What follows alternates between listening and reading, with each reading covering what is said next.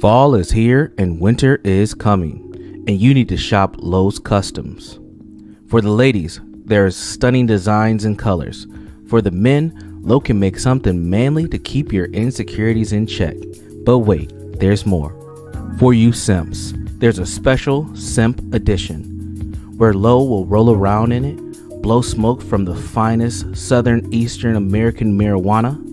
She'll even rub her pretty feet all over it just for you. So what are you waiting for? Shop Lo's Customs now, exclusively on the John Galt Urban Landlord channel. Let Lo help you stay cozy and warm this season. Shop Lo's Customs today.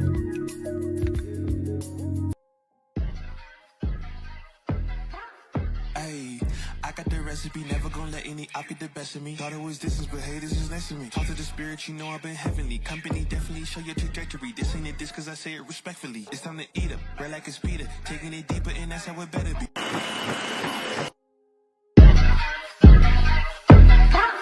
Ayy, I got the recipe, never gonna let any op get the best of me. Thought it was distance, but hey, this is next to me. Talk to the spirit, you know I've been heavenly. Company definitely show your trajectory. This ain't a diss, cause I say it respectfully. It's time to eat up, right like a speeder. Taking it deeper, and that's how it better be. I never let the comparison get to me. I just remember the promises meant for me. I know the enemy and that he's sent for me. I keep the blood of the lamb as my centerpiece. I cannot trust in no Christians with energy. Look at the chemistry, it do not even mix chemically. Most of the tricks, they be gimmicks, they mimic the truth. It's poison and we got the remedy.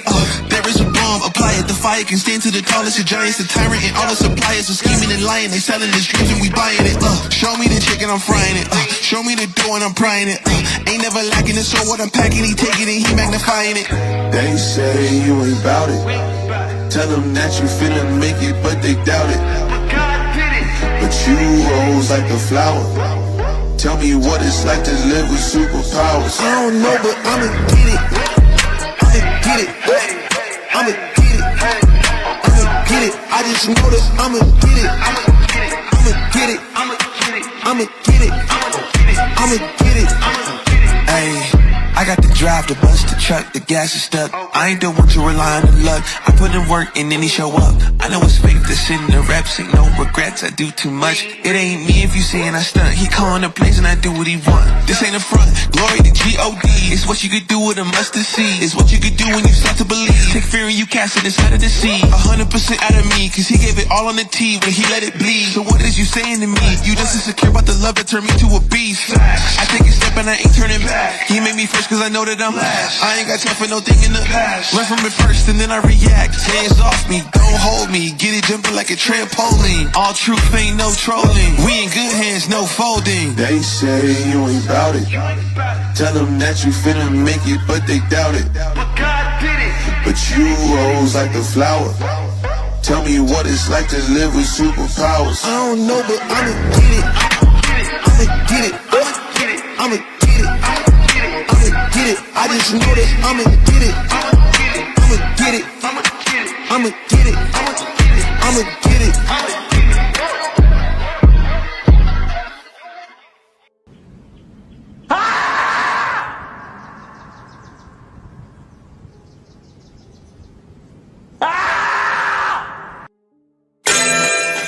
Can't argue with the numbers. The numbers are the numbers. Drake knows the business. It's all about the singles. Damn, what happened? Now you got me like in my Ja Rule kind of mode, John Galt. Like just talk about like rap music. One of my favorite songs of Ja Rule was "Put It On Me." I die if you ain't with me. So baby girl, put it on me. What would I do without you? I only think about you. I was tired and lonely. So baby girl, put it on me, on me. 10 more seconds in, Ja Rule get a scream for this. Keep going. Who would I be without my baby? Without alone might break me. I don't wanna go crazy. So every thug needs a lady, lady. I think Ja Rule just got paid for that way. Yeah, we got some awesome news. Look at this. The collapse is upon us. I want to rip through some polling here real quickly. The collapse is upon us. We've been telling you right now. There's real clear politics. Here we go. You have obviously Joe Biden gets destroyed. Donald Trump ends his political career. There goes Biden. Now here comes Kamala. All right. And Kamala gets this massive diabetic type 2 sugar high. And now the amputations are occurring. Okay. So now that the sugar high has worn off, it's time to take off an arm and a leg, gangrenous arm and leg because Kamala Harris is now officially in the collapse mode. Look at that. Oh, baby. It's happening. Look at this. New swing state polling from McLaughlin, one of the best pollsters in the world. McLaughlin. This is, by the way, and very important here, the size of these polls really do matter. This is nearly 6,000 people getting polled here from McLaughlin. Check it. Donald Trump winning every single swing state in this massive live voter poll. Donald Trump winning every single swing state. And these are the people that can be polled. You ain't never seen a map looking like this. You ain't never seen it. Not with Hillary Clinton, not with Joe Biden. You've never seen Trump do this 25 days out from an election. Georgia, Arizona, Nevada, Pennsylvania, Wisconsin, Michigan, North Carolina. All Trump needs is 3. All Trump needs is 3. And he's winning all 7. And what does this indicate? And I want to take a second and preface all of this and couch it all, I think, correctly in the magnificence of what's actually happening here with Donald Trump and his polling. Donald Trump voters are low propensity voters. These are people that are historically incredibly hard to poll. These are people that don't like answering questions about polls. These are people, when we go out and do our man on the streets, that look at us and wink and nod. They pick up the phone. These people pick up the phone and they say, hey, I'm a pollster from CNN or McLaughlin. Oops. Those people don't answer those questions. So it's really hard to poll Trump voters because there is a under of millions of Trump voters around the country that really just can't be reached by pollsters. The people who typically pick up polls are older Americans, Americans that are set in their ways or already planned on voting for Trump 2 years ago, right? Man. These are people that Sorry, but you know what? Call when wreaking havoc, aren't they? Picks up and says, hi, it's the New York Times, Siena College. The typical Trump voter is the construction worker who's going to hang up on CNN, who's going to hang up on the New York Times, who's going to say, McLaughlin, what? Bam. Sounds like an Irish pub. Bam. Hey, done. I just figured we can These are your typical watch some really of hard. Benny Johnson's So every single one of live these polls since he's going to be covering President a Trump's lot of the support in swing things that states by probably 3 or 4 points. we talked about. Donald Trump is probably So, 5 to 10 points ahead you know, of Kamala we can Harris get some in every stuff swing done state, while we're listening to according it, to this and we McLaughlin can poll, pause and and comment is and all of that good stuff. But I just, just to have doing something better to play than he did before against Joe Biden. we get into This it, is and then so funny. We've had give this you time to pull interesting up little week whatever with you Joe wanna Biden pull where up. Joe Biden has been Okay. Kamala Harris every single time he gets the chance. He's been taking swipes at her, clearly vindictive. He's been big-footing her when Kamala Harris has a big event, and we'll cover Kamala Harris's town hall last night when she has a big event. Oh, Suddenly just walk out into the briefing room. It's like, gotta be one of the most villainous, Machiavellian, vindictive things I've seen in all politics. Joe Biden has not appeared with Kamala Harris on the campaign trail. Kamala Harris has banned Joe Biden from appearing with her. Instead, they're trotting out the Clintons and Obama. The Clintons and Obama, of course, the ones running all of this, they're saying, shut up, Kamala. They're not going to allow her to speak anymore. The time for Kamala Harris to have spoken is done. She is now going to be burdened by what has been. That's it. Because they're seeing these numbers. They're looking at these numbers and they're saying, holy Moses. These numbers plus the 20 million Trump voters that refuse to ever be polled means that we're finished. I can prove it to you, by the way. I can prove it to you. These people are looking weary and broken. Quick run through the polling here. Trump is ahead of Harris in all 7 battleground states. Who said this? One of the last things they did before they did a Godfather-style ending to Joe Biden, right? Just brought him out fishing. not true. One of the last things Joe Biden ever said during the NATO summit, ALX will remember it well, during the last time they let Joe Biden, as resident, get trotted out and answer questions, was, I haven't seen any polling that shows that Kamala Harris would do better than me. I'm doing better than Kamala Harris would do. And Joe Biden has been proven right. Joe Biden resigned 2 days later.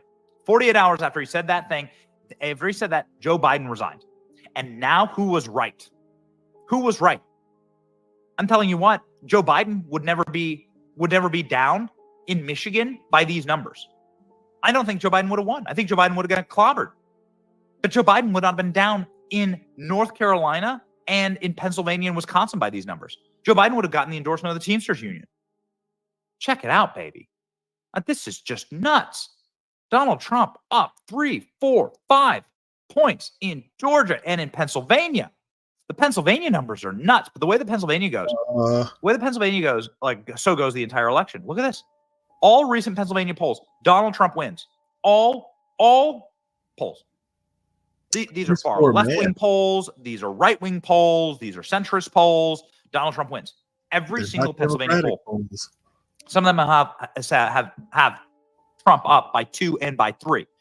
And then you have to fold in there. How are you going to reach an Amish person on the phone? Give me that Amish person driving with the Trump flag. You get me that? Pop that up. Load it. Pop it up. Give me that Amish carriage going with the Trump flag. How are you going to poll a person with no electricity exactly? Can you explain that to me? There are hundreds of thousands, millions of Amish population across the country. How are you going to poll those people exactly? Let me tell you what. Those people are voting for Donald Trump. Give me that with Bryson Gray rap song. How are you going to do it? So this is in Pennsylvania. If Donald Trump's showing that he's winning in every single Pennsylvania poll, how exactly are you going to make up that gap? Barack Obama was in Pennsylvania yesterday. Oh, yeah, baby. Oh, yeah, go. Come on. Hey, yeah. Donald Trump is your president, and if you like it or not, keep the energy you had with Barack. Cause you know this Trump train don't stop. We ain't the same. How are you gonna pull that? Amazing. Yeah. Are you gonna have to? You're gonna have to what? Get some apples. Get a barrel of apples for the horses, so you can talk to the guys driving. Man, this is amazing. Maybe this is what Elon should have unveiled as his steering wheel. Less driverless vehicles. Maybe Elon, return to tradition, dude. It's just an absolute nightmare. It's just wild. By the way, I can't play that clip too much. Tim Walz gets too excited. Can't play the Amish and the horse-drawn buggies. Tim Walz gets totally distracted, goes running. Tim, come back here. Come back here. You know, Tim Walz said that he's sleeping with Kamala Harris this week. Do you know that? He said that. He said, I'm going to wake up next to Madame President on Election Day.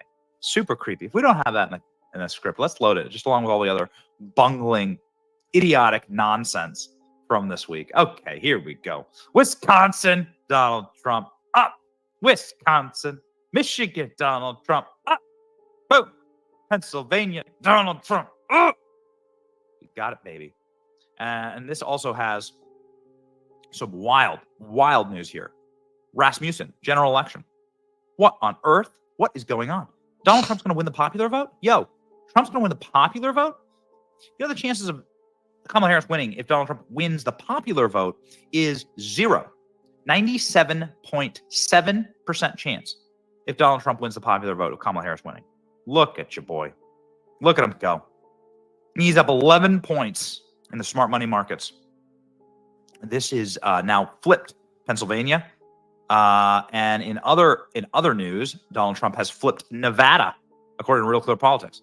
Here's what's important about polls like this, is that Real Clear Politics just puts all of the polls in total aggregate. And so you have the aggregate polling here. You're talking about 10 to 20 different polls that are being factored in per swing state. And so now Michigan, Pennsylvania, and Nevada, 302 electoral votes. You're talking 2016 all over again. Battlegrounds, flipping Trump. Dude, this is just to motivate you. It's to motivate you to say we are on the winning side. We've been predicting Kamala collapse, and now the corporate media has turned on Kamala Harris. And this is a nice little salvo from Axios here into the nightmare that is the Kamala Harris campaign. Look at this barb that I think is so very, very interesting. This barb is particularly special. Kamala Harris is losing in spite of the fact that she's getting this glowing media coverage, it says here. In spite of the fact, Pennsylvania is arguably the most important state of the map, Harris tell us who wins Pennsylvania, and you can tell who's likely to be president-elect. Harris plans to spend $350 million in Pennsylvania, but she's not going to be able to do what Trump did in Butler.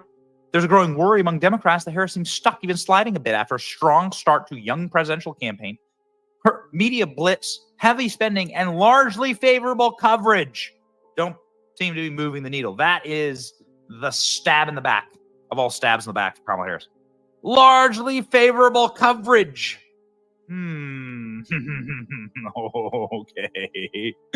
Oh, man. All right. So that brings us along very nicely to what happened last night at the Univision town hall with Kamala Harris. Very, very interesting town hall. I want to get to a little bit of the controversy here about the town hall, because we put up a post last night, because as we were sort of tertiarily tuning in to this Kamala town hall, where the Daily Mail says that Kamala dodged questions, gave vague answers, and was struggling to name any of Trump's virtue. The town hall itself was a complete and total nightmare. Please pop up that article, boys. We noticed a couple of very, very strange things. Nope, wrong article. We noticed a couple of very odd things that were happening inside of the actual event itself. We noticed that Kamala Harris was looking at a teleprompter during her event. Now, what does this have to say about Kamala Harris? Well, it says, one, that they've not thought through the optics of this event itself. It says that they haven't thought through, let's pop the tweet up, please. It says that they haven't thought through what this is going to look like to a television audience, because it doesn't look good when you have a candidate staring at a teleprompter during a town hall, and that teleprompter has words on it.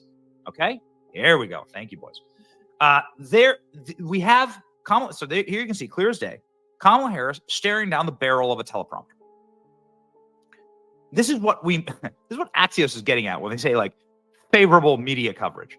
And then something remarkable happens with the teleprompter. If you can see here, why don't we pop the full clip up? Let's go. Clip D. You can see here, the prompter flips off. Are you a Democrat? The only question I ever ask is, are you okay? And sadly, we have seen over the last 2 weeks since Hurricane Helene. What's going on there with the teleprompter? What's happening there? Exactly. Why'd they flip it off suddenly? One of the guys, I think the moderator, we posted this, it got millions of views. One of the moderators said, no, that was my teleprompter. They're just mine. And we turned it into a timer. So Kamala Harris knew how much time she had. Well, all right, where's the timer then? Show me where the timer is exactly. No, that's my script. Okay, fine. We can't read it. It's not clear enough for us to like zoom in and read. But there's no timer there. So that was their explanation. Was Kamala Harris using a prompter? Well, I mean, listen, the reality is that your shots themselves at this town hall show her staring directly into a prompter. And when you see that, when you see it, you flip the prompter off, makes you look freaking guilty, is what it does. I just want to like establish here that this is that it makes you look like you're guilty. What is this against? 8 million views.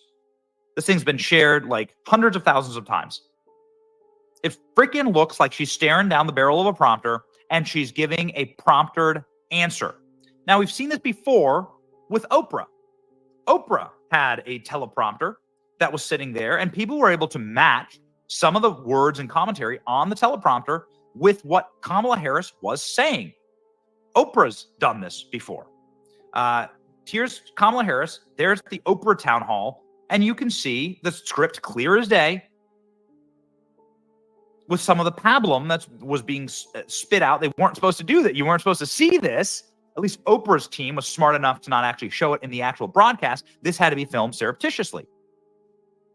There does seem to be a lot of Kamala Harris town halls with running open prompters. I'm just saying. maybe you guys should think about that. If Kamala Harris really doesn't need a prompter, then why are there so many prompters?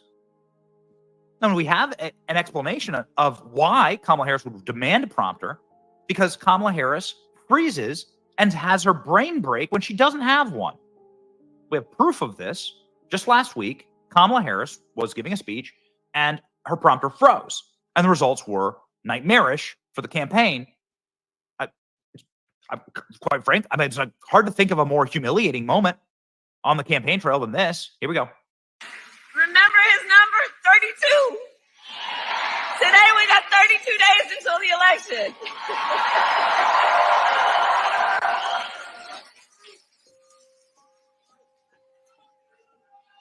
So 32 days. 32 days. Okay, we got some business to do. All right. 32 days.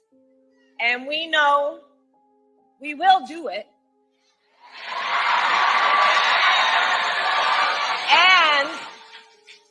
And this is going to be a very tight race until the very end.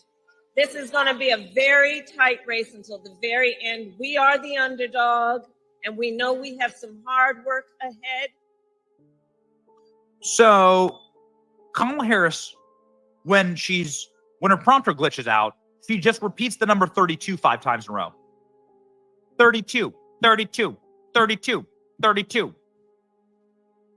You want your president to have the capacity for critical thinking. You want the president. You wish you lived in a perfect world. You don't. You wish you live in pure peacetime. You don't.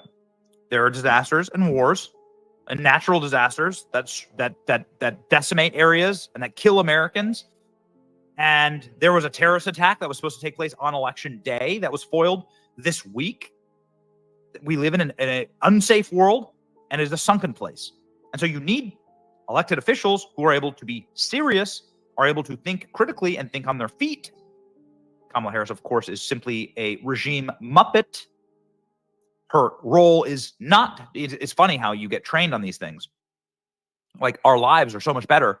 Like, the live show that we do is so much better than the live show we were doing 3 years ago, because we've learned so much, and we can do it from the road, and we can do it from like a little closet here, right? Like, we can produce something that's way better, even like evacuated from our normal studio, than we did 3 years ago, because we've practiced it. What's Kamala Harris been practicing? Kamala Harris has been practicing being a mouthpiece for a machine. She's never had an independent thought. She's never had like the independent capacity to speak or to come up with ideas of her own, probably in decades. We see what happens, actually, when Kamala Harris is given a chance to speak freely, right? We have the Kamala Harris, like, her singing that stupid thing, the Uptown Funk video. Load that up. You can see, like, the excruciating horrors of what happens when Kamala Harris is allowed to speak freely. It boggles the mind how somebody like her is able to even just breathe unaided. Kamala Harris this week during a hurricane broadcast with the staffer that was feeding her questions, she barked at the staffer saying, this is a live broadcast. What that shows, just like yesterday, is a lack of critical thinking, a lack of planning, a lack of competency. Here's that clip. Flood. We really got to watch those areas and those communities. So it takes quite a while for that water to drain. Thank you very much. Hey, Ken, I have a question for you. You mentioned words matter, and I know there's a lot of media following this briefing. It's a live broadcast. Is this the person you really want to be your president? Is this really the person you want commanding during these times? Kamala also having a nervous breakdown during that same hurricane briefing. To the people of Florida, and in particular, the people of the Tampa region, we urge you to take this storm serious. Really? Yeah, thank you. I'm one of the people of the Tampa region. And the fact that you can't even say my hometown's name right, you can't even get the word region correct. It doesn't inspire an enormous amount of confidence that you would be there to help out in case of a natural disaster. And a natural disaster is Kamala Harris's town hall last night. So Kamala Harris did this town hall on Univision. Kamala Harris is doing historically poorly with Latino voters. Kamala Harris is totally and completely blowing out the thought process that the Latino voters, if you just import tens of millions of them, that they'll all just rigidly vote with total fealty to the Democrat Party. She's actually breaking the mold. She's breaking the theory that has been governing the Democrat Party for the better part of the last 2 decades, which is import as many voters from the third world as possible, and they'll be ours forever. Donald Trump is winning Latino voters in many swing states. Kamala Harris is barely able to get a majority of Latino voters in her home state of California to vote for her. So the crisis is at hand. This is why Kamala Harris was trotted out to do the town hall last night. And the teleprompter isn't the only strange occurrence that happened during this town hall. Check out this clip. This is a clip of Kamala Harris answering a question about the economy. Now, she's doing so with a $63,000 necklace around her neck. She's wearing her $63,000 Tiffany's necklace. And she's talking about how much the economy sucks. So already bad planning.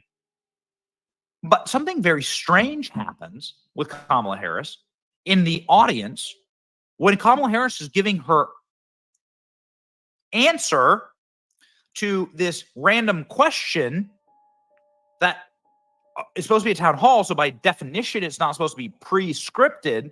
One of the audience members is actually mouthing the exact line, the same line. They're saying the same thing that Kamala Harris is saying in real time. Donald Trump can chant, build the wall, and then I go, build the wall, right, from the audience. Donald Trump says, lock her up, and we go, lock her up. It's not the same thing. That's a call and repeat. This is a woman in real time during a live broadcast repeating the exact same lines that Kamala Harris is repeating. What is the explanation for this? Let's watch. I know who our small businesses are, and they are business leaders, they are civic leaders, they are community leaders, they hire locally, they mentor, and they need more support. Small businesses are part of the backbone of America's economy. Part of my plan is for startup small businesses. The tax deduction right now is $5,000 to extend it to $50,000. Okay, watch the woman on the left-hand side. The woman wearing white, she's the one who asked the question. She asked the question in Spanish. She asked a question about the economy. Okay, don't pay attention to her. Don't pay attention to the guy in the pink. Pay attention to the woman who's wearing a black shirt sitting on her left, okay? Left side of the screen. I want you to see this. Watch this woman on the left side of the screen. Watch closely. $1,000. Knowing what that will mean to tap into the ambition and the aspirations that people have, knowing that unlike my opponent who got handed $400 million on a silver tray and filed for bankruptcy 6 times, most people don't have that access to the wealth that is necessary for them to start a small business. But when they do, it's to their economic benefit as well as the economic. What the hell is going on there? So she's able, okay, so the best assumption, there are 3 possible assumptions. I want you to see it one more time. Watch her mouth. Did $400 million on a silver tray and filed for bankruptcy 6 times. Most people don't have. What's the explanation here? There's only maybe 3 possible explanations. I thought this through. 1, the woman is telekinetic and can read minds and knows exactly what Kamala Harris is going to say, even though she's just a random audience member at this town hall. Again, these are supposed to be random Americans that are selected off the streets, effectively. That's what a town hall is. A town hall isn't supposed to be all of your sycophantic reporters, and that's the second possible option, is that this is a Kamala super fan that knows Kamala so well. This is a Kamala Harris. This is such a Kamala Harris sycophant that she's able to repeat Kamala's lines in real time with Kamala. She watches so many Kamala speeches. She's been to every single Kamala rally that this is what this person is, okay? And by that, that's not the kind of person you should have in a town hall then, right? Because a town hall should be people who are undecided or relatively adversarial or could ask challenging questions. It shouldn't be your greatest superfan, people with your face tramp stamped on them. That shouldn't be a town hall. So then by definition, this is a very bad person to have selected for your Univision town hall. Okay, third option is a Kamala Harris scriptwriter. This is a Kamala Harris, and we've seen this actually in Congress. There's this creepy clip in Congress that we've seen. Hey, Alex, maybe you can grab it. It reminds me of this. Do you remember the staffer who was repeating the lines? That psychotic staffer who was like looking around like this and repeating the lines of the members of Congress in real time? Because the staffer wrote the lines. That's by definition what the staffer's job is. The staffer's a speechwriter, right? Presumably. And the staffer writes the lines, and then the staffer sits behind the member of Congress and mouths them while the congressperson is saying the lines. So is this a Kamala Harris campaign staff? Did Kamala Harris's campaign say that we demand that you put a signal booster in the audience? It is like a Kamala script writer. So when Kamala has to look away from the teleprompter, she's able to see somebody on her team. I don't know. They're just questions. The thing that's not a question is that this random American, it knows Kamala Harris so well that she's able to repeat the lines that Kamala's saying in real time. I repeat the lines of Donald Trump. When Donald Trump says lock her up, I go lock her up. When Donald Trump says USA, I go USA. It's not the same. It's not the same. While Donald Trump's giving a speech, I'm not able to mouth his exact words. No one can do that. Donald Trump speeches are very random and very off the cuff. So what exactly is it? What is that? What is the explanation there? Either way, even if it's as innocent as this person is a Kamala superfan, that person shouldn't be in the audience at a town hall for you then. Okay? Person shouldn't be in the audience. Brick suit shouldn't be in the audience at like an honest Trump town hall. We love brick suit. We love brick suit. But like, this is the guy who wears a suit, who looks like bricks. He's at the front. He's front stage at every single Trump rally. He's awesome. He's great, dude. He's been on the show. But that's if you're looking for like an independent thought analysis of Donald Trump and somebody independent to ask a question, you shouldn't put brick suit, a guy who has a suit made of bricks, in your front row of your town hall for Trump. So what the hell's going on there? We don't know. We don't know. Hey, Alex, we got that creepy clip. Do we have the clip of that staffer? Huh? No, guys, this is from Congress. It's a member of Congress. It was Stacey Plaskett, member of Congress, and she had that crazy looking girl behind her who was mouthing her exact words. And it's nuts. We've seen this before. All right, anyway, we're looking for it. We're finding it. So the panic is on, right? Like the panic is now officially here because Kamala Harris is incapable of like any type of higher level thinking on her feet. She's so insecure. She doesn't know how to answer basic questions. She doesn't know how to keep a conversation going if the teleprompter glitches out. She possibly needs teleprompters during town halls. Well, we've seen multiple town halls with teleprompters. So, come at me, right? Like that. And we've seen members of the audience mouthing her words. So, sorry, nobody likes Kamala Harris that much. All right, nobody likes her so much that Kamala Harris is not some type of cultural icon where you can mouth her words. So it's panic time. Kamala Harris is such an insecure person. She's such a muppet. She truly is somebody who is a wholesale, empty shell, husk creation of the machine. Vivek says this a lot. Vivek says Kamala Harris is part of the machine. Give me those Vivek tweets, by the way, on the teleprompter, please. I sent a couple of those to the chat. Pop those up, please. A proof of that, once again, from yesterday. Kamala Harris unveiled her new Latinx accent because she's speaking to Latino people. So Kamala Harris rolls out her now Latin Kamala accent Don't worry. We are the world, like a Coca-Cola commercial. Here we go. The administration didn't do enough in terms of relief for families affected by Helene. What would your administration do differently in the case of Milton? Well, first of all, thank you for the question, and I hope your family is okay and your home is okay. Yes, you are. Okay. So there has been a lot of mis and disinformation about what we have been doing over the last 2 weeks and what we are going to do going forward. And I have to stress that this is not a time for people to play politics. Oh, hell yes. Now we got it. Okay. We have the clip. Thank you, team. Best production team ever, even though our production team has been scattered to the winds this week because they all live in Tampa. So everyone's like hundreds of miles away from each other. Best production team on the planet. Okay. So here we go. Here's the proof. Is this a plebiscite? Make sure that's a plebiscite. The proof that this happens. Look at this. This is Stacey Plaskett. She's a fake member of Congress.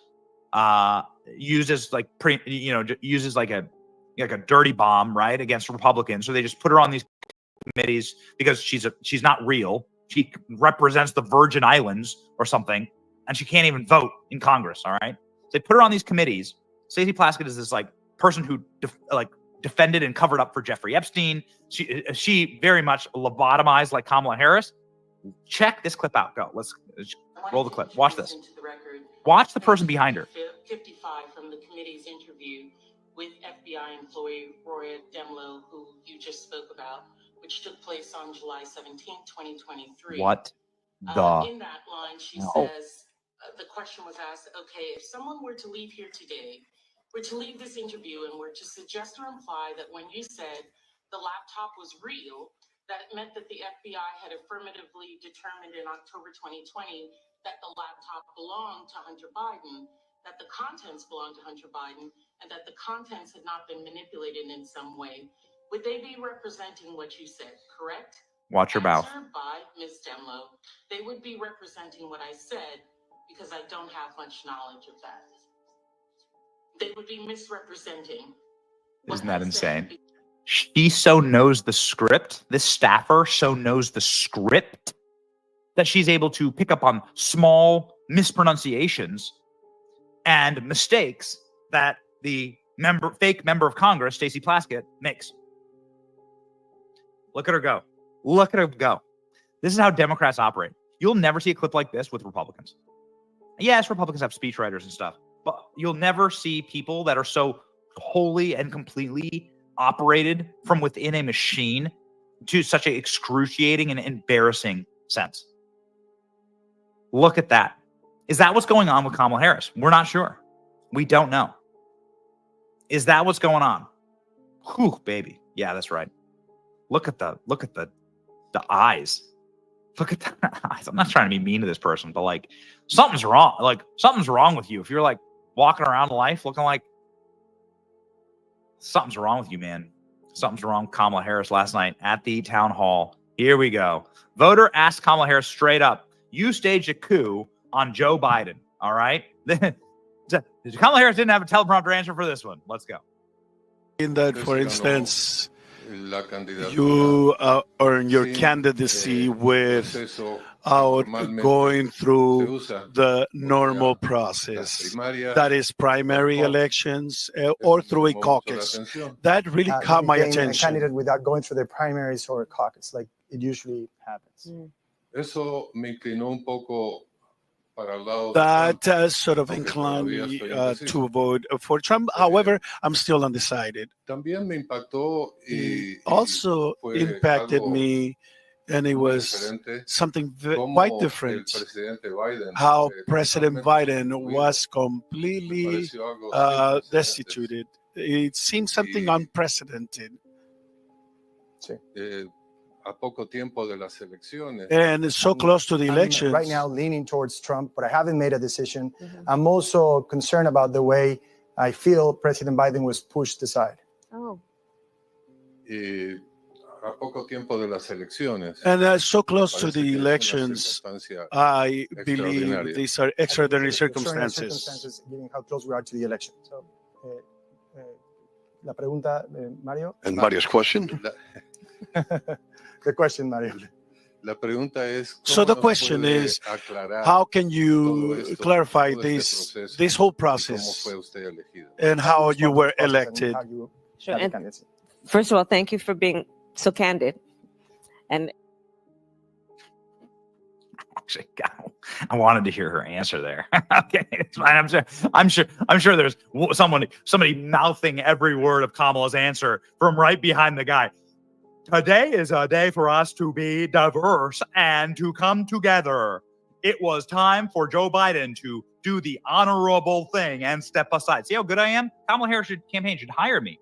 Be great. I could just sit behind all the people at the town halls and just give her the lines, man. Ooh, baby.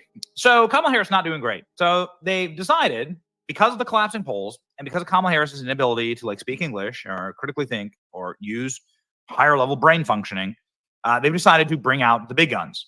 The people who are actually in charge of this sinking ship have decided that it's time for them to do their last stand, and that is Barack Obama. Barack Obama and the Clintons have now declared that they are going to be hitting the trail with Kamala Harris to try and save this humiliation of a campaign that is sinking and sinking quickly. Barack Obama last night came out and decided to berate scared young black men into voting for Kamala by using racial identity lines, the lowest possible form of politics is racial identitarianism. Vote for me because we look alike and come from the same place and have the same race. That's the lowest possible form of politics. It's grotesque. It's not progressive. It's regressive. It's the first form of politics. It's clan-like politics. It's just like clans. Ooh, I come from this mountainside, so I'll go kill the guys on that mountainside because we have come from different mountains. It's caveman politics. It's the lowest possible form of politics. It's the ugliest form of politics. It's the first form of politics. It's regressive.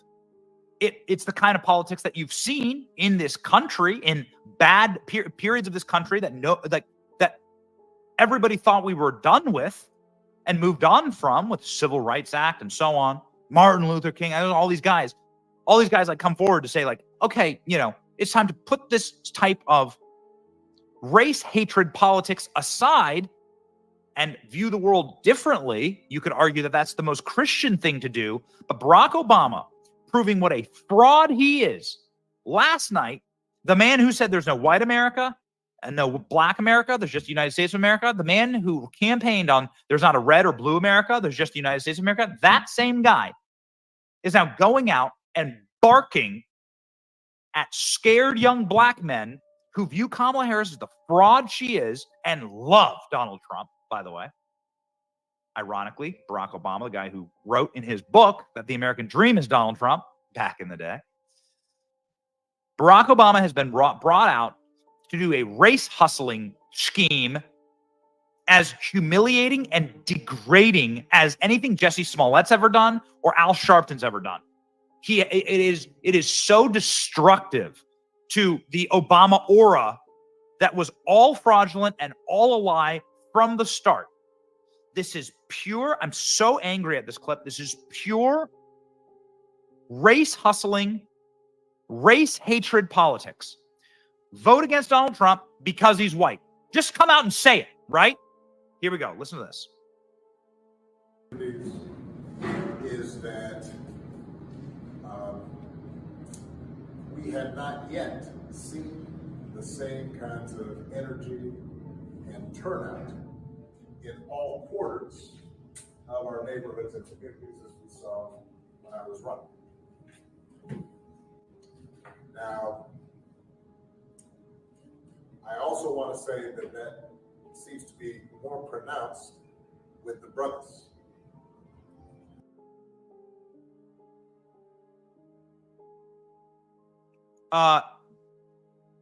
Hey, ALX, that's not the full clip.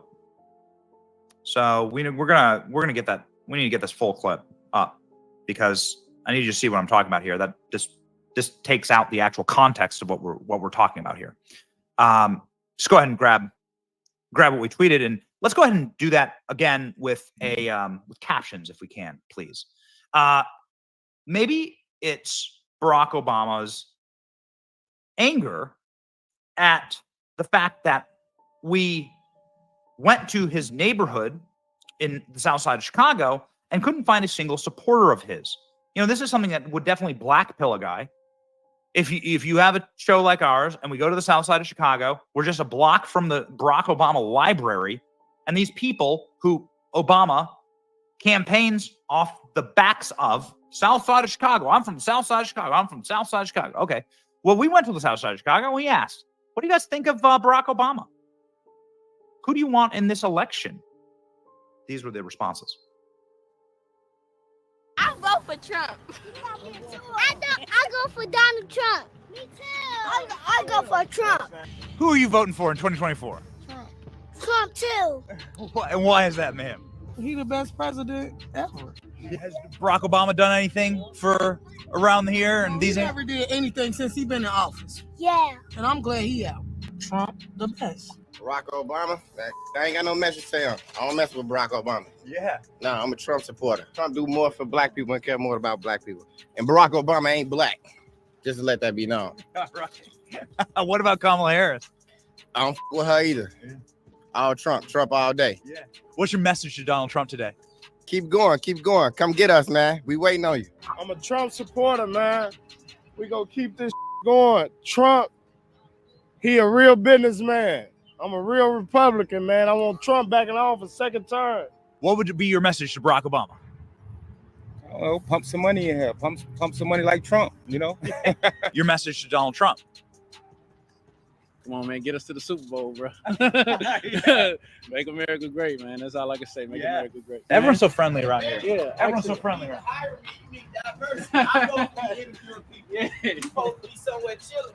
I need chain game. Like this. Here we go. Look at this guy. What's up, Who we need up in there? Who we finna let drop a bag in the hood? Who we want to get the bag back going in the hood? Y'all know we gonna need Trump in that joint. There was not, I tell you the truth. There was not a single person that we spoke to that didn't say they want Trump. Every single person we spoke with in Barack Obama's old neighborhood said they wanted Trump. Not a single one said they wanted Kamala. Correction. Not a single one said they wanted Kamala. And I think that we blackpilled Barack Obama. I think we did. Here is the full clip. Sorry about that small error there. Here's the full clip with the boosted audio. Don't have captions on it just yet. But here's the full clip of what Barack Obama has to say. So he's talking to the young brothers, to quote, and then he dives grotesquely into race politics and racial hatred politics, saying you have to vote for Kamala Harris, not because of anything she's going to do or has done, but because she looks like you or is from the same place you're from. If a Republican campaigned like this, I would disavow them, like prima facie. But this is somehow completely this style of politics, this regressive caveman style of politics is somehow like embraced and praised on the left. Here we go. Unity is that we have not yet seen the same kinds of energy and turnout in all quarters of our neighborhoods and communities as we saw when I was running. Now, I also want to say that seems to be more pronounced with the brothers. So if you don't mind, just for a second, I'm going to speak to y'all directly. Look how bored everyone looks. Look how bored and sad everyone say looks. That when you have a choice that is this clear, when on the one hand you have somebody who grew up like you, knows you, went to college with you, understands the struggles and pain and joy that comes from those experiences. He said to work harder and do more and overcome and achieves the second highest office in the world. Okay, so you get it, right? This is the whole, like, if I had a son, he'd look like Trayvon Martin. This is I'm speaking to the brothers, and I'm saying like Kamala Harris is from your neighborhoods, went to your colleges, from our community. It's not dog whistles, man. It's the end stages of race hatred and identitarian politics that I thought we were done with in this country, right? But that have been roaring back off of the regressiveness of the woke. Wokeism is a regressive political ideology. It creates brain rot. It creates clan politics, racialized politics. You see this across, obviously, horrific moments in world history and in American history, but you can check in the modern era, like Rwanda. This form of politics ends horribly. Vote for somebody because they look like you. That is a nasty, grotesque form of politics. Vote for somebody because they went to the same college as you, or because they grew up like you, had the same struggles like you, had to work harder like you, right? It is woven in. It is like the fabric and the core of that at its substance level is saying that people who don't look like you don't deserve your vote. So it's that. People who didn't grow up in a family that looked like yours don't deserve your vote. You can't trust them. You're not allowed to trust those people. Those are the end stages of this ideology. It's despicable. It's desperate, much like Barack Obama last night, desperately claiming credit for Donald Trump's economy. Last clip, the only worthwhile clip I'll show you. This shows you just how off the reservation this movement is and how broken they are. Barack Obama straight up saying, no, Donald Trump's economy is I did that. You didn't build that. Remember, you didn't build that. You can't wave a magic wand. Here's Obama waving his magic wand. Here we go. And the reason some people think, wow, I don't know, I remember that economy when he first came in being pretty good. Yeah, it was pretty good because it was my economy.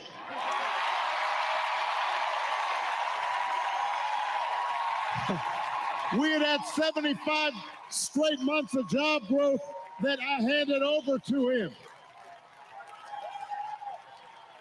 It wasn't something he did. It makes me so happy. This audience makes me so happy. I'm so proud of all of us. I'm so proud of like what we've created. I really think that we psyoped Obama. I do. I think we broke him. I think we broke Obama. We went to his neighborhood. We went to his hood, and we asked people who they want for president. And to a man and a woman, they all said Trump.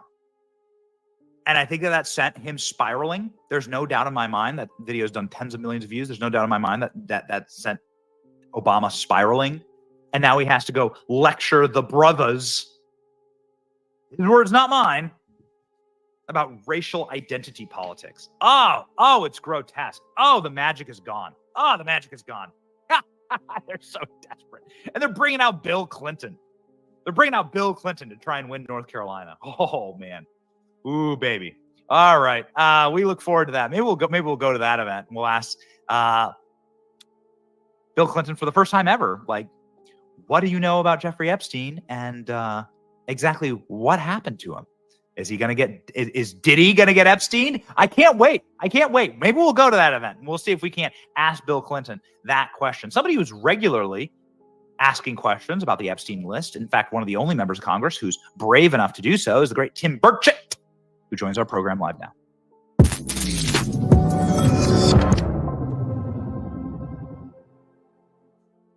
Congressman, if you got into an elevator and Bill Clinton was there, what would you ask him about Jeffrey Epstein? I would ask him, if he was unburdened by what had been. Probably. No. So, thanks for having me back on, Benny. You're the man. Also dark.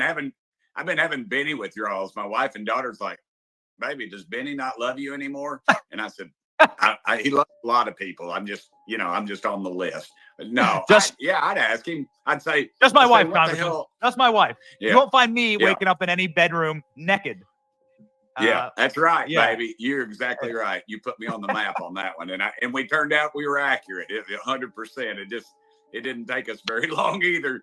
But yeah, he needs to come clean about his relationship with Epstein and what the hell he was doing on that island so many times. And they disinformation and say Trump flew on that plane. Yeah, Trump flew on a plane from New York to Mar-a-Lago or something, but not to Epstein's island where all kinds of perversion was going on. And the cover up, it's just unbelievable. The guy, I remember I was down in Florida, and we were eating at this little donut place. I think it's called the Donut Hole. And we were sitting there, and I tweeted out, I said, I hope Epstein isn't suicided or something like that. I mean, like 15 minutes later, it comes out Epstein's dead. And I whoa. I said, man, I need to protect a few stocks real quick. But yeah, the whole thing's a cover up. The country knows it.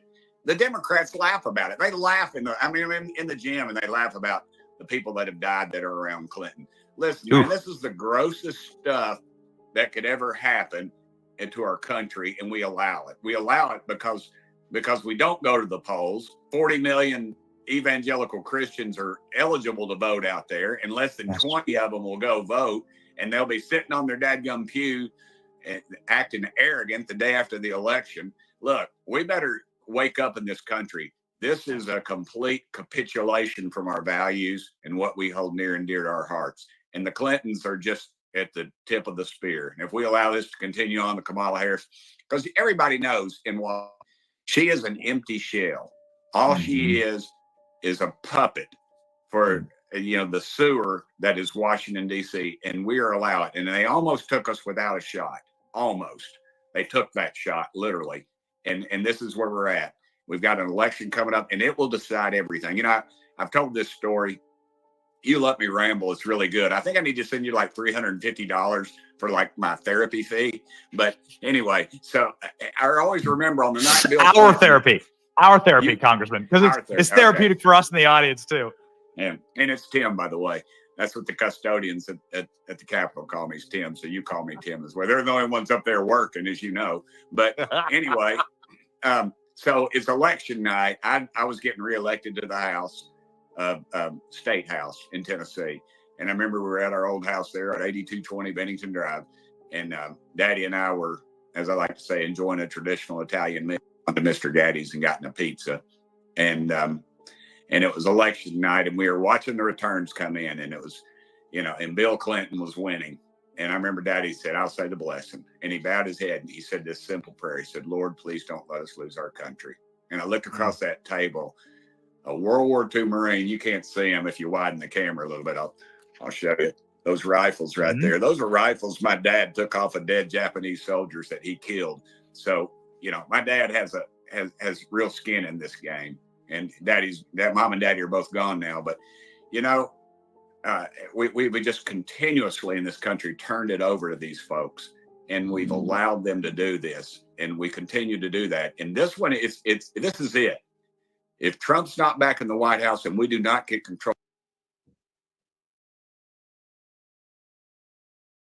Hey, guys, we got to get the congressman back on. What's going on? Did we lose a congressman? Oh, there we go. Okay, sorry, Congressman. We apologize. We lost you for just a moment there.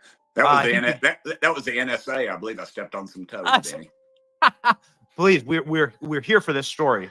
We need to get Trump back in. That's where we lost you. We'll lose our Supreme Court, and then we'll lose the Electoral College. It'll go that way. Unless you live in Chicago, New York, and those great Americans that you had on there saying they're going to vote for Trump. That's Chicago. That's where they originally stole the elections. I mean, when Kennedy and Nixon, and the mob got together and they started voting dead folks. That's where it really originated. So we've got a real battle on our hands. And I would tell people, we've got to put so many points on the board they can't steal it from us this time. And I would encourage people to don't listen to those airbags on The View and get your butt out of bed that day and go vote. Go early vote if you can, and just get it on. Because here's what happened in New York when George Santos left. We should have picked up that seat. We should have kept that seat in the Republican category. But Republicans traditionally will vote on election day. The Democrats loaded up the cart and they voted early in the early voting.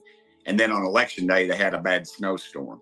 And so the numbers were off. And that's why we lost that race. We lost that race because of that. So get to the dadgum polls as soon as they open. Knock the doors down, folks. We've got to take it. But back to Bill Clinton.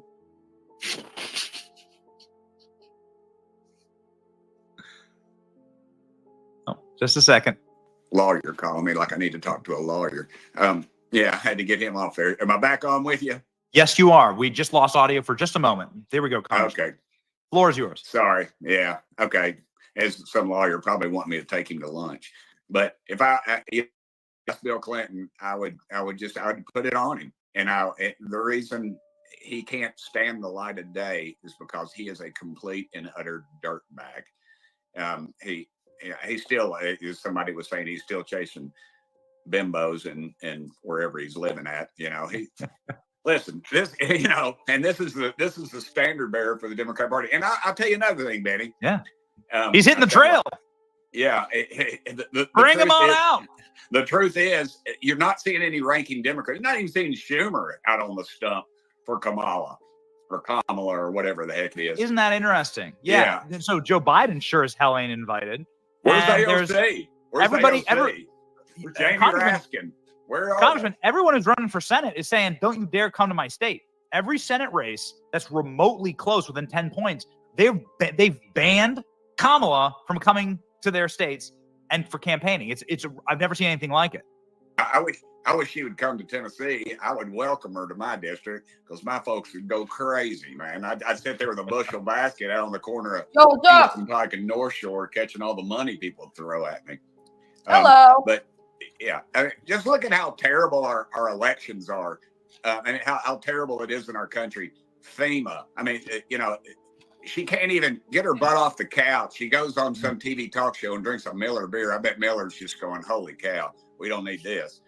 Up there, we got people that they still haven't got all the bodies out yet in North Carolina and Upper East Tennessee after this horrible hurricane situation. You guys think Benny Johnson is a good-looking guy? Saying, we need to get back to Washington and vote more money. They got over $8 billion that we've identified that they could be using, but they won't.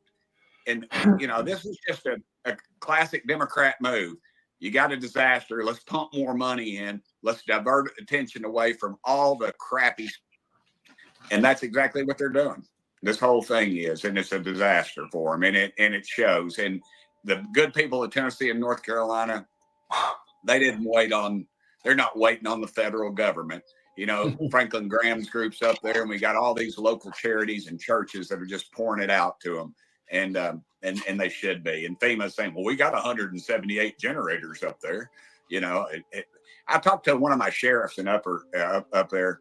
I don't represent the area, but there's a view of it. It's just unbelievable devastation. And the sheriff told me, and this is one of the counties that you've heard about that is just wiped off the map. He said, yeah, FEMA came through to do some survey, but that was the last we heard of them. Portia, you want to hear my Kamala Harris impression? $150 night motels, and they need to get off their asses and get up there and start helping Americans. He said, and I will leave you to deal they won't, with the trash. and they'll continue down this path. That's another reason we need Donald Trump. He called me a couple of weeks ago on something, and he assured me that they were going to clean house. And I asked him, I said, you need to go through that dadgum Washington like Moses through the Red Sea, brother, and clean it up.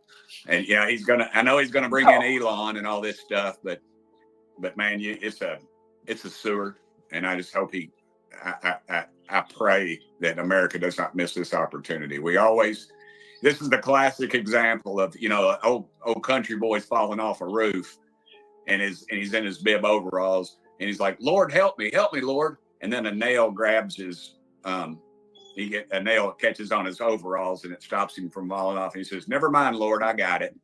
That's exactly what we're doing right now. We're just swatting the hand away of God. Trump, I don't want him teaching my daughter's Sunday school class.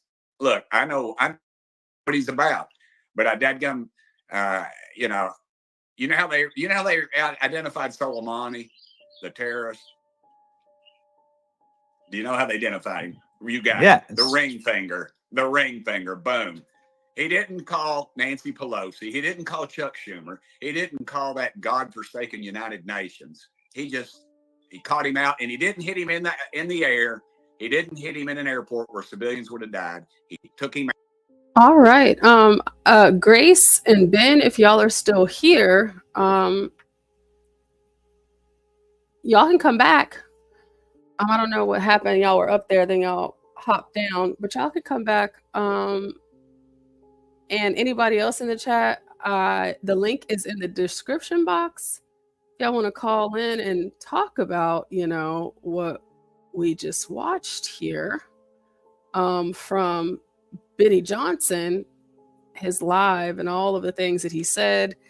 He covered a lot of the topics that, we are going to cover today and all of that. But we have Stanley up here and anybody else. Was it Psychopath? I saw you typing a lot in the chat and everything. So you can come up if you want to.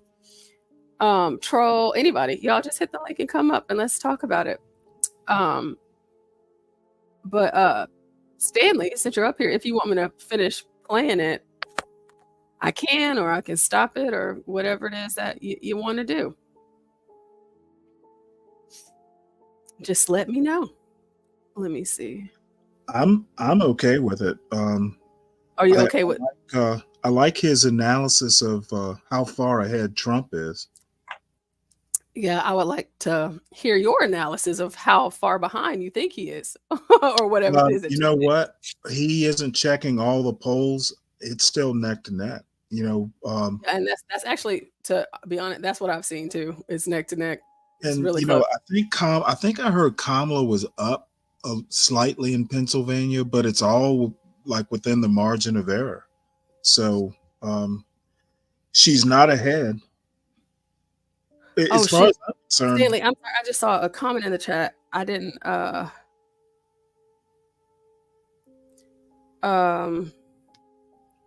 it says Stanley is shook because his name. Did you kick them off? No. Oh, I'm not dealing with them today. It's not my trash day. So okay. Because I didn't know what happened to him. Okay. Oh, I would never kick them off. It's like, I've been on here for like 12 hours. I will gladly drop down if they decide they want some airtime. Oh yeah. So maybe if HB pulls up or if John, that's fine. Because we have been here for a long time. Because we always are here. So yeah, we can finish watching this. I don't know if the live, I'm sure it's ended by now. I just started it from the beginning. So we can finish watching more of this. Unfortunately, I didn't get to hear. He did show a little bit of Obama, just a little bit, and then he showed some clips of Kamala's town hall. Okay. Well, I would like to, even though, we're filling the time right now, because of course we have things to do as well, but we can also, go through and show her town hall and show the full speech that Obama gave last night or something. I actually have the full speech, and I queued it up to where Obama pretty much comes on. Okay, so do you want to yeah, hold on one sec. Let me see if you post that in the back chat for me. We could just actually go ahead and get into that. I put the link in the back chat, but I actually already have it. Well, it's about to queue it up. me see. Oh, I don't see it. Let me look on my other screen. It's in one of your. Oh, One of you my are screens. popping back on. Oh no, I see it. I got it. Yeah, because I have the two. Shoot, that's the wrong one. I have them. It's a good thing I didn't put up the nude picture. Oh yeah, that's always a good thing. I will say that. Okay, so I have this Washington Examiner one, and then I have the what is it?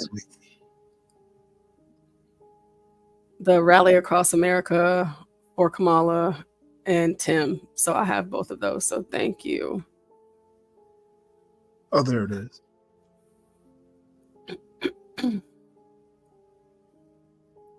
Yeah, that's okay. Great. So I'll go ahead and let me take this and let me put that where it needs to go. And the timestamp there. Let me get out of this. The timestamp is 2628. I'm sorry, 2608. That's where you're going to start it. A little bit before that, because I want that shot, that side shot. Oh yeah, of course. I'm just I'm talking about like the timestamps, like for how we're about to show it. So like the timestamp that we have right now. Let me look. It's 1:17. So I'll put 1:17 and let's do that. 1:17. All right, so we are good to go. So you can go ahead and start playing that. It is good to be back in Pennsylvania.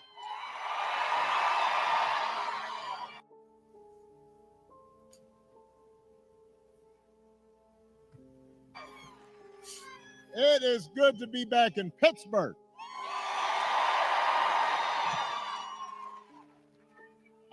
I love Pittsburgh.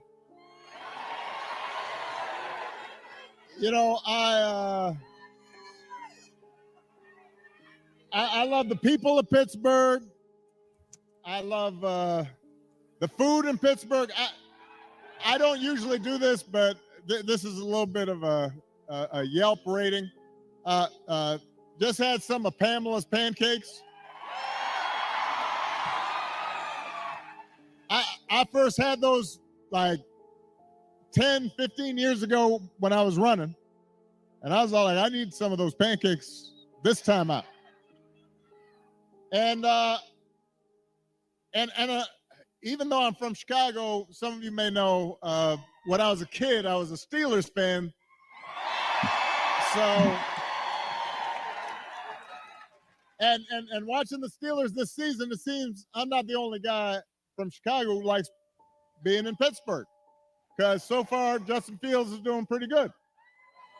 Now, before we get started, we have a little bit of work to do here.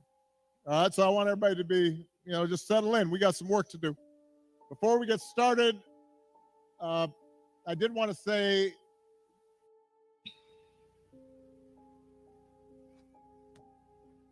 that we are, heartbroken about the loss of life in Florida, North Carolina, states across the Southwest. We are thinking about people, families whose lives have been upended by the storms over the last couple of weeks. I could not be more grateful for the first responders and FEMA professionals who have put themselves in harm's way to try and help.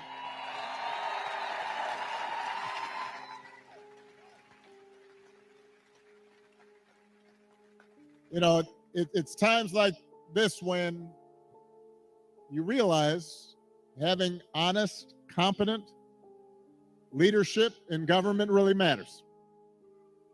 It makes a difference. And today I'm asking you to vote for some of those leaders, including some folks we need working with your outstanding governor, who you just heard from, Governor Josh Shapiro, We need them in Harrisburg. So we need you to vote for your next Auditor General, Malcolm Kenyatta. Your next Attorney General, Eugene de Pascale. Your next State Treasurer, Eric McClellan. And my buddy, your outstanding United States Senator Bob Casey.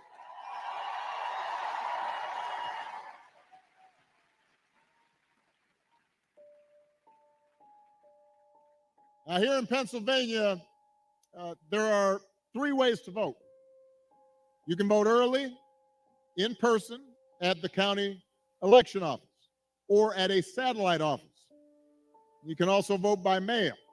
And if you need to figure out how to do that, just go to iwillvote.com PA to find a place to vote early or to request a ballot.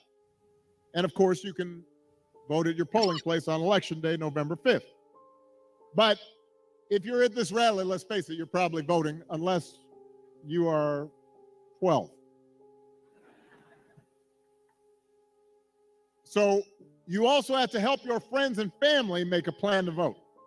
And even if you're 12, you can do that. Talk to your mom and dad and aunts and uncles, because together we have a chance to choose a new generation of leadership in this country and start building a better and stronger and fairer and more hopeful America. Now, you've already heard tonight, this election's going to be tight because there are a lot of Americans who are still struggling out there. They're still striving to make life better for themselves, for their families, and for their kids. And let's face it, as a country, we've been through a lot these last few years.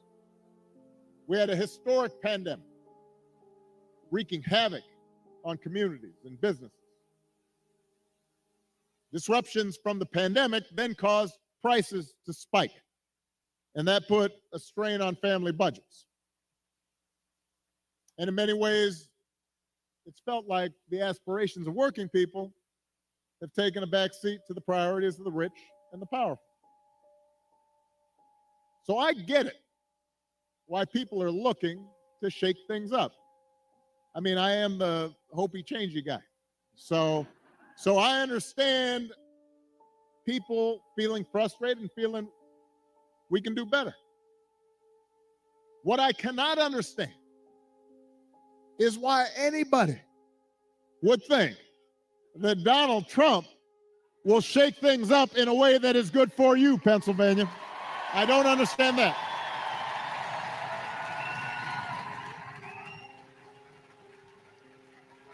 Because there is absolutely no evidence that this man thinks about anybody but himself. I've said it before. Donald Trump is a 78-year-old billionaire who has not stopped whining about his problems since he rode down his golden escalator 9 years ago.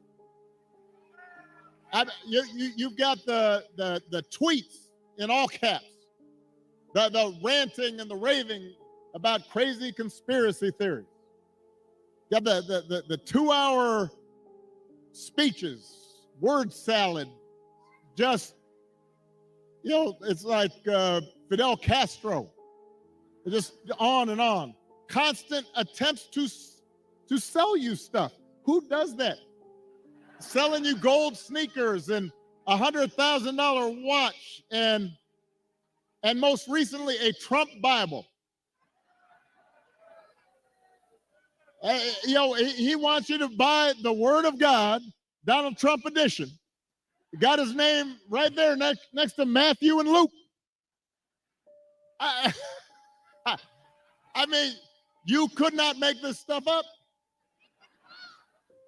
If you saw it on Saturday Night Live, you'd say, well, no, that's going too far. No, he's doing that.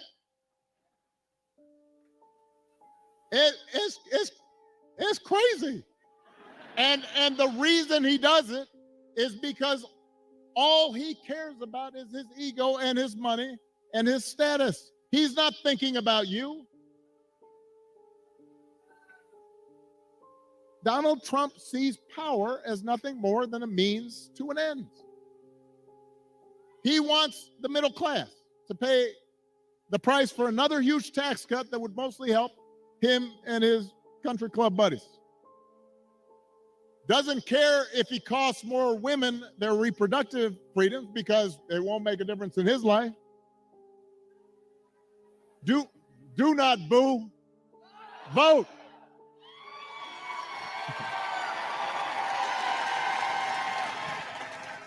They can't hear your boos, but they can hear your votes.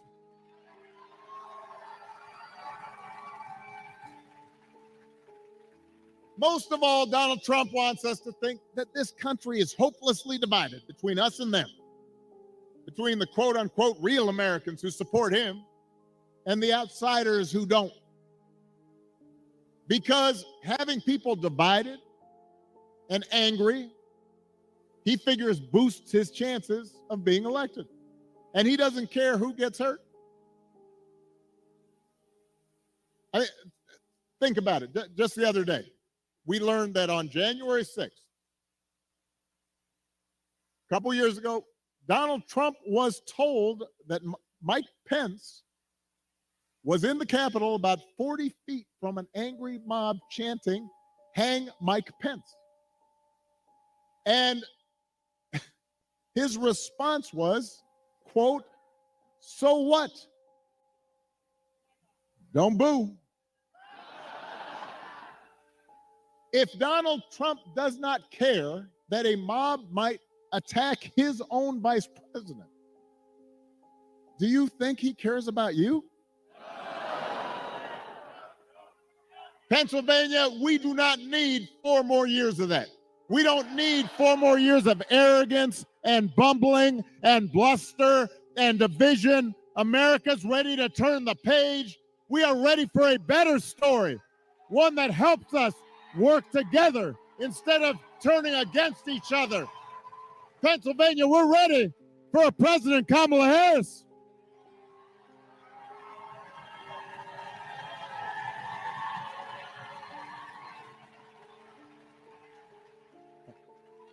And the good news is Kamala Harris is ready to do the job. This is a leader who has spent her life fighting on behalf of people who need a voice and a champion. Somebody who was raised in the middle class, who worked a summer job at McDonald's while she earned a degree, who believes in the values that built this country. Somebody who has served with distinction in every office that she has ever held. I think we probably had a fainting spell back there. So let's make space for the emergency folks. This happens sometimes. Everybody bend their knees a little bit. You've been standing for a while. You can dance if you want. I just suggested bend your knees. But she'll be okay. Kamala is as prepared for the job as any nominee for president has ever been. That's who Kamala is.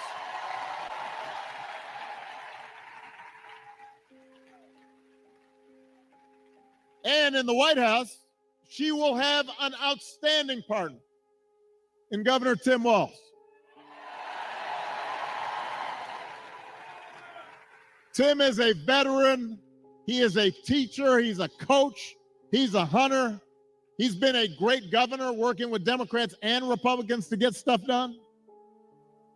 He can also take a vintage truck apart and put it back together again. You think Donald Trump can do that? For that matter, do you think Donald Trump has ever changed a tire in his life? No. I'm just trying to picture it.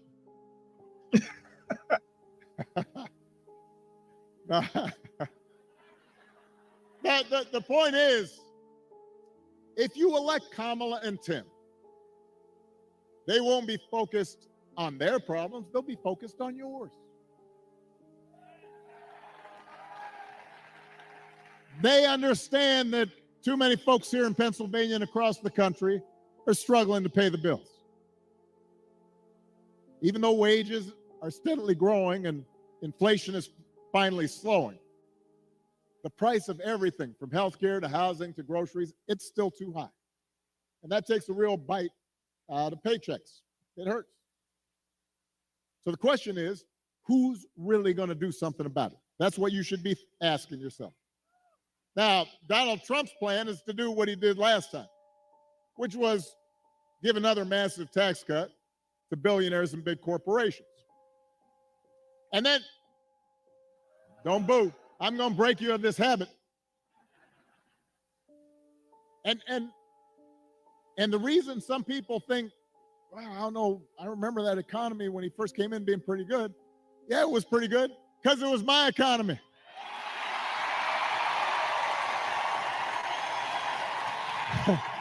We had 75 straight months of job growth that I handed over to him. It wasn't something he did. I had spent 8 years cleaning up the mess that the Republicans had left me the last time. So just in case everybody has a hazy memory, he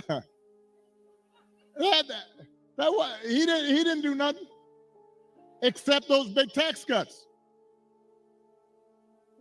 His other big economic plan now is to slap tariffs on everything, from food to TVs. Now, understand what tariffs are.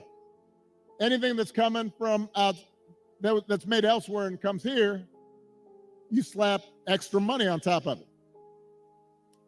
And if other countries are cheating, in some cases, it makes sense because you want to have a fair playing field. But what he's proposing is basically a Trump sales tax that could cost the average family almost $4,000 a year.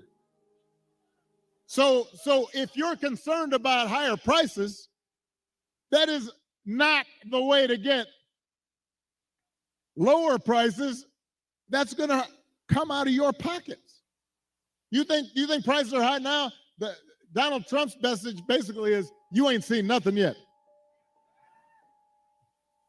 All right, so that's as far as you can tell, that's his plan, right? Because it's not written down anywhere. When it comes to health care, you heard it in the debate. Donald Trump's got one answer: ending the Affordable Care Act that 45 million people rely on.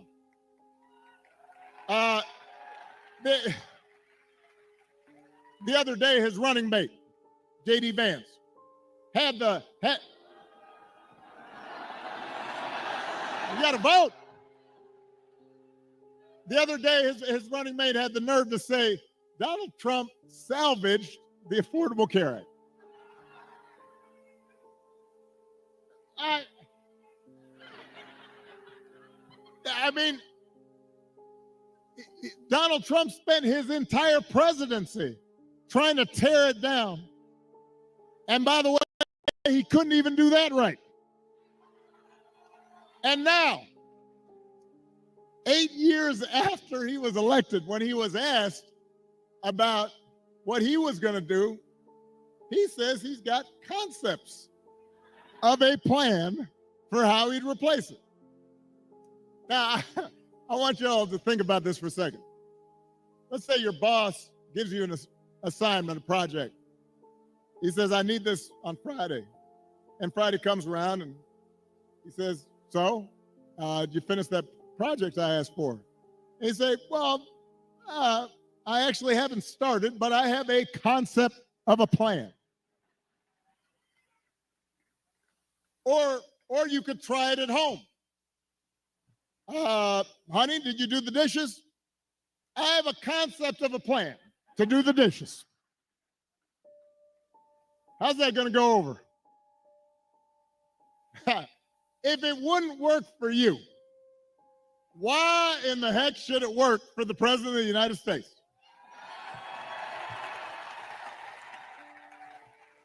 But the good news is Kamala Harris, she doesn't have concepts for a plan. She has an actual plan to make your life better.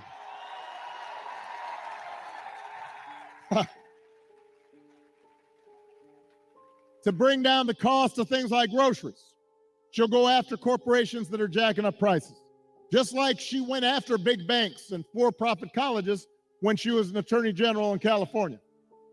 And believe me, when she does, nobody's going to want to stand in her way. I remember after the home mortgage crisis, Kamala pushed me and my administration harder than any other attorney general in the country to make sure homeowners got a fair settlement. It did not matter that she was pushing a Democratic administration. She was not going to let anybody stop her from winning as much relief as possible for the families who deserved it. And because of the work she did, those families got billions more than they would have otherwise got. That's the kind of president Kamala Harris will be.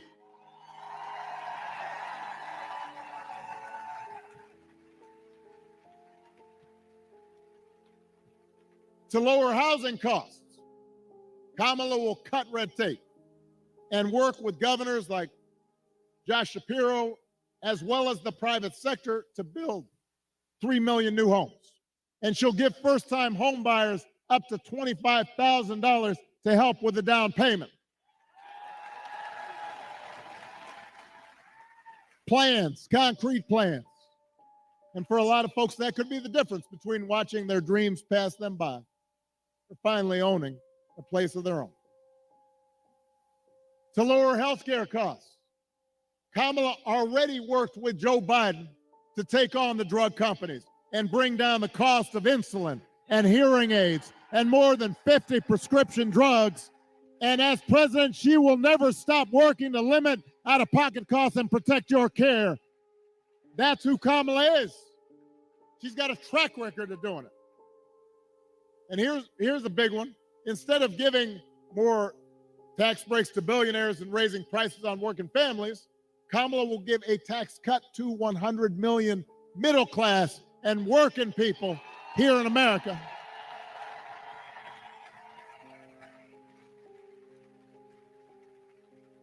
So if you're a new parent, you could qualify for a $6,000 tax credit during the first year of your child's life. Because I don't have to tell a lot of you, raising kids is hard. And she wants to make it easier to afford stuff like a crib or a car seat or diapers. I remember buying diapers. I remember the first time I went in the store right after Malia was born. I was like, what? That's how much diapers cost? I remember changing diapers. You think Donald Trump ever changed the diaper?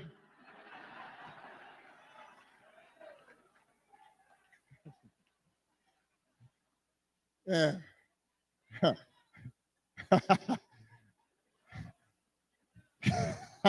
I almost said that, but I decided I shouldn't say it.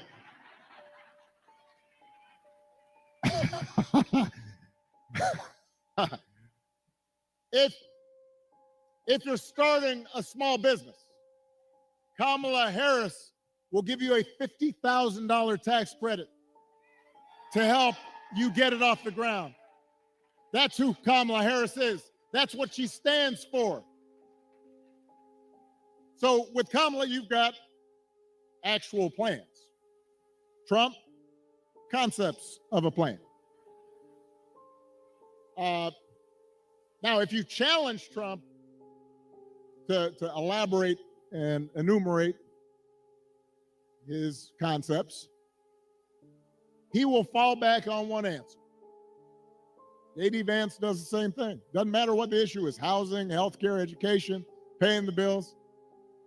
Their only answer is to blame immigrants. They want you to believe that if you let Donald Trump round up whoever he wants, by the way, and ship them out. All your problems will be solved. Now, we've got real issues at the border. We are a nation of laws and a nation of immigrants. We have to make sure it's fair. There are communities at the border that can be overrun. We've got to actually solve a problem. But when I hear Donald Trump talking, I've got one question. As I recall, Donald Trump was president for 4 years. And if rounding up and deporting millions of desperate people and building the beautiful wall, and didn't matter whether some of those folks you rounded up were women and children, if that's the answer to everything, well, why didn't you solve the problem? Why were the number of immigrants basically the same when you left office as when you took office? I'll tell you why. Because he didn't have a real plan. He had talking points. He had concepts of a plan. And the plan was mean and ugly. And it was designed to enhance his politics and make people angry, not to solve the problem. You know what would actually help bring order to the border and fix our immigration system? The bipartisan deal that Kamala Harris supported, even though it was written by one of the most conservative Republicans in Congress, the same bill that Donald Trump tanked on purpose because he thinks fear-mongering is how he's going to win this election. He told Republicans, even the ones who had originally supported, don't vote for it, because he doesn't want the problem solved. We don't need a president who will make problems worse just to make his own political circumstances better. We need a president who actually cares about solving problems and making your life better, and that's what Kamala Harris will do.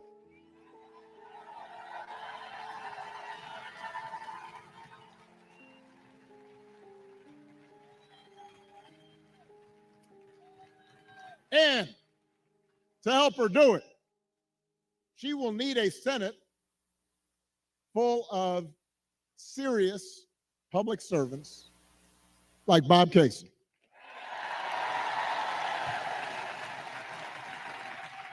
I'm going to talk about this man just for a second.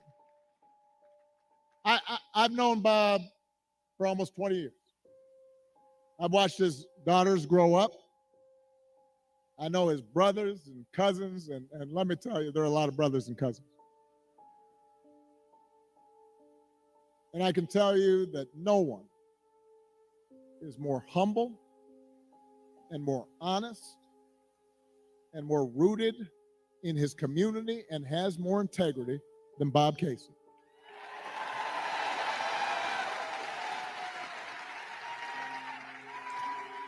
You know, in Washington, folks make a distinction between work horses and show horses. And Bob Casey, he's not a show pony. All the guy cares about is doing the job and looking after you, the people he was elected to serve. That's the kind of person we need to send back to Washington. That's the kind of person who's going to help Kamala get stuff done. Folks who share our values and will do what they can to move this country forward rather than backward. That's who Bob Casey is.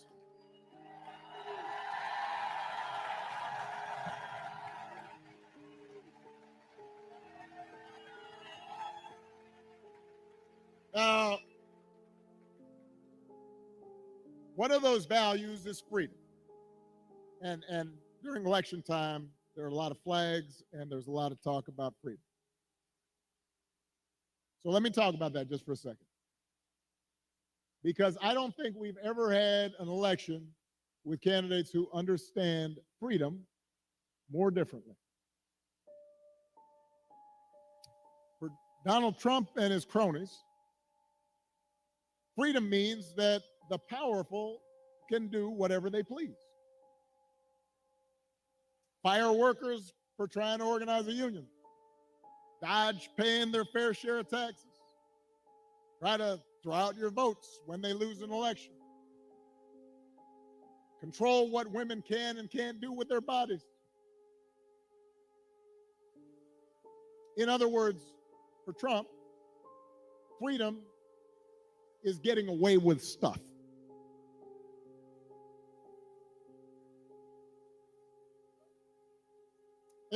It's like he said in the middle of the pandemic. I don't take any responsibility at all. People were dying. I don't take any responsibility at all. Not sure any other president has ever uttered that statement. We have a broader idea of freedom. We believe in the freedom to provide for our families if we're willing to work. The freedom to breathe clean air and drink clean water and send our kids to school without worrying if they come home. We believe that true freedom gives each of us the right to make decisions about our own life, how we worship, who we marry, what our family looks like.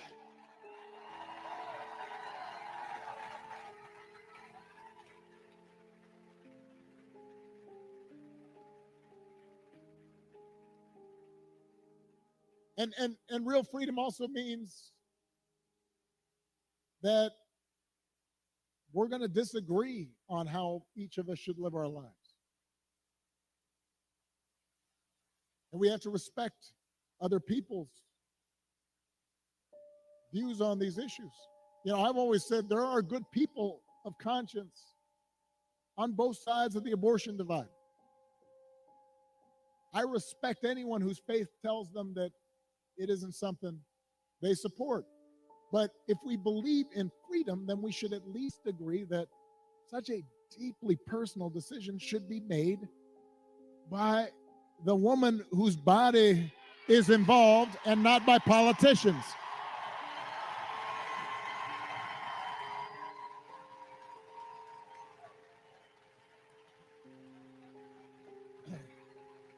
And it has been fascinating to watch Donald Trump just tie himself into a pretzel on this issue. I mean, when he ran for president the first time, he said he would support punishing women who got an abortion. That's what he said. Thank you. Now, well, a couple of weeks ago, what did he say? He said, "Don't worry, women, I'll be your protector. I'll tell you how he protected you." He handpicked 3 of the Supreme Court justices who overturned Roe versus Wade, went out there and bragged about it. And now there are Trump abortion bans in 20 states, many of them with no exception for rape or incest. And when he's asked about it, he says, well, everybody wanted it this way. Really? He thinks women want to have to drive hundreds of miles to find a doctor who can help them? Does he think doctors want to choose between letting a woman die or going to jail for giving her the life-saving care that she needs? That is not something people chose. Now, Donald Trump may be confused about that issue, but let's not be confused. Let's be clear about what's at stake here. If you send Bob Casey back to the Senate, he'll vote to restore reproductive freedom that women had for nearly 50 years. And if Congress passes that bill, Kamala Harris will sign it into law.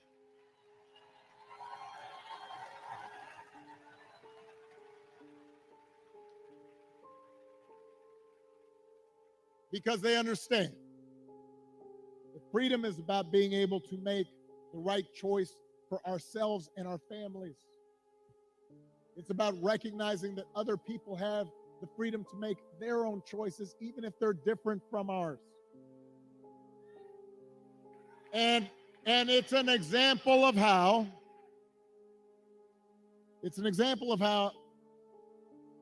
At the end of the day, this election isn't just about policies.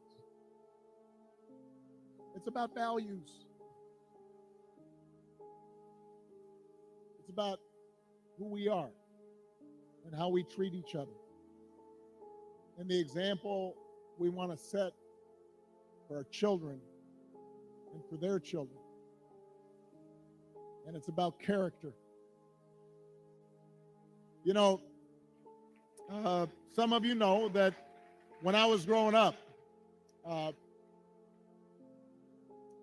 didn't have a father in the house. But I did have plenty of people around me. Stepfather, grandparents, teachers, coaches, and most of all, my mom, who taught me the difference between right and wrong, who showed me what it meant to have integrity and to be honest and to be responsible and to work hard and to treat other people like we wanted them to treat us. And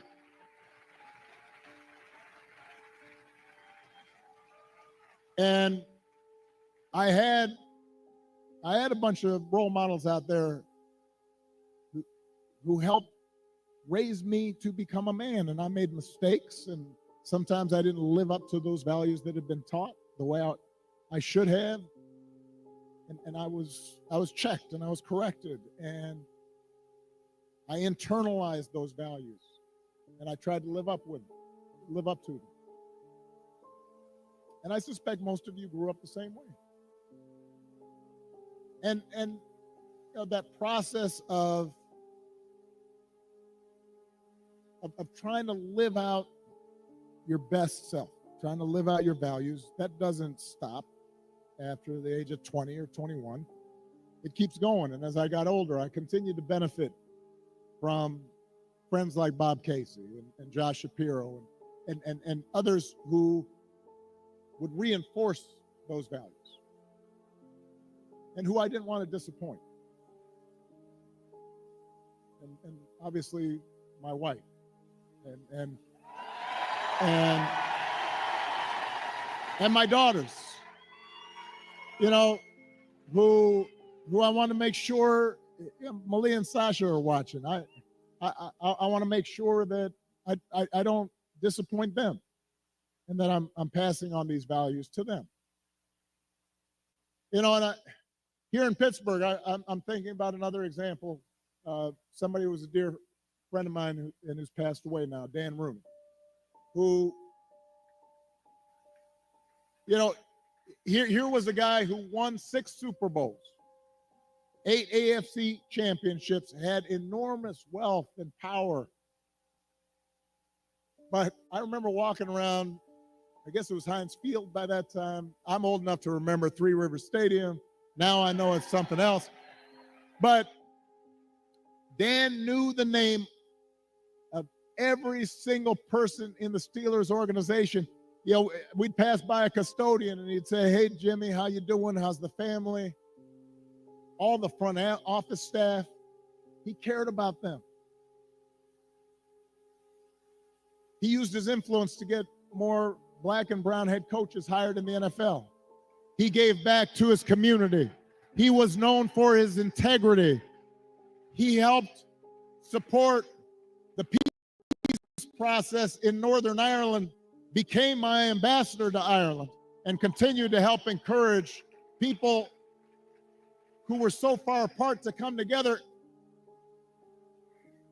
He had character. That's what I think about so much these days, because it's so different from what we see out of the Republican nominee.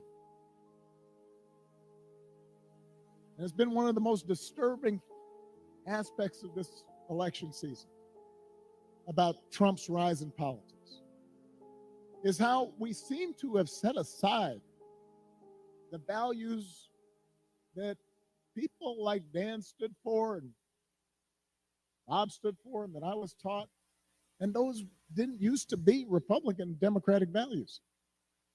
I mean, it used to be we'd have arguments about tax policy or foreign policy. But we didn't have arguments about whether you should tell the truth or not. We didn't make excuses for people who just violated basic norms of treating people fairly and with respect. I mean, just last week, I talked about this. We had one of the deadliest hurricanes in American history. The beautiful town of Asheville, North Carolina, one of my favorite places in the country. Spent time there, amazing people. Devastated. Hundreds of people killed. And President Biden and Vice President Harris were down there meeting with local officials and comforting families, asking how they could help. And Donald Trump at a rally just started making up stories about the Biden administration withholding aid from Republican areas and siphoning off aid to give to undocumented immigrants. Just made the stuff up. Everybody knew it wasn't true. Even local Republicans said it was not true. And now the people of Florida are dealing with another devastating storm.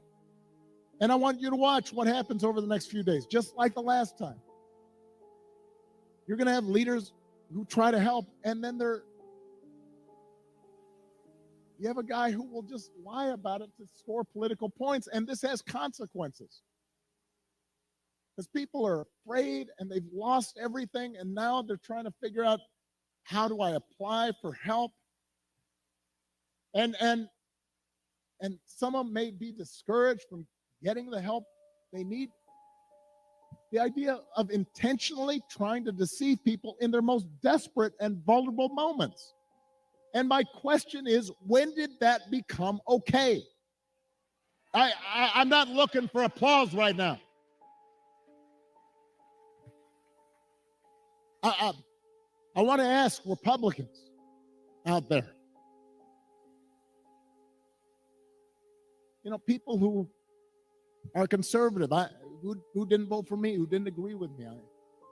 I had friends who disagreed with me on every issue. When did that become okay? Why would we go along with that? I mean, if your coworkers acted like that, they wouldn't be your coworkers very long. If you're in business and somebody you're doing business with just outright lies and manipulates, you stop doing business with them. Even if you had a family member who acted like that, you might still love them, but you tell them you got a problem. And you wouldn't put them in charge of anything.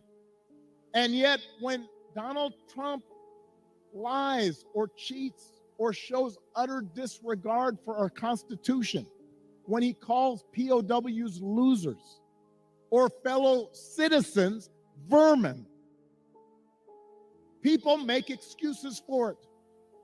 They think it's okay. They think, well, at least he's owning the libs. He's really sticking it to them. It's okay as long as our side wins. And by the way, I'm sorry, gentlemen, I've noticed this especially with some men who seem to think Trump's behavior, the bullying and the putting people down, is a sign of strength. And I am here to tell you that is not what real strength is. It never has been. Real strength is about working hard and carrying a heavy load without complaining. Real strength is about taking responsibility for your actions and telling the truth even when it's inconvenient. Real strength is about helping people who need it and standing up for those who can't always stand up for themselves. That is what we should want for our daughters and for our sons. And that is what I want to see in a president of the United States of America.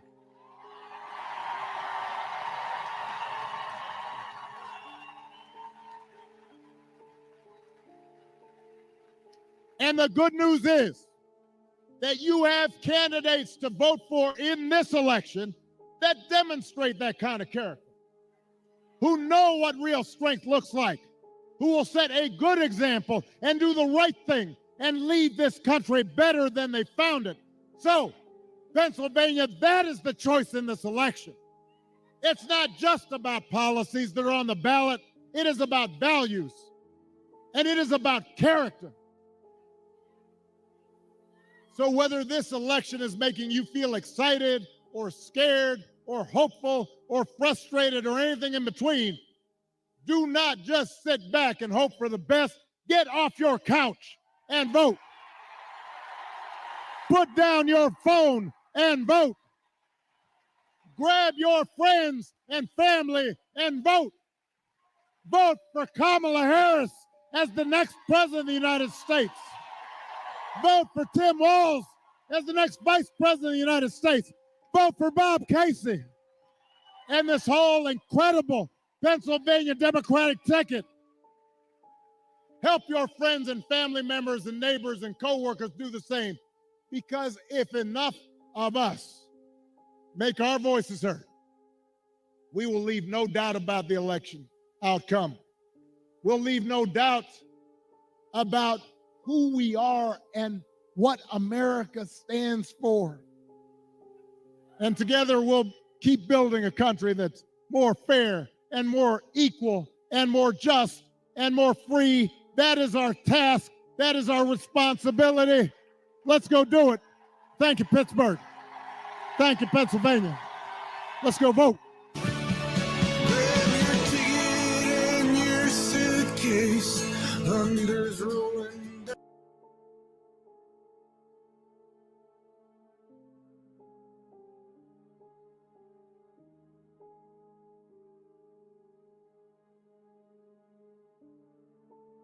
Well, that was an invigorating word from our former President Obama.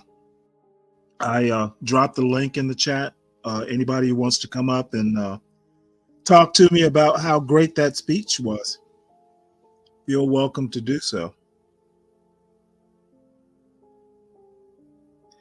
Definitely put me in a good mood.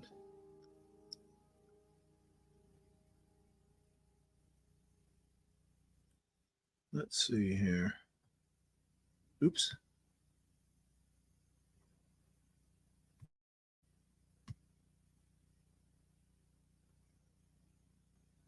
Yes, it was a great speech, John. John. You noticed.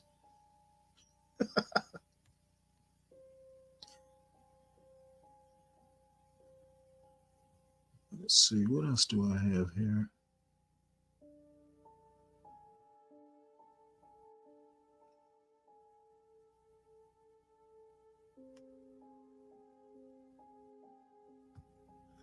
Thought while we're on the subject of Kamala,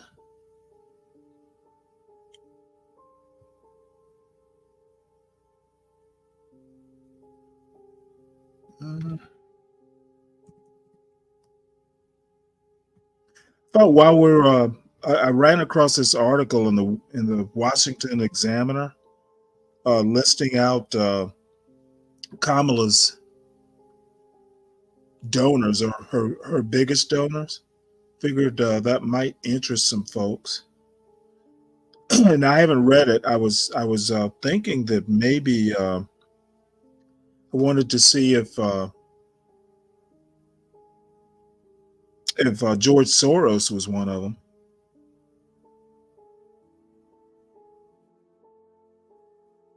them. Maybe you're talking to Obama? You got his phone number? Let's see. We're going to go through these names and see if they're, damn it, any of them that I know. Reid Hoffman, co-founder of LinkedIn. Michael Bloomberg, former mayor of New York City. Fred Eichner, I bet that's how you pronounce it, Eichner. Dustin Moskovitz. He co-founded Facebook. Interesting. James and Marilyn Simons. He is a hedge fund manager. George Soros and Alex Soros. So he is funding Kamala. Excellent, excellent.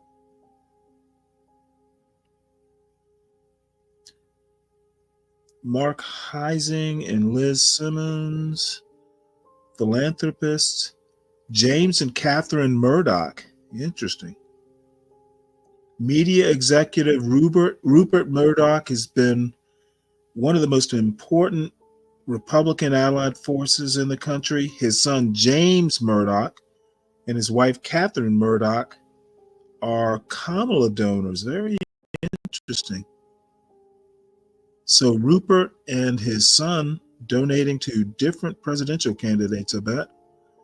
Henry Laufer, hedge fund manager. Jeffrey Katzenberg, longtime chairman of Walt Disney Studios. Excellent.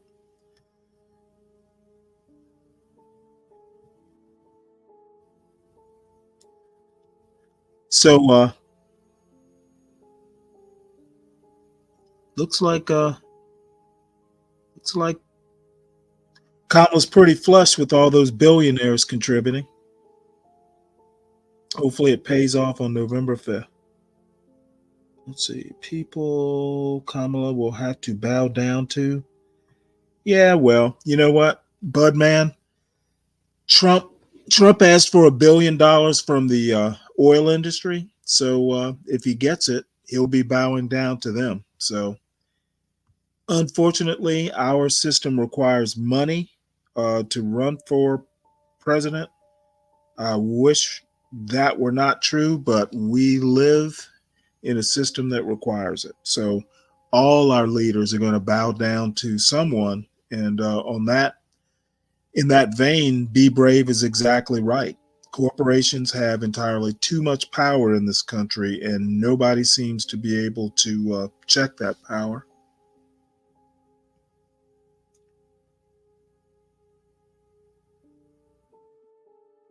Standard deep state players. Tropes, exactly what is the deep state?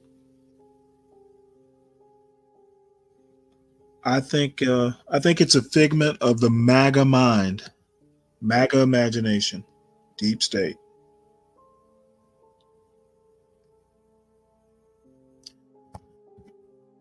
And I don't know, when Portia or HB or someone comes up, I'm probably going to drop off for a while, but I'll try and keep you entertained until they get back.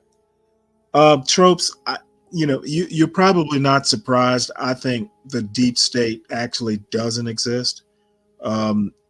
It's basically just kind of like an imaginary friend that a lot of people just kind of make up.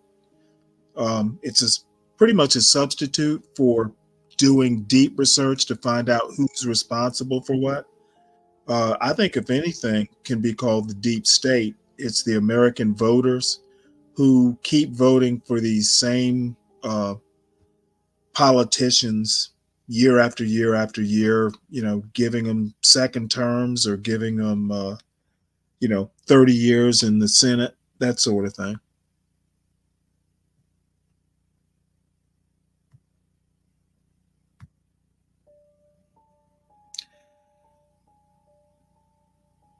The deep state existed long before MAGA. Phoenix Fish, the deep state does not exist. I think the Budman, you're probably closer to the truth than a lot of folks. I think you could probably make an argument that corporations are the deep state. But I don't do the global thing. I think if Be Brave basically says if they're he believes about the global power stuff, and America is pretty much the seat of the global government. I really don't buy into that, but I'd like to hear you and you and Be Brave talk about the deep state one of these days.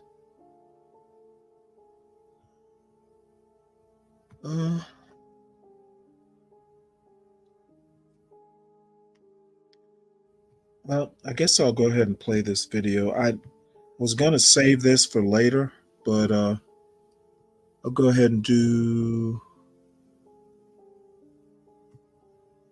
this now.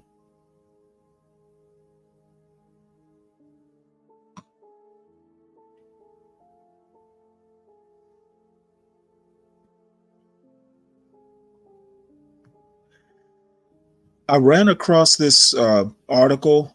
It was a Substack essay or something, and then there's a video associated with it.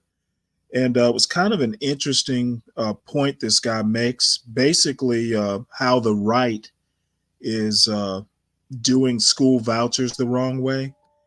And I will leave it for Portia because I actually wanted her opinion on this. And I know Blacks, you do homeschooling, and anybody else out there who does homeschooling, let me know what you think of this voucher video. I haven't heard it, but the premise of it in the essay kind of intrigued me. So Facebook, for one, was DARPA. That's military and well, wait, Facebook had something to do with DARPA? First I've ever heard of that, Tropes. I thought it was just something that was developed in a dorm room on the Harvard the Harvard campus. Let's see.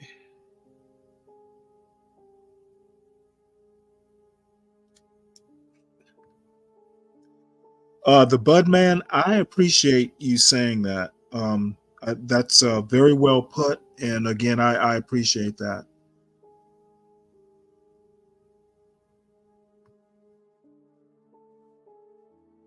If the deep state didn't exist, Epstein would still be alive. Okay, John, I can hold out till then. I didn't know you were going to New York this weekend. So look forward to your shenanigans in the Big Apple this weekend. Deep state didn't exist, Epstein would still be alive. I don't know about that. Let's see, I'll go ahead and play this. And it is about 10 minutes long. Education in the United States, you've probably seen or at least heard of this guy, Corey DeAngelis. He's known as one of, if not the most, influential supporters of school choice advocacy, and for his relentless online presence that has recently capitalized on conservative culture war talking points. The left is using the school system to churn out Democrat voters in the future who are going to be more likely to vote to take away your rights in the future. They're going to vote to increase your taxes in the future. So this is the number one priority. It ought to be, if you want to fight against socialist creep in our country. The fight is too important to cede to the left. You also might have heard of him more recently when it was reported he had appeared in gay adult films a decade ago, for which he was placed on leave from his job at the conservative American Federation for Children. But what makes Corey's story worth telling isn't Corey's sexual conduct. The story is a perfect example of how tying your policy objectives to charged, reactionary political movements can blow up in your face and expose a self-declared love of freedom as a cynical power play that ruins any merit of your cause. It wasn't always like this. You see, Corey got his start in high-level policy work as an analyst for the Cato Institute and Reason Foundation, which made a lot of sense. Corey was pretty libertarian, and his writing focused on the cost of education, administrative bloat, and the difference in outcomes of students, real nitty-gritty policy work about increasing competition so everyone can choose the education that's best for them. We should fund students, not systems. And those children and their families should be able to pick where to take those education dollars. There are actually 28 studies that look at the school choice competition from private schools on the public school student outcomes. 26 of the 28 studies find statistically significant positive effects of private school choice competition on the students who don't even use the programs that remain in the public schools, because the public schools start to scratch their head a little bit and allocate resources more efficiently. And we can argue all day about whether we should have these programs or how much we should fund these particular programs, but I think we can all agree that if we are going to allocate the taxpayer funding to different services, it should go to families, and families should have a choice. It shouldn't go to a monopoly and a government-run institution, regardless of how well it meets the needs of individual families. That freedom-focused methodology fit his overall approach to advocacy, which was about trying to broadly appeal to everyone about the merits of school choice. The left, the right, and anywhere in between. You get to choose what's best for you. If you liked him, cool. If you disagreed with his ideas, he was hard-hitting but not demonizing. But a few years ago, something changed. In his book that came out just a few months ago, The Parent Revolution, Rescuing Your Kids from the Radicals Ruining Our Schools, Corey explains how he felt this bipartisan outreach strategy wasn't working. They weren't making the gains they wanted. While some of his compatriots felt this was still the way to go, that it was just part of the work, Corey, as he puts it, went rogue and began coordinating with some like-minded colleagues to enact a hyper-partisan red state strategy that would propose school choice as a solution to culture war problems that conservatives were already up in arms about. This changed the nature of his arguments. School choice advocates had been emphasizing how these policies would help the most disadvantaged families. They made high-grossing documentaries like Waiting for Superman, a film that highlights the travails of lower-income families in Harlem and LA as they strive to be accepted into highly competitive charter schools, which was praised by both conservatives and some progressives, like Cory Booker. But once DeAngelis turned into a right-wing foot soldier in the culture war, he started highlighting not how school choice would help the least well-off parents, but the most conservative ones. Instead of emphasizing how poor kids would get a better education, he talked about how right-wing parents would get more control over the school curriculum to teach their kids whatever reactionary ideology they wanted. The radical left has figured out that they don't even have to have their own kids anymore, and they can still shape the direction of the country. They want to indoctrinate your kids, not to educate them. They're coming after your kids. They want to use the heavy hand of government to control your children's lives, and ultimately that could lead to them taking your kids away from you for not being aligned with their political persuasion. They're focused more on the LGBTs than the ABCs. It's absolutely a socialist idea, and we should push back against that as hard as possible. You can see how Corey all but explicitly confirms the drag queen groomer narrative in this clip from Newsmax, where he just shakes his head in reaction to the anchor engaging in anecdotal fear-mongering. I just saw another video of a drag show for little kids where there's the performers spreading their legs like in front of these children.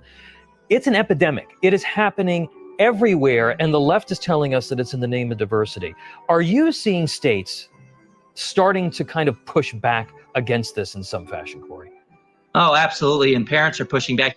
Corey even went so far as to ally himself with explicitly anti-LGBT, anti-trans groups, for whom school choice was only a means to an end. Look, Moms for Liberty is doing some great work all across the country. Let's give them a hand. Mask mandates, CRT in the classroom, secret transgender policies, males in girls' locker rooms. They were playing the hits. This new focus lit a fire under parents to turn up the heat on state legislators and hold them accountable on school choice. Corey hoped this would cause school choice supporting Republicans to then win elections, in turn allowing more of these school choice policies to be enacted. Success begets success, as Corey puts it. He attributed 11 states' enactment of universal school choice in the past 3 years to his change in tactics, which is debatable at best. And he always does it in the exact same way. There wasn't a red wave in the midterms, there wasn't a blue wave, but there was a school choice wave. They're never going to unsee what they saw in 2020. Over the COVID era, we resumed school. Parents got to see what was going on in the classroom through remote learning, which, let's be real, we should have called it remotely learning. There wasn't a lot of learning going on. But Vodi Bakum said it best. We cannot continue to send our children to Caesar for their education and be surprised when they come home as Romans. But the good news is parents aren't surprised anymore, but parents have woken up, awakening a sleeping giant. And these parents are never going back to sleep. They're pushing back at the school boards. And they're putting a spotlight on the status quo government school system. Sunlight is the best disinfectant. And we're seeing a revolution when it comes to education freedom like we've never seen before. He was personally reaping rewards too. He was getting big-name fellowships at more conservative think tanks like the Hoover Institution and collaborating with the Heritage Foundation. He was one of Forbes' 30 under 30 for education in 2020. He was a contributor to Project 2025. And Donald Trump himself endorsed his book, calling it a great guide to help moms and dads take back control of their children's education from the radical Marxists ruining our schools. But just as Corey was promoting his book, doing tons of media appearances, and making inroads on school choice reform, a far-right account exposed his involvement in the previously mentioned gay adult films. In addition to subsequently being placed on leave from the American Federation for Children, his name and profile were scrubbed from other organizations he had previously worked for. And he was radio silent on X for almost 2 weeks, which for Corey might as well be 2 years. He finally broke his silence with a post where he said, just like everyone else, he's made mistakes and learned from them, adding that he was a victim of poor decisions and poor influences, and uses his experience as fuel to save young people from being put in the same position he was put in, and to help parents protect their children. But Corey should realize his mistake was not being in gay adult films. It wasn't advocating for the freedom of parents to choose what they think is best for their kids. It was that, as he readily admits, instead of doing the hard work of winning over those who disagreed with him, he made a calculated, cynical decision to declare political war on one side and fan the fires of the culture wars to win by any means necessary. By playing into the anti-CRT, anti-trans, Marxist indoctrination moral panic, he embraced means that can only taint his cause. He shouldn't be surprised the tactics and groups he cynically deployed have come back to bite him. But it seems Corey hasn't learned that lesson. Just this week, he announced he's joining the American Culture Project, an organization who aims to fight the left that evidently rules by cancel culture and woke supremacy. As Corey himself would say, play stupid games, win stupid prizes.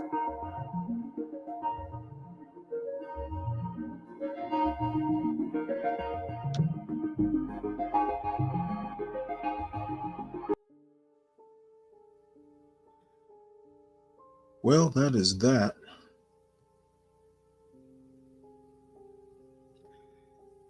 Any comments out there on school vouchers, Corey DeAngelis?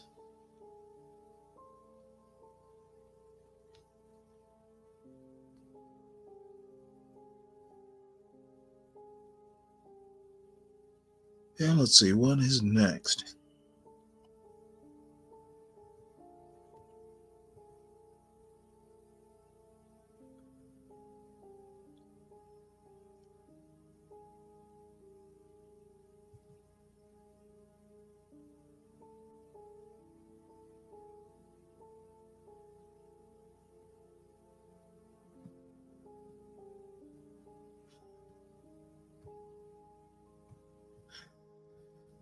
All right.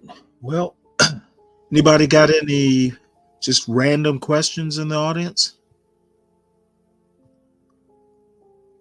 This is a Friday and a slow news day, apparently.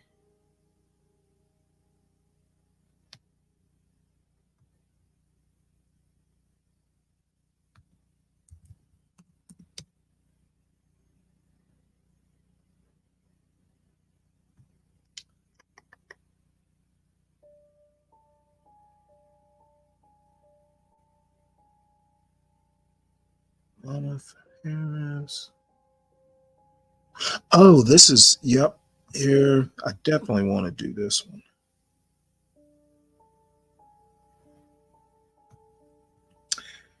And I ran across this article today.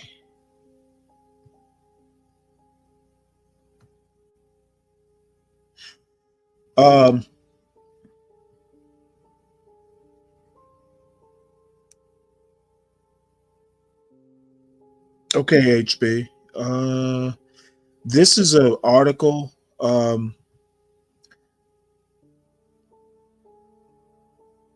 Apparently, the U.S. Border Patrol, I guess it's considered a police department. I didn't realize that. And apparently, they've got a suicide problem, which first I've heard of it. This is the Washington Examiner. Basically, one of the counterparts to the Washington Post. It's kind of like the conservative.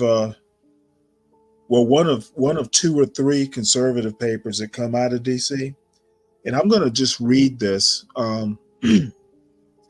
The largest police department in the nation hit a record in 2022 that no law enforcement agency wants to hit. Suicide among border agents and customs officers at the 65,000 person U.S. Customs and Border Protection soared to 15 in 2022, more than any year on record. And just as the southern border descended into chaos, as 2 million immigrants crossed that year.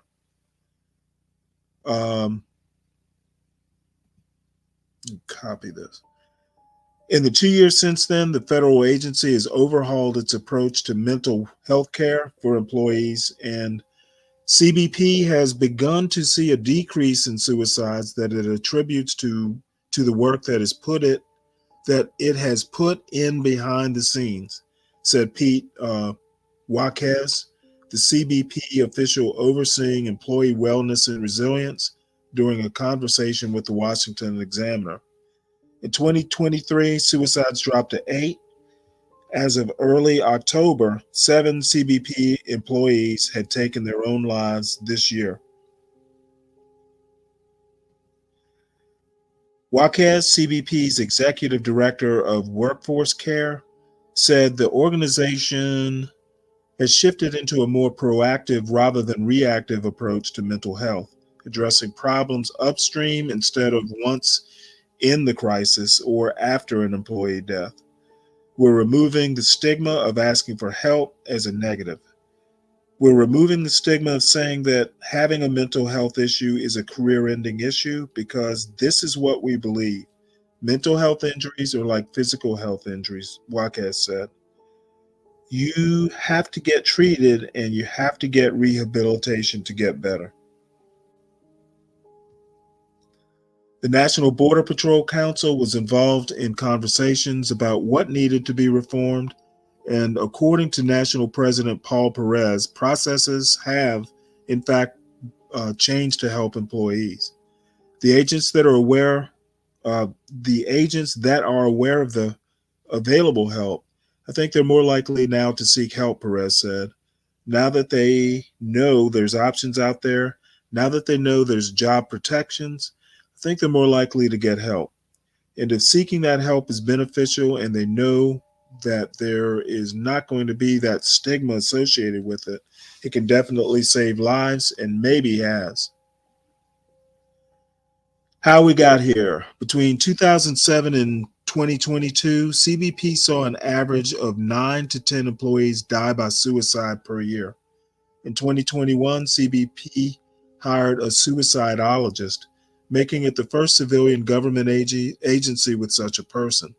Dr. Kent Corso, a clinical psychologist, led an assessment of the organization's culture, then made recommendations and changes. Within months of Corso's addition, the state of the southern border shifted.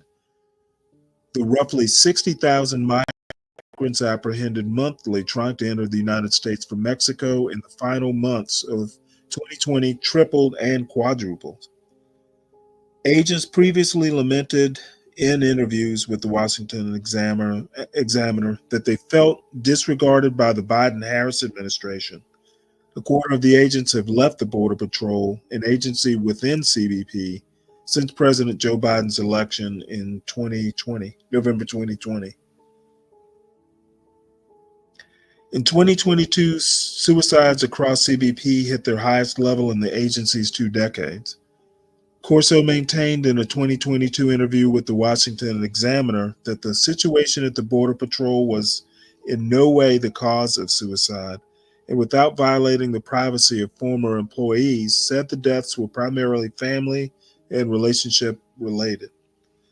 However, in a September hearing before the House Homeland Security Committee, recently retired San Diego Border Patrol Chief Aaron Heitke testified that suicides were directly correlated with the migrant surge. Heitke said agents had been pushed beyond their limit, and this has greatly impacted their physical and mental health. Jaquez validated the difficult work that employees do, specifically Border Patrol staff who hear horrific stories and see tragedy daily. Border Patrol agents at the southern border have intercepted more than 7 million migrants under Biden. There are critical incidents that our agents are seeing every single day, and they're internalizing, Jaquez said.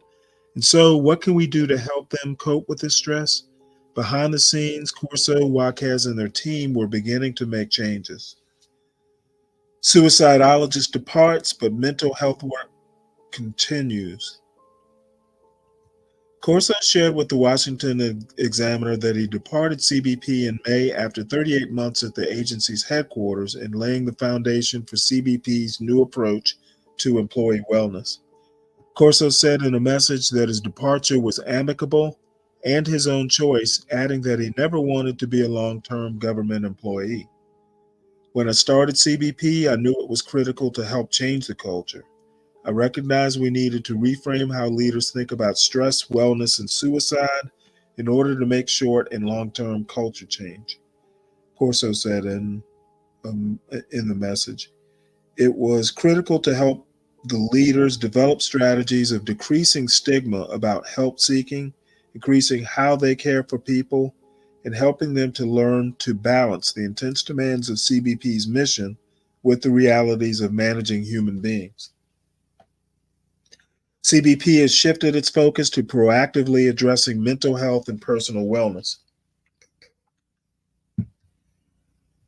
Let's see here. What can we do to help an employee identify and address those issues? Jaquez said, it is a financial hardship. Is it a financial hardship? Is it domestic issues? Is it alcohol and substance abuse? Or is it mental health issues where an employee doesn't feel that they can come forward and ask without reprisal? Unlike the military, CBP does not have a medical or mental health care system where it can triage employees who request counseling, addiction care, or other help. For years, CBP's Human Resources Management has handled both disciplinary and mental health matters under its Wellness and Resilience Division. Corso and Jaquez realized that had to change in order to help employees realize they might need help, and then make employees feel comfortable getting help. One of the first big changes was taking workforce care out of the HR office and establishing an independent office called the Workforce Care Directorate in 2023. The directorate would have a direct line to the executive office at headquarters, rather than being housed within an office and buried in government bureaucracy. Reforming antiquated systems. CBP worked with the two unions that represent employees, the NBPC and National Treasury Employees Union, to incorporate what employees across Border Patrol, Air and Marine Operations, and the Office of Field Operations wanted mental health care to look like. Perez said the agency invested a lot of money in changes and that the union's recommendations, which were all based on personal experience as agents and union members' ideas, helped make CBP's processes. Under Corso, CBP created and assigned operational psychologists and resilience specialists to the field to help staff in person in real time. They brought on licensed clinicians who have worked with our employees and families, Perez said. They not only help the employees, but they help the families.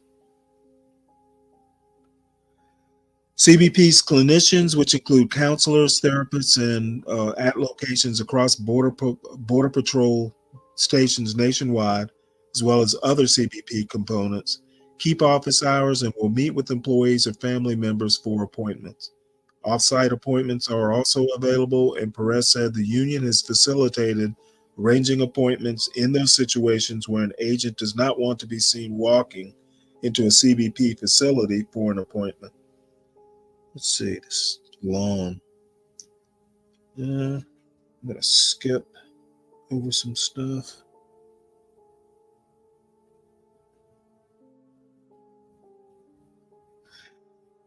Let's see here.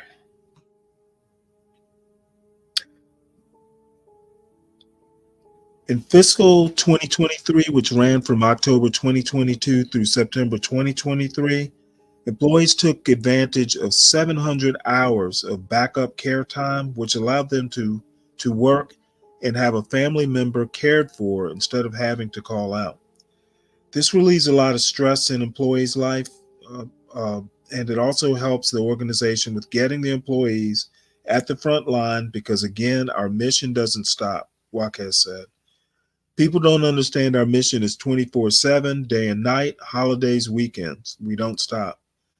And so we have to be very aggressive in how we provide support to our employees in order to be efficient in our job is securing the borders, right? Second, CBP helped employees whose household income was just above the threshold for the child care subsidy. A year's worth of child care for an infant to preschool age child ranged from $11,000 to $15,400 in 2022, said the Department of Labor. Until recently, a household income of more than $144,000 would have exempted employees from the child care subsidy. Juarez said the agency worked with the White House Office of Personnel Management and its own Human Resources Office to boost that salary cap to $175K. CBP is also trying to reach spouses and immediate families of its employees through a Facebook page called CBP Family Connect. Website informs family members of resources available to them. They have made significant strides, but there remains hard work to be done as well, Corso said. It is a continuous process to care for our people. One of the reasons this caught my attention is I'm surprised this wasn't a bigger issue, like a bigger campaign issue or something. A high suicide rate at the border, is just, it's a hard enough job, and it is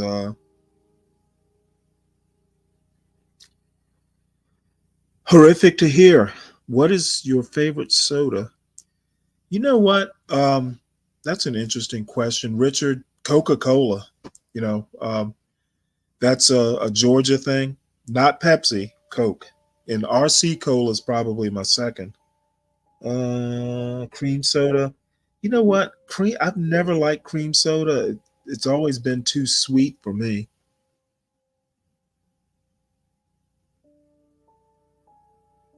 So any comment on the suicide rate last year being the highest on record for the Border Patrol?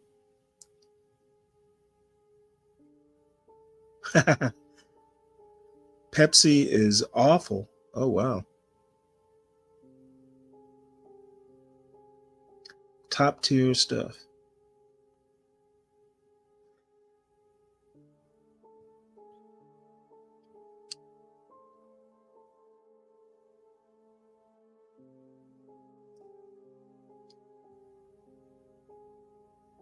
So Richard, I'm sorry, Tropes. Why were you even in the library for the story hour? Do you have kids?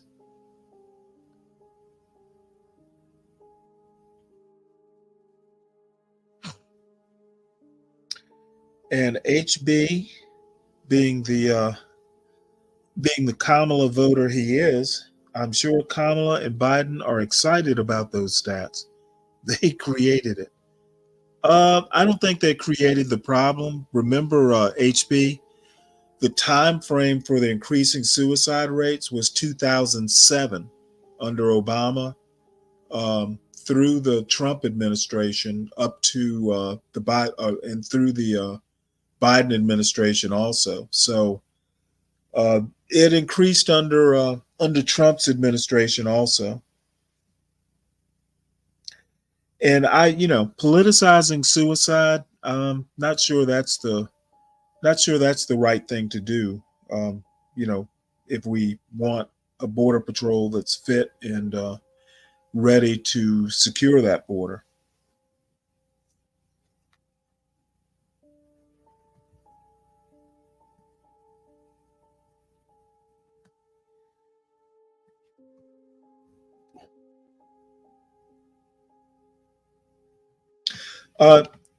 Just out of curiosity, has anybody been watching the Golden Bachelor, Golden Bachelorette, or the Golden Bachelor before that? I've been watching episodes and started thinking about the episodes after watching the dating show, the YouTube dating show that Portia hipped me to last night. Any comments on dating shows? I've watched Love is Blind over the last year, The Golden Bachelor and Bachelorette, and then Balloon Burst or whatever it's called. It's fascinating stuff. I'm somewhere between where do they find these people, and the other thought is, have we really descended into this? And for the single folks out there, where are you meeting men or women? Where do you go to even meet people if you're single these days? Apparently, you don't go to clubs anymore. Is it all online, or just is everybody swiping? You're going out meeting people? Are you going to clubs? Where do people meet? Where do single people meet people these days?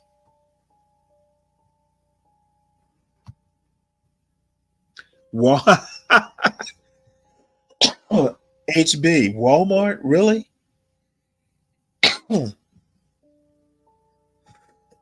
Please tell me you're kidding. Though I don't know, Walmart's not that bad. It's been a while since I've been to Walmart. Grocery shopping is what I usually did. It was usually families in there on Saturdays. I obviously would be surprised.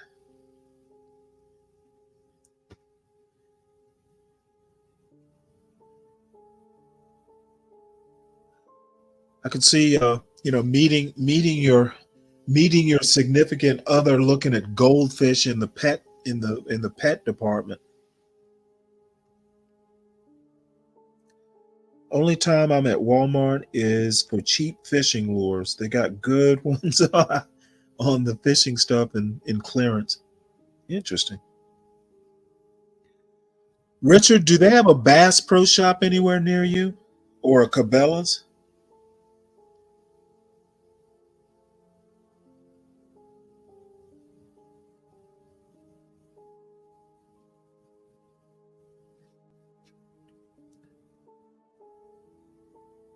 You met Eclectic. You met the Bud Man on a small chat app that no longer exists. It's not a dating app. Interesting. What was the app? Eclectic. Oh, wait, hold it. This was like a real chat room from like the 1990s?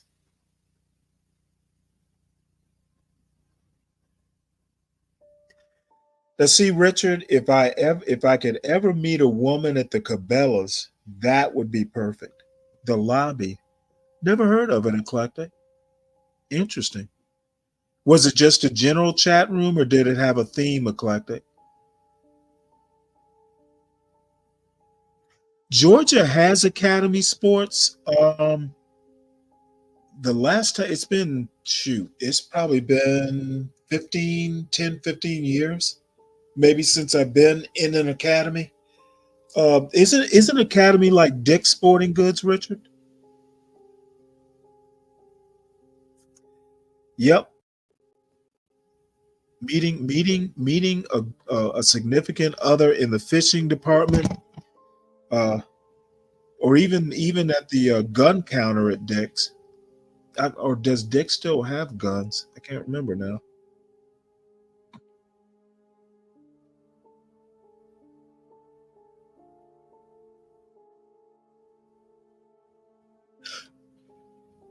Ah, okay.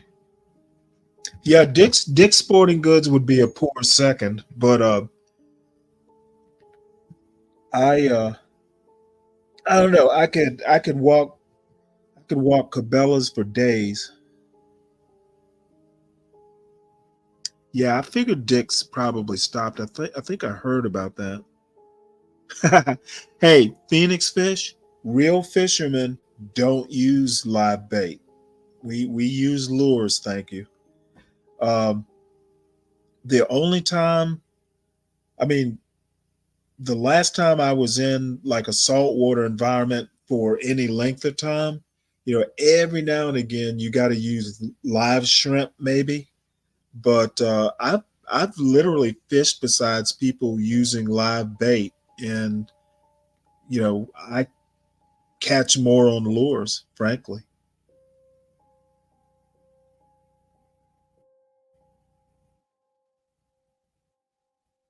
Yeah, live bait. Hey, Richard, I used to have a friend though. We would go in half on live shrimp, and then whatever shrimp we had at the end of the day, I just give them to him, and he'd take them home and boil shrimp. The bait shrimp aren't like premium shrimp, but rather than have them go to waste, he'd take them home and boil them up. Was no option to upload pics in the first app we met in. How long ago was this, Eclectic? Back in the 90s? It's the last time I can remember using like a real chat room would have been back maybe, I don't know, would have been the 90s. 10 years ago. Okay. I had no idea they still had chat rooms.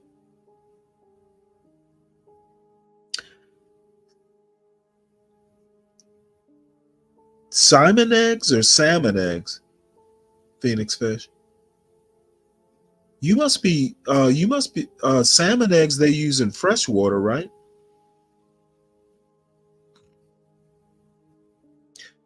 I've never heard. Now, when you say salmon eggs, are you? Yeah, it's got to be freshwater.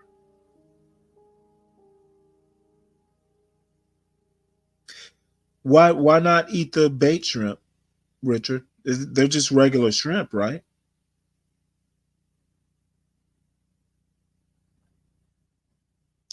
So what's using salmon eggs like? Is it icky? Do they stay on the hook Because the only time I've seen salmon egg patterns, or like for fly fishing, I think you can use salmon eggs like for bottom fishing instead of nymphs, something like that.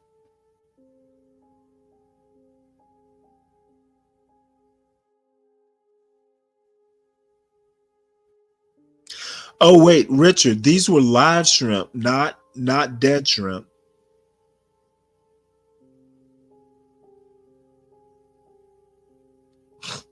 Yeah, these were actual live shrimp. I mean, they looked okay to me. They were clear, live.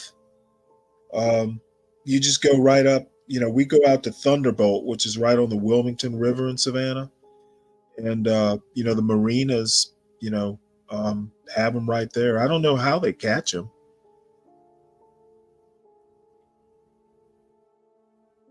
But they have them in saltwater tanks. You just dip them out and put them in a bucket.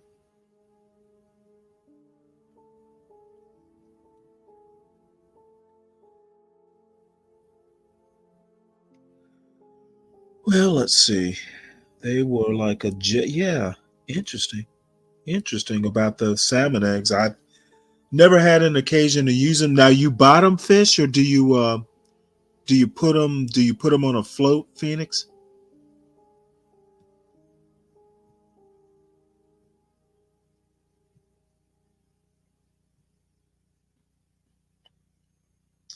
Let us see here.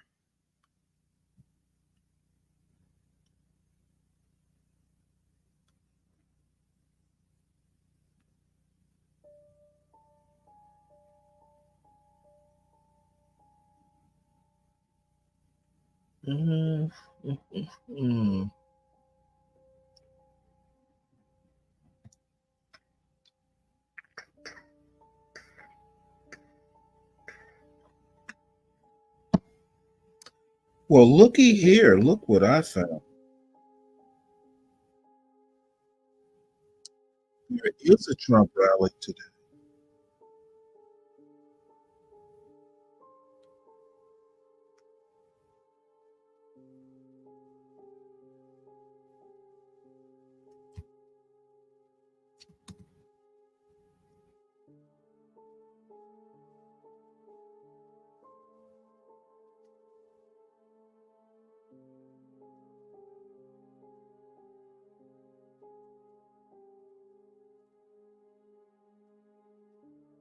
Okay, let's see here.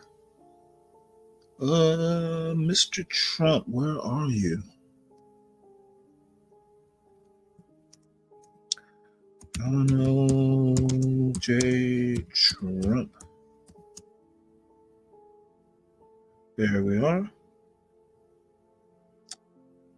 Okay, well, you know what? Don't know what time the Trump rally is. He's in Aurora, Colorado, by the way. So that ought to be interesting. And I'm going to put the preview. Where are you? Here we go.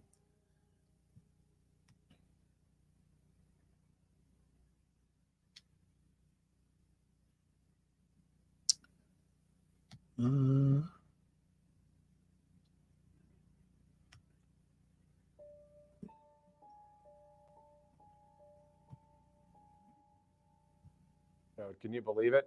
The movie scene of how tough it is and to be in the military, and then some of the other things going on in the radical left, so-called in the military as well. Just making our military great again. Make America strong again. Make America safe again. Time flies. Make America wealthy again, and make America Less great again. 30 days. These are all positive, good-hearted things. These are not policies that are radically left, that are anti-truth, anti-God, anti-Constitution, anti-common sense. To look at the GOP platform, and we see there, as we look live in Aurora, Colorado, with thousands of people to see President Trump today, as this is the first RSBN doubleheader part 1. We'll be going to Reno, Nevada later tonight, 8:30, for a huge speech there as well. But to the point that I was making before about the GOP platform, where do you fish around number 7 Phoenix? is to Are there defend our lakes? Constitution. You know, over the years, we haven't thought that we'd have to even have that as a policy agenda, but here we are, knowing that we have to defend our land, defend our It's Constitution. about 20 minutes till the peacefully and patriotically through our voting system, through praying hard and working hard. We're all in this together, regardless if you're a Democrat watching right now or not. If you want less of a radical extreme agenda in the country, let's vote red. Let's get this country back. I'm Matthew Alvarez here at Right Side Broadcasting Network. Thank you guys so much for tuning in. Let's go back out to Bobby McNeely and Titus Ellis Smith. There's Bobby right now. Well, I guess this must The be Gaylord Resort and Convention Center, live from Aurora, Colorado. Thank you to the magnificent Matthew Alvarez in the studio. If you're just tuning in with us, it's a pleasure to join you. I'm Bobby McNeely. I'm also joined by my great co-host, the Titan of all Titans, Titus Ellis Smith, as we bring you unbridled coverage of Right Side Broadcasting, covering President Trump's speech to Aurora, Colorado, where the migrant crisis and the gang TDA Richard has asked been what you're looked trying to at catch through with a the salmon microscope. eggs. They have caused so much chaos here in the community, and the campaign releasing a statement that today in Aurora, Colorado, President Trump will be announcing Operation Aurora at the federal level to remove illegal migrant members of the very dangerous transnational Venezuelan gang known as TDA. This gang member removal program will invoke the Alien Enemies Act of 1798 to target and dismantle every illegal migrant criminal network operating on American soil. Last month, men armed with rifles and handguns were caught making their way into an apartment in Aurora, Colorado by force. They threatened the tenant by gunpoint. 10 minutes later, they opened fire on a 25-year-old who was just outside of the building. They fatally shot him, 25 years young. Of the 3 identified barbaric thugs, all 3 are illegal aliens who were in Border Patrol custody, but released into the United States by Kamala Harris. In Houston, Texas, just last June, a 12-year-old, Jocelyn Nungary, was kidnapped, tied up, and assaulted for 2 hours under a bridge before she was murdered by the Venezuelan TDA gang, members who Kamala Harris, the border czar, ordered released into the United States. And just last week, police arrested over a dozen members of TDA who had taken over another apartment complex in San Antonio and terrorized the residents over there in Central Texas. According to newly published data from ICE, there are now 13,099 illegal alien convicted murderers at large in the United States under border czar Kamala Harris. The bleeding has to stop. The crime has to stop. President Trump will make clear today that his new announcement of Operation Aurora will remove illegal aliens from this beautiful community. And the Venezuelan TDA, our message to you is quite simple. Pack your bags and get the hell out of the country, because President Trump is going to put the professionals back into place to make sure he protects the residents of not only Aurora, Colorado, or Houston, Texas, or San Antonio, Texas, Chicago, Illinois. How about Springfield, Ohio, with that migrant crisis happening to the east of us? This is a movement to make America safe and strong again, and President Trump knowing how to put the correct people in place to make our border secure again. I mean, we've had fentanyl pouring over this border for years.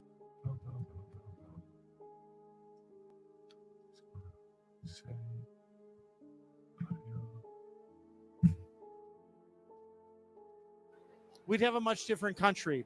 We wouldn't have people like Laken Riley, the beautiful nursing student at the University of Georgia, 22 years old, simply jogging in a well-lit area in the afternoon in Athens, Georgia, brutally murdered by a Venezuelan illegal alien with a track record longer than most criminals, released by district attorneys in New York. He made his way down to Georgia and killed a beautiful girl.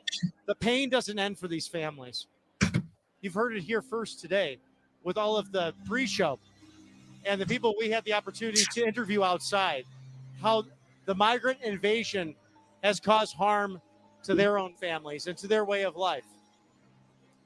America, it's time to make your voice heard. In 25 days, we will peacefully and patriotically liberate this nation from illegal terrorism and bring it back to law and order and peace and justice, strength and liberty. Thanks to the great MAGA movement and President Donald Trump, who is seeking to become the 47th president of the United States. We're honored to have you here. Hey, Stanley, I'm here now. You need to take a break. Network that will bring you unbridled access to everything with President Trump, whether it be rallies, remarks, Turning Points, USA conferences, or even the Moms for Liberty, who hosted President Trump recently as well. We'd like to thank the great companies who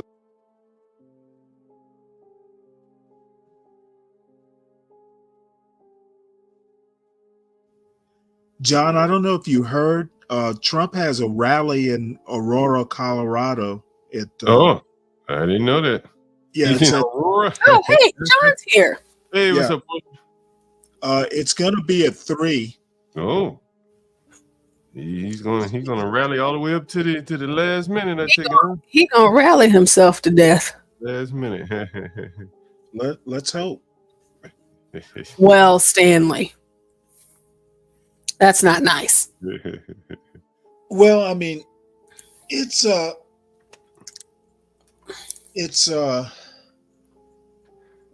I don't know if all these rallies are such a good idea. I don't think he's moving the needle much.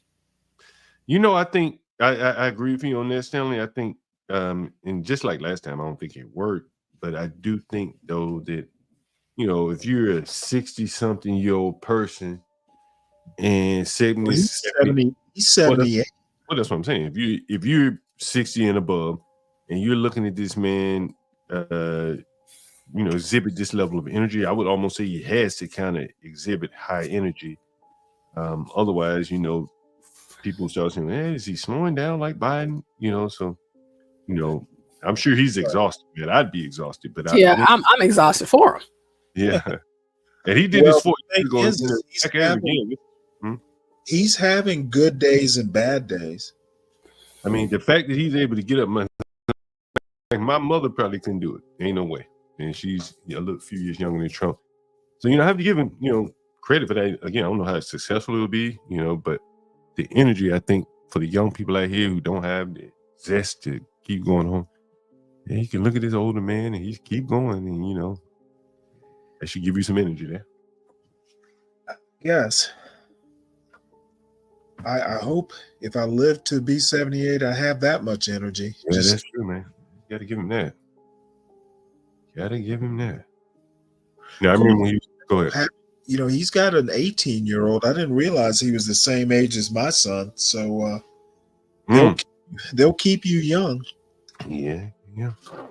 Although I think he probably, you know, I think it's just something different about him, to be honest with you. You know what I mean? Like, yeah. I think it's, you know, there's a light, you know, that shines a little bit brighter in him, a little bit more intense, I think, you know, for him to even want to do this at this age. You know, I don't think most people want to do this at this age. Shine on, you crazy diamond.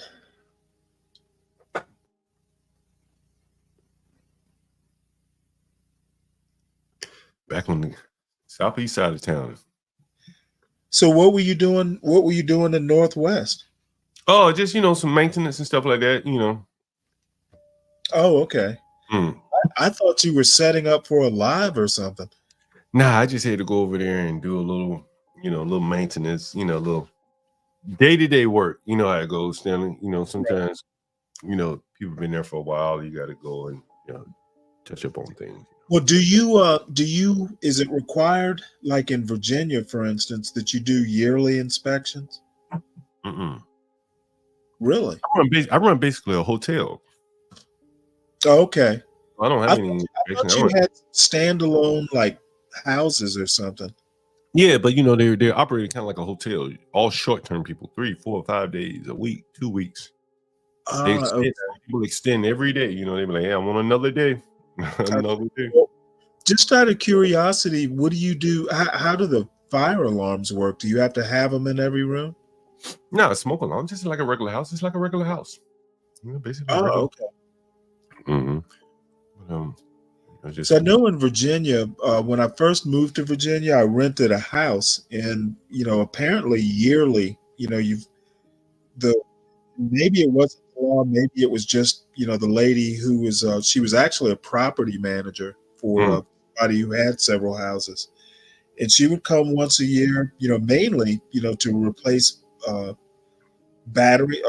fire alarm batteries, and then she'd walk around the house and all that stuff, just to inspecting for damage and stuff. Yeah, you have to do that. Yeah, me, I have to be a little bit more hands-on, because people are in and out on a regular basis, and right, trash behind stuff like that. So you just take care of that. I'm kind of cutting the cleaners out, man. I feel like they charge a lot, but they don't do that great of a job. So I do a lot of it myself these days. Look like Trump got wine there, huh? You what? Trump has a bottle of wine there, huh? A new wine? A new bottle? Okay. Never Surrender 2014 vintage Pinot Noir. Oh, wow. Guess y'all would have been in the barrel for a while. I'm sure somebody probably came to him and said, "Hey, look, you know what? Here's the label. We want to slap him on some bottles from 2014." Well, he has his own vineyard. So oh, that's right, he does. As a matter of fact, is it in Georgia? No, it's in Charlottesville, Virginia. I've been there before. Oh, okay. His vineyard is the only one in the Charlottesville area where you can have dinner with the wine. All the rest of them is like snacks and stuff like that. There may be one other place, but this is one of the few places where you can actually have a full menu of food instead of like a charcuterie board or something like that. Yeah. Donald Trump. I used to live across the road from a vineyard. I think it was called Fox Meadows. And we'd go, my son and I would walk over there because we knew the groundskeeper there. And we just go over there and hang out in the vineyard. Probably not a bad living. I've been getting so many emails, and all the time, but I guess more so now than ever. People are asking me about real estate stuff, and hey, what would you do in this situation? People even suggest I should do like a real estate landlord advice type hour where people will call in. We may try to get that off the ground at some point. What do you think, Stanley? I think that would be right up your alley. I have a good buddy, man. He's in dental sales. Really? Yeah. He's been in this shit for a long time. I may call him and see what he say. I think I'm gonna call him. You ever done pharmaceuticals? I don't think so. I think pharmaceuticals is for the pretty women, Stanley. For the pretty women. Yeah, I know. I told you. I basically got hired by Merck to do pharmaceutical sales. You'll never believe this, and this will actually kind of make you laugh. I wound up going in the Navy instead, but I literally got I think it was in Memphis. I flew up to Memphis from Savannah. Second. Okay.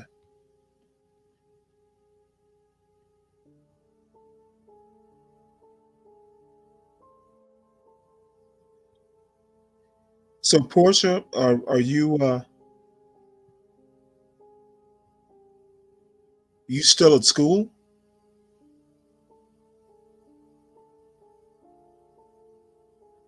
Trump sneakers.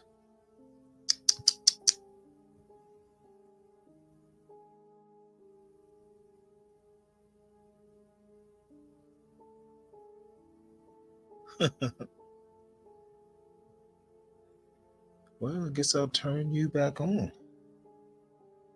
And we have a wealth of knowledge in our correspondence. The nifty Nikki Stanzione. We have MAGA Megan Kohler. Of course, the awesome Christina Loren. We have the bodybuilder and WWE wrestler Mike Fortin. I goof around. He's not actually in the WWE, but I think he could be. I think he could audition for one of those because he just comes on in there and has all of the energy all of the time. Of course, I'll be joined tomorrow with Matt Cain as we go to Coachella, California. President Trump making his western swing of, again, traditionally blue states, but President Trump bringing his message to all 50 states in our beautiful union, committed to making America great again.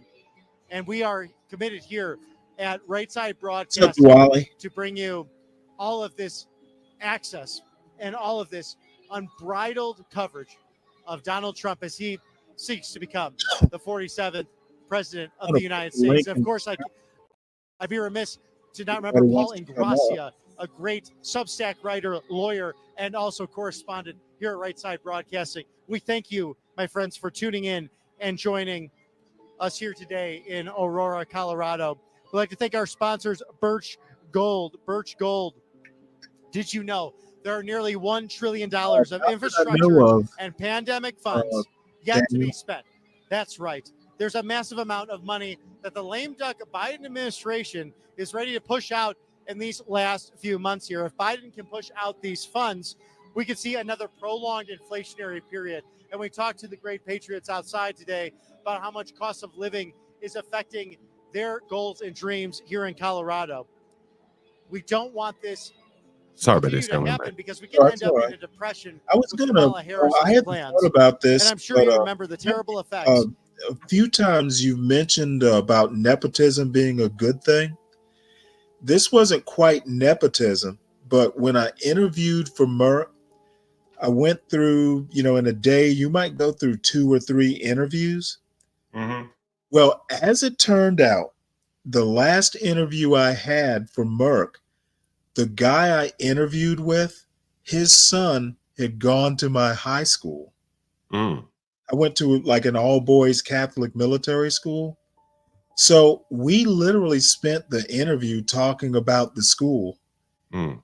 And, I got the job the next day.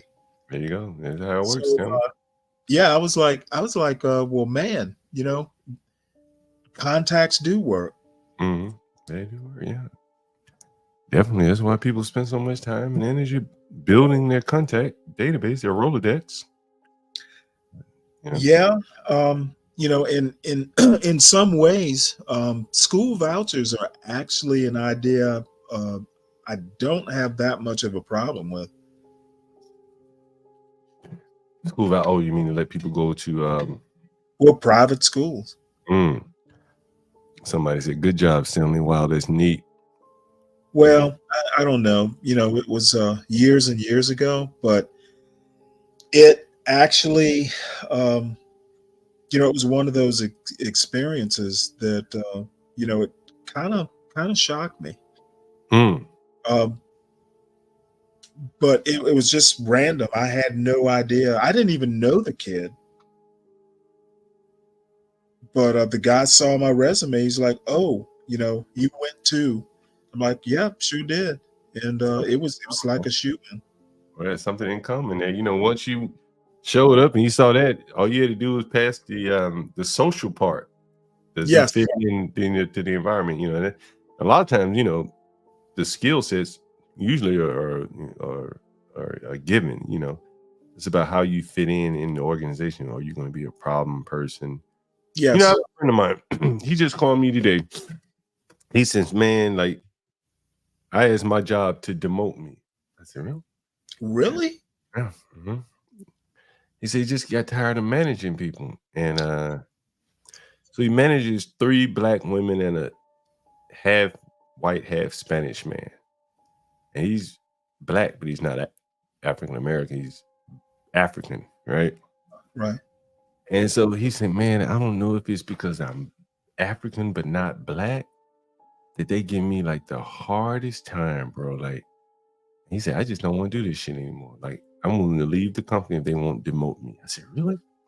He said, "Yeah, it's just very, very difficult managing them. Like, it's like they spite him. He doesn't understand why, and he's like, it's just so difficult to manage him. Does he have an accent? Nah. Damn. Yeah. He says it's very difficult, and he's like, I just can't do it anymore. He says, but isn't that going to be like a kiss of death, though? I think he doesn't really care. He'd go off and do some other stuff. He has some real estate assets, and he has a part-time jobs. I don't think it'll really bother him. But and within that company, I think that they probably are. Oh, Trump is on. They're probably using him. I can put it up, Shanley, if you better run.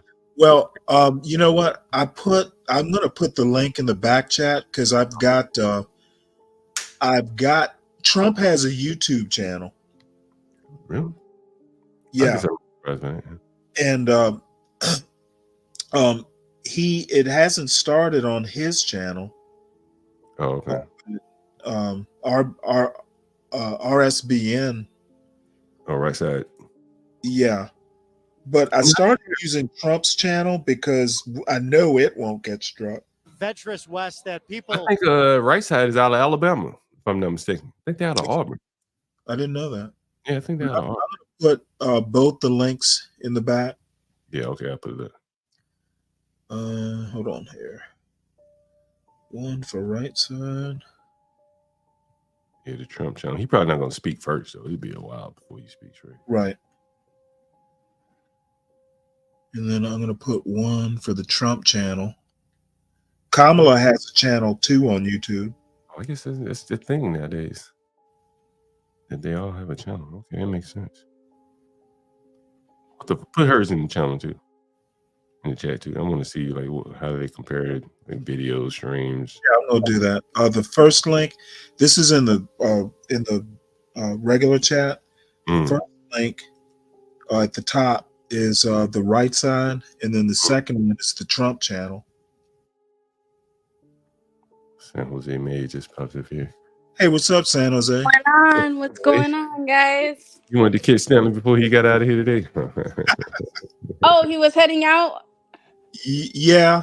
I just popped in. I was hearing you mention something about the Trump channel. What channel is that? Yeah, it's he has a YouTube channel, Donald J. Trump. Oh, okay. He's got 3.5 million subscribers. Quite a bit. Yeah, and then the Kamala Harris has one too. I wonder, do they take donations? Like, are they monetized? That would be easy way for them to accept donations. Hell, I'm sure. They probably on like the 30% YouTube big though. Right. That's a money. commoner thing they gotta probably deal with. Oh, you know what, John? Richard just reminded me of something that another video that I may go over overnight. There is, I read an essay, I think it was, where it's very possible that these YouTube channels get more views than network TV. Oh yeah, for sure. So all these candidates. Oh yeah. Yeah, all these candidates are like Trump going to Andrew Schultz, more viewers than he would get on the network. Trump's been on. I can't remember there's a comedian. There was another comedian that Trump went on, but Kamala and Howard Stern. I actually think. These candidates. Yeah, I don't know how big Stern is today. I know he has a big audience. He's so big. Yeah. That's probably bigger than any news. And I think that they're probably a better interview. Like, if you agree with Stern, the interview that you would do on Stern, as long as he stays within the boundaries of respectability, will probably move the needle more than going on 60 Minutes. I don't think Kamala was helped by going on 60 Minutes. I think 60 Minutes, I think it's still kind of the gold standard. It's the most high. It gets more viewers than any other news show. But it's all relative, I think. Yeah, that's true. It may have gotten the most 30 years ago, but the numbers are down now. Yeah, I'd imagine it's probably a much older demographic that watches 60 Minutes. Yeah. Yeah, I used to watch it growing up, so it's been around a long time. Oh yeah. Yep. I remember seeing that back in the days too. Classic. CNN. Oh, I'm old enough. Are you old enough to remember Andy Rooney? Yeah. I used to like Andy Rooney. I did too. As a matter of fact, years ago, I guess I was in high school, I actually read a couple of his books. Do you remember the McLaughlin group? Oh, absolutely. Oh, I grew up on the McLaughlin group. You remember Pat Buchanan used to be on there. Now he's like, he's dead. Is Pat dead now? No, he's still alive. You know, he's persona non grata now. Probably has been for the last 20 years of his life or so. Right? Not surprising. He was a little bit out there. But did you know John McLaughlin was a priest? I didn't know that. No. Yeah. He quit the priesthood. I didn't know that. I love Pat Buchanan though, man. Like I used to think he was great. I used to like his writings and everything. Yeah. I never watched him running for president, so I don't know what his politics was like. But well, you know what? He was basically, and this is a very loose comparison, but he probably would be kind of like an imperious. He was border language culture. He was kind of Michael Savage-ish. You know, he was all about the borders. Yeah. Well, maybe not as much about the borders, but he was all, Buchanan was Catholic. He was pretty right-wing Catholic. He grew up in Washington, D.C., went to school at I want to say the same school as Al Gore. Right there on North Capitol Street, Gonzaga, I think. And really? Grew up in D.C., yeah. I'm pretty sure he did, yeah. It wasn't like St. Albans somewhere? I'll look it up. I could have sworn he went to Gonzaga, because Gonzaga is right there on North Capitol Street. He might have. But, St. Albans wouldn't surprise me either. I gotta check out DC sometime. That's definitely on the bucket list. It's a beautiful city. It's a beautiful city. I bet. One of my friends from Georgia growing up, she's in politics and she's over there. I might have to hit her up one of these days. Like, yo. She can show you the administrative state that Stanley doesn't think exists. Oh, no, I know the administrative state exists. That's what I think is the deep state, honestly, in my opinion. I was up in Northwest today, man. DC is so different, bro. Like, this is like one income household government worker, but they're rich. The family has a lot of money. And they had the Hispanic gardener out in the yard, the Hispanic nanny in the house, and he's probably working on the computer. Remember I told you he does like social media shit for the government, right? Right. And it's like he could do his own garden work. I mean, the yard ain't but 12 by 12. Whatever it is, it's really real narrow, right? But it's DC, man. Nobody works with their hands here. It's like different classes of people. You know what I mean? Right. You know what I mean? Dude won't even cut a little small patch of grass of his own yard. Got the Hispanic man out there doing it. Well, in Atlanta, Ain't that a shame? There's a company in Atlanta over by Emory that rents goats. To cut the grass. Just like rent a goat or two to keep the lawn manicured. That's incredibly lazy right there. What's up, HB? Man, I'm having a day today, man. I gotta install the washer and dryer. They told me I didn't pass the inspection because I gotta get my car registered. I didn't pass the inspection because my tints are too dark.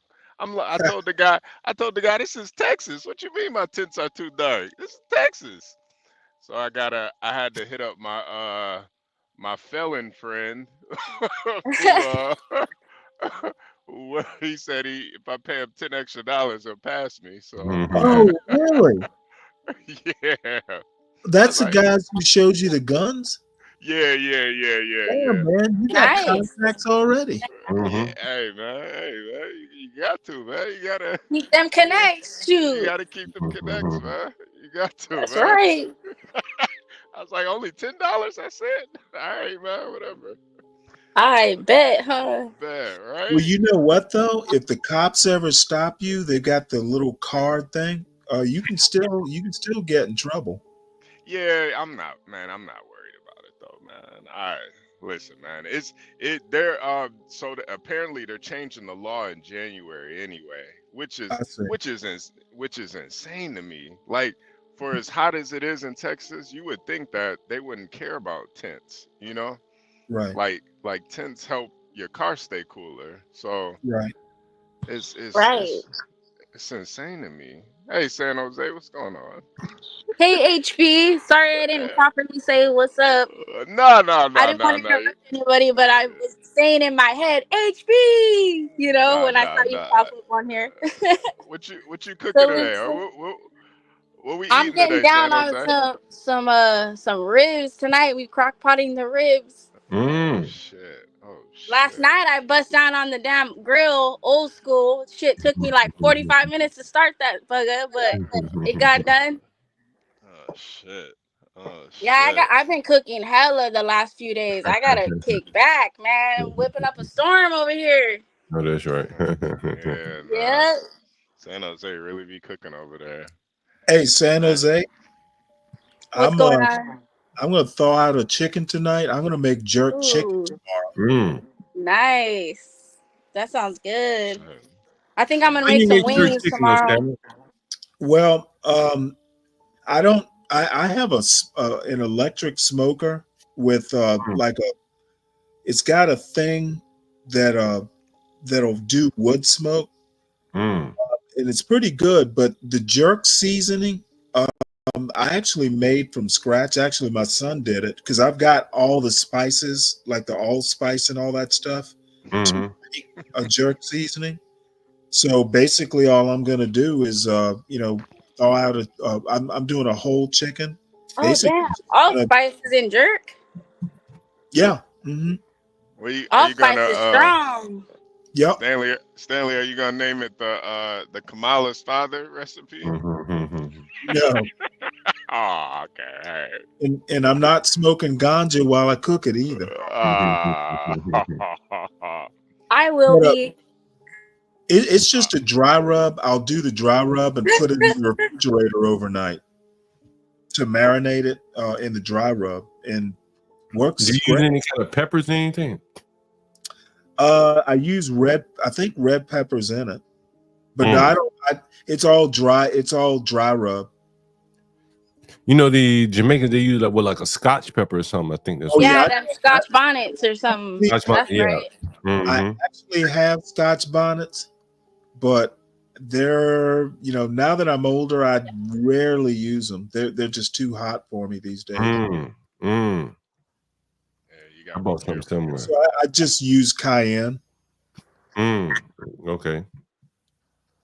Scotch bonnets. I got to give me some of that. Now Scotch bonnets are nice. They got a real fruity smell, but they will tear you up. Yeah, they're hot. You're not careful. Yeah, they're hot. Man, John, did you get to see any of that Obama speech? You know, I saw bits and pieces of it. You know what I mean? What did you think about it? He was kind of in his bag, man. Obviously I don't agree with his politics, but you kind of forgot how talented he was. It's like he's in a class of his own as far as speaking compared to what we have now.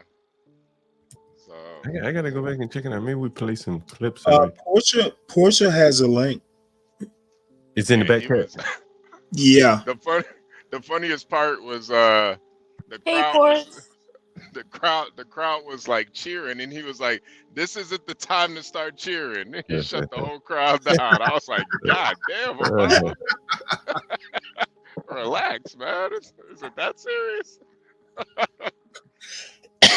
You think this is the most impactful election in your lifetime? No. It feels like You don't it. think so? Okay. What about you, San Jose? Shoot, to me, damn near, because it's the gender wars vibe. So I think it is. That's I'm like, interesting. wait, You Gary, think gender- I don't know how I feel about a woman, being in charge of America. Why you say that? You're a woman yourself. What are you concerned about? Just because the characteristics and qualities of a woman in a leadership role sometimes is not fit for every woman. You know what I'm saying? So it's a tough gig, in my opinion. So I don't know. I'm hoping for, I don't want to be, how do I put this? I want to give hope to all kids, if they want to be president of the U.S. one day and they think it's possible to make it happen, who are we to tell them no? So in that sense, I can appreciate that is a candidate, but at the same time, with the way the world's turning, I'm not sure if that's for the betterment of us all, really. Well, I have 2 or 3 thoughts. Number one, for instance, in the Navy, women and men in command of, say, a ship or something like that, it's really more mental than anything. There's no not a lot of physical stamina. Well, you need physical stamina, but not like Navy SEAL type of stamina to command a ship. Women can command ships just as well as men can. I personally think probably the same thing, but on a way bigger scale.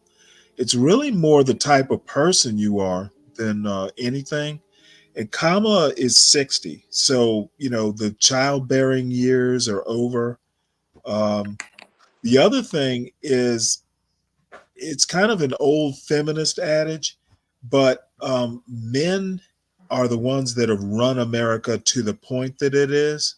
So, it's not like men have been doing a stellar job up to now. We have just as many wars, crime, et cetera, et cetera, et cetera. You haven't convinced me that men are doing a stellar job. So why not? At least give it a shot. I don't know. I don't think comparing a tugboat to the commander in chief is the best thing to do. But I make the argument that. What do you mean a tugboat? It was a joke, Stanley. My bad. Was it? Yeah, it was pretty bad, but yeah. In this little ignorant TV, whoever the hell this is, why don't you come up here, buddy? I got you, buddy. We can talk about it. Got you, buddy. I think. Has anyone heard from Virgo? I'm sorry. Pardon. I think she's okay. I'm pretty sure she's okay. Okay, right on. If you're out there, tap in with us sometime to let us know you're good and everything's a-okay. I think she came Health up as well. Did she come up overnight? I don't think she did We come. all see each other so much, yeah. So yeah, she survived though. She survived. She probably still should have got up out of there, but I guess she thugged it out. Well, she dodged the bullet. Yeah. You gotta thug it out. Her mango tree is still. Character. There will be mangoes for us all next year. Yeah, I like the sound of that. If you're enjoying this 24-hour stream, hit the like, guys. Stan, did you say to anybody to hit the like out there during the time you were holding down the fort? You know what? I need you to do that for me. See, men I pop up, you'll think of it. Men aren't that good at commanders. We need women. We need women like you for president. Oh, no way. I'm like, no way. Yo, San Jose as president would be crazy. Oh, man. I'm strict as hell. I run a tight ship, so I ain't messing around, man. So I don't know. Very strict. That State of the Union speech would be, that'd be interesting, man. Can't imagine what like how that video Universal shared on his story. It was like me as a coach, and then I put me as a parent and a coach, and it was like the guy dancing around with the kids, and then it turns into that courtroom scene, and he's like, God damn it, if you guys think I'm playing with you, I'm not, or some shit. You guys know what I'm talking about? It's popping in my mind right now. Yeah. San Jose, do you think you could trust Kamala more if she was a mother like you? Possibly, but not all mothers are, fit to be mothers. So yeah, maybe she knew she wasn't fit to be a mother. It's a tough gig. I'm telling you. It is. You got 2 boys too. That's gotta be really tough. No, I have one each.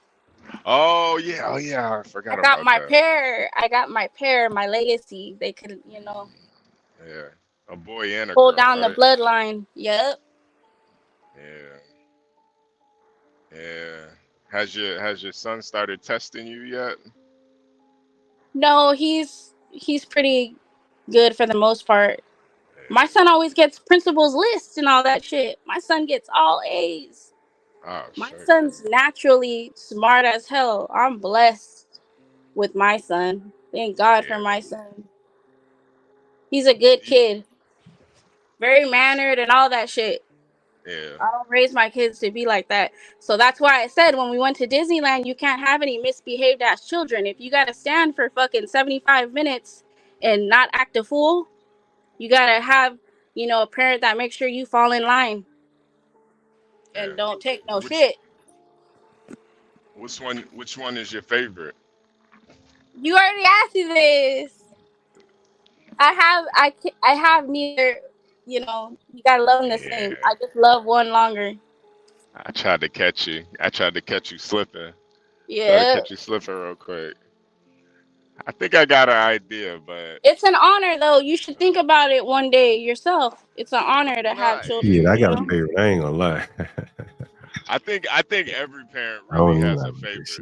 Yeah, I think every parent has a favorite if you got multiple kids. But moms are a little bit.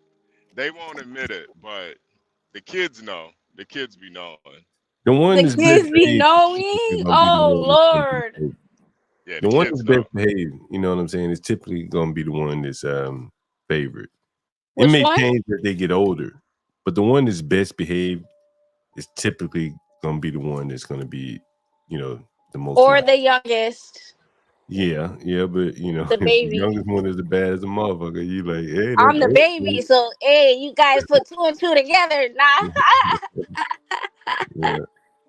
I think it's natural for when the child behaves, what I'm saying, it's easier to shower gifts and things like that on them, versus you having to hold back on the one that's not behaving the same. That's interesting perspective. Yeah. They don't all act the same. They all individual. You know what I mean? Joe Cool said he's at the Trump rally. Okay, all right. Put the camera on, bro. Come up on the screen, up on the stream, and put the camera on. Oh, shoot, right on. Anti-Trump people, some Trump people. We put the link in the chat for Joe. Where is he at today? I guess he's at the rally. Where's the rally? Joe Cool keeps up with him more than I do. I think it's in I think it's Colorado. I'm not Yeah, 100% sure though. Aurora. Okay. Interesting. Yeah. Yeah. You know, Yeah. did you guys know that Trump is going to go to Manhattan at Madison Square Garden? Wow. Wow. Oh man. Wow. Yo, When is he supposed to? He's going into the belly of the beast. 70 years, probably almost 100 years ago. They had a the Nazi belly of the beast, man.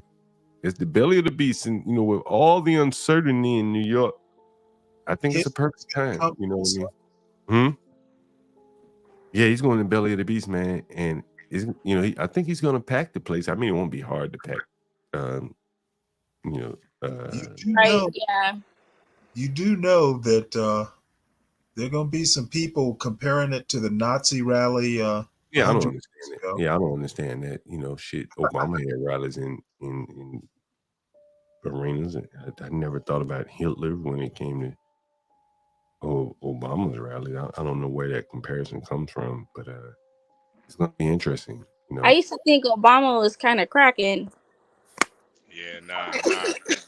Back then, I was a freshman in college, hella funny when all that went down. Yeah, no, watching him today, it kind of reminded me, like, Obama was kind of lit back in the day. And now that he's not the president, he was kind of talking crazy about Trump. He was talking crazy. Oh, there we go. Oh, really? I thought he was funny as hell. Yeah, no, he was, but it was like, he still did put his foot in his mouth. Nah. I know better now. No, come on, no. I know better now. You don't take Obama serious now, but you can't take away his talent, though. The man is a talented speaker, So it's going to be October 27th. It's next week. We got the next one. It's pretty big. Yeah, week after next, whenever he's going to be in Madison Square Garden. 7 days. That's going to be the week after that. Yo, that's going to be huge, man. Like, in a lot of ways, that could go wrong in a myriad of ways, It could be a hell of a rally, and we got Joe Cool up here. Joe Cool at the rally, and it's car. Yeah, Joe Cool, we thought you were at the rally.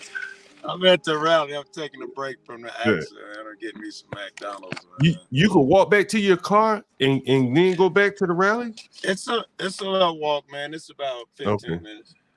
Okay, gotcha. Okay. Are you actually going to be able to get inside? Because you're... Oh, God, no. The line to get in the resort there's no way. is about a half a mile long, and then it continues in the resort. Wait a minute, he's speaking of the resort? Yeah, he's speaking in a resort. It's massive. I got pictures. I don't know how to send them to you. I can send you some. And where is this? Aurora, Colorado. That's right, Joe. You're in okay. Colorado, I right? got some family going from to Colorado. Yeah, what part? Well, I guess you did. Don't dox them if it's you don't want. Nah, I don't even know, honestly. But my maternal grandmother. They got some good weed out there too. Tell me about Bet. Right now. Aspen or what? Hold on for a minute, Joe. We got a call coming in. Hello?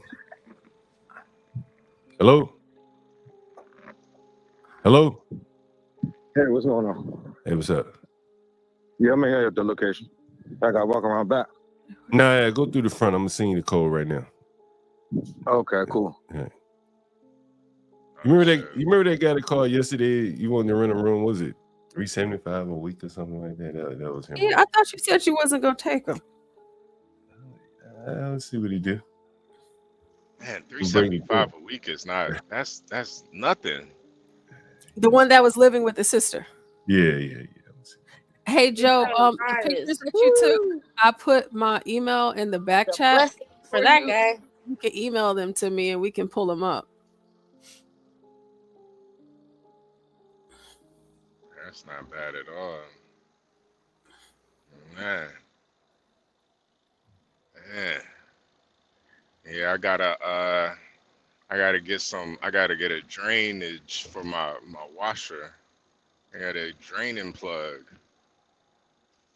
Hey, how y'all gonna I'm not even gonna hook it up. I gotta hook it up.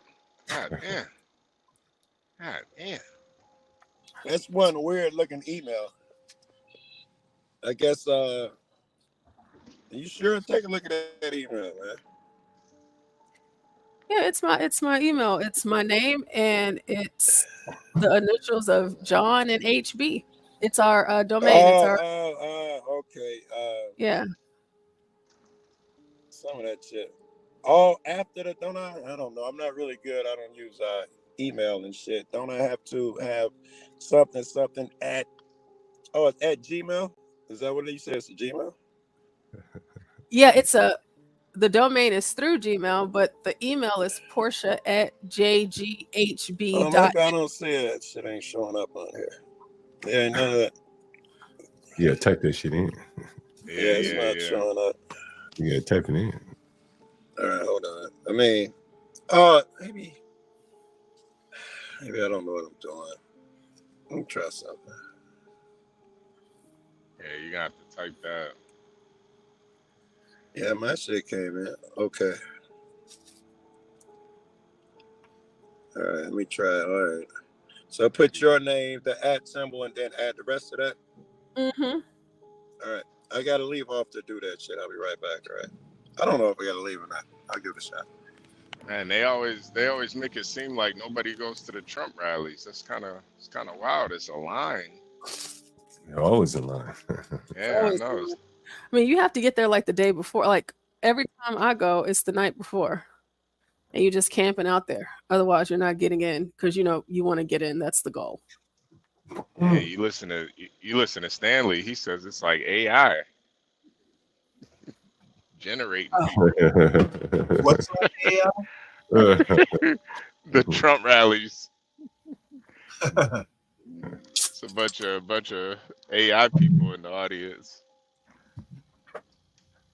Yeah, that Obama, man. He's such a slickster, man. Can't trust that man. No, I think half the audience is going to be Venezuelans. Come on, Stanley. Come on. You know, HB, it's a damn shame you've been in Texas this long. I still ain't seen you, brother. Damn. I know, man. Listen, Damn, Flex, dude. man. I'm not gonna lie. This whole time has been, bro. I've been so. Man, I'm messing with you, man. I've been busy. No. It's been like more work since Yeah. I've been here than I damn near wish I would have just stayed in Chicago. I just been running around doing all this bullshit. And what broke my heart, hey, there's man, no HB. Did the reality hit? Ain't no public transportation out here, brother. I know, right? Man, Not hitting no train. No.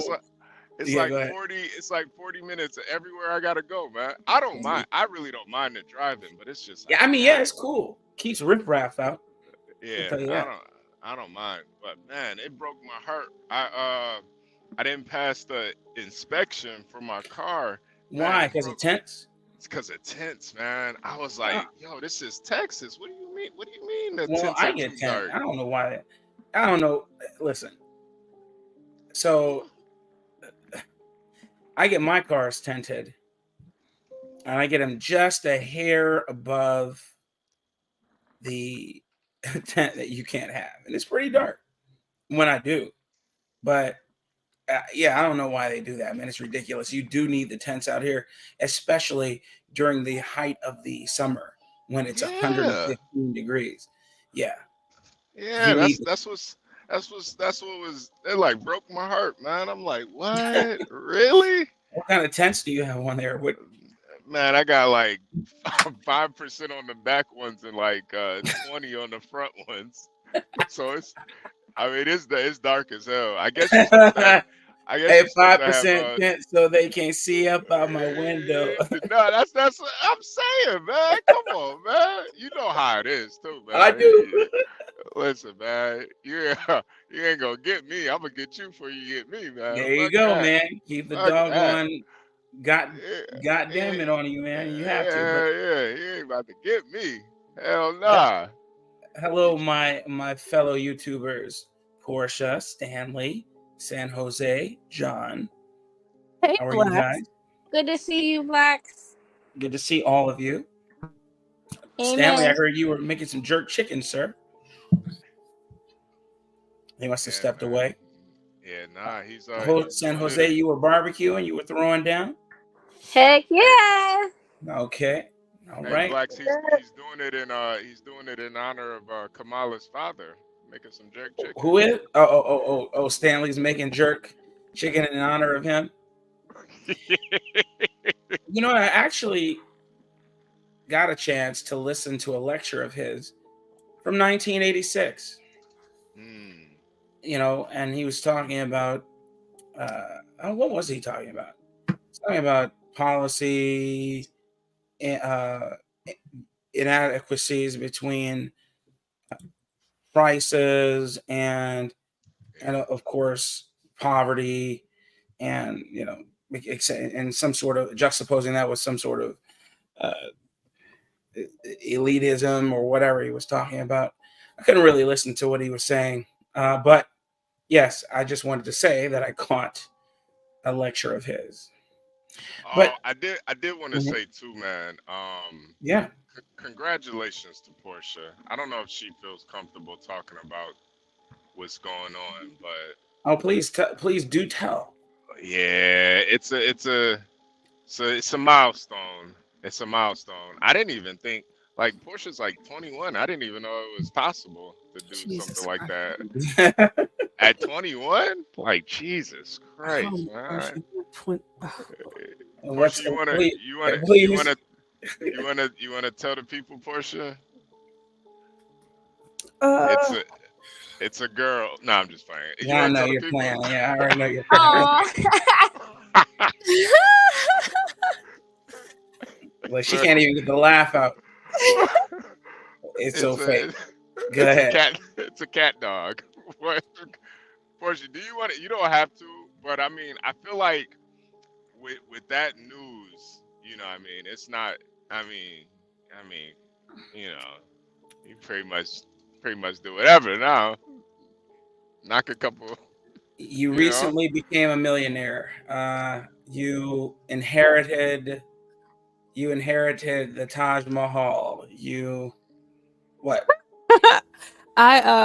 Today they made the announcement during collab day that I made tenure, so I'm now officially a tenured. Congratulations, that is huge. Yeah, I'm now a tenured teacher. They just fire you now, baby. Hell yeah. Wow. Yeah, I was trying not to get all emotional, and I was texting and I'm like, nice seniority. That's right. How long did that take you? It only took, like 5 years. At my That's current, a long time. but Not really, but when you're working every day of it, it's a long time. It seems like, because I never thought it would happen, and me being number one in the network, number one in the state, I have the highest test scores and all, like, so many feats, my curriculum that I've created, like so much stuff that I've done for the network. Criteria. All of these things. So the dissertations, your presentations, your curriculum planning, if it passes through our network program and it's able to be implemented throughout the network. So my curriculum is actually implemented throughout the network. And big dog. Yeah. So it's a lot, it's a lot. It's a lot that I do, for math and work and stuff. But I was actually shocked because they just told me to come to the stage and I'm like, okay, so we cold calling. I'm grown. Why didn't y'all call somebody else? And they called me up and sehr good. Very good. They made the announcement and they went over all of my accolades and the things that I've done, and they did the whole congratulations, you've made tenure. And I'm like, wow. What? I'm tenured. Oh, tenured. Is that first of all, is it a pay bump? Oh, yes, it is. Yes, it is. Amazing. Cool. Don't tell us what it is. And second of all, does that mean that when the principal's away, you could potentially be interim principal? That's just a random question I wanted to know. Yes, actually, yes. So stepping into that leadership role, especially at my network, it's very difficult to get tenure. So the fact that I did, like, I'm kind of reeling in it still. Like, it's still like a big shock to me. It is. I mean, from the CEO, I mean, like everybody was there. I was like, oh shoot, like this. You know what I'm saying? It was pretty. You know what that means, right? That means you're a hot commodity. Yeah, you can move to DC and get paid like $500,000. I was about to say, man, it means That's like you can name your price, because first of all, everywhere is always looking for teachers. Not to say you always want to be one, but I'm just saying everybody's always looking for teachers. But then if you are a hot new tenured teacher on the market, boy, you're gonna have to pay me my weight, boy. Pay me. Yeah. That's whenever I go into my account and I saw the letter, because that's whenever it actually felt real. Like after the whole little celebration and everything, and I get back to my laptop and I see the letter, that's whenever it like really hit me. I'm like, oh my gosh, this is for real. Yeah, you did the work, Portia. Just congratulations to you. I don't have like streamers or anything I can pop for you. But I will make a request. I'd like to request, in honor of Portia's tenure, my favorite song, HB. You know the one. Are we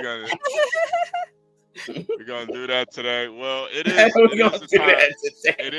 is a time for celebrations. It in is. honor of Portia's tenure. Make sure you guys hit the like button, subscribe if you're new here, and please help support Portia. $ Portia J. It's scrolling at the bottom. We got Put It On Me by Angel featuring Mr. John Galt. Here we go, y'all. Can't argue with the numbers. The numbers are the numbers. Drake knows the business. It's all about the singles. Damn, what happened? Now you got me like in my Ja Rule kind of mode, John Go. Like, just talk about like rap music.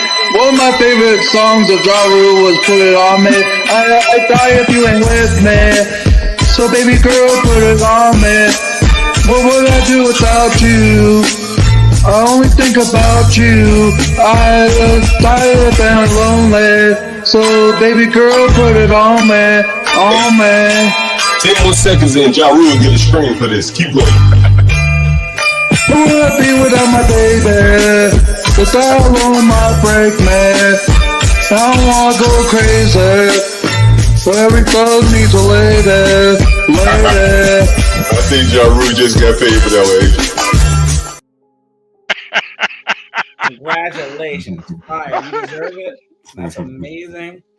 And I know it doesn't feel real, but I'll tell you, when them $ start really hitting your bank account, it's gonna feel real.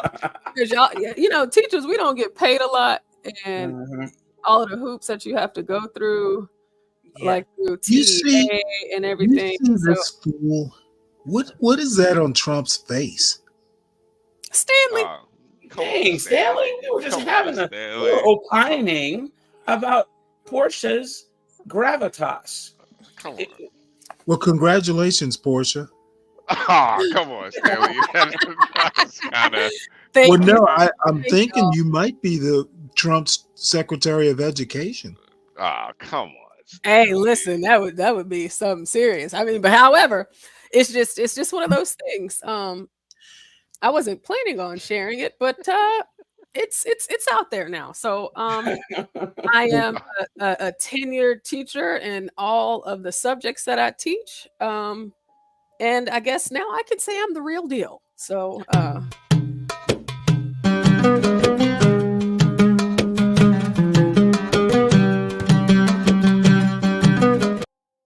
you know, that's amazing how well that song synced to that dance, because he wasn't even dancing to that when he did that dance. You remember? That's insane. Yeah. Well, when you do become Secretary of Education, Portia, remember the little folks, and this little folk is going to ask you to rub your finger across his face and see if that comes off. Oh, come on. Probably will. But when you do become Secretary of Education, remember the little folks, and remember we said to abolish the Department of Education. Absolutely, yeah. Thanks. You can't do planned obsolescence, though.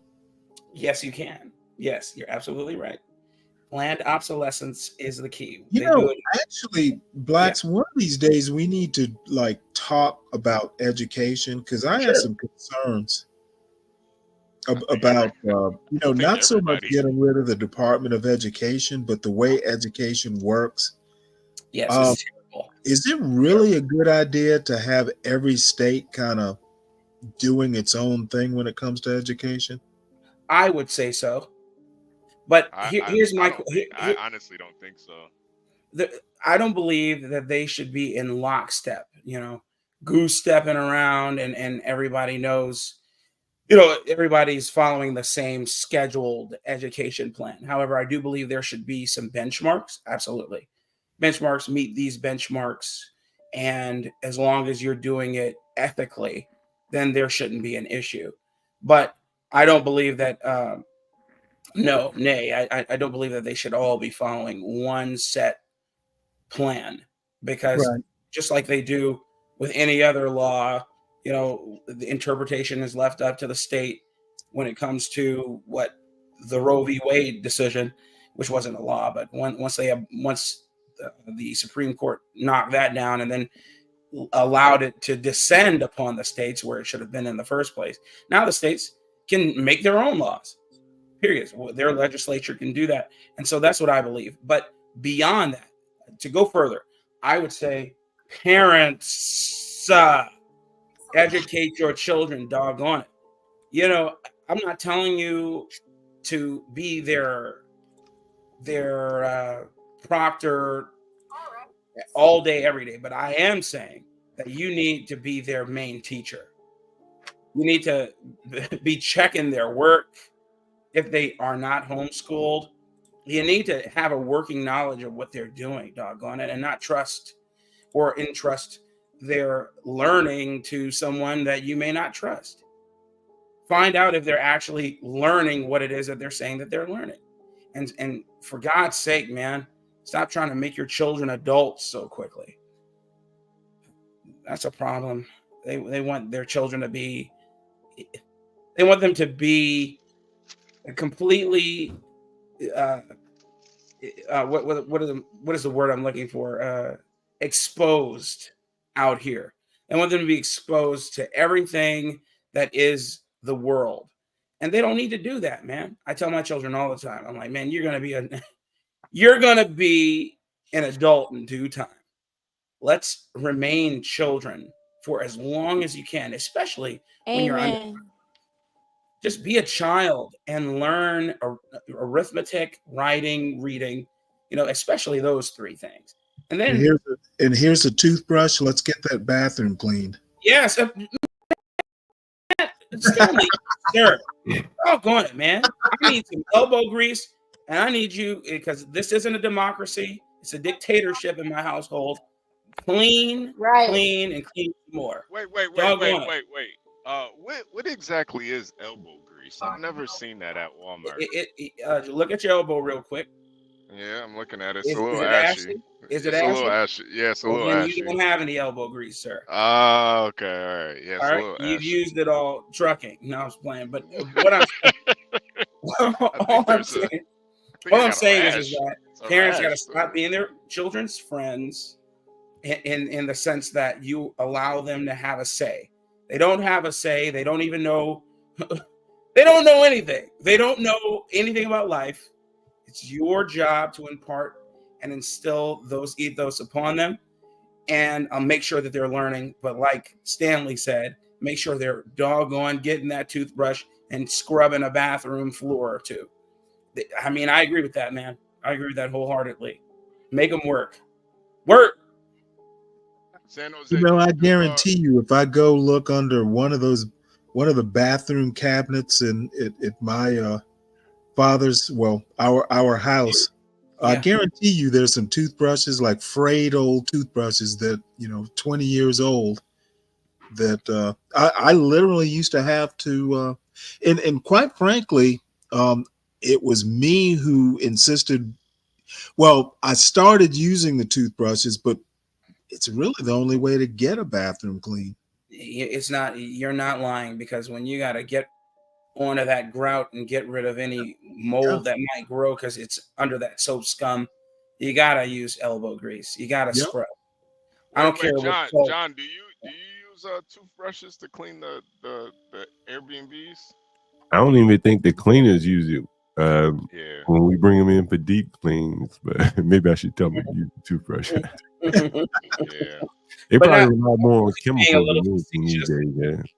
Of course, he's being a little facetious, but yes, I agree with the general Well, sentiment. no, I'm actually not being facetious. I literally used to use toothbrushes. Hey John, you know I got because of your tip about cleaning stuff, I got some of that 99% vinegar. Oh, that's all you need. Yeah. That's all you need. Yeah, I ain't gonna lie, I mixed it in with a little bit of water, man. That shit knock you out, bro. Yeah, I didn't know it was so strong. I was like, God damn. Yeah, you can get it from Walmart, man, and it'll kill you. Yeah. Well, it Yeah. won't kill you, but it'll. Yeah. No, that shit will knock you out. Yeah. Yeah, he's wait, right. Wait, John, you ever use that chlorine stuff too to get like the smells out? You ever use that stuff? Get smells out. Yeah, that like that ClO2, like this new place I moved in, it had kind of like a old people smell to it. And then they lead it. Get If you got a real serious smell, get some get an ozone machine. I mean, you have to be careful with them shits though. What you have to do is you turn it on. Okay. You make sure you don't have any living beings in it. Okay. And you leave the house you set it for about an hour and a half. Okay. After that, you give it an hour, you come back, it'll be, the fumes will have dissipated enough for you to come in and open doors and allow the other fumes to dissipate. And it will knock out any smell that you have. They do that to old cars, man. How do you think these doggone dealerships flip cars and they don't smell like anything? You did all the scrubbing. You're like, man, I can't get that smell out. But then you give it to a dealership, the smell is gone. I use this stuff called chlorine dioxide, and I know what you're talking about. Yeah, that shit, man. It turned into like this yellow gas. I had to get the hell up out of there. I felt like I was in like World War II or something, man. Well, I mean, it is chlorine gas. It is chlorine gas. I'm gonna put a link in the chat. This is what we use. Like this shit get rid of cat piss smell. That's crazy. I got that's the strongest piss smell. That's the strongest smell, hardest smell you can get rid of right there. He's not even lying. You're not lying. Absolutely. We use that shit to get rid of cat piss smell. I put it in the back chat too. But if you but just go on Amazon, buy a little ozone machine. Just make sure you're not in the house when you use it. No. I got it all the way out. It smells like an aquarium in there now, man. It smells like smell like a whole pool in there, man. Smell clean as shit. Like, God damn. Oh yeah, Ecolab. I know this stuff. That's what the hotels use. That shit Yeah. ain't go out. Cigarette smoke, piss, cat piss. He said piss. Your descriptor words are hilarious. But John, keep it real, man. He does. Piss. Like how you get piss in the Airbnb, man? What the hell? Don't ask, man. Damn, what do they use? Ecolab. Never heard of it. Damn. I was in a hotel and I said, "What do y'all use?" And they said, "We use Ecolab." I said, "Okay, it's got to work." Ecolab actually is my homie's works for Ecolab. He is an exterminator for them, and so he comes over. He gives me all their stuff. There's this spray called Finito, and all you got to do is wait for the fly in your house, 1 or 2 flies that are harassing you in your house, to land, and then you just shoot them with the Finito, and it bogs down their wings. They can't fly. You can pick them up, squish them, and then he has this other stuff called It's called PT Alpine, and I kid you not, I had a garbage can that I knew I needed to wash. He said, "Man, you don't have to wash this thing. I'll give you this stuff." spray it everywhere outside of your garbage can and inside of your garbage can, and watch as the flies disappear. I did that. An hour later, the flies are gone and they haven't been back because it's fly bait. They eat it. It's the best stuff, man. Finito you can use in your house because it's non-toxic. You said the other shit, Alpine, that shit non-toxic too? PT Alpine you can use. It's not non-toxic. However, it is not. You can use it around animals and children, and it's not like aerosol spray, meaning like pressurized where it's a bug killer on contact. They have to ingest it. The bugs have to get on it, ingest it, and then I'm looking at this shit right now, man. I be needing all the tips and tricks. Yeah, PT Alpine. And then there's another one he gave me, the one that is spray on contact. It's in a white and orange bottle. It's from Ecolab too. I can't remember the name of it. That shit will kill anything. It'll kill any bug. Ecolab got some good shit, man. Yeah, Ecolab, man. Ecolab is the best. They got some good shit. I will give Anything them with bifenthrin in it. If you go on Amazon and you look for bug killer, because that's all it is. You go to on Amazon and you find something with bifenthrin in it, at least 40% or something like that. I can't remember the percentage, but if it says bifenthrin, you can mix it with water and spray it all outside of your houses, inside of your houses, and it will kill everything, cockroaches to ants. Everything will. They just got to walk over it. You don't even have to spray a lot of it. It's like 1 part bifenthrin, 2 parts water, something like that. Yeah, there are very few things you can get rid of cat piss smell, and that did it right there. I'm gonna try that. I don't have any cat, but yeah, if you got a cat. I mean, any smell, cigarette smell. I don't smoke cigarette. You know, I mean, like I have, guests that come in smoking cigarettes and shit. Weed. I do have sour milk smell in my car from my little girl spilling milk. Yeah. So yeah, if that works. Like $150 though. That's the only bad part. I don't think you need a small bottle. You may not need it because you have to constantly dilute that shit. You know what I mean? It was $150. You said? Yeah, it was $150. I'm gonna call him. Look, if I need stuff, man, I'll get it to you too. Hell yeah! Tell him to give me as much of that shit. He always gives it to me. So if he gives me a couple, man, I'll just send it to you, and I'll ask him if he can get that Ecolab bioenzyme stuff. Enzymatic bio, what is this? Yeah, bioenzymatic odor eliminated. Yeah, I think it breaks it down chemical. Yeah, probably at the molecular level. I'm gonna call him and I'm gonna ask him. Cool. Even they're like the air freshener. This shit's expensive, man. Like $20 a bottle for air freshener. Yeah, it is, bro. It's really good shit. Yeah.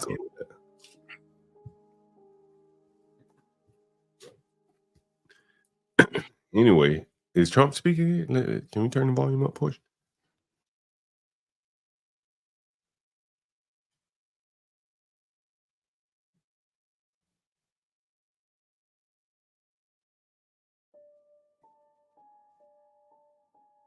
Portia, can we get the volume?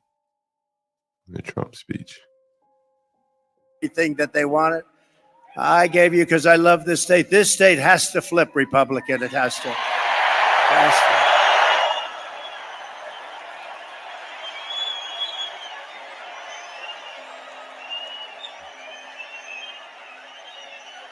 Let's do it. That's why I'm here. Let's do it. I'm not here for my health. That's why I'm here. Think of where I could be, though. I could take our beautiful first lady. I could be on the beautiful beaches all over the world. I could be in Monte Carlo. I could be all over the world, the best properties in the world. I have the best properties. And where am I? I'm right now in Aurora. And that's where I want to be because we're going to solve this problem. We're going to solve this problem, right? If you said, where would you rather be, on the most beautiful beaches in the world or with you? Trying to figure out what the hell happened to Aurora because you have a very different place than you had just a few months ago, right? We're going to take care of it. But Polis, he's a coward. He's a fraud. He's pathetically trying to deny. He's pathetic. He doesn't see. They don't want to see. You know what? They don't want to. They want to stay with Washington because otherwise they'll get indicted. They'll find they did something wrong. They'll get indicted if they don't. So he's afraid. They're all afraid. They're all cowards. So this guy doesn't see what you see. He doesn't see people bursting into buildings with AK-47s, military-style weapons, sometimes better than our own military. You have to ask, they're illegal migrants. They come from poor areas. Where the hell do they get these guns, the best guns? Where do they get them? Where do they get them? Who gives them better guns than our military has? Who is giving them the guns? But she's committed crimes against your state. She has committed crimes by allowing these criminals in, and many of these people are murderers. Let's take a look at a couple of little quick notes that I put up. You know, we're giving you the expensive treatment because of the fact we want to win the state so badly. So we gave you a couple of videos today. Play them, please. Was it a mistake to loosen the immigration policies? Do you regret terminating it, given that migration has increased in the wake of that? The entire world is showing up here at our doorstep. They're crossing illegally, and they are expecting to get released here into the United States. A group of men walking up a stairwell at the Edge at Lowry apartment complex in Aurora. All of them appear to be carrying rifles and handguns, and the video shot earlier this month. One of the men can be seen talking on a cell phone. They all then gather around a door and go in. Another video clip shows men forcing a door open. This is a picture of gang members breaking into a vacant apartment so they could move a Venezuelan family in and then collect rent. This is our business plan, one gang member told a housekeeper. If he, the property manager, doesn't like it, we'll fill him with bullets. Police in the region say a Venezuelan gang known as Tren de Aragua has victimized thousands through extortion, drug and human trafficking, kidnapping, and murder. Alvaro Bosa, a former Venezuelan police officer now living in Florida, says he fled his country in large part because the gang had become so powerful they could kill law enforcement like him with impunity. Bosa says a fellow police officer who refused to cooperate with the gang was shot 50 times. Now, U.S. law enforcement, including Customs and Border Protection and the FBI, say the gang has made their way into the country. Members have been tied to hundreds of crimes, from assaulting NYPD officers and a murder in Miami to shooting two different NYPD cops who were trying to arrest one of its members in June. We hear from the mother of Jocelyn Nungary, the 12-year-old allegedly assaulted and killed in June by two illegal migrants. New court documents revealed they were a part of a Venezuelan gang. Tren de Aragua has given their members the green light to attack and kill police officers in Denver. We went out to some of Chicago's most violent neighborhoods to meet with current and former gang members who tell us that TDA first showed up when the city opened up migrant shelters in these areas, and that now the Venezuelans are trying to move in. The city nonprofits have lined up to help the migrants that have come here, but nobody is helping the American citizens, the residents that are trapped. They told us that they really couldn't do anything unless something happened. It is not by any means an isolated occurrence, unfortunately. I called 911, no help comes from me. No help. We were on our own and we were left to die.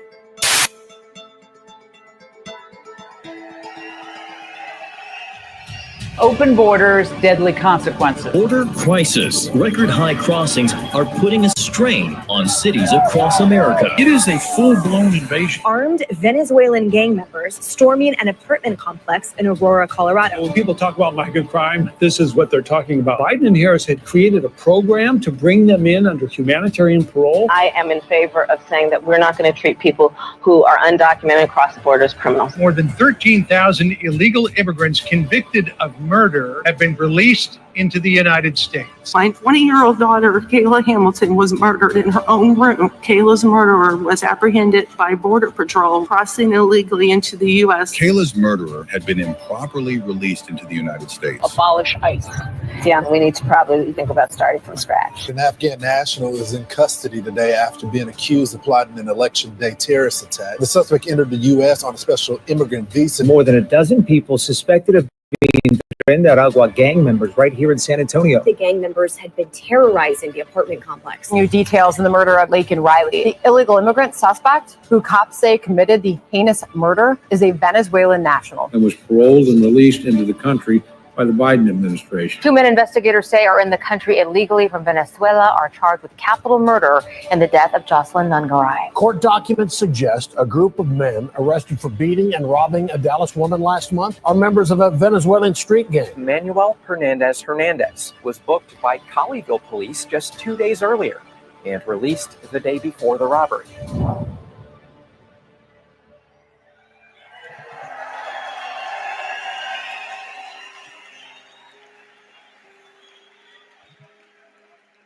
Four years ago, it would be unthinkable that you'd be watching something like that. Again, we had, think of it, the safest border in the history of our country. We never had a border so safe. All they had to do is leave it. Joe could have gone to the beach. He thinks he looks good in a bathing suit. And all he had to do is leave the guys that we had. They were great, great people, and we ran it tough. Remain in Mexico, little things like remain in Mexico. I want to say we want to have people come into our country, but they have to come in legally. We don't want them.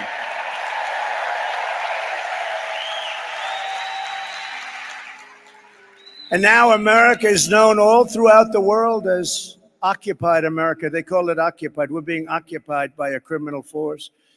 And we're an occupied state that refuses to let our great law enforcement professionals do the job that they so dearly want to do. You know, they want to do the job so badly, but they're threatened constantly. You're going to lose your pension. They don't want to do it. What is this ideology? It's so sick. But to everyone here in Colorado and all across our nation, I make this pledge and vow to you, November 5th, 2024, will be Liberation Day in America. It will be Liberation Day.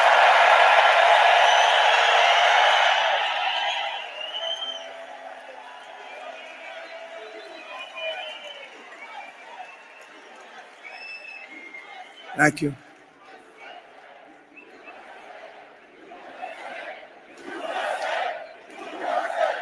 Thank you. I will rescue Aurora and every town that has been invaded and conquered. These towns have been conquered. Explain that to your governor. He doesn't have a clue. They've been conquered. And we will put these vicious and bloodthirsty criminals in jail or kick them out of our country. And we will be very, very effective in doing it. It's going to happen very, very fast. We're going to get them the hell out of our country. And if you're a weak and ineffective governor, Jared Polis was doing his job, he would be leading the fight to get these gangs and thugs the hell out of Colorado now. And remember, it was Polis. So nice to me in the White House. Sir, yes, sir. Called me sir. Called me sir. He would have done whatever the hell I wanted. Yes, sir. Oh, sir, it's such an honor. And yet it was Polis who led the move to take me off the ballot because I was leading in the polls against all of the Democrats. And then the Supreme Court, very brave and very brilliant, actually, voted 9-0 that I should be on the ballot. 9-0.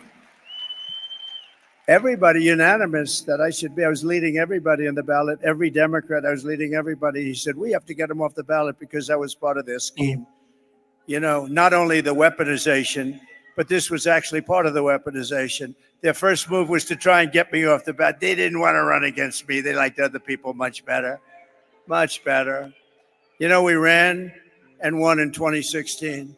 We did much better by millions of votes in 2020, but we won't discuss that. And I will tell you, you see it by the crowd. You see it outside. Let's take a look outside.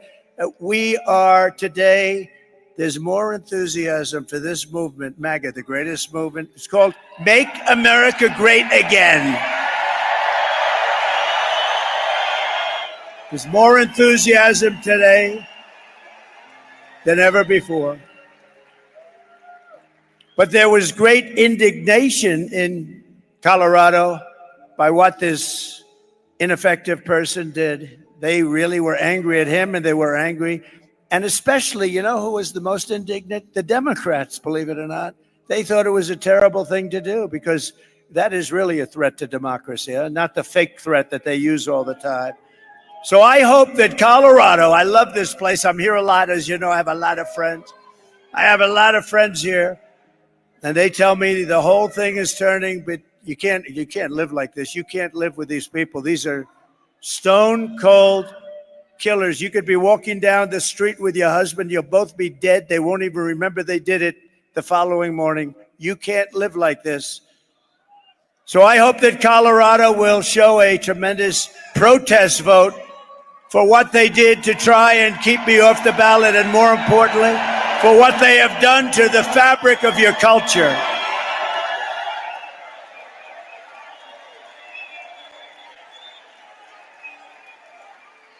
And remember, I really believe Colorado is, we're very close. We're very close. In fact, in one poll, we're leading by a little bit. Think of it, though. Think of it. The Democrats are good people. The Democrats were angrier than anybody. They thought it was terrible, the concept of it. And even when you get the 3 very liberal votes in the Supreme Court voting, and when they vote for Trump, it's got to be pretty off the wall, right? But they did. I respect them for doing it. But Colorado is going to vote for me because I am going to make Colorado safe again. We're going to make you safe. We're going to do it fast.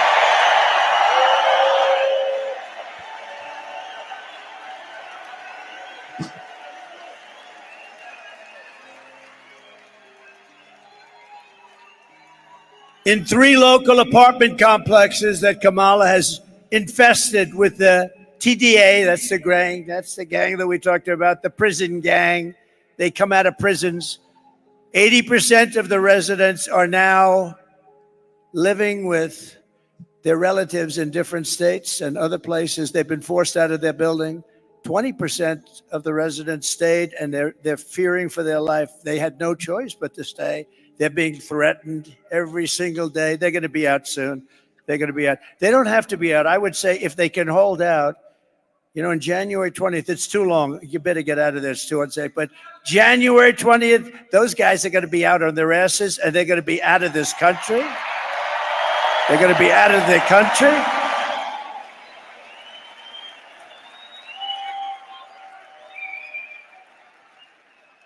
Members of the gang now beat down doors with hammers and engage in open gun battles with rival groups in this once peaceful, beautiful, pretty crime-free community. The illegal alien gang member who was the alleged leader behind the invasion of Aurora was recently charged for beating a man beyond recognition. Beat him beyond recognition, breaking his nose, breaking his jaw, and inflicting traumatic brain injury on this victim. He will never be the same, as you know. The thug was later arrested for shooting 2 men in the same apartment building and breaking another man's ankle, which he did just for fun. Once again, this animal had arrived at our border and was released into the United States by Kamala Harris, the worst border czar in the history of our country. Here in Aurora, and remember that chart, my all-time favorite chart. Remember that chart. Look what happened, that arrow, all-time low in history, and then look it to the right. Look what happened literally the day they took over. It became a scene that nobody thought was possible, not in this state. I know the state very well. I've been here so much, and not in this state. Nobody thought this was possible. That would even be up here talking about this. Did anybody think 5 years ago, 6 years, anybody would be up here talking about that a Venezuelan gang with the most sophisticated rifles, weapons, and guns that anybody has ever seen would be taking over your state? And they're not stopping. They're not stopping. If this guy gets in, if you got to get a new governor, by the way, but if he gets in again, runs next year. But actually, more importantly, I can't believe she gets in. I can't believe it. By the way, did you see 60 Minutes? Her answer was so incompetent that CBS and 60 Minutes, a prestigious show, but I knew they were crooked as hell for years, They used to do the opposite to me. You know, to me, they used to cut my statement. To her, they added the statement on. This is a big difference. You want the guy that gets cut. They cut it because I made such great statements. I said, why did you cut that statement? Well, we just felt we had to do it for time. They cut the heart out of the statements. But for me, they cut the statements. For them, they added it on. So they took her entire statement out, and they took some just words. It's just words. She doesn't know what the hell she's talking about. I'm telling you, there's something wrong with her. They took these words. So think of this. And you know they got caught. I think it's the greatest scandal in broadcast history, actually. They took it out and they added something else in. You think they'd do that for Trump? Her statement was so bad that rather than airing it, they cut it out. They took out the whole thing and they added a much shorter statement that she made 10 minutes later, having nothing to do with the question. I don't think anything like that's ever happened. And now we're finding out that it happened throughout. It wasn't the only instance. And now we're thinking that it probably happened with Biden a couple of times because he was interviewed by 60 Minutes and some strange things happened. So they're asking, but think of this. So CBS gets a license and the license is based on honesty. I think they have to take their license away. I do. Here in Aurora, a 35-year-old mother of three had to leave her apartment out of fear for her children's lives. She said, quote, it's not safe there, especially if you have kids. If you have kids, it's horrible. My kids used to walk to school. They were so happy. We were so safe, but they don't feel safe anymore. And I would never let them walk to school. Sometimes I keep my kids home. I don't even let them go to school. When I announced my presidency in 2015, you all remember that time, and they said, oh, he's just doing it for fun. You think this has been fun? I've been investigated more than Al Capone. This has not been. Al Capone, Scarface, he's the most probably, I always try and think of very evil people. Give me the most and I'll tell you I was investigated more. But think of it. He goes Hillary Clinton.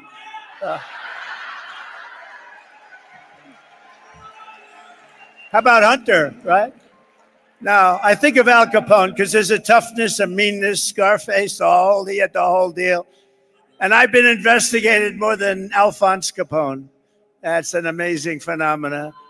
But when I announced my presidency in 2015, I said they're not sending their best. And I took such heat. How dare he say that? This is America. Well, it turned out that what I said was like peanuts compared to the fact. I said they're sending people that have lots of problems, which they definitely do. They're sending people and bringing those problems with them. And they're bringing drugs, and they're bringing crime, and they're rapists. Okay. So I made that statement, and I got the hell knocked out of me by the fake news. Look how many you have back there. Oh, I got the hell knocked. But I took a lot of heat for saying it, but I was right. And now everybody is admitting that I was right. You know, that Trump was right. How many times have you heard that? You know, when Trump ran, he made those statements. Those statements are peanuts compared to what's happening to our country. These are the worst criminals in the world. Kamala used to say, she can't say it anymore. No, the people we're bringing in are very nice people. They don't commit crime, remember? Our criminals are worse.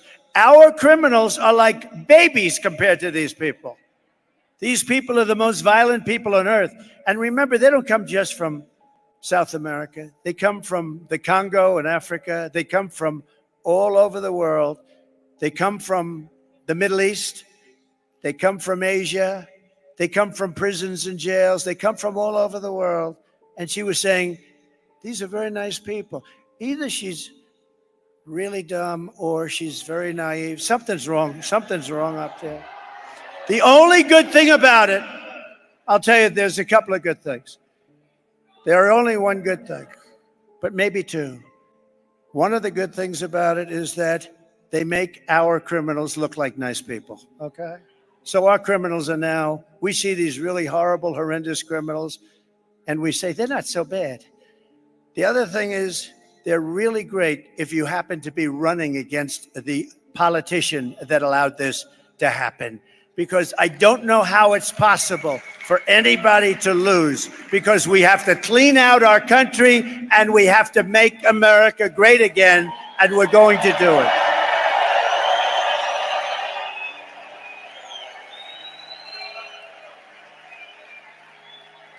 So you know the story here.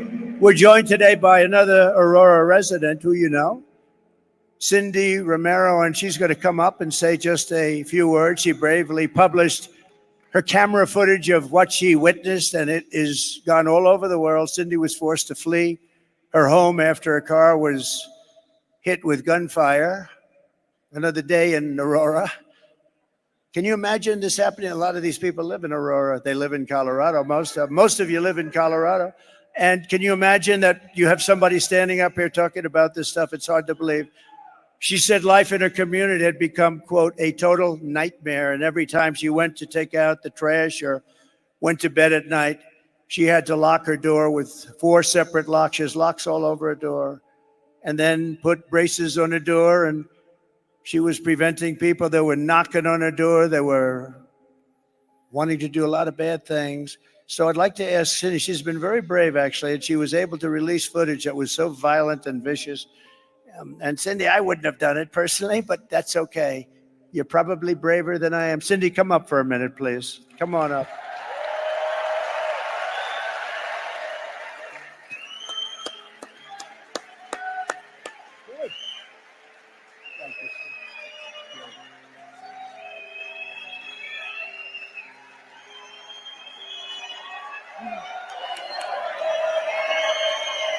Thank you. Thank you.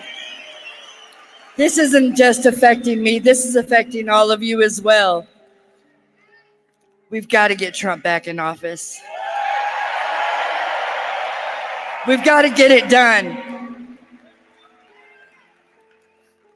With Trump's help, we can take this state back over. We can make a difference. Thank you guys so much for all of your support, for believing me. Thank you.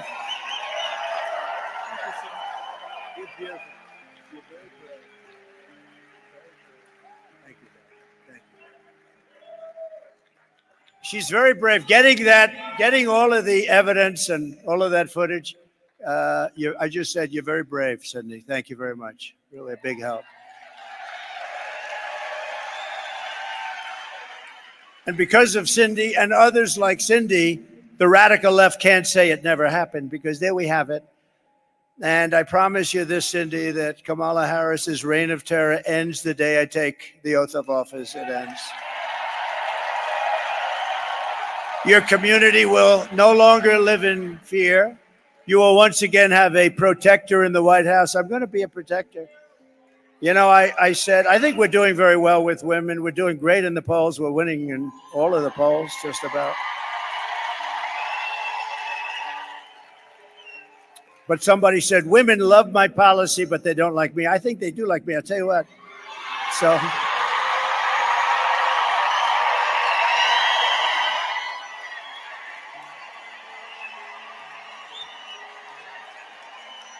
So they said, and I said a week ago, I said, I think women like me because I will be your protector, and I protected you for 4 years. We had no wars. We had no terrorism. We had none of these things that you're seeing today at levels that nobody in the world is experiencing. And I said, I will be your protector. They said, who the hell is he to think? But the women didn't say that. The women want protection. They don't want to have these people pouring into their house. And you know where else I protect you?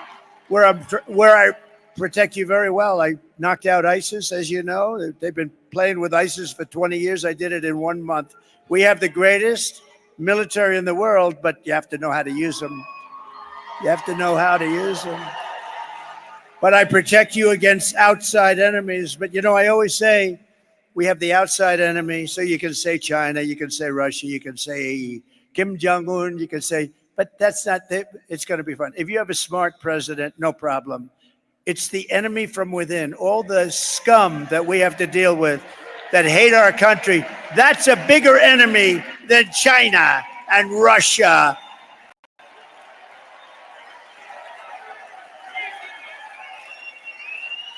And I'll tell you, as an example with Russia, if I were president, the Ukraine-Russia situation would have never happened, October 7th in Israel would have never happened. Inflation would have never happened. You had no inflation. Everyday Americans like Cindy are living in fear, all because Kamala Harris decided to empty the slums and prison cells of Caracas and many other places, happening all over the world. Every country, prison populations all over the world are down. Crime all over the world is down because they take the world's criminals, gang members, drug dealers, and they deposit them into the United States, bus after bus after bus.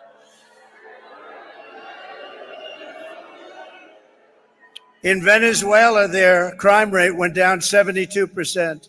You know why? Because they took the criminals out of Caracas and they put them along your border and they said, if you ever come back, we're going to kill you. Think of that. And we have to live with these animals. But we're not going to live with them for long. You watch. Kamala's policy is to release and resettle all illegals without checking, without check. She's a radical left person, just so you know. There's no way. The biggest problem with her is nobody knew who the hell she was. Just say, who's running? Harris. Harris. Who the hell is Harris? They said Kamala, the one that failed, the one that was the first one out in the 22-person campaign for the Democrat nomination, the one that wasn't able to make it to Iowa, the one that quit first. She was the first one out. She's running, but she's more liberal than crazy Bernie Sanders. Can you believe it? She's more liberal than Pocahontas. You know who that is? Remember Pocahontas? She said she's Indian. Why? Because my cheekbones are high, my mother told me. My mother told me I had high cheekbones and therefore I'm an Indian. She made a living going around saying she was an Indian, going to college, becoming a professor. Now, but I hit her very hard. That was the end of her presidential campaign. Thereby guaranteeing unfettered access for Venezuelan gangs and thugs and criminals. And we're talking a lot about Venezuela because Aurora is really infected by Venezuela, but they're coming from all countries, all countries. We have the great Tom Homan, Central Casting, right? Tom Homan told me the other day. He said last month they came from 168 countries all over the world. Most people don't even know you had that. We actually have more than 200. But they don't even know you had. But they came from 168 countries, most of them criminals, and they deposit them in our country, and we're supposed to take it. And then the liberal philosophy is, we'll make them into wonderful people. No, you're not going to make them into wonderful people. Some people murdered, many people actually murdered more than 3 people. The murderers that came in, some were on death row. And they said, it's better if we just let it go to America. This is what we have. And they're in your community, but they're going to be all over. And other communities in other states, because every state is a border state now. It's not Texas and Arizona, and it's every state is a border state. Every state. And and people are living in deathly fear. Most of them, a lot of them have already been hit, but a lot of them haven't, but they're going to be hit. Because there's millions of them. They're all over the place, and they're walking through our country, and they're going to be settled in a lot of these states that never thought a thing like this could happen. It's only going to get worse, but we're going to make it better, and we're going to make it better really fast.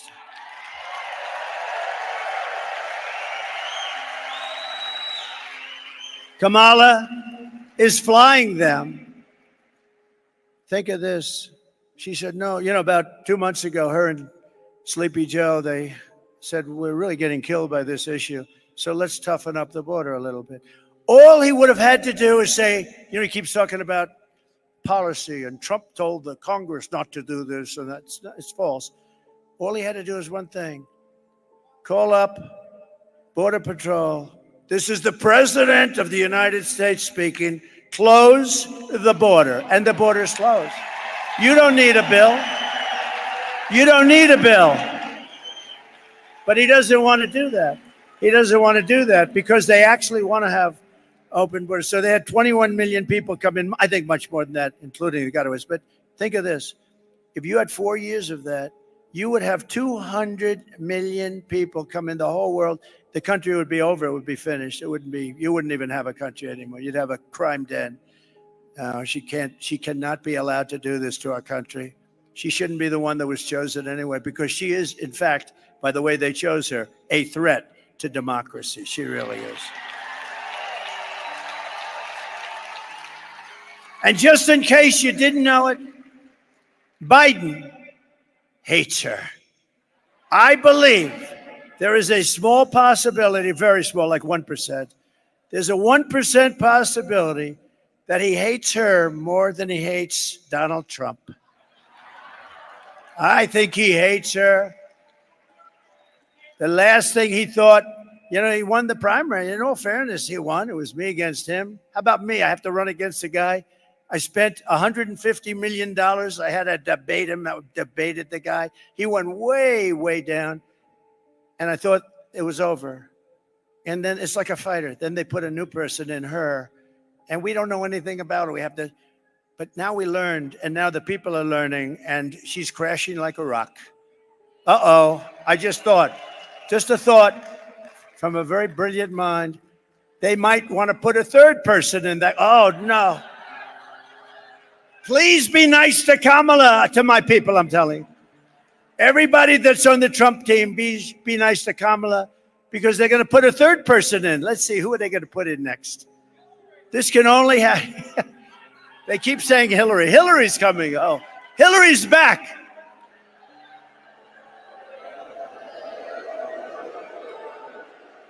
It's interesting. If Trump talks about the 2020 election, they say, indict him. He's a conspiracy theorist. But Hillary's still talking about 2016. She has got serious Trump derangement syndrome. She's got a massive case of Trump derangement. No, but you ever notice she talks about it all the time, all those people that, but when anybody from the right talks even a little bit, no, we don't forget. We're not forgetting. Hillary is talking about it. I saw her 2 days ago. What they did to me. No. Isn't it fun? Isn't it nice? Because I haven't looked at these stupid things in about 15 minutes. Isn't it nice to have a president that doesn't need a teleprompter? Isn't that nice? Isn't that? Look at it. Look at that. Would some of you like to go outside and let them take your place for a little while? I thought that would happen. She's flying them in now with migrant flights. So we thought, she said, we're going to so they tightened it up a little bit. So the numbers look a little, but it doesn't count. The migrant flights don't count. So they don't count. So she forgot to tell anybody that they have massive Boeing aircraft flying them in one after another over the border. So she didn't close it. And then they have the apps, right? How about the apps? Where they have an app so that the gangs, the people, the cartels, the heads of them, they can call the app. They call the second most resettled population nobody's ever seen. They call up the app and they ask, where do we drop the illegals? And people are on the other side. And they left that. She actually created an app, a phone system where they can call up. I mean, she's a criminal. She's a criminal. She really is. If you think about it. So now we informed them that you didn't close up the border because you have hundreds of thousands of people being flown in over the top of the border. No. If they ever did get this, and I don't believe it can happen, I can't, because the American people ultimately get it right this smart. But if she ever did, you're going to have hundreds of millions of people coming in here, and you're not going to have any, and they're going to take your house. That woman has a beautiful house over there. I saw it, actually. Enjoy it, because you won't have it long. They will take over your house, just like Venezuela. Venezuela was a very successful country. 20 years ago, it was a rich, beautiful country. It was taken over. And I used to talk about this. I said, if they don't get it right, you'll have Venezuela on steroids, remember? And that's what you're going to have if you don't vote for Trump. I hate that. But if you vote for Trump, you're going to have one hell of a great country. We're going to build it back and fast. Venezuelan illegals are the number 2 most resettled population, but they do it through their phone app. And on day 1 of this Trump administration, you know, if you take a look at Springfield, Ohio, how about that? They have about 50,000 people, no crime, beautiful community, everything nice, schools, everything nice. They dropped in 32,000 people that are really illegal. You know, they did it in such a way that they could make the case. You know, they said they did it through probation. What's probation? They took him in through probation. So I assume they're like prisoners or something, and therefore they're legal. They brought in 32,000 people into a community of 50, a community that was a nice community. And now if you want to go to the hospital, you can't get in. Your children can't get into school. And what they're doing is looking, the mayor is a very nice man. I mean, I think he's nice. He's trying to be nice.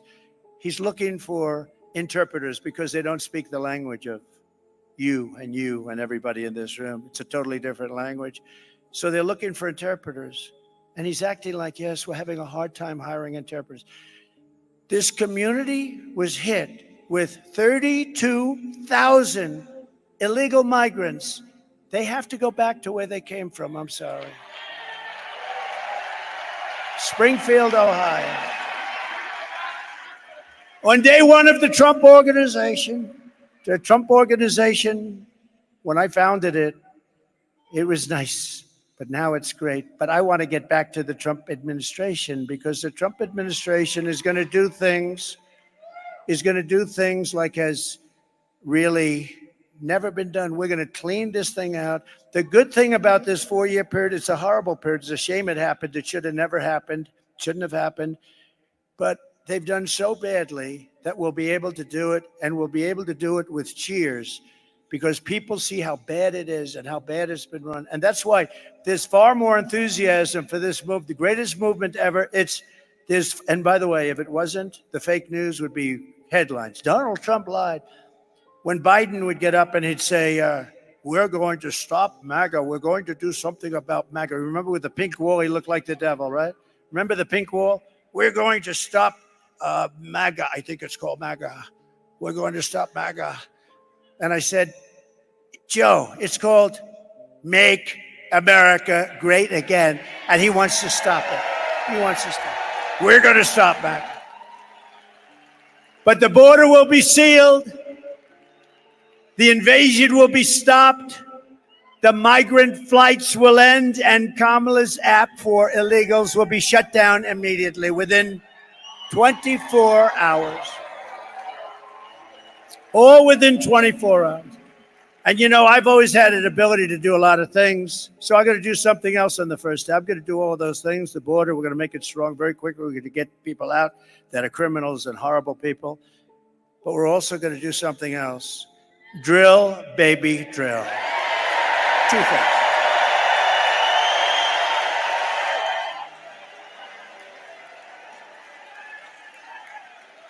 On that same day, we will begin the task of finding and deporting every single illegal alien gang member from our country. We'll get them out. This will be a major national undertaking, according to newly published data from ICE, the great patriots of ICE, I call them.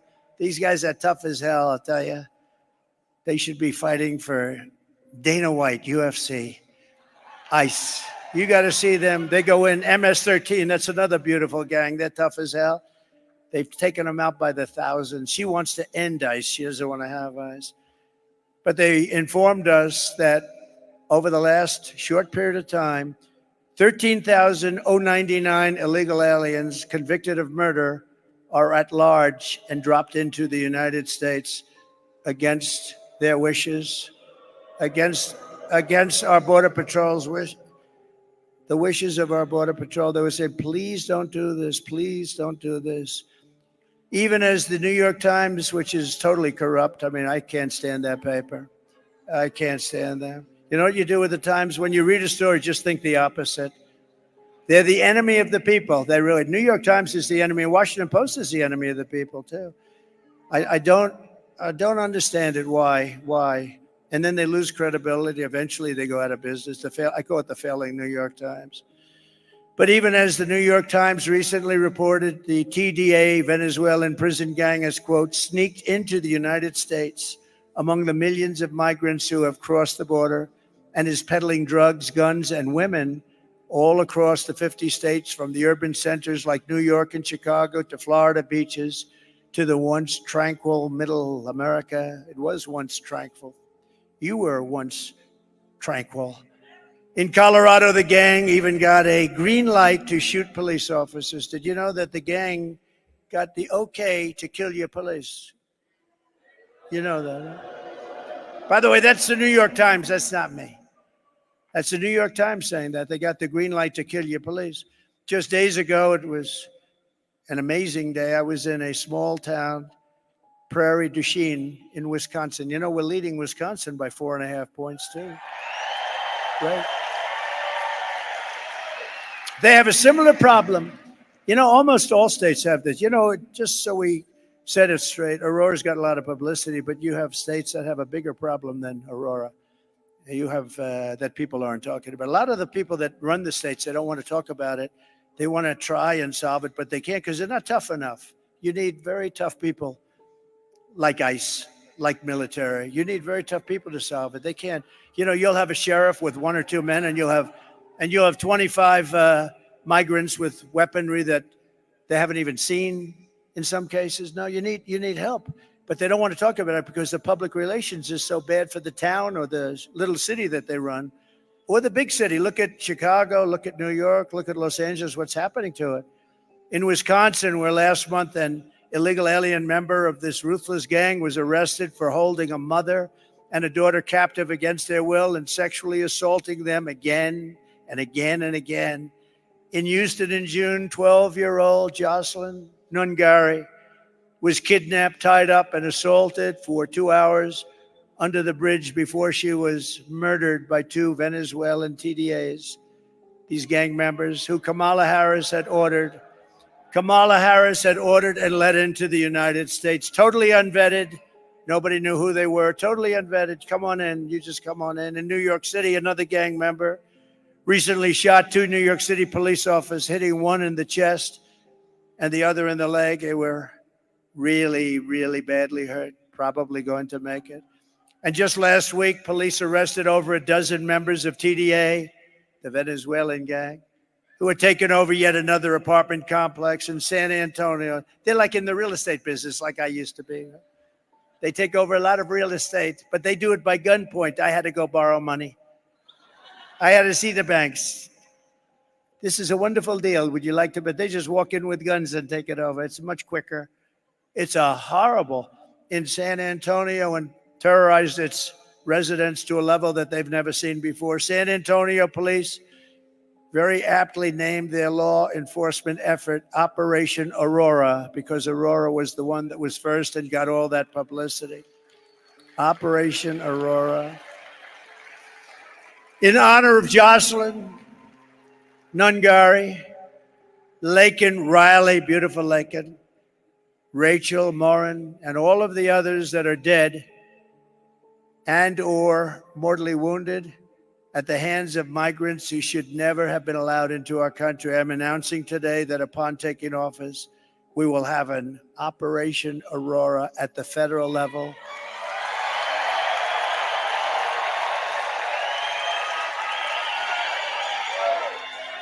To expedite the removals of these savage gangs, and I will invoke the Alien Enemies Act of 1798. Think of that. 1798. This was put there. 1798. That's a long time ago, right? To target and dismantle every migrant criminal network operating on American soil. Who would have ever thought that a president or a future president would ever have to stand here and say such things? Who would think that that's even possible to have to?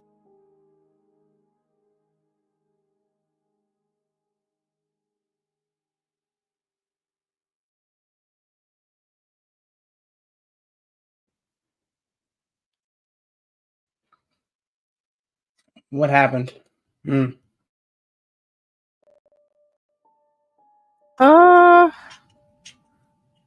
Let's see. I think it's buffering. I wonder if it's them or me. I'm looking at the chat over there. Listen, it's like 45,000 people watching this. I can't read all of that. Let me see.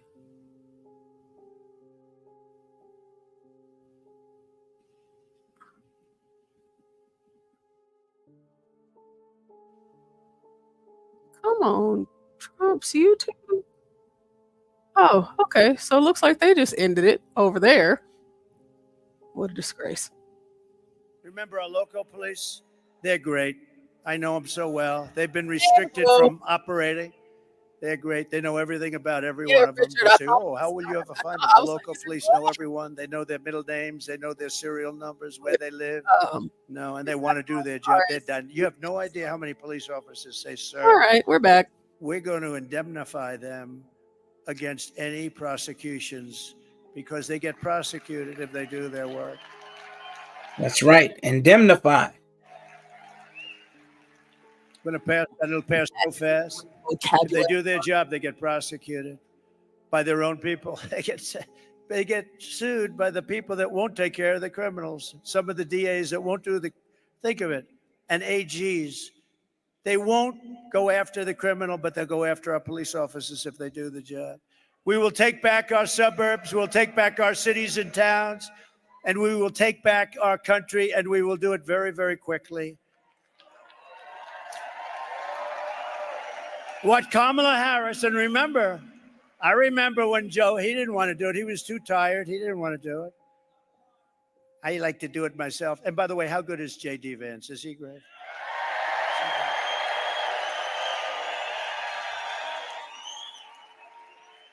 I know JD. JD's going to be saying, sir, let me do it. I want to do it, sir.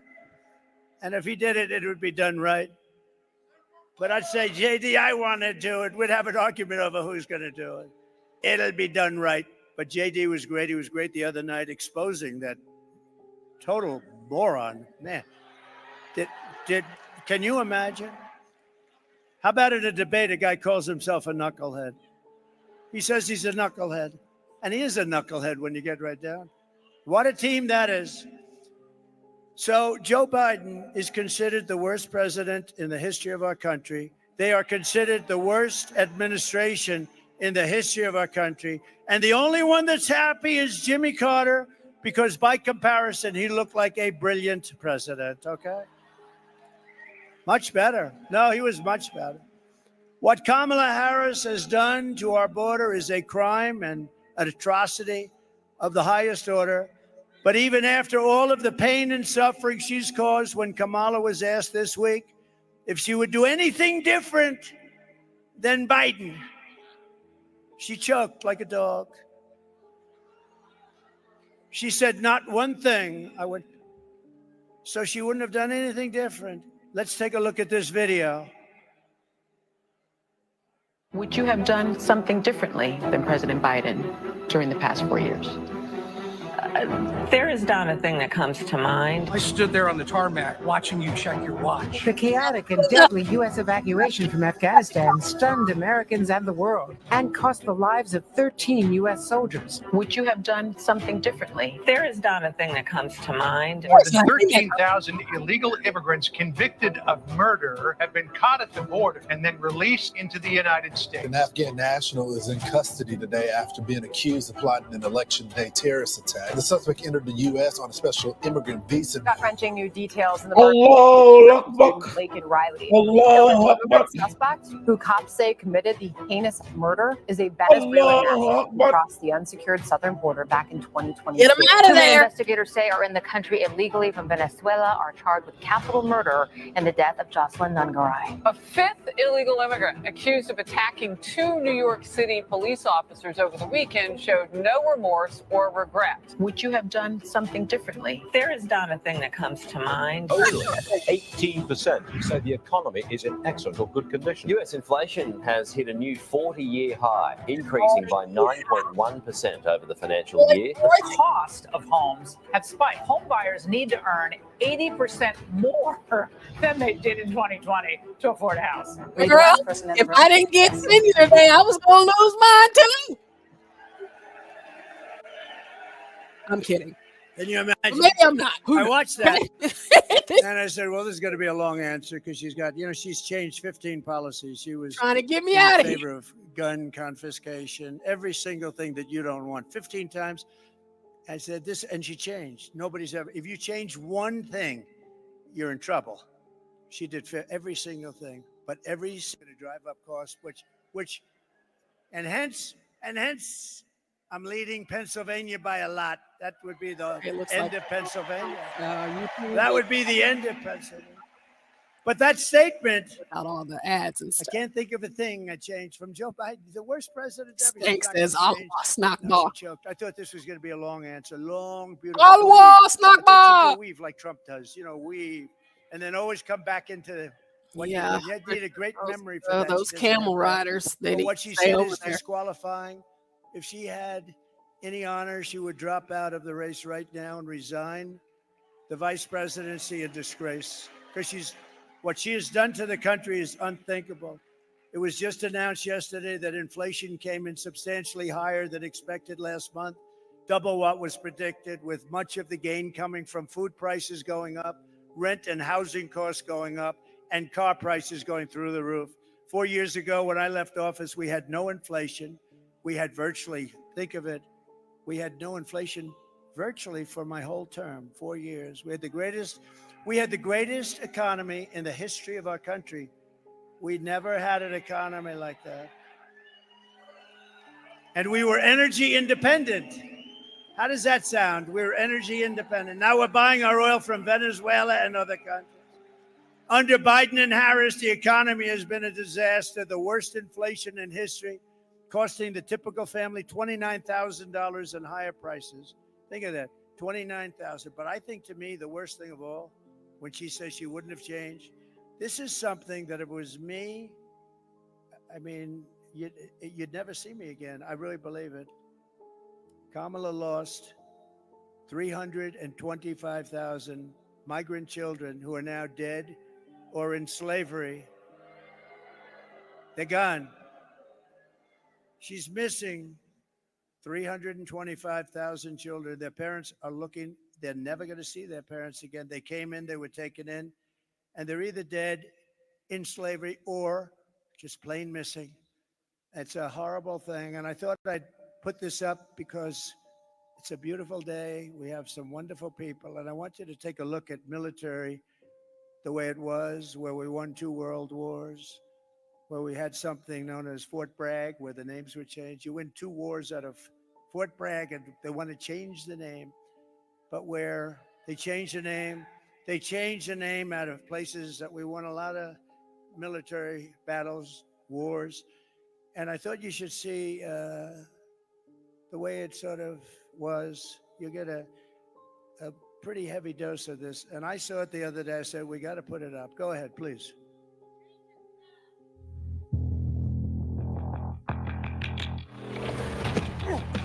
Hey, Joe. Joe, I'll let John know. You will learn by the numbers. I'll shoot him a text really quick and let him know. Pride Month, So and actually, he might pop up. Summer of Pride. So you're a killer, sir? Yes, sir. Let me see your war face, sir. You got a war face? Ah, that's a war face. Now let me see your war face. Ah, bullshit. You didn't convince me. Let me see your real war face. Ah! I hear it and I know, I know you wanna take. You will be a weapon. You will be a minister of death, praying for war. But until that day, you are pukes. You are the lowest form of life on earth. You are not even human fucking beings. You are nothing but unorganized, grabastic pieces of amphibian shit. how to abracadabra these bitches know I got answers the way I. It looks to me like the best part of you ran down the crack of your mama's ass and ended up as a brown stain on the mattress.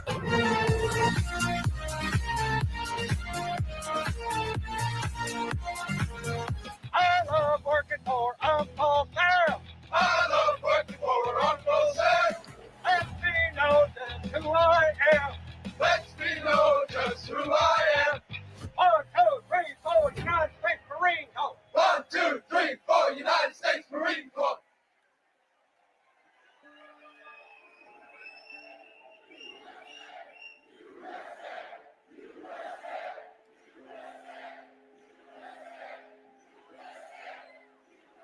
Hey, 12th And you man. see all of that, and Kamala says she wouldn't change one thing from the worst president in the history of our country. She wouldn't change one thing. The only way to end this suffering is to vote for change this November. You got to vote for change. Emergency rooms in Denver, beautiful Denver, have been, think of this, 6,000% increase in patients. 6,000% increase. You're not going to get a room, you know, when you go to hospitals. You're not going to get a room. Someday you don't know it because you hopefully won't need a hospital. But if you do, you're not going to be able to get in. They come in from Colombia, from Honduras, from Ecuador, from Venezuela. They come in from many. You cannot get a room. They can't get a room. A hospital only 15 miles outside Aurora has been overwhelmed by 20,000 visits. Costing the hospital over $10 million, and those costs are being passed on to you directly. Before Kamala Harris, before she came, Denver schools enrolled an average, listen to this though, Denver schools, this is the way it used to be, enrolled an average of 500 new students every year. Earlier this year, it was reported that they were enrolling 500 new students every 2 weeks. Most of them coming in from South American countries. They don't speak our language, and they don't even want to be here, frankly. Many of them don't even want to be here. In Aurora, nearly 3,000 illegal migrant children have been placed into your elementary schools, middle schools, and high schools, once again at your expense and at the cost of more opportunity for them and no opportunity for your kids. They're not, the kids can't even get into their own schools. Kids that went to a school aren't even able to get back in. They're taking care of these people before they take care of our children. These massive new burdens on our education and healthcare systems are being experienced by communities all across our country and are destroying your children's education, safety, and indeed destroying their lives. And as you know, FEMA, which has totally gotten out of control and away from its mission, it had a mission, a big mission. You know what that mission was? To save people in storms and other things. Has spent billions and billions of dollars illegally allowing people to come into our country and destroying our once beautiful way of life. Yet hurricane victims from North Carolina, Georgia, Florida, South Carolina, Tennessee, Louisiana, Texas, all over our country.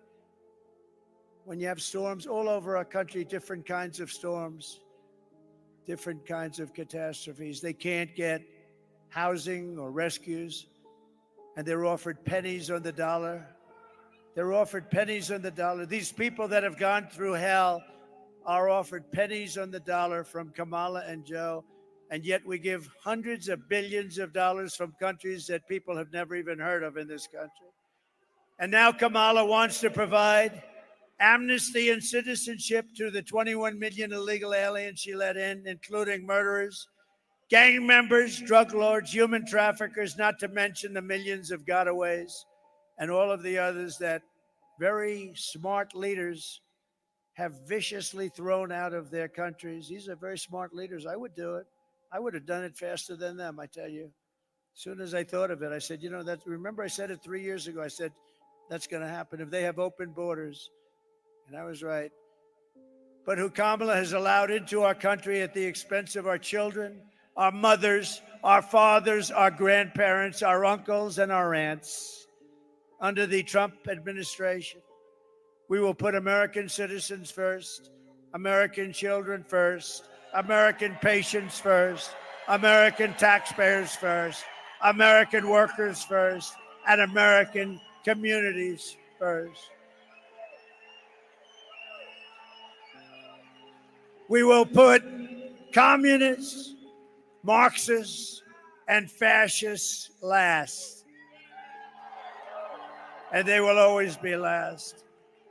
I will end catch and release. I will restore remain in Mexico. Remember, I got it done with the Mexican government. Remain in Mexico. They couldn't come into this country and they had to remain in Mexico. You think that was easy to get from Mexico, was it? But I got it. I got everything. I will bring back Title 42 medical rejections. People come in, they're very sick, very sick. They're coming into our country. They're very, very, very sick with highly contagious disease. And they're let into our country to infect our country. And they're coming in at numbers that nobody's ever seen before. I will send Congress a bill to ban all sanctuary cities in our country, including Denver. And we will begin the largest deportation operation in the history of the United States. We will close the border. We will stop the invasion of illegals into our country. We will defend our territory. We will not be conquered. We will not be conquered. We will reclaim our sovereignty, and Colorado will vote for Trump as a protest and signal to the world that we are not going to take it anymore. We're not going to take it anymore. I will liberate Colorado. I will give you back your freedom and your life. And together, we will make America powerful again. We will make America wealthy again. We will make America healthy again. We will make America strong again. We will make America proud again. We will make America safe again. And we will make America great again. Thank you, Colorado. Vote for Trump. God bless you. God bless you all. Thank you.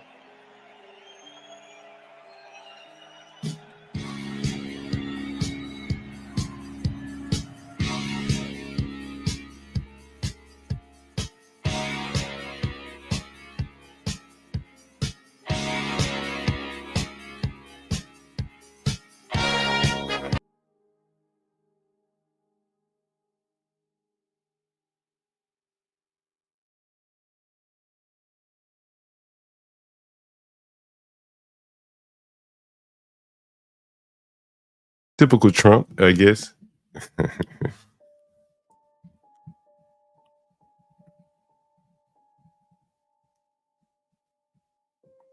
Where's Joe Cool? Did he run off? I am unsure. He left that message in the chat. Portia said she'd send you a text message.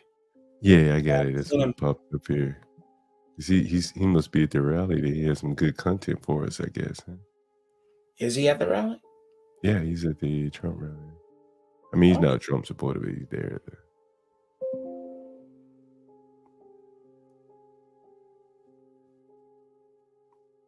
What's going on in Texas, blacks?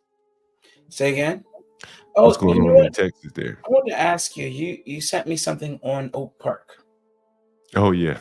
What was your reasoning? What was the significance? No, I saw that, and I said, I wonder what blacks' thoughts are on that. Okay. So the gist of the article was that they were sort of forcing black people out of Oak Park, creating cul-de-sacs that would on streets that ended up connecting to Chicago and some of the side streets, some of the residential streets. they did create cul-de-sacs on some of the residential streets that connected directly to Chicago, where Oak Park's jurisdiction ended and Chicago's jurisdiction began. And most of that was due to a lot of the crime that was bleeding over into Oak Park. Only reason why I know this is because my older brother, the one who I told you was a gangbanger in the late 80s, 90s, being a vice lord and all that, he ran, a conservative vice lord gang in Oak Park. And it was so bad at one point that they set up a satellite police station down the street from my house. because of his antics. Yes. And this was a complete choice for him. He made that choice. He didn't grow up in a destitute household where he didn't get what he wanted or anything like that. He's literally the poster child of what gang culture is. I wanted to be a part of a group. I wanted to belong, all that. And then plus he wanted to get money and do debaucherous things. And that's what he did. So, Oak Park is not predominantly white anymore. At one point it was, for sure. Very little quaint town. Frank Lloyd Wright homes everywhere. Yeah, I've heard it. I've heard of him. Yeah. Yeah, Oak Park was a great place to grow up. And I grew up there from birth till I was about 9. Then we moved to the south side of Chicago, where my mother grew up, which was the hood, because of my brother. And really? You wilding out? Yeah, he was wilding out. I'm talking. It was bad. It was bad, John. Bad. If I could only tell you how bad it was. And but man, if I ever moved back to Chicagoland area, I'd probably stay in Wheaton, Naperville, or Oak Park. Well, I would have stayed in Oak Park if it wasn't so liberal now. But Naperville, Wheaton, Lisle, any of those places would be the place for me. But I'm never moving back to the Chicago area ever. I've only been there a couple times. I never. Well, you know what? I did one time. I went to Chicago. Yeah. And there was this club where all these people, I think they stampeded each other. You remember this? Yeah, E2 nightclub. Yeah, man. I went there, man, just to see. I'm like, damn, like I heard about this club. I said, okay, I'm going that to go was late 90s, early 2000s. Yeah, E2 nightclub, man. I remember going there. Name nightclub owners. It was nothing but niggas stampeding into a stairwell, and yeah. I think you had to come up a flight of stairs to get up out of there. Yeah, you had to come up and down a flight of stairs, and then there was I went there, man. 2000s, and I remember that like it was yesterday, man. They made a huge deal about that, about the people who died in the stairwell, suffocating, getting stepped on. Yeah. I need to laugh. That just straight up incompetence, man. It is. It truly is, my friend. And everybody, it was a really big deal back then. When I think hindsight being 2020, I just don't understand the relevance. I don't understand the hoopla, why it was such a big deal. Niggas just going to the club, doing what Negroes do, and instead of thinking and going out of the emergency exits, they went down that flight of stairs. There I was an swear I went emergency there. exit. Maybe R. Kelly had gone there or something, and maybe that's what attracted me to go. I was damn. It was like Well, on South it was Michigan a or happening something. nightclub at the time. Was it? Is that what it was? It was like on South Michigan or something, right? Yes, it was on the I south re- side, and Man, I didn't know it was anything about Chicago, happening. man. Everybody liked going to that club at the time. Was that I right? never Okay, yeah. have gone to that club, but Yeah, it was a hood lot of though, people bro. went. Yes, it was hood, bro. It was definitely hood. Let's see what we got here. Let's see what we got here. Man, let's see. I never understood clubbing. I really didn't ever like it. I've And been to you got family members in the music business. You don't understand it? That's interesting. I don't understand it. I don't understand its allure, is my point. Oh, really? No, man. I would do different events at different clubs. There was one in Dalton that since doesn't exist. There were several downtown that I would frequent when I would do events for WGCI, for Power 92, for B96, all these different radio stations. And then I would also throw parties for Universal's music group. It was a lot, Warner Bros. And also be a liaison for their talent when they would come into town. T.I., Plies. So you met a lot of those people? Yeah, I met a whole lot of these people. And really? Huh. And that was around 2005 till about 2008. So what's your takeaway impression of the people that you met? Well, Plies doesn't speak the way he speaks online. What do you mean by that? I don't know much about him. He sounds generally ignorant online, but when you're speaking to him, he sounds a little bit more intelligent. It's Really? an act. It's definitely an Really? act. That's why I was surprised he said what he did for about Donald Trump and in the affirmative for Kamala Harris. And then T.I., same thing. It's all rule. I remember when we picked him up in a black Suburban, and we were driving. It was him and his entourage, and we went to what's the name of that strip club right outside Midway Airport that everybody used to, is Cats or Pussycats, can't remember. Took him to that strip club. Then we took him to the venue, wherever it was at the time, Chicago State. We took him to the venue. Oh, the university. Huh? The university, Chicago State. Chicago State. I was attending that university at the time. Okay. Took him to that university. Took him to a nightclub somewhere downtown. We were chauffeuring him around, him and his entourage, and he's not very tall. No. He strikes me as a wannabe.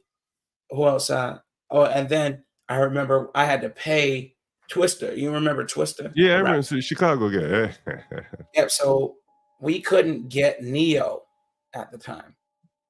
No. It wasn't Neo because we ended up getting Neo. We couldn't get. Who was it that we were trying to get? I can't remember. Anyway, we ended up having to go with Twister. Okay, it wasn't bad, but it was just not who we wanted to go with. This man wanted $30,000 up front.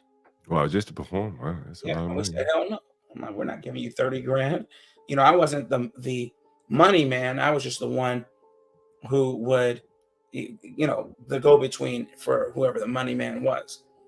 And, he was talking about why he was worth it, this, that, and the other, and we had to remind him why he wasn't. And so then we ended up getting Neo. And Neo was going to come out for the $10,000, and he was more popular. He just happened to be in the area. You know how they do that? They'll pick up a show. Yeah. And we ended up giving him $30,000. And he came in, he did a meet and greet. He didn't have to sign any autographs or anything like that. And he didn't even have to perform, but he ended up performing, which was awesome. And then, so he was all right guy. I didn't know anything about his personal life. He was nice. He was kind. Who else? And then, T-Pain. So T-Pain, he was supposed to come to Western University up in Illinois. Up in Bumble, Illinois. It takes about 2 hours to get there by vehicle. And he had promised to do a show there, and he wasn't able to do it. He had to cancel it. So he, on his personal dime, flew out and went to that university to do the show. And this was 2007. And we helped broker all of that. And when we met him, man, oh my God, dude, we got sick of T-Pain. This man, he really gave them their money's worth. It didn't cost them anything, but had they paid, they would have really gotten their money's worth, because it was him and 2 other people on his label. And dude, he was on stage for like, oh my God, man, it seemed like 3 hours. He was on stage. I heard he just won a big lawsuit about $70 million. I'm not sure if you heard about that. Oh, I didn't hear about that, man. No. Yeah, I think he won a big lawsuit about something. I'm not quite sure. He's another short guy. Yeah, but he's a really nice guy. Not T-Pain. I'm sorry, T.I. Oh, I didn't know anything you about that. mentioned him earlier. Yeah, he's gonna need it once they figure out that he was getting hit in the bussy by. You know who had Puff Daddy. But anyway, yeah, T-Pain. We just got sick of him, man. He was on stage for so long. Oh, well. But one thing he did do, you remember those sunglasses that were popular that T-Pain and Kanye West made popular, the ones that were like that had lines through them. They weren't really sunglasses. Really? No, I don't. Man, fashion is not my plastic sunglasses, and he wore them in a lot of his album covers. And T-Pain's sunglass of choice were Oakleys. Okay, he always talked about the Oakleys, but he also wore these really cheesy sunglasses. Man, they weren't really even sunglasses, man. They were frames, and in the middle of the frames were strips of plastic, and you could look. It was weird, man. It looked like blinds, like you were looking through blinds on a window. Anyway, a couple of vendors came in before the show. This lady had like 200 pair of them, or like at this time, what were sunglasses going for? 2 for 10.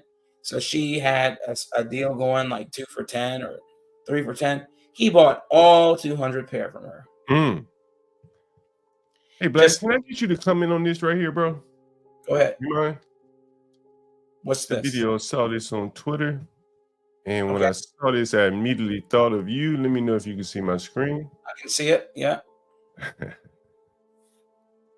The new American military here, ladies and gentlemen. And nothing happens.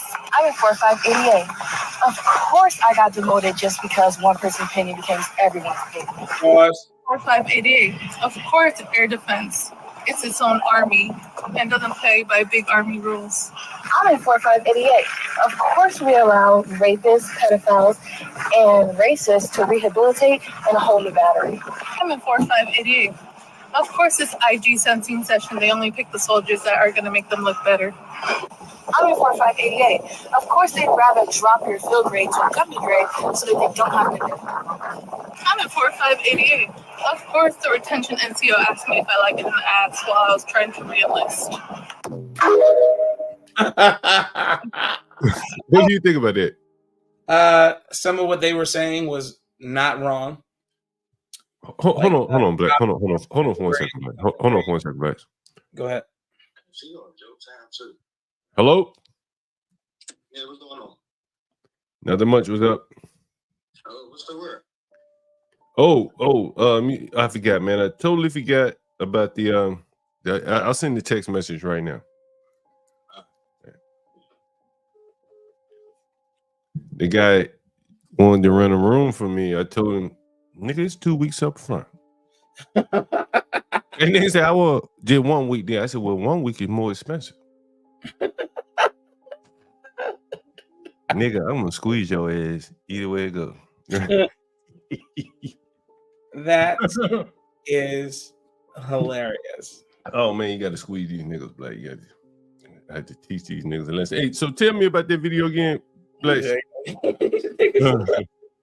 All right, so in terms of downgrading a field grade Article 15 to a company grade, that's spot on. They don't want to do the paperwork. So, field grade requires forfeiture and pay, forfeiture and rank. Usually they can choose. It's a box that they check. And it requires you to go before a field grade officer. So a light colonel, lieutenant colonel, usually, sometimes a major, usually. I think they gave me one of them motherfuckers. Huh? I think they gave me one of them motherfuckers, Black. When? When? I was in the military for a little short bit of time. Oh, I didn't know you were. In what branch? I was in there for like 30 days, bro. What, basic training? Yeah, they sent me to Fort Leonard Wood, man. You were I in never Fort told you the story. Wood, man. I did AI there. Is that what you did? AI? Okay. They sent me there for basic training, man. There. And he did sapper training there. Man, I had never been out of Alabama before. I was like, maybe I went to Chicago one time. I've been in Chicago. I had no idea you went to the military, man. And so they sent me that motherfucker. I was like, as soon as I got the MEPS, you know what MEPS is, right? I do. As soon as I got the MEPS, I said, I'm fucked up. But at that point, ain't no turning back. You at the state's capital, typically. I think that's where your MEPS office is, at least in Alabama. Sometimes. So I get the MEPS, I'm like, damn, I'm fucked up. I don't want to do this shit. But then, however I got there, it dropped me off, whatever. Ain't no going back now. So I'm like, damn. Even though there was. So I got on a plane. I think that was the first time I'd ever been on a plane. They flew me to Missouri. I said, oh, shit, this is some bullshit right here. So as soon as I got to St. Louis, I called my buddy. I said, yo, man, pick me up at the airport, man. Shit. Like, I met him at Tuskegee, that summer. Yeah. I said, man, I ain't fucking with this shit, man. Like, I just go AWOL and hang out with you till you get ready to go back down to Tuskegee and fuck this army shit. His mother was like, no, you can't go AWOL in my house, right? So I went on to Fort Leonard Wood. I guess they picked us up at the airport or whatever. And I just refused to do anything, man. Refused to do anything. Like, you're supposed to run everywhere. You know what I'm talking about? 11 you out. That's probably. They probably chapter 11 you out. Yeah, I think it was chapter something, 11, 15, one of the motherfuckers. Chapter 11, which is failure to conform. So I never told you about I made the drill sergeant cry, Blacks. Was it a girl or a boy? A man. All right. Oh yeah, you went in during the era where there weren't no female drill sergeant. Yeah, there weren't no women drill sergeant, man. And were there women drill sergeants when you were in there? You're a little bit younger than me, right? Yeah, I went in. Female drill sergeants had just integrated into doing male basic training, but I didn't have any female basic trainees in my basic. It was all males. So I go in there, and I know I told you. I'm surprised you never heard it. Anyway, so you're supposed to run everywhere. Did they do that when you were in? Oh yeah, you run everywhere. That's right. Yeah. You got to allow them to do something to you, because you don't have to. You know what I mean? Like you said, you just wouldn't do it. Yeah. I wouldn't do shit. I wouldn't do a damn thing, Black. I was like, man, I'm ready to go home. That first week is like week 0. You know what I'm talking about? Yes. And so I'm in week 0, Black. And I was like number 80, and there was another dude from Alabama, number 81. You in line, they give you numbers and shit. Yeah. And he was like, man, I don't want to go. And I said, me either. And he went off on a crazy. I think they let him out because he was playing crazy. I was like, I can't do that shit. You know what I'm saying? I can't play crazy. So I was like, I just gotta get out of this shit. So I finally got on the cattle car and all that shit. You know what I'm talking about, right? And to go to the other side. I stayed in Melts probably a week and a half. I wouldn't go anywhere, right? I'm like, I'm not going anywhere where I don't know where I am, because you don't know where you are in MEPS. No, you don't. Right? I mean, once you leave MEPS, like you don't know how to get the hell off the base. Yeah, right? yeah. You don't know what side you're on. Yeah. Yeah, I'm like, man, I'm not going there. Fuck that, right?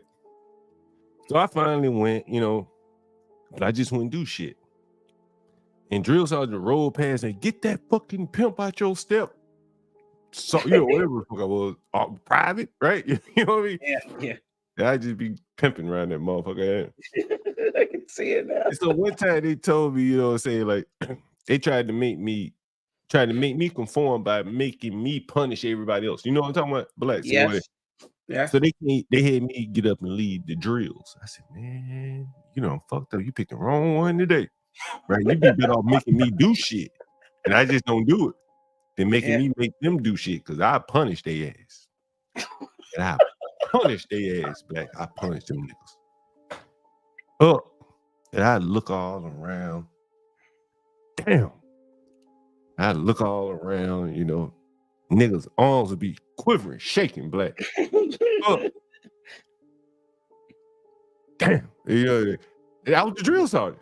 I ruled them motherfuckers, right? They made me, I guess, to try to get me in line. Yeah. But I just took He said, I don't know these motherfuckers. I'll punish them. Fuck them, nigga. I want to go home. And the rule is, if you get to fighting, you go home, right? Did you hear that? Was that rule in place when you were there? What? If you get to fighting, you go home. Yes. But sometimes they wouldn't let people go home, depending on the size of nigga force. came up to me from Detroit. I never forget the big old nigga. And I think they sent that nigga to the military for some criminal shit. You know what I'm saying? Yeah. And big old nigga towered over me. He said, man, next time you do that shit, have us, because I worked their ass, Blacks. I mean, I worked their ass like a dog. Drill sergeant wouldn't have worked as hard as I did. I worked that ass, bro.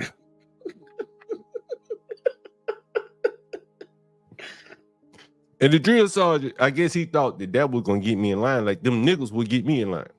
Yeah. So a big nigga come up to me and said, man, a black nigga from Detroit said, man, you ever do that shit, nigga? I ought to whoop your ass right now. I said, nigga, let's do it. So I can go home, man. I said, but you don't want to go home, nigga. You need to be here, so don't fuck up. Don't get yourself fucked up. And so he backed down, and that nigga didn't walk. He had to be there, man. Court ordered that dumb ass nigga to be there. But nigga, I had other options, right? And so what the hell was it lying at, man? And we lined up, and this drills a black nigga, man. And this is why I realized them niggas be on National Guard service. Them niggas ain't full-time drill sergeant. No, yeah, they're not. Some of them are reserve, some of them are National Guard. Very few are active. That nigga start crying, Blacks. Start straight up crying in my face. I can imagine it. And he was like, man, I'm going through a divorce and you out here fucking with me. You know what I'm saying? Girls like, no, I knew the rule, right? Because they thought they were doing me like a disservice by like, we're gonna make him clean up at night, clean up the captain's barracks or whatever, right? But nigga, I don't sleep, so I stay up all night any motherfucking way, and I ain't doing shit all day, right? So I'm chilling.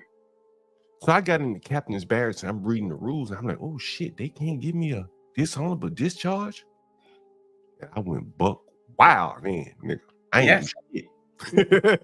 Well, I learned that they couldn't give me that dishonorable discharge. Not that it would have mattered long term, but man, you have a DD-214.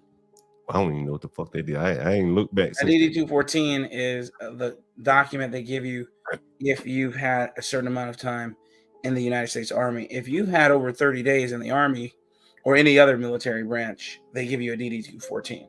So man, I might go. How did I find that shit out? Go to you can go to oh my goodness, it'd be a bitch. I'm a veteran. DOD military records, or you can go to National Archive. You can call them, and you give them your name, your full name, and your social, and they should be able to find your DD-214. Maybe a bitch if I was a veteran. And then if you have that, I'm a veteran. Could I say I'm a veteran? Yeah, you could. And if you have that, you might. I wouldn't do it, man. I feel like I'd be making. You might just qualify for benefits. I'm just saying. I wouldn't tell them no. I'd make them tell me no. Man, people have been telling me that shit over the years. Yeah, you should. As I was leaving, man, it was a white dude. I swear he was out of Georgia somewhere. White drill sergeant. He said, man, even you the stupidest motherfucker. Are you a fucking genius? I said, well, I ain't stupid. As I was leaving, man, that's what he told me. I never forget that shit. He said, either you the stupid motherfucker, you a fucking genius. Because I got out, man. What It you was are niggas is- breaking their legs, man. I remember there was a nigga from Rochester, New York, man. Yeah. He paid somebody to break his leg. And he didn't Yeah, know that if you break your leg, you have to stand into the leg heel. You sure You know do. what I mean? You gotta sure stand into the leg heel. Hey, I look, said, I'm telling you, man, you're preaching to the choir, man. I know guys who shot themselves in the leg. Okay, right at basic training. There's all types of shit, man. These guys, they don't understand. They can just say, "I don't want to do this shit anymore," and then they'll let you leave. yeah. Man, you know what crazy, man? Like, I regret not doing it. You know, because this shit was easy, man. It wasn't but a bunch of fucking running and exercising and shit like that. You know what I mean? But I ain't want to get razor bumps. It was as simple as that for me. Like, I'm not getting no fucking razor bumps on my face, man. Like, I'm just so scared of that shit. You know what I mean? Turning my face black. I'm not doing that shit. After the first time I shaved, I went to the TMC and I got a shaving profile. All black people get shaving profiles. Oh, is that right? Yeah, man. I'm not shaving. You know, I'll keep it trim, but I'm not shaving. Yeah. You're not about to be out. I'm not about to be out here with hair bumps all under my chin and on my face, burning out in the sun and the suck on the sand, sucking dust like my dad used to say. Yeah. Portia said, "My brother got a shaving profile now." That's right, Portia. I ain't know that. I don't think they had this shit when I was in there. Say you want to shave, you can, but you don't have to shave, which is beautiful. But what I was going to say to you is, man, you're preaching to the choir, man, in terms of your experiences there. I knew guys who would do stuff like that. There was one dude, he got there and he was trying to keep under the radar that he was missing 2 of his lower abdominal muscles. He wasn't born with them. So he couldn't. So when we were, I can't remember what week it was, what phase it was, but it was the phase where we were doing our PT tests. And he couldn't pass the damn PT test. He said, man, I don't give a shit. He said, I'm going to keep this under wraps until they give me a physical exam and they discover it. So then finally they discovered it and they had to muster him out because he didn't have those abdominal muscles. Well, still, if you come into the United States Army 100%, quote unquote, and you don't come out 100%, then they owe you. And that was his goal. His goal was to make sure that they could pay him for either the rest of his life or pay him to get out. And that's what he did.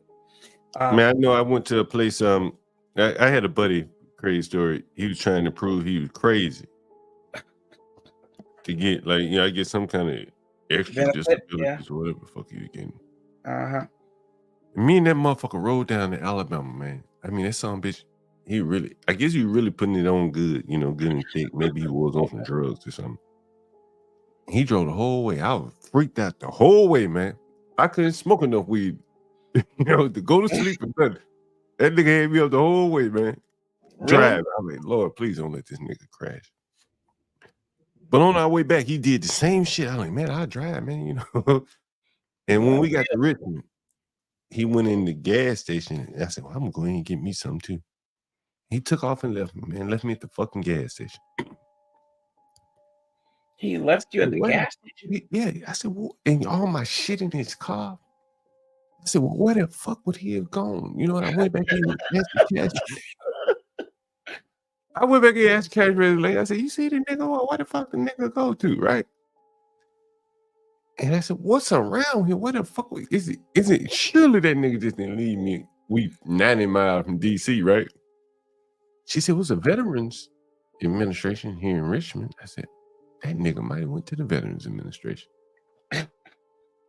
And he went to the Veterans Administration playing crazy, man. And nigga left me at the fucking gas station.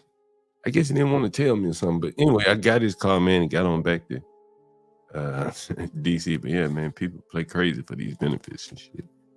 He was definitely playing crazy. But anyway, there's some good benefits, though. If you can get them, they are good benefits indeed. They are. You can get them. Yeah. I want to tell you, man, I was a master of knowing the rules and knowing the rules. See, I always knew the rules I was breaking.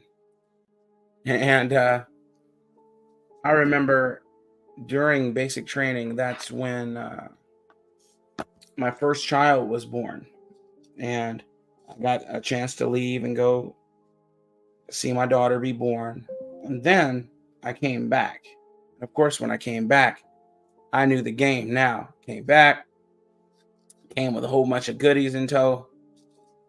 And the goodies that I had in tow were the what you call it? M&M's, Skittles, barber equipment. I was hitting them over the head. $40 haircuts, $30 packs of M&M's. I'm telling you, dude, they were buying packs of dollar M&M's for $30 a pop. Okay, I was getting filthy rich. One of the guys thought he had a grandiose idea by saying, Sometimes "Hey, you gotta do 90 days now." Damn. There you go. Yeah, 90 days. Okay, yeah. Let me see what DD214. Let me see. Do I have one of them motherfuckers on? Team just tells you all, your military history, what you did in the military. Let me see if I got this shit. I'm gonna look at it right here on mine and see if I But have anyway, it. one of the guys thought he got savvy. And he was able to, he said, "Man, if you don't give me this, I'm gonna tell the drill." So I'm like, "Tell him, nigga, I don't care." I'm like, "But you're gonna have to explain to all these other dudes who you diming out why they didn't get their stuff." And of course he didn't do it. He punked out. But you know what? That's when I realized that Florida niggas weren't shit. Especially guys from Miami, guys from Cocoa Beach, guys from any of those areas, man. Just Tallahassee. They were terrible people, man. You think so? Yeah, man, pussies is what they were. They talked a lot of shit, couldn't back it up. I mean, they talked a lot of shit, and they just couldn't back it up. They used to talk shit about people from Chicago, and we're like, "All right, man, I'm I don't ride for Chicago like that. I'm like, I don't care." I said, "But you're not just about to act as if you can just defeat the whole world, nigga, and not back it up." and that was it, and they would always talk all types of shit, and thought that they could get away with stuff. Oh, I got a story for you, man. So I had a guy in basic training. He was going to go for special forces after our basic training. He was going to go Ranger. He was going to do airborne, and he was going to do air assault school. This guy got in good with one of the female drill sergeants, man. I don't even remember her name. She was Indian and white. And I don't mean American Indian. I mean red dot. And she would take us all in the bread truck because it looked like one of those bread trucks from back in the day. So we called it the bread truck. We'd all get in the bread truck, and she'd pretend like we were going on some sort of extra duty. It would be me and 4 other dudes plus that guy. She'd drive us off the base, take him to a hotel, drop us off at the buffet, and be fucking him for about an hour or something. Come get us. And we act like we were just toiling away. It was hilarious. She did that with him in that way about 3 or 4 times. And I believe they were, of course, doing it when he was on the weekends, when he would have fire guard in the main office. Because in the main office, there was a cot, several cots for holdovers, people who missed going to their AIT or whatever for whatever reason. And so they would set up cots in the main office in a room, and they'd be in there doing it too. Hey, that's what happens when you have female drill sergeants, man, around a whole bunch of dudes. I can only imagine, man. Especially the people out on these ships, bro. Playing that contraband, man. Hey, Hey, people out on these ships, bro. 13 Foxtrot, by the way, is artillery, and that means they either did their AIT at Fort Fort Sill, or I can't remember the other base that does artillery. Or no, they don't do AIT for artillery at Fort Bliss anymore. So it's probably Fort Sill, and that used to be all male. So, they chose it, man. Going into all male culture, they want them to curtail their ruthlessness, their roughneckness. You have to have some sort of ruthlessness when you're dealing with weapons, when you're a war fighter. I think so, yeah.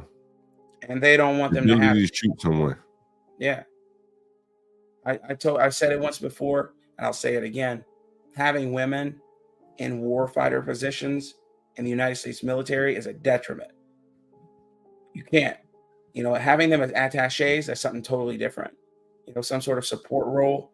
But you put them artillery, mechanized infantry, ranger, Green Beret, whatever frontline job, they're worthless completely.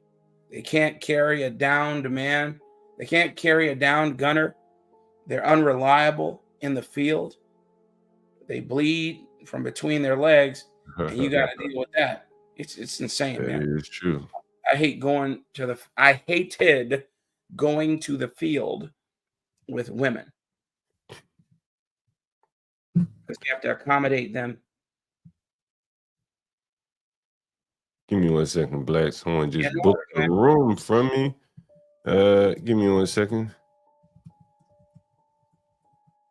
Someone just booked Dayon. Huh? A guy named Dayon. Dayon. Whatever the fuck that what means. that is. Is that a name? Dayon. Like Dayon. He like come in. You wanna go home. Dayon. Let me see if I got a picture of this nigga. Give me 1 minute. Oh man. Every day these names these motherfuckers come up with. And these parents, man, they really ruin their children's lives with these names. Nigga, the code real quick. Dayon. Look at the code for this. Okay. All right. Give me 1 minute. Give me 1 minute, Blacks. Dayon it is. Dayon. Dayon. Let me say Dayon. Dayon. Let's see what you got. Dayon. Let me say Dayon. Dayon, come back. Me won't go home. Let's see what we got for Dayon. 3 days. Okay, Dayon. Tell me, man. Dayon, What come we back. got for Dayon? Oh shit. That's that nigga. Damn. Dayon. What? Damn. Davies. Oh, see, they don't show you the picture till you confirm something. God damn. Well, tell me, what am I looking at? God damn, Black. Oh.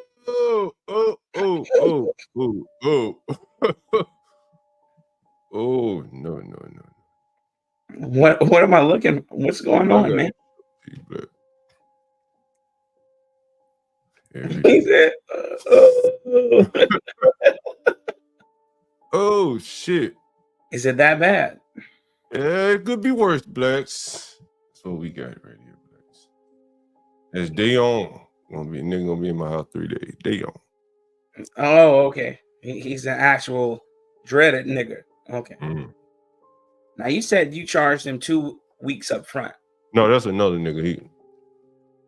He called in the other day. He been talking to me back. He done called me about 3-4 goddamn times while I've been on here.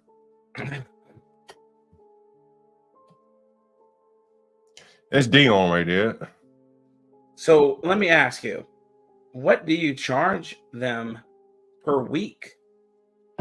Depends on where they want to book. And like, you know what it is, Black? Uh-huh. People always ask me this here, you charge Black people more. Kind of, sort of, in a way.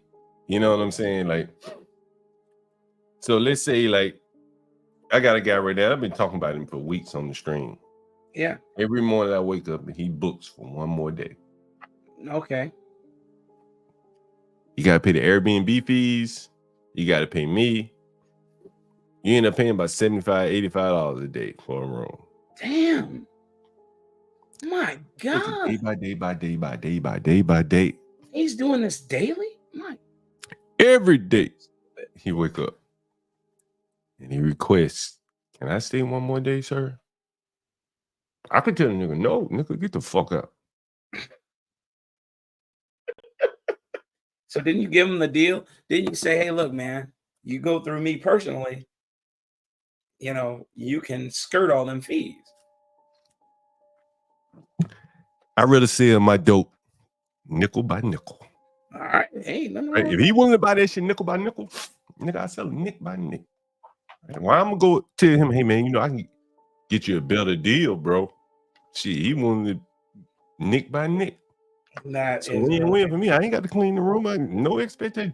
He's staying in the same room, and he willing to pay the Airbnb. He could come to me and say, hey, can I pay a little bit less and directly to you? Yeah, sure. But that's up to him. It don't matter to me. You paying day by day, right? He can't afford to book a week. So there's no reason for me to even go to him and say, hey, man, I see you've been staying here for 3 weeks now, day by day by day. What, like, book a week? Be cheaper. So would that You know put what I mean? more money in your pocket versus you splitting the take with Airbnb? Because isn't Yeah. Airbnb's fees something like 30%? The taxes and let me see what this shit is. The taxes and the fees, the Airbnb charge, the VIG, they charge, all that shit end up being like 26%. You know what I mean? Yeah. Let me see if I can show you this shit. And this ain't even a complete record because he one day the motherfucker, I guess he overslept and had to rebook the room. Yeah. Which means that now you got to pay a cleaning fee.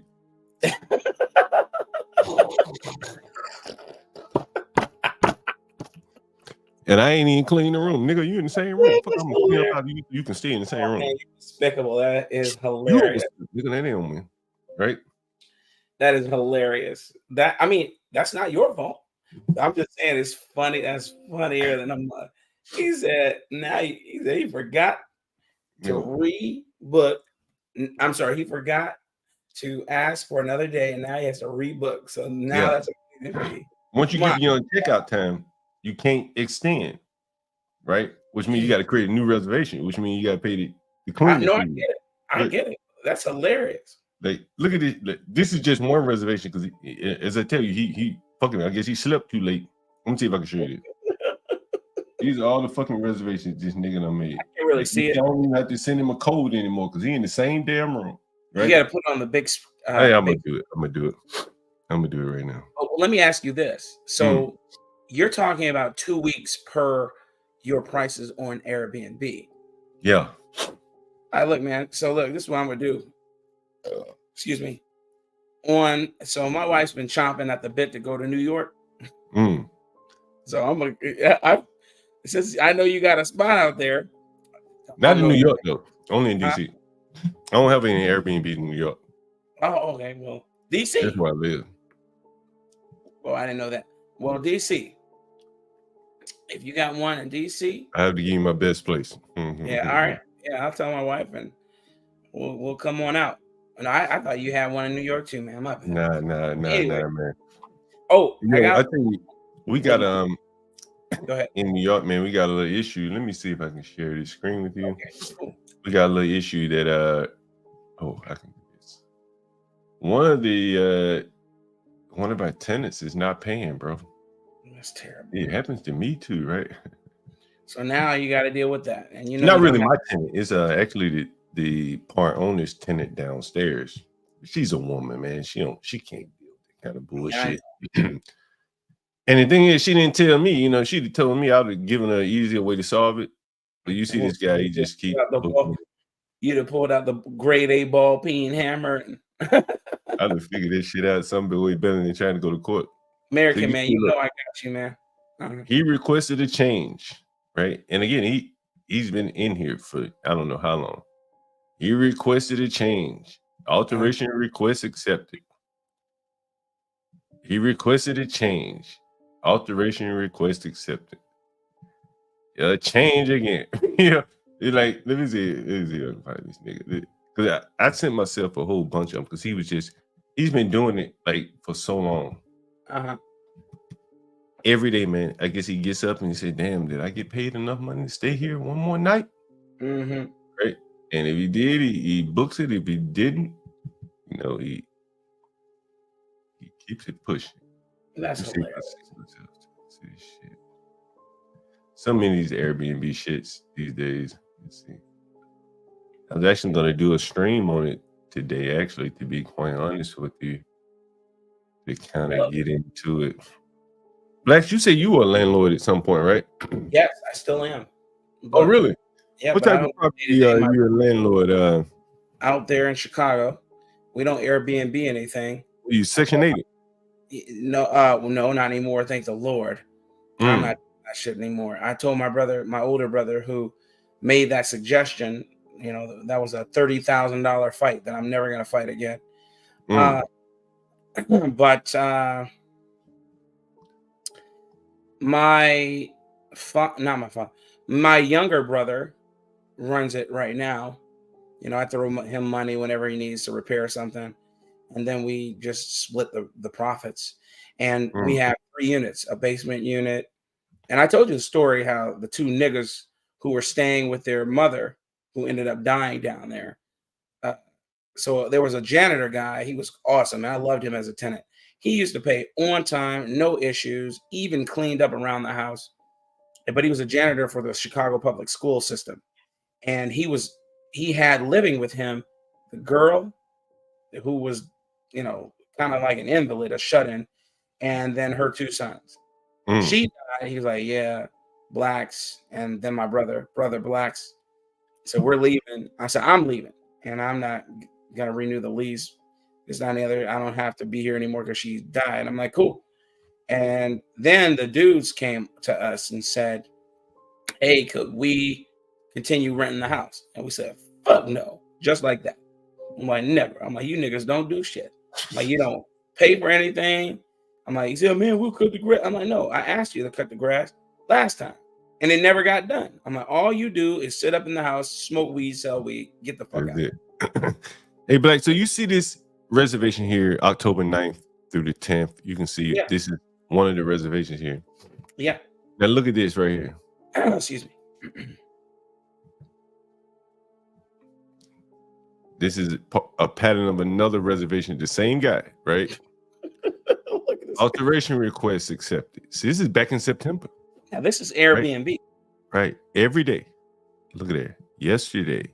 Today. This is not today, but yesterday or yesterday. This is September 26th. Dang. He been doing this shit for about a whole month now. What's for the whole month? Day by day by day. Relax. Oh my God. Oh, okay, hold on. Let me do. So you doing $75 a day for 30 days? 30 days. This nigga paid 20. This nigga paid $22.50, and it's paying $22.50. Oh my God. Okay, all right. What are the fees from Airbnb? What percentage are they taking out? The motherfuckers high, man. Like, you know, like I said, it's like I want to say it's like $75. Like, see again, like look at this reservation. Yeah. This started in September 26th, right? He been there much longer than that. But he keep making new reservations. He may not make enough money to book in time for his new reservation to start. You know what I'm saying? Like he probably working Uber or DoorDash or something. They get paid every night. But you gotta hustle, man. You gotta hustle. Yeah. Get that money. Rashu. I'm just letting John finish what he's saying. So you could go in with a firearm if it's your house and remove them. However, that's highly illegal. There are tenant rules. You know, they have the power in every, especially self-help. You can't do that shit. Yeah, especially. I'll give you guys a story. Tell you why you can't do it. Go ahead, and then I'll give you. I had a buddy of mine at the time. I still haven't healed. Show you how mild mannered I am. I see the nigga to this day, and we'll have sit down and have a drink. I don't call him, he don't call me, but DC small. I bump into him, we have a drink, cordial. Never bring it up. But he was living in my basement in one of my houses one time, and I was he told me I'm about to move. I said, okay, well, cool. Yeah. And I said, when you gonna be out? He said, end of the month. I said, okay, cool. So I showed the basement to someone else who rented it. She said, I'll move in the month when he moves. I said, okay, no problem.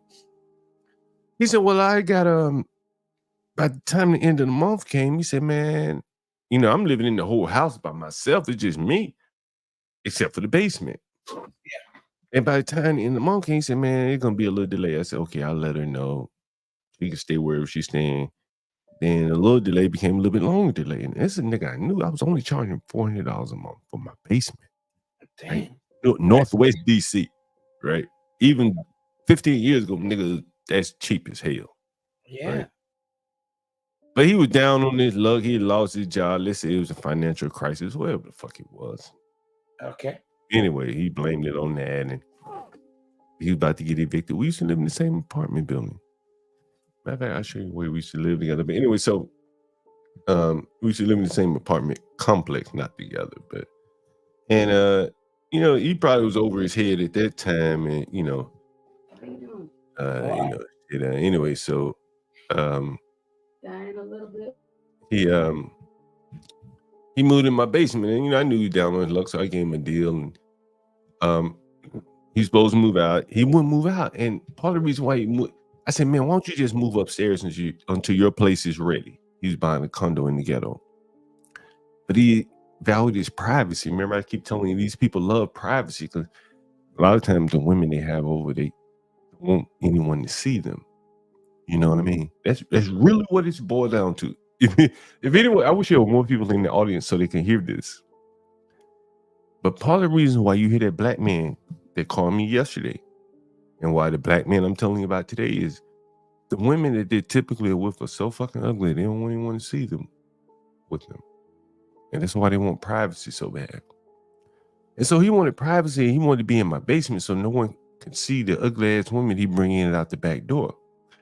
So one day, the girl was finally moved in. She said, fuck it, I just need a place to stay. I promised my landlord I'd be out. And I put her in a room in my house with me. She got to share a bathroom with me, right? So I wasn't going to go for that shit much longer. So one day, the nigga went to work. I moved all his shit upstairs, put it in the room, say, hey, man, until you find your new place, the girl going in the basement and you going to be in this room. He was a buddy of mine. I thought that was reasonable. I ain't destroy anything of his or anything. Made good care that everything was taken care of, right? Nigga sued me, man. And lied like a motherfucker, talking about, oh, I damaged his shit. I couldn't believe the nigga sued me. Like, he could have came to me and said, yo, bro, give me a couple $100 for the storage truck or whatever, something. But the nigga sued me for $5,000, man. I said, what? And you can't do these niggas any favors. And that really taught me, like, again, I wasn't even mad about it. I was like, damn, like, just a lesson learned early on in life, man. These niggas, like, you can't do them any favors. And from that point forward, I ain't do anybody any fucking favors, you know what I mean? Other than, I ain't going out of my way, you know what I mean? And that was it. Someone says, $22.50, that's what he pays. That's what he pays. Hey, he could come and buy a quarter ounce instead of dime bags. It's up to him. Right? You want to buy a dime bag every day? Cool. Right? You want to buy an ounce? You got the money to buy a whole ounce? Buy the ounce. Call John Galt. He'll sell you the whole ounce. 28 days, like 28 grams an ounce. You could buy it if you got the money. Most of them ain't got that kind of money, man. Blacks, do you know the average person I think you always hear the statistic that the average person doesn't have more than $500 in their pocket. Yes. And so I wish the Wayne John Galt was here. So when people ask me, do you charge black people more? Not really. I just charge them different terms. Hey, nigga, I need 2 weeks up front. Yeah. You got $1,000, nigga? Hell no. Okay, well, you're going to have to pay a little bit more per week. You know what I mean? The ones that got it, they can pay it. They don't got it, they're going to get their ass out. They got to put some money up front. They got to put some skin in the game immediately, you know. And most of them at that pivot point, that $500, they most of them ain't got that shit. And so it's an easy way to weed people out, the frivolous blacks that, you know, just spend money on bullshit. They ain't gonna have $500. You know? And that's funny because you're right. That statistic go ahead, Blacks. Don't have more than $500 in savings. Not even savings, but just in their checking account. And you're right. You can weed them out based upon the bullshit they spend their money on. And then all of a sudden, when it's time to pay their bills, where they live, their domicile, now they don't have the money. It's insane. A nigga, I guess my partner sent some workers. And I will show you an example of what I mean. Let me send this text to myself. Give me 1 second. Yo, did you guys see some new Kamala and Tim Walz ad trying to get men to vote? Man, American man, I got to tell you something even crazy about that than that. Give me 1 minute. I'm going to tell you something even crazy.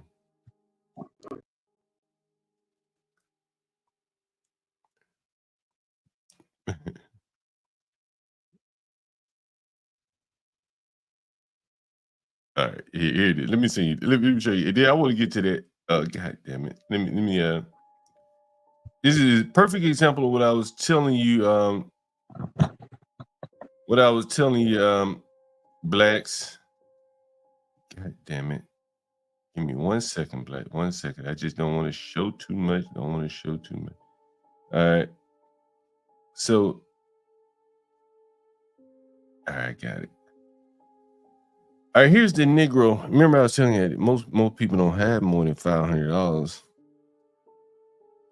and it's a way for me to extend. And then, if you want to call it gouging, whatever the fuck you want to call it, nigga ain't got 2 weeks. You're gonna have to pay more. You want to buy a week, nigga? You want to buy a dime bag? You could have bought a whole ounce, but you didn't have your money. You didn't save your money. My bad. A dime bag is a lot more expensive than buying a whole ounce. You know how it works. Everybody know how that works, right? You know how that works, right, Black? I know you don't smoke, but you get the point, right? Yeah, I know. I get the point, and I do know how that works. Yes, I do know. You definitely listen. The dime bag. Oh God, the dime bag is for 3 different people. It's for the smoker. It's for the guy selling it, and it's for the guy selling it to the guy selling it. You damn sure don't want to get caught up in the dime bag game. That's damn right. So this nigga came to look at the room. Man, you got my wife excited about coming to DC, man. I just told her. It's a beautiful place. And so this nigga came to look in the room, and I guess my partner sent someone over to do some work, paint or something. I didn't know they did the shit, but anyway, he was over there painting. Uh-huh. And so he said, well, I need a place for tonight, man. And the guy ain't here playing. I said, well, I got another place in Northwest. It's $485, nickel. A week.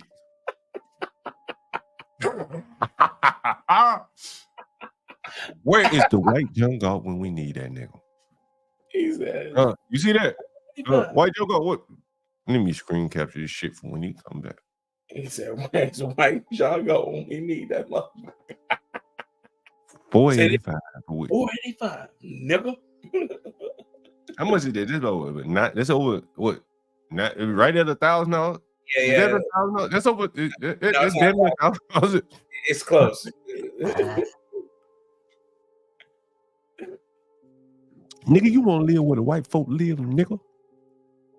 You got to pay. You matter of fact, you got to pay up to get close to them white people. $485 a week, nigga. 60, man. Time 2 just to move in, nigga. So it's 1 week, not 485. If he's not doing Airbnb. Right, this is a direct nigga. So he's buying buying. Here, that nigga got $1,000. He's buying wholesale, huh? Ain't no way near that nigga got $1,000. Ain't no way. Ain't no fucking way. So what he said, I was going to keep it weekly now, just out of the amount. You damn right. And I said, well, they require 2 weeks up front, nigga. Or you gotta buy a dime bag at a time, bitch. We ain't breaking this shit down. Dime bags, quarter ounces. It's hilarious. Half ounce is a whole ounce. That whole ounce is that whole month, nigga. You gotta buy 2 though. You gotta buy 2 ounces. That's hilarious. You know, hey, I guess that's how you gotta smoke weed, buying ounces at a time. Now let me ask you this: how many white people do you get wanting to rent rooms versus they the only ones got money like that, blacks? Huh? They the only ones got money like that. So no, I don't want any more fries. Man, I just had a white woman just the other day. No lie. Was it September? It was September. Is she renting rooms or is she renting? She dropped me a check for 3 months plus a dog. How much for the rides for free around this motherfucker? How much for the full dog? apartment, nigga. You know what that cost, that motherfucker, right? But she paid up front. She wrote one big ass check, and I said, "Well, John Galt will give you a discount." She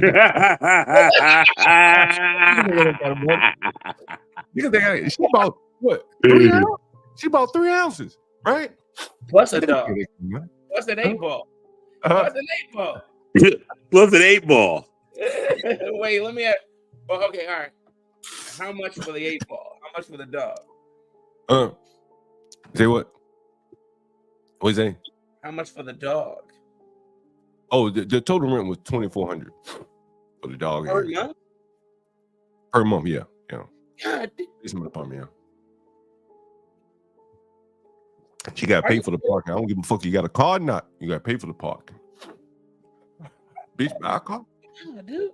You can sublease the park spot. You got to pay for the parks. Yeah, hey, blacks. DC is expensive, bro. I mean, yo, listen, right? Maryland is expensive for no reason. I see, man. Yeah, like, bro, like Maryland is really two parts of Maryland. It's Black Maryland. Yeah, I know that. PG County is Black Maryland. The rest of it, and Baltimore. The rest of that shit is expensive as motherfucker. Like upper Marlboro and all of that. PG County. Bro, I'm over there like Montgomery County, like Bethesda, nigga, by NIH, where Fauci and them might live. Yeah. That shit's high as fuck, bro. Yeah. Very. We don't even touch those numbers. I don't even understand. Let me tell you, you just charged this bitch $7,200 up front. Up front. What sort of discount did you give her? That was a discount. That Did you see his face, blacks? That bitch got a parking spot, space for her dog, nigga. That shit rare in DC. That's very true. That's shit very rare. So that was all encompassing. That included the dog and the parking spot. Yeah, private kitchen, private bathroom. You know, thermostat, control your own heat. You know what I mean? Oh, you control the heat and everything. Oh man, that's luxury. Oh, so she got a whole apartment, John. I mean, yeah. Yeah, but still, that's basement apartment, yeah. I got people. Let me tell you, man. So my bottom tenant pays us about $1,000 for the basement. The main domicile, I'm hitting them with $1,700, and then the upper deck, the upstairs portion, I'm hitting them for $16. These people went at these numbers, man. They're like, oh, man, That's so much money, blah, blah, blah, Skippy. In Chicago on 84th. So it's not too far away from downtown Chicago. It's squarely on the south side, southwest side. It's on Union Park, down the street from a high school called Calumet High School. And I'm just like, my God, dude, you're telling me that for one damn apartment building, one damn floor of the apartment building, you're charging these people $2,400 a month. Well, she got a dog. You know what I'm saying? Like, there are very few people that gonna fuck with that dog, man. You know what I'm saying? Like, that dog, people ain't fucking with that. And if it's a pit bull, you could charge even more. Oh yeah, Exactly. Luckily it ain't no pit. I don't even fuck with them pits, man. Let me tell you. Did I ever tell you a story about my pit experience, bro? Yeah, listen, everyone has a story about a pit experience. Oh, guys, a story like mine. Right here in this house where I sit, there was a nigga renting a room for me. Government nigga. He was military nigga. He was stationed in Bowling Air Force Base, which is right around the corner from where I am. If you know Yeah, I what, know you probably heard of bowling. The nigga, him and his girlfriend, I guess they were gonna get some money from the government if they live separately or some shit. I don't know what the fuck they were doing, right? Some kind of fucking scam or something, right? Hustle. So they were gonna live separately and get some money, and they were gonna live in a room, you gonna rent a cheap ass room for me. And here at that point, I was just renting a room, bad ass room, 4 walls. And he was unloading his truck to move in. Yeah. He had paid me and everything. And 2 pit bulls from the house next door came out that motherfucker ready to eat. And they ate that nigga. One nigga pit bull had one leg, the other pit bull had the other leg. And they ate that nigga for 20 minutes. Chewing on that nigga feet, his toes, his leg, his ankles.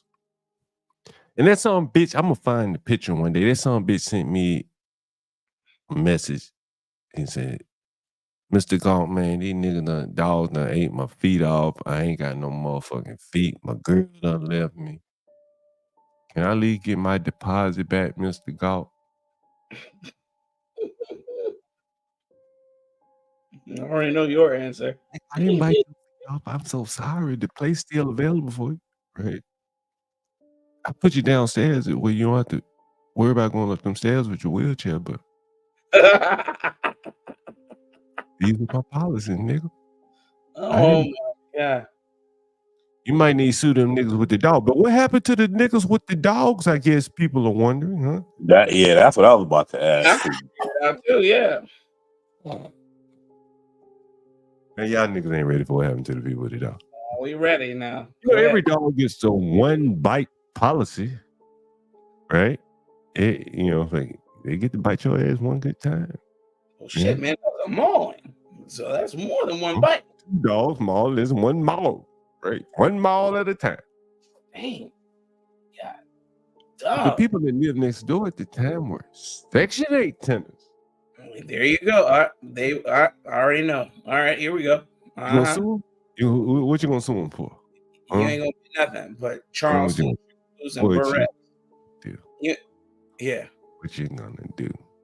Hey, when I got bit by a pit bull, a red-nosed pit out there on the south side of Chicago when I was 15, it was one of my homies had the dog. He handed it to his 10-year-old sister, 1-year-old pit. I said, man, don't hand that dog to your sister, man. She can't handle that dog. Man, I could see it in his eyes. He honed in on me, man. I made a move, snapped right onto my right leg. I still got the deep scar, man. He took a plug right out of my ankle, man. And I stomped that dog to death. Okay, that's what happened. He died right there. Huh? It's a fight for your life at that point, for sure. I killed him right there. And then he's like, you killed my dog. I said, and I'm over here not screaming, but mad. I'm bleeding almost to death. And he's telling me that he's upset that I killed his dog. Fuck your dog. And then I went to the emergency room. They gave me 13 stitches. I told you guys I had a house of 27. Yeah. And so this is one of the rooms in the house of 27. It's a black house. Nice, man. Is that You know what's crazy? You know what's crazy about this house, actually? And I've been meaning to do a stream on this, but I just can't find the article. If anyone can find it, and I would love that. It's a black house, literally, jet black. A motherfucker got up on the house, painted it, top to bottom, all black. Did a wonderful job. He was my tenant for years, man, years. And then he checked into the hotel one night and jumped off the pavilion or whatever and killed himself in the hotel. Are you And his serious? name was Nima, but I can't fucking remember his last name. It was a Greek last name, like Kostakis or whatever, you know, a Greek last name. Yeah, like But it was like the Capitol Hilton. It was some DC hotel right near the Capitol. I just don't remember. What year? Man, I'm gonna have to look it up, man. You know what I'm saying? Let's just say 10 years ago. I can't remember. You know what I mean? To I've been death. searching for it, man. Hotel roof, 23-year-old. He committed suicide. Yeah, How old was he? he was in his either late 20s, early 30s, maybe. You know, something. Yeah, I'm not good gauge, but he wasn't middle age. He wasn't 40. He was 30s or 20s, more than likely. His name was Nima, Neema. Anyway, so he painted this house like all black, bro. Like, January 1st, 2017? Oh, no, that wasn't 10 years ago. what's his name? Is it Nima? Was it in a hotel in DC? Man falls to death from DuPont Circle hotel roof. 23-year-old man from Herndon, Virginia, died after he fell from the roof of the Hotel DuPont Circle, Northwest DC. Darcy Spencer reports, but it doesn't. Yeah, if his name is Neema, Neema, and man, I remember, man, like, you know, I won't go too much in detail, but his mother called me like after he had committed suicide, asked me all kind of questions, and one day I'm going to do a stream about it, and I had it scheduled, but I got to find that guy's name, you know what I'm saying? You know, so I can pull up that news article because I remember reading. 10 years ago? It may have been longer than that, man. Who knows? Huh? I swear it was near the Capitol, in one of those hotels near the Capitol, the Hilton.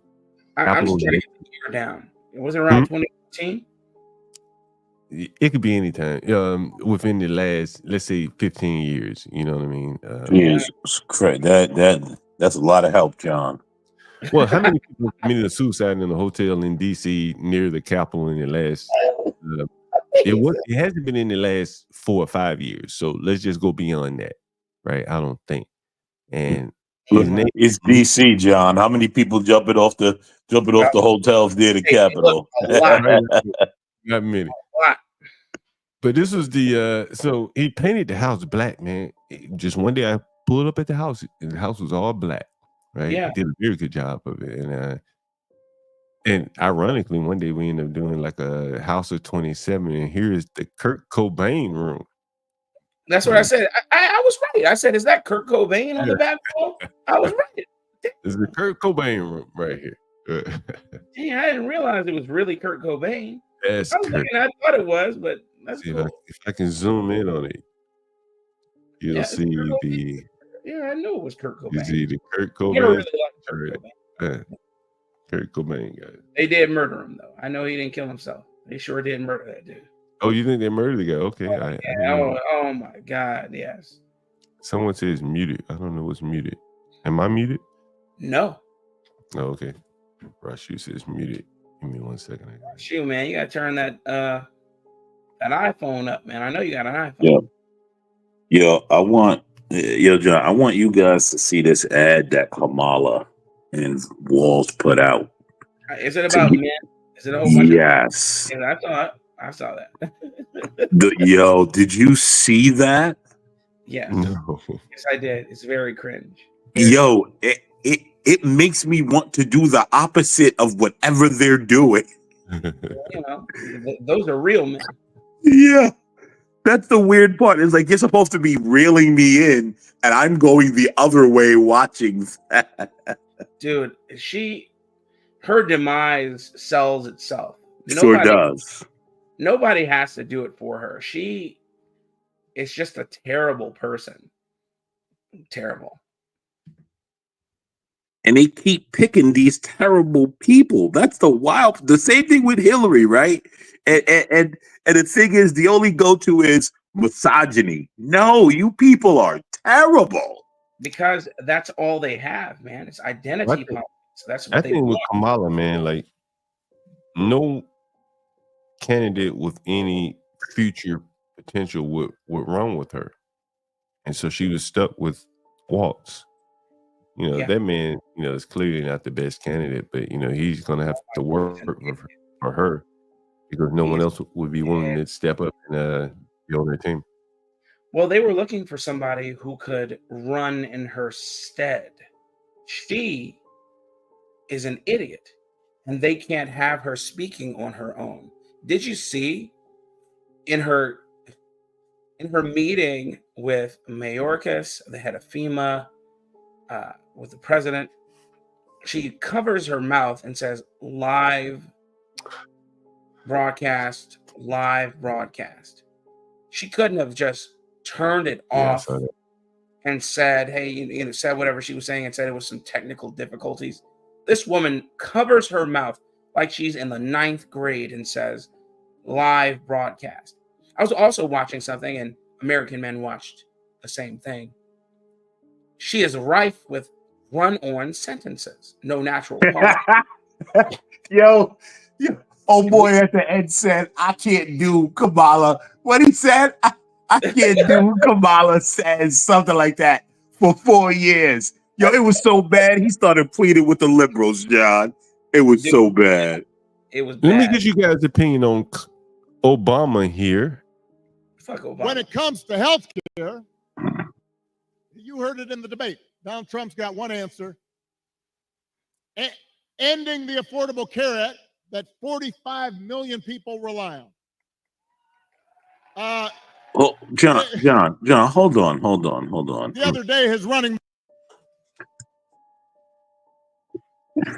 How long are they gonna sell this nonsense? Keep selling until people stop buying. But we already had Trump. There was no ending the Affordable Care Act. He cannot end the Affordable Care Act. Yep. It's dead. And they keep selling it. They keep talking about it. They won't stop. It's insane. You saw Be Brave up here yesterday talking about, you know, healthcare is a right. He sounded like Obama. I didn't see that, but yes, that is his MO. He does say that. Right. A lot of people think that healthcare is a right. Well, there's government should take care of me. Just like when I hear black people Voting Rights Act, I'm like, what? What year is this? This is 2024, and we're still screaming Voting Rights Act. Still, John, do you know what year the Voting Rights Act went into effect? I have no idea. I don't know the exact year. I want to say it was 60 something, maybe before that. the vote. I believe it was 65. It's 2024. What's up, Torf, man? Black people are still screaming the Voting Rights Act. Well, maybe doesn't it renew or something? Maybe that's what they're talking about. They're talking about the 13th Amendment. John, they ain't talking about nothing. I'm just poignant. Yeah. I'm trying to give them the benefit of the doubt. Yeah. Yo, every time I hear it, I'm like, wait, what? And then this idiot up here tries to say, at the behest of Trump, they struck down that border wall act that they were trying to push into law. Nobody even read the law. The law was full of fluff, trying to get us to pay another $1 trillion or $2. It didn't have any provision for border wall whatsoever. It was a fluff bill. What they were trying to do for the border was allow more people in through that act. Yes. Okay? But then HR 2, the one that was the counter, which actually addressed the border, which said you had to shut down the border. There was no daily minimum of 1,000, 3,000 people, whatever the minimum was, which guaranteed 1 million extra people a year into the country. They didn't have that in the HR 2 bill. And of course, they don't talk about that. They play that up and say, hey, look, the Republicans are trying to introduce this Hitlerian Faustian deal, and we're not going for it. And so then they struck that down in the Senate, but it was approved, of course, in the House. And then this political jousting just keeps going on and on. My point in making this is there was no dice going with the bill that Kamala, the Ugandan nightmare, backed, or her wrangler, freaking Joseph Biden. Yeah, I want you guys to understand something, right? That when this guy says the Ugandan nightmare, he also sends it in text. I just want everyone to know how passionate he is about that. Yes, I do. When I read it today, I was like, oh, okay. So we're passionate about this one. So we're Kamala, the Ugandan nightmare. That's what she is. She's terrible, man. Terrible person, idiot. Can't talk. Doesn't know. Look, you can't diagram her sentences. You can't. Try it. When that dude did it, and I said, you know what? Let me try.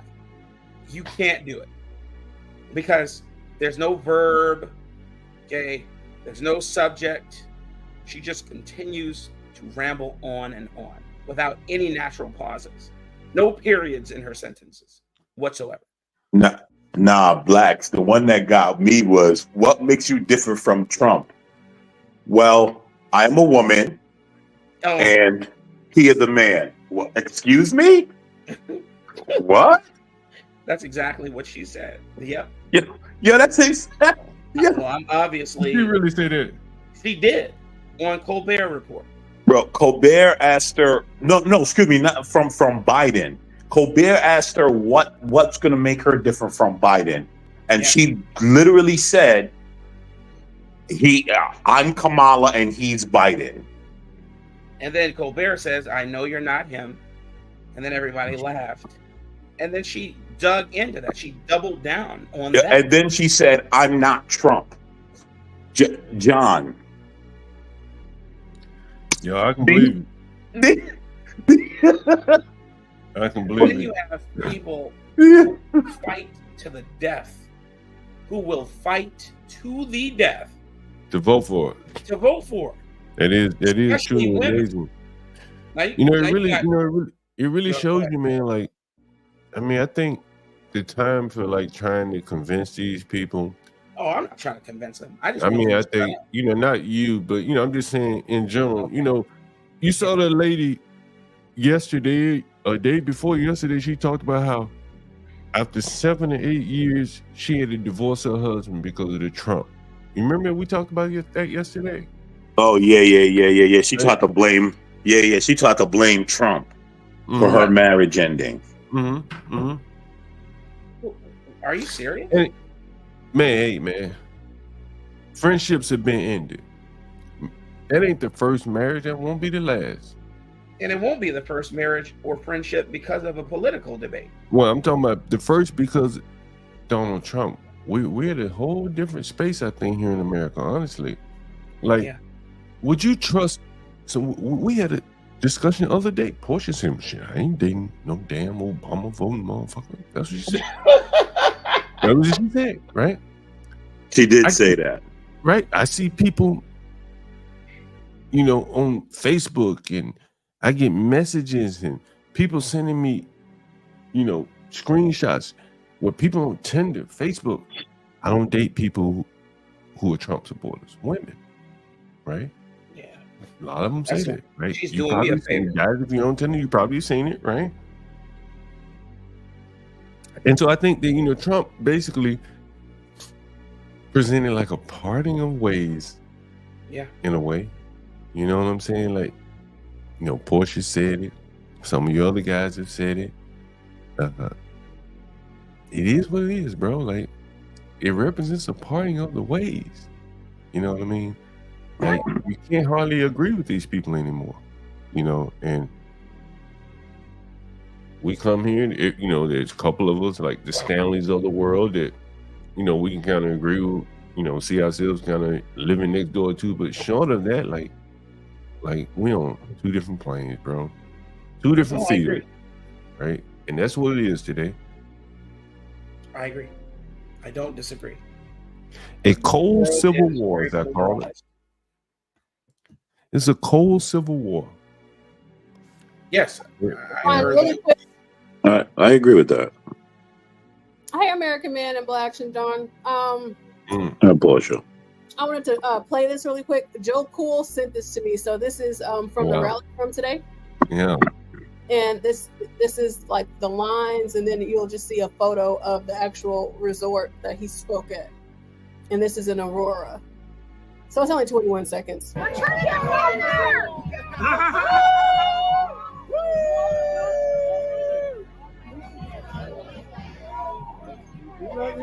rainbow flag out there. Download this game and play for those Counter protesters. But you see how long that line is? And then this is the actual resort. That's what Trump was talking about in the beginning. Like, you can see it like going all the way down, and they're not even anywhere near the actual, Oh, they were at the Gaylord.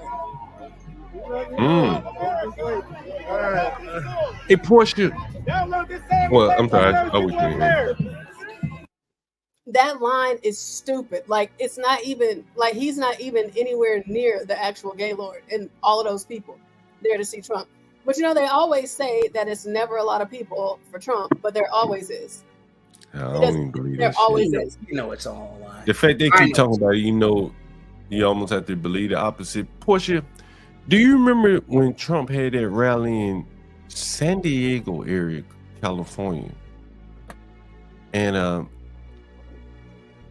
the protesters blocked his path. And that motherfucker was a 70-something-year-old man. He had to get out of his car and walk. And I mean, it wasn't just like a straight line. He had to go down in like a kind of a I don't know what the word, cliff or bank, whatever. But if you can find that clip, they probably tried to hide it now. That clip, man, they headed to that rally. You see this 70-something-year-old man walking. Right, when the protesters had blocked him, he could have turned around and said, "I'll just go back and do it another time."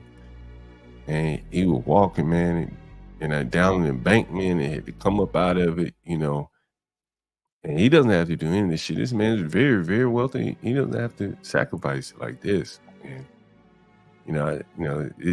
it did something to me when I saw him doing that. Like if you find that clip, I don't know does anyone remember that? I'm looking it up right now. Yeah. I'm pretty sure it was like maybe it was La Jolla, California, somewhere in Southern California, San Diego area. And he had to walk up an embankment or something. They had blocked his path.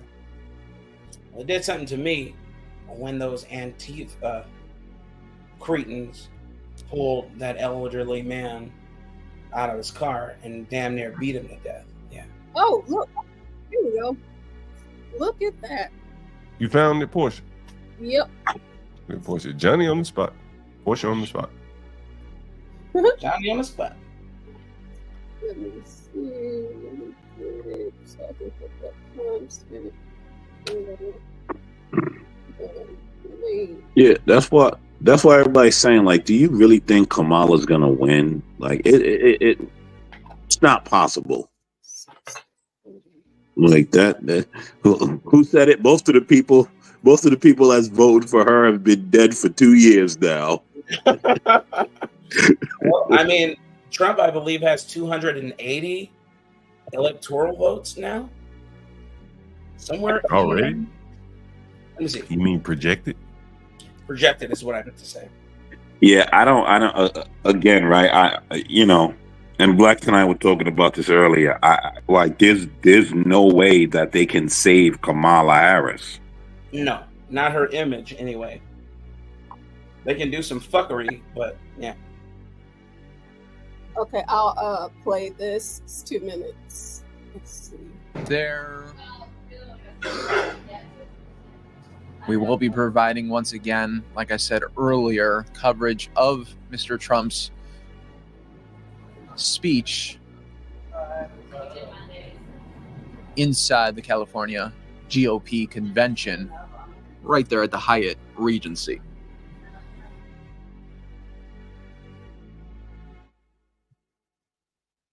What year was this? It was when you were running the first time, I think. Okay.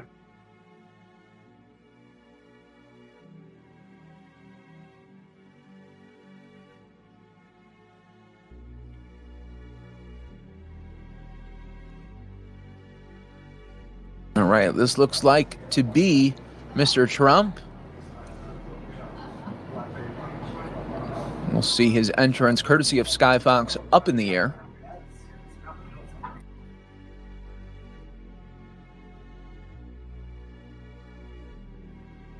Man, the fact that now let me just tell you how dangerous that is.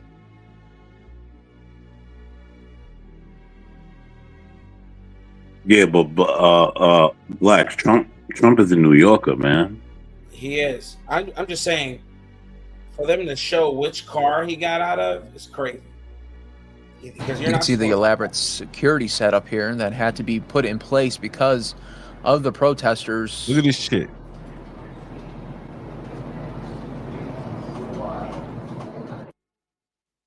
Almost like gotta do like a jump. So they gotta be careful, ladies. There he There's is, Mr. leading Trump the in way, the center Fred. there.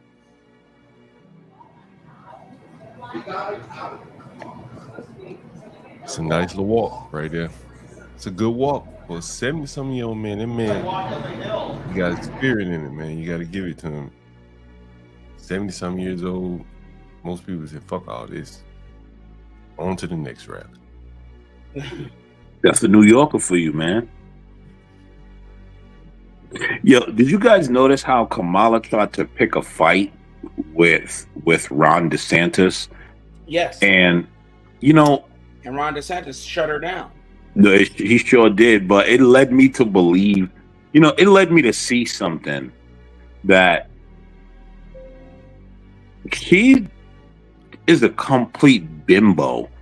And here's why, right? Because she did not know when it was time to play partisan and when it wasn't, right? If you notice, all the other politicians know, and they know that hurricane time, we don't get to acting like, you know what I mean, all this partisan and because he's a Republican. No. We just sort of shut that out and wish everyone well and maybe get a light jab in there and then keep going.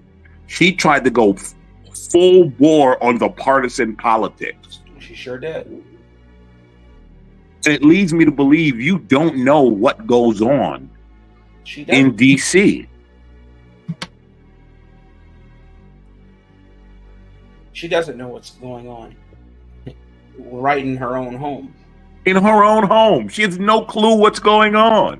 I didn't realize I was on mute. So this video, so how we just saw the one video where Trump had to go around. So this is what was going on at that time that made him have to walk to the rally place.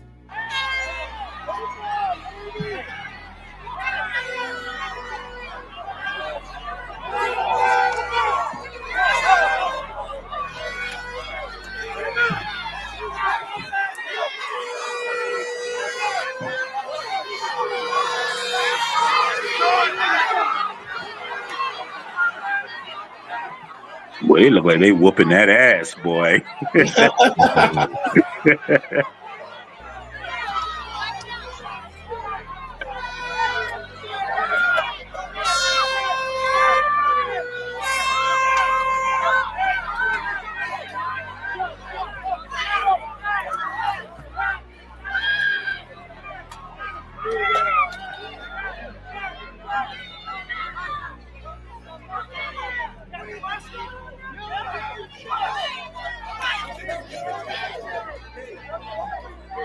Yeah, that was back before they defanged the country, right? Yep. Yeah, that's just crazy to think that that was here in America because a president or because someone was running for president. And Trump, instead of saying, hey, I'm not going to show up, I'm not going to come and speak at all, he still spoke and he just walked. Yeah, that's it. He got shot. He still was at the RNC. Portia, did you watch? I keep saying, like, honestly, you've heard Trump say, they're not after me, they're really after you. I'm just standing in the way. Sure enough.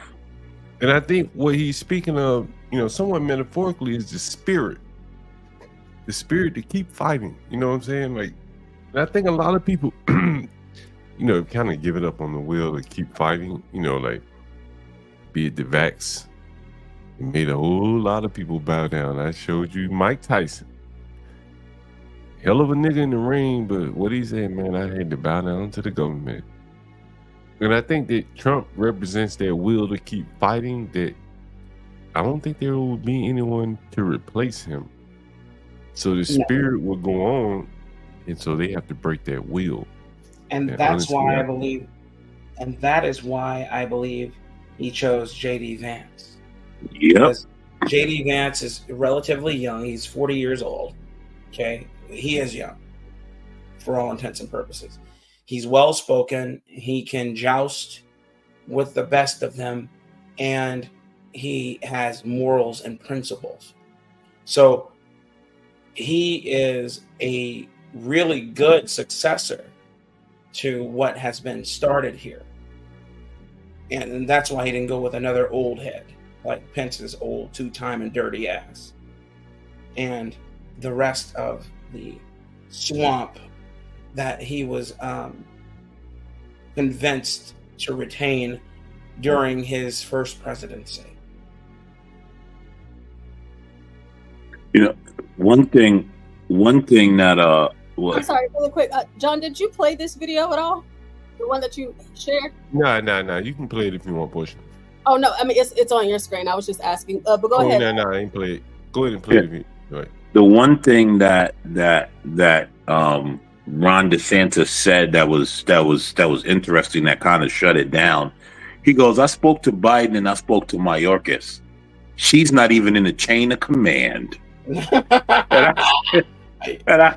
I say, yeah, that kind of makes sense. The fuck are you calling me for? Like, I don't need to speak to you. You can't help me. He did say that. Yes, he did. I'm looking at some of his policies on the vaccine mandate, and I think that's really what it boils down to for me. Damn, I got this guy calling me. Should I patch him in and let you guys hear this shit? You want to hear this shit? Yeah. Absolutely. You are all right. I'm gonna probably have to call him because I'm probably not connected to the roadcast. Let me see. All right. Let's see. Let me see if my phone's ringing. I'm gonna call him back just to make sure. All right, let me make sure that sometimes it doesn't work, sometimes it... Oh, I know you hear this. Yeah, we hear it. Hello? Yeah, what's up? Hey, what's going on? I texted them too, but you got the text I sent through the group text? Yeah, I probably saw it. What's up? And they never sent a reply back. So I was just trying to see what they was talking about, and who I sent the cash to. They were saying they wanted something, they wanted extra money for the situation. But like I said, we talked about it. It's flies. It's not even done. But yeah, I think they sent somebody down there working. They sent somebody down there working, so he probably won't be done. Somebody down there working right now. I guess he went there today because I told you my deadline was kind of today. I'm trying to be gone like today. Like, yeah, you hear this shit, bro? Like, my sister's on drugs. I'm trying to go, bro. Like, I need to go. I work 3 jobs, but it's not. I'm supposed to be here. Listen, she called me a lie because I was supposed to be gone, but you ain't tell me that this shit wasn't done. So it's like I'm in the bind now. You see what I'm saying? I'm getting cursed out. getting called out my name, but I'm trying to, like, you know what I'm saying, send this money to somebody and at least just drop my stuff off there. They can keep working. I can go spend the night somewhere else. You see what I'm saying? If they not done. Yeah, well, I got other rooms that are ready right now. I think the guy down there painting, putting like a little utility door up or something in the bathroom at the place that you saw. I didn't even know he was gonna be doing that. I think my partner sent him down there. Yeah, man, they put me in the band. Man. I ain't know, man. You know, hey, man, Hey, look, I hey, ain't gonna what you get want from me? you I on ain't my know. You know, hey, look, I just, you know, I just know they tell me what's open, but they sometimes they don't tell me what's going on. So, but what I do know is just I got some real nice. Friday, that's why when we talk, remember I got, last time we I talked, remember, Friday, I got some real nice places though in Northwest DC. You know, it's hot up there, real nice. You said it's only Petworth though. That's the only one y'all got, right? Yeah, right now. Other you want twin bed? I got twin size bed. You probably want a twin bed until the other place is ready. It's up to you. You said it's a Petworth? Yeah, right now. So how much they gonna charge me to stay there just for till Sunday? You know what I'm saying? I'm trying to get the row house, but shit, them rooms expensive. You know what I'm saying? I'm gonna say you. I know. You said the row house is 487. 485. Yeah. For a week. I understand that part, but I'm trying to figure out tonight where I can land my feet. I'm trying to put my. So can I put my feet where they painting that right now, where I just left from? I don't give a fuck if it ain't done. I'll pay for it. And I might just stay there a little longer if expected, if I got to. You know what I'm saying? But I just need to get from where I'm at. And that's an emergency. That's why I said by Friday, you said, yeah. Come on, man. Make something shake for me. Because she think I'm lying right now. Listen to this whole conversation. She still think I'm lying. Like I'm supposed to be, like I wasn't on my job to be moving. And my move end date was Friday. You see what I'm saying? Yeah, I'm just trying to give her privacy, bro. I'm working hard as a fuck, but I'm trying to get this lady her privacy. She looked out for me. She did what she's supposed to do. I'm just trying to get the fuck on quick, bro. Like ASAP. I got the money. I work 3 jobs. You need anything else? Yeah, I can verifications for anything. All the credentials, whatever, I got you. But I'm just trying to get out of this place tonight. All they needed that money. Like I said, I got some real nice rooms.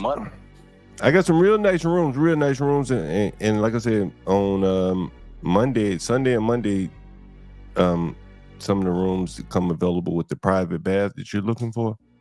But you know, that shit, you know, it's a hot commodity, man. It's a weekend, you know. Kind of time. Well, I mean, to be honest, what can I? If I want that place that I just left, because I bank on that real quick, because that's the first place I seen. And it's convenient, but I just, you know what I'm saying, I just want them to tighten up whatever they got to tighten up. But if I can move in tonight, just move my stuff in there, I ain't got to stay there. I just want you to let them know that much. And I'll let them finish working. And when I get off or when I get back, which will probably be Sunday, it might be Sunday. Yeah, it's going to be Sunday for real. Man, like I said, it'd probably be better you take a room for a couple of days and then transition. It's gonna cost me again. It's still gonna cost me, right? I mean, they probably factor into, like your whole week. Well, yeah, type thing. Can you give them a call? Can you give them a call? Check with them and see, and let them know I do want that unit. But if it's not ready, can they give me a unit until it's ready? Well, they won't be able to give it to you. You know what I'm saying? Like, but they can factor. They factor in it. If I'm paying for a unit already, if I'm paying for that unit and it's not ready, can they accommodate me with another Airbnb, basically? Yeah. Until that's ready, no doubt. Like, you see what I'm saying? Yeah, no doubt. Indeed. So what I'm going to do is, I can look at Northwest for like 2 days. I think that's all we got, and then let's say Sunday you can go to the unit that you saw today. Yeah, that's convenient. All right, but the one in Northwest, there's no private. The one in Northwest, there's no private bath though. So I just want you to be clear with that. You know what I'm saying? You be clear with that. And then on Sunday you go to a unit that has a private bath. That makes sense. Yeah, that makes perfect sense. The one that you saw, the one that you saw the other day, it'll be all ready for you. Okay, how much is this? What's the price? Does it change or is it? Well, you know what I'm saying. Like, I tell you that what was it for the basement, right? what did I tell you for the basement? Was it $375 a week? Yeah, that's all you told me. Just $375. But you know, I tell you that they require 2 weeks up front. You know, it ain't like a deposit. But Yeah, you ain't tell me that. Well, I told you once you. With that, why you ain't just tell me and keep it real? We gotta tell me like all the details of far as income and what I gotta pay, because you said $375 a week and it's like that. I'm like, damn, they can't charge somebody 2 weeks to stay somewhere like that for 2 weeks. You see what I'm saying? No. I tell you, the guy was down there working. The guy was down there working. No, wasn't nobody there. I mean, by the time you got there, he probably was gone. You know what I mean? But yeah, he probably came out there left, but he wasn't there when I got there. It was naked and there's flies everywhere. I don't know what the hell. It smelled like a fucking dead body upstairs. Yeah, that's why I'm saying, like, if the living conditions gonna be like that, they gotta tighten up at least. You see what I'm saying?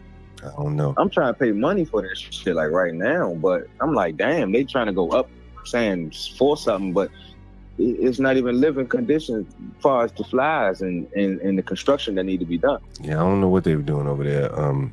But I mean, again, like I said, that's what I said. Can you talk to him real quick and then call me back in like the next 10 minutes? Yeah, I'll call him right back. And you see, because I asked him over text message. But like, all I'm saying is, if you only do 1 week, it's gonna be more. If you do 2 weeks, you know, it's the price that I quoted you. That's just how they charge. You know what I'm saying? You said if I do the 2 weeks, it is right cheaper. It's the price. Is the $375? But if you do 1 week, you probably, I don't know, maybe 400, something like that. You know, just for the 1 week, because you know, like I said, these units are on Airbnb, so you know they may have to move bookings around, shit like that. You know, well, see if they can work something out, because they want double, and I wasn't really trying to pay double. I ain't. Hey, where you at, bro? Listen to this crazy shit, bro. What's going on? Oh my god, bro! I was looking for you. I walked back there looking for you. It's like, call your baby father, bro. Like, man, what the fuck? It's cool, bro. I'm about to leave, bro. But anyway, like I was trying to say, if they can accommodate, I asked over through text to accommodate. Yeah, I'll send you a text message right now. No problem. I'll give you a call right back. All right. I appreciate it. The white young girl, you came right on time. You see that nigga? That nigga ain't got nowhere to go. He ain't that hard up. No, he's definitely. You ain't hear them niggas in the background talking shit. That nigga got to go tonight. He's not that hard up. You know why he ain't that hard up? No, listen to me. He told him yesterday I'd be out by the day. You heard him talk? No. I get that, John. But blacks tell that nigga. Tell John why he ain't that hard up. That nigga willing to move his shit. That nigga doing too much talking, John. I was just about to say he's doing way too much talking. That nigga doing too much talking. When you hard up, no. When you desperate, you talking. I need that place tonight, man. I need that place tonight, man. Help me out. I need that place tonight. You gave him plenty of outs. He wasn't trying to hear it. He didn't want to. Thank you. Didn't want to pay the extra money. He got that money. No.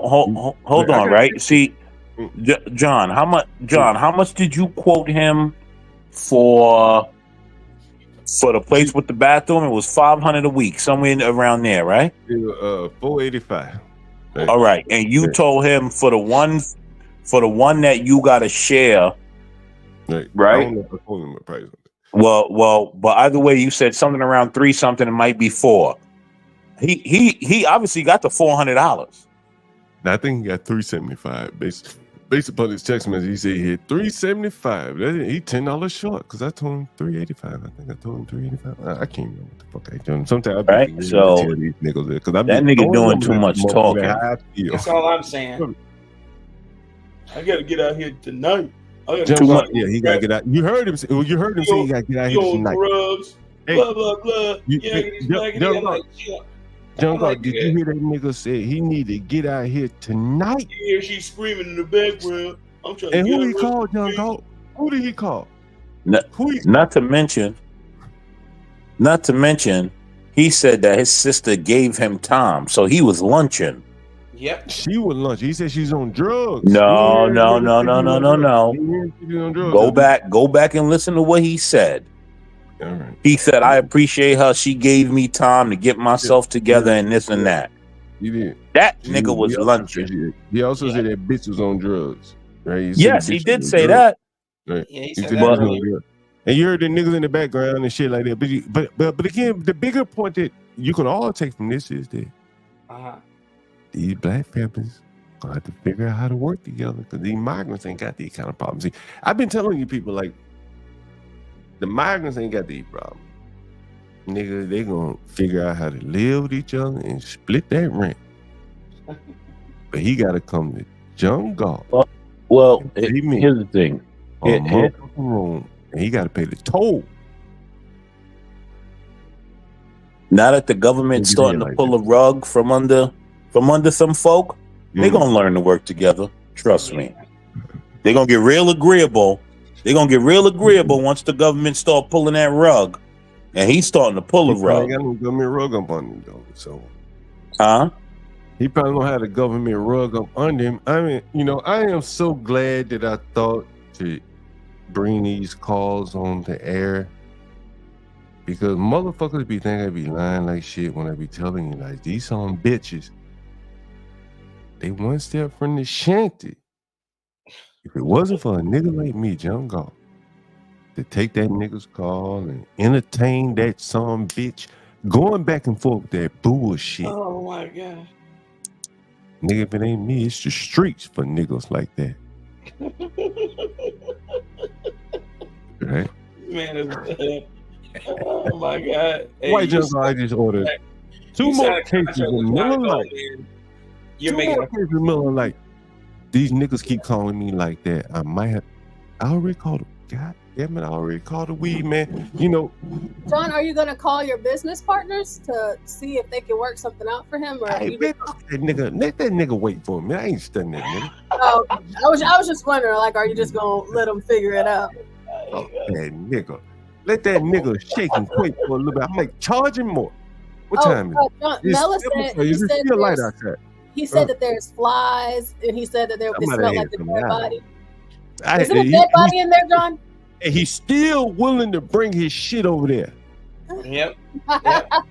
See, what I heard, live John, upstairs. Ain't John, nobody told that's me the about point. no motherfucking And fly. John- Four other people live upstairs. Ain't no nigga told me And about John, that's the point that American Man and I were trying to make. This dude is hard up, quote unquote. Hard up. However, he has time to haggle with you. He's throwing out begging. issues with your He begging illness. 'cause- he begging 'cause he didn't want to pay that throwing out double up. issues. He trying I'm to get saying? around that double up, Black. I know what he doing. Yeah, that's He what I'm trying to get saying. around that double up. Cause see, I said, nigga, I need 2 times that. That's that double up. Like they say on the street. That nigga trying to get around that double up, and I'm no. He said, You know, I get around that. And pay attention to what he said. Oh yeah, it's fine. Let me just put my stuff there, and then I'll be back around on Sunday. So where you gonna stay Friday night and Saturday night? With a bitch or something. You ain't, Nah, nigga ain't that hard up. He gonna stay right there where he That is. nigga wanna be- Thank you. If I don't call that nigga back in 15 Thank minutes, I guarantee he gonna be ringing his motherfucking phone. He need that dope. He need John Galt's dope.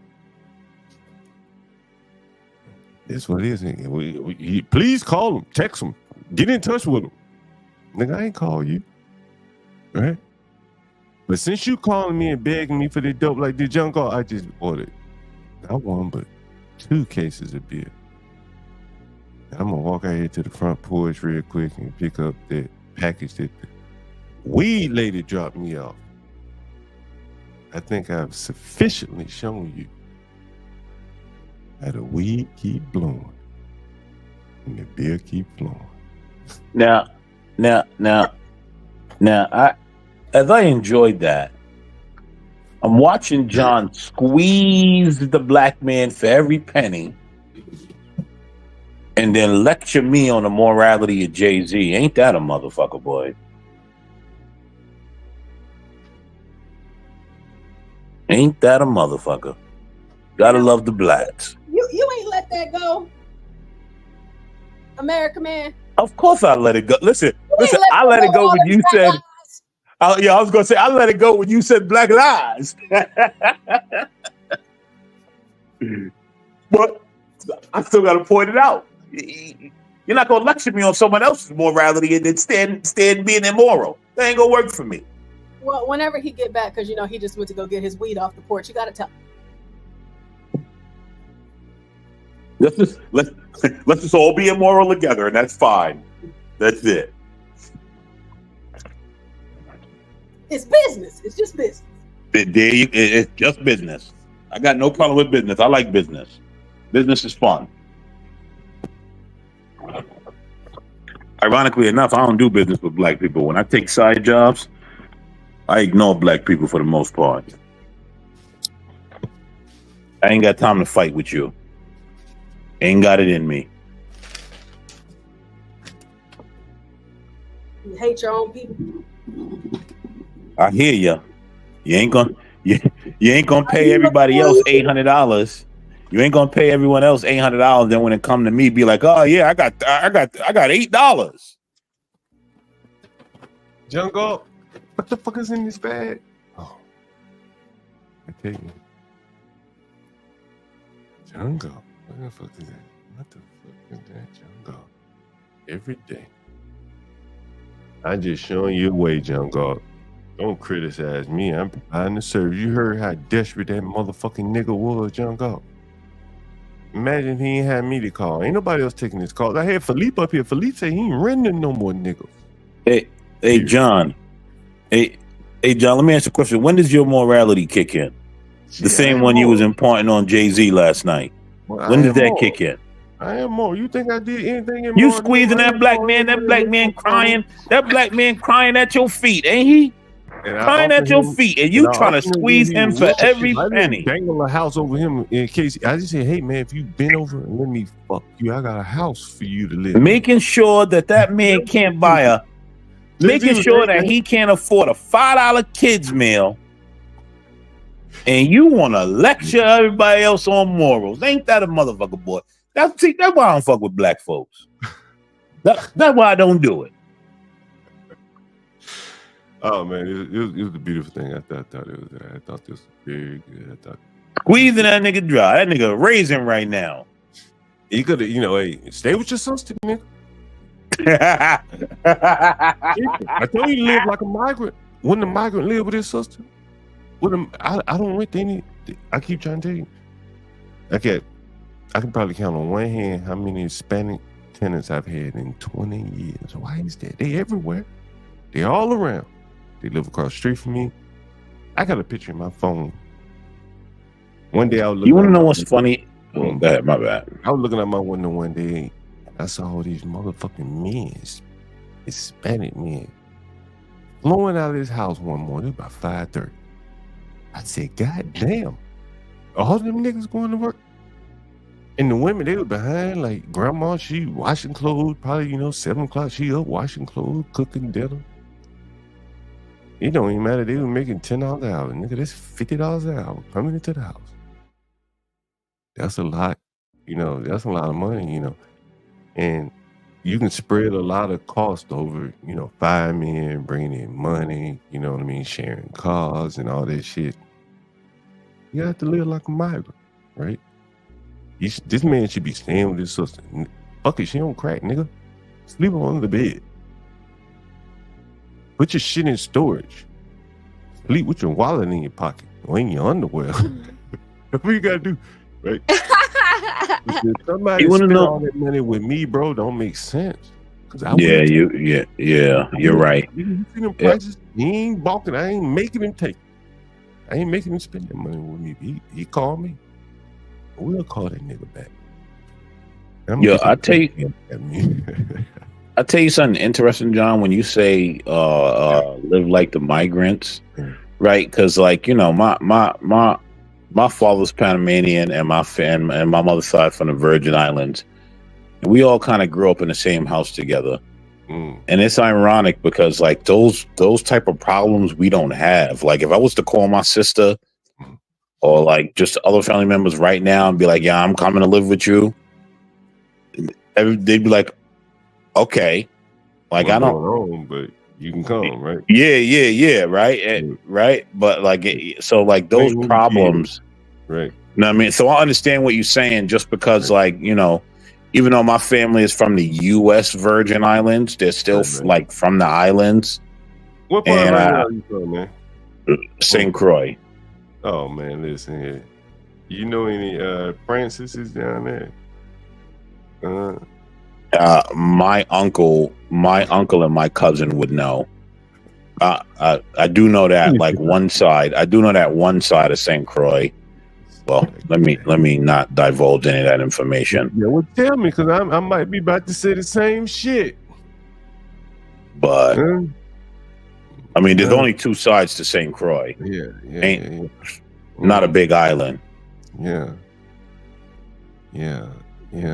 Right. Even when we go to St. Croix and we go down to the family vacate, you know what? Let me chill with the internet, because the internet, niggas is haters. Yeah. I try and see. Man, you know, when I was back in the day when I first moved to Brooklyn, I was dating a St. Croix girl. A cruising. Is that what y'all call yourself? Cruising? Yeah, cruising. And here is her daddy. Let's see. Yeah, here's a daddy. Let's see, here's a daddy. He was, I think he ended up he was the vice governor or something. Let's see. Yeah, he's the motherfucking vice governor or some shit down there. And Virgin Islands Source Network. Yo, you know who else from St. Croix? Tim Duncan from St. Croix. Yeah, that's true. She used to talk about Tim all the time. And that's when I used to live right there by the Barclays, before the Barclays. Right across the street was that Portland, South Portland. You know what I'm talking about, American man. Yeah, I know. When I was leaving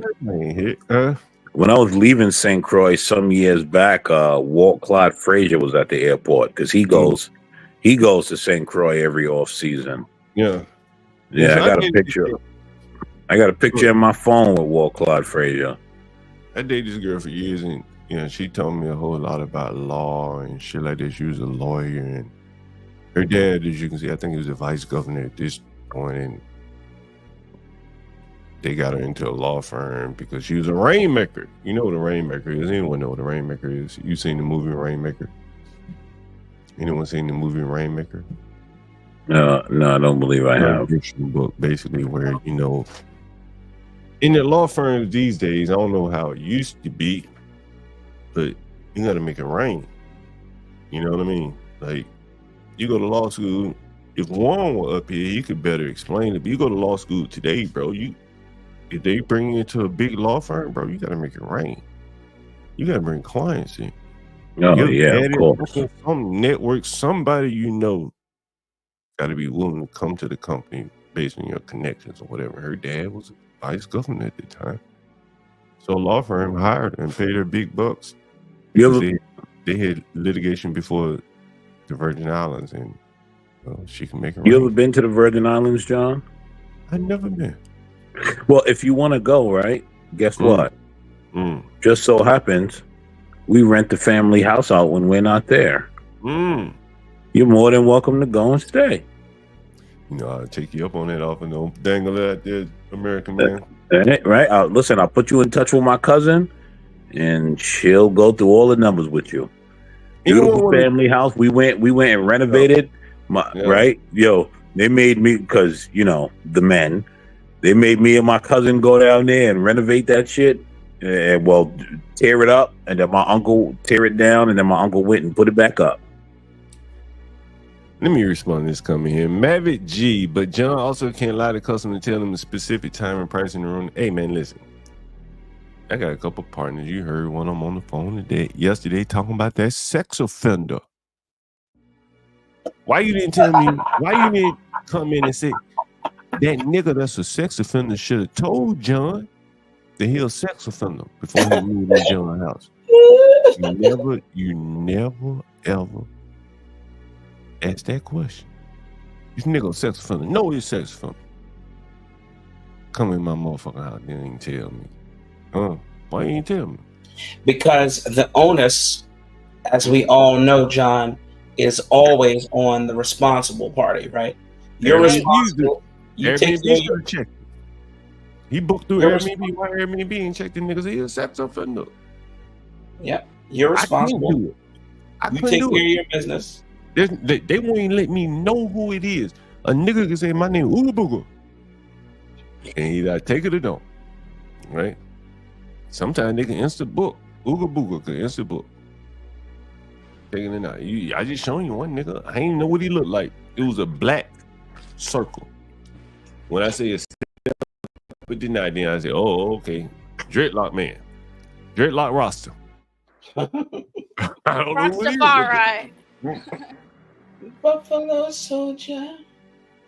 But they better not play no games. Hey, it ain't karaoke time yet. They better fucking not play any game. Whole house smelling like ribs, guys. About to have the whole block smelling like ribs. Let's go. Hey, there's a good neighborhood feel right there. San Jose? Yes, sir. Yo, my next door neighbor right here, this Where do you motherfucker live? down the restaurant and shit. Go ahead, Black. Sorry about that. No, I was just saying, where do you live, San Jose? What state? San Jose. Cali. Oh, San Jose. Yeah. Duh. Yeah, Yes, sir. yeah. San Jose, you and Tough Guy seem like y'all would be perfect for one another. Hell no. Oh, no way. I mean, I it, love that guy. He's cool. I'm sure that would be toxic as a motherfucker, but it would be a fun toxic ride. Hey, man, anybody coming to Definitely homies for sure, though, because we from the same neck of the woods, basically. You know, West Coasters. Anybody coming to DC? You Cheapo, want to too. do a El Go ahead, I'm Cheapo. sorry. Oh, no, sorry, John. No, you all right? Go ahead. What you about to say, San Jose? Tough Guy, me, and Cheapo. We're all Cali folks. Anybody too, gonna San be Jose. at any time you want to do a live stream with me, Jungle, you know I got the equipment, I got the setup, I even got the locations, more than one. That's funny. Right? When I come out there, you I'm can be gonna live bring- with Jungle. when I come out there, John, I'm bringing my whole brood, man. You're going to see all 6 of my children. Hey, we put them all on live stream. You know what I mean? Yeah, we'll go There's in. it Right here. on. Nice to Jungle. All right. We'll be in one of your Airbnbs, a nice one. Perhaps the Kurt Cobain room. No, I'm not putting them in that room. You know, yeah, I got that. But in a nice one. And Yeah.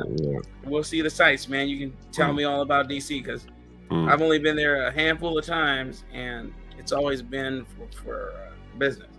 I never been, I didn't go out to any real eateries or anything like that. Oh man, I can take you to some of that place. I haven't been out in a long time, man. Yeah. Somewhat of a minimalist, and I keep it light, a little light. But man, I used to indulge. Oh my God, I used to indulge some of the best places DC has, it, man. Because I think there was some laws passed a few years back where you can't expense restaurants and something, right? You can't expense that shit, right? Are you familiar with that, Blacks in America, man? Anyone familiar with that? Wait, say it one more time. There was a law passed recently, a tax law, something where you couldn't expense restaurant meals or expenses. So you can't write it off anymore. Well, I don't know about that law. I know that most people do expense those things. I can't remember what it was. It could be a limit. I don't know exactly what it was. Okay. But that didn't change. It changed a lot of places, in terms of like business travel, people spending money. But it did. And maybe it was related to lobbying. I can't remember. But DC adapts and adapts, man. You'll see that a lot of the restaurateurs that were in New York have expanded to DC. I mean, I'm talking about the Michelin rated, right? Yeah, Because- Michelin star. Yeah, because the economy is bulletproof, man. It's a fucking bullet. Like when Trump opened up his hotel here, he had a New York restaurant here. When Jose Andres backed out, he had a New York restaurant here. And there's so many. The Michelin stars truly are Michelin. What you think Michelin? The Michelin man, the tires. They created the star system to encourage people to travel in cars so that they can sell their tires. Hence the Michelin star system. hey, we gave this restaurant Michelin stars. Go visit them, etc. I went to one Michelin star restaurant in New York City. How was it? Oh, it was good. Yeah, I mean, you know how it is. You do things. In my opinion. You know how it is. You do things just kind of to do it. You know, like you don't need to do it. You just do it just because. I'm in New York City. It's got the stars. Yeah, let me try it. Yeah. Yeah. You know what I'm saying? Hey, America, man, you ever heard of Milk Bar when you were in New York City? It was, I think, a Chinese guy opened the place up. Milk Bar. I listen. I've been to so many places. To be honest, like I can't keep up with it all, John. Like, I mean, it gets. At one point, there was a craze for crack pie. They eventually had to change the name of it because the black people started complaining and saying it's offensive because we smoke crack and you got a pie named after this shit. Oh my god! But it was why? What? The crack pie, ladies and gentlemen. It's a very good pie. People. Shit. Man, listen. There's fucking cookie shops in New York where you buy fucking $8 a cookie. Yeah, this is the crack pie. This is a $6. I mean, the slice of pie. Let me see if I can show you. Yeah, the slice pie about $8, $9 bucks, bro. It's a slice right there. Yes, get it that slice. There's a $7 slice. Yeah, I'm telling you, bro. Shit is wild. It's ridiculous. It was kind of like we went to Vegas this year for the very first time together, and I regret it. I mean, I don't regret going with my wife against my wife, but me and her, the only good takeaways were two things: going to go see the Michael Jackson Experience and going to White Castle. All the other restaurants that we went. So bad with it. Huh? What was so bad about the trip? Well, I'm not a nightlife kind of guy, and I don't gamble. Neither am I. I went with my kids. I don't gamble. I don't drink, and everything there was. Neither do I. But when in Vegas, do as the Vegas Vegasinians do. Man, but I didn't even drink over there or gamble. If you don't drink or gamble, there's no point in going to Vegas. If you don't drink, gamble, or party. Yeah, there's no point in going to Vegas. And then every time my wife went to the bathroom, there was a prostitute trying to solicit me. Trying to, you knew who the everybody knows who the prostitutes are. They make themselves known, and then you see their pimps not too far away from walkers? Huh?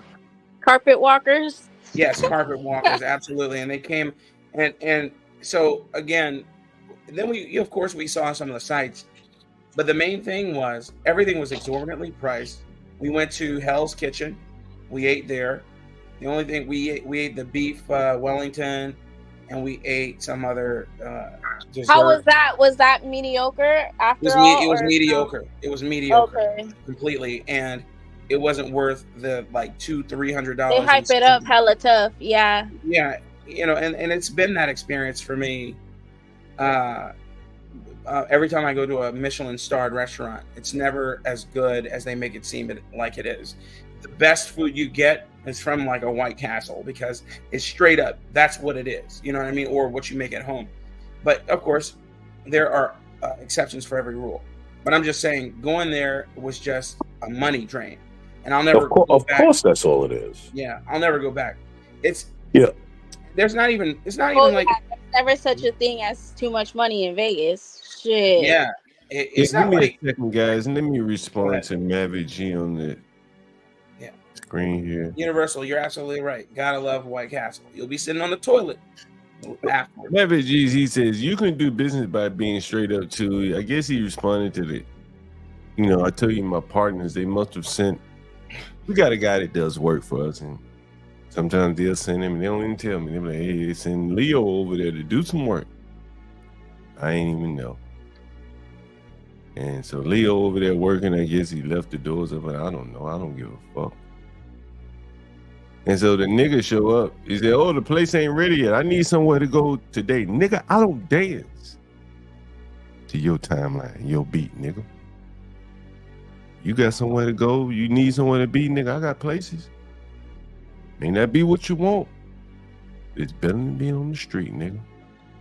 I'm right here. I got a roof on my head, nigga. If you want one over your head, I pay up. What it is? Okay, you can't get what you want, nigga. I ain't got to be straight up with you. Fuck you. How many times you niggas done called a weed man and say, hey, Mr. Weed Man, how long gonna take nigga to 10 minutes? It'd be 2 hours. I ain't gotta be straight up with you. Fuck you. How many times? You know, motherfucker called the Weed Man. Hey, Mr. Weed Man. Hey. Yet again, proving me correct. Yep. Nigga, I ain't gotta dance and no nigga. But you need a place to live. I He don't. want you to tap dance, man. Nigga, I don't need no place to live. I'm right here with you. He's like, he basically telling you gonna lose business. You heard it. That's what I heard from him. That's what I heard. Chilling, tripping, right? Yeah, I see it tripping, right? Yeah, that nigga hoping right now that I ain't. He asked me to send a text. I ain't send no text. Fuck him. Let that nigga sweat a little bit. Let that nigga sweat a little bit, right? So he'll appreciate if I decide to call. I mean, I ain't call that nigga. Fuck him. I mean, I ain't calling. I don't need no place to live. He need a place to live. Oh man, that is So when John says sign your firstborn away, he signs the firstborn away. I would think you have to be pretty hardcore to be a landlord of several units like that. Yeah, I am a hardcore. Otherwise, motherfucker's gonna run you over. Yo, man. of course you have to be hardcore, 12th man. You have to be hardcore. Listen, right? Even for the company I work for, I have to be hardcore. But if not, everyone will try to bend you over. Yep. Yeah. Anytime you deal with people, you got to be hardcore in some sort. What it takes in this I world. own a baseball team. I got 3 teams. That's what it At takes. every turn, I got a coach or a parent trying to get over on me. Somebody try to stick something in you, no matter which way. Right? I got a white coach who doesn't like the fact that a black man and a Mexican own a baseball team. You know, he thinks he has severe, what's the term I'm looking for? It's inferiority complex. And the guy, you know, he's ridiculous. And so he doesn't know. He thinks everything's all good. And right after this season's over, I'm going to fire his ass. He's done. And then I got a parent who still hasn't paid me my money. They got 2 more tournaments to play. Guess who won't be playing those 2 tournaments? I'm just saying. No, I love the white John Galt, man. You got to give this guy credit. You know, I have a needle and for Richmond. And wow, way to take that out of context, white John Galt. Wow. I'm out here doing the Lord's work. I'm glad you quoted the Bible because I am doing the Lord's work. You heard the desperation in that nigga's voice, and there was no one else to call but me. I answered the call.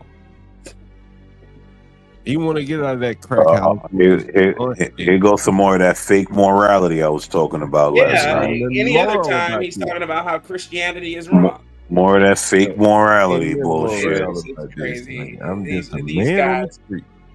these guys are quick to try and do it, boy. And I think that, you know, I would love to show you guys again by just doing what I do. I expose myself to a level that most motherfuckers wouldn't even dare do it. Yeah. And you think about that shit, nigga. Every day I get it's niggas out here, nigga. It's motherfucker. I told you, one of my motherfucking tenants be watching this shit. And here I am, right? Day after day after day. Any one of these fucking niggas, any one of these motherfucking government niggas could come and see me talking and shit on the stream and come at me. I don't understand where the hate come from, right? Shit, nigga. I don't understand, right?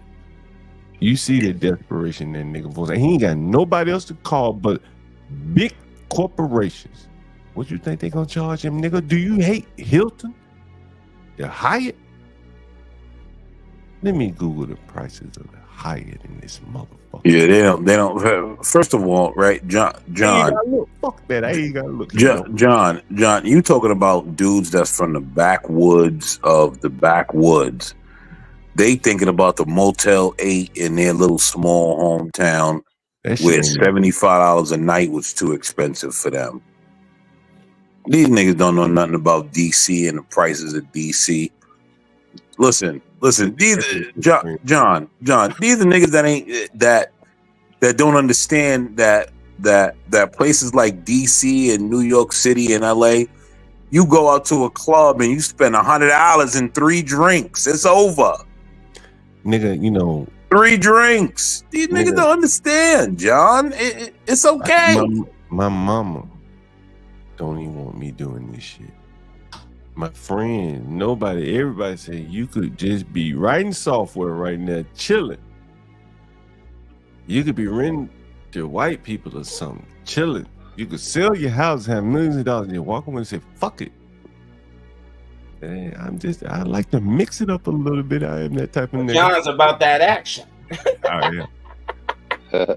Until the light goes out, niggas. I am like that action. John's a real nigga. You don't have to pay me if you're gonna stay in my house. It's just the way it's gonna go. You heard one of my women partner. How the fuck could I look her in the face, nigga? Unless some motherfucker stay in my house. And I pay. Who do you think she gonna expect to go put that nigga out? So I showed you on stream who puts the niggas out. Is that somebody calling me that? I knew this ain't no. Just calling me about goddamn. Let me make sure that's what it is. I think one of the biggest problems is people take kindness. He said no word back. Yeah, he said no word back, Young Galt. Let me show you. That nigga said no word back. Oh shit, hold on. I got a little ticking going on. I need to turn this some shit down. Fuck. Oh god damn it. What the fuck? Y'all hear that ticking, right? Yes. I got a little cover on my road podcast or something. I'm gonna turn this ticking down. All right, fucking ticking it. There it is. Move the tick. You know who that was? You know, John Galt, you know who the fuck that was? That was GoPuff. God damn it. Niggas been calling me about these rooms. I ordered 2 cases of beer. I'll be goddamn. I'll be right back.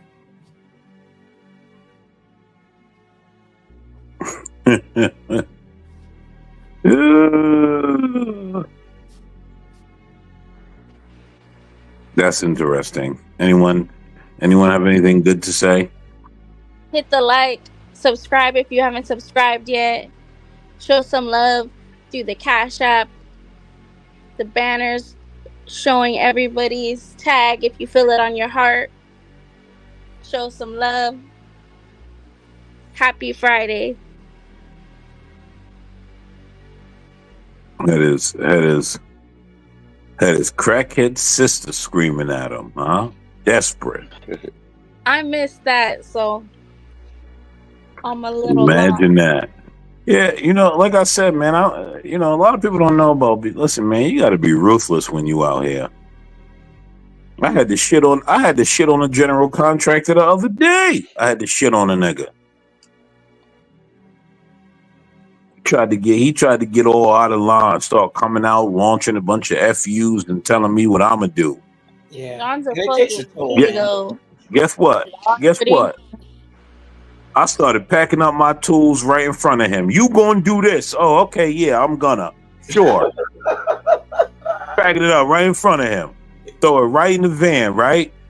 I was on the roof running the gas line, right? You got to get a key, right, to get on the roof. He wanted to get on the roof. I locked the door right in front of that motherfucker's face. He like, yo, I gotta get on the roof. I locked the door right in front of him. Yeah, bro. I'm out of here, man. I don't like the way you talking. I don't like it.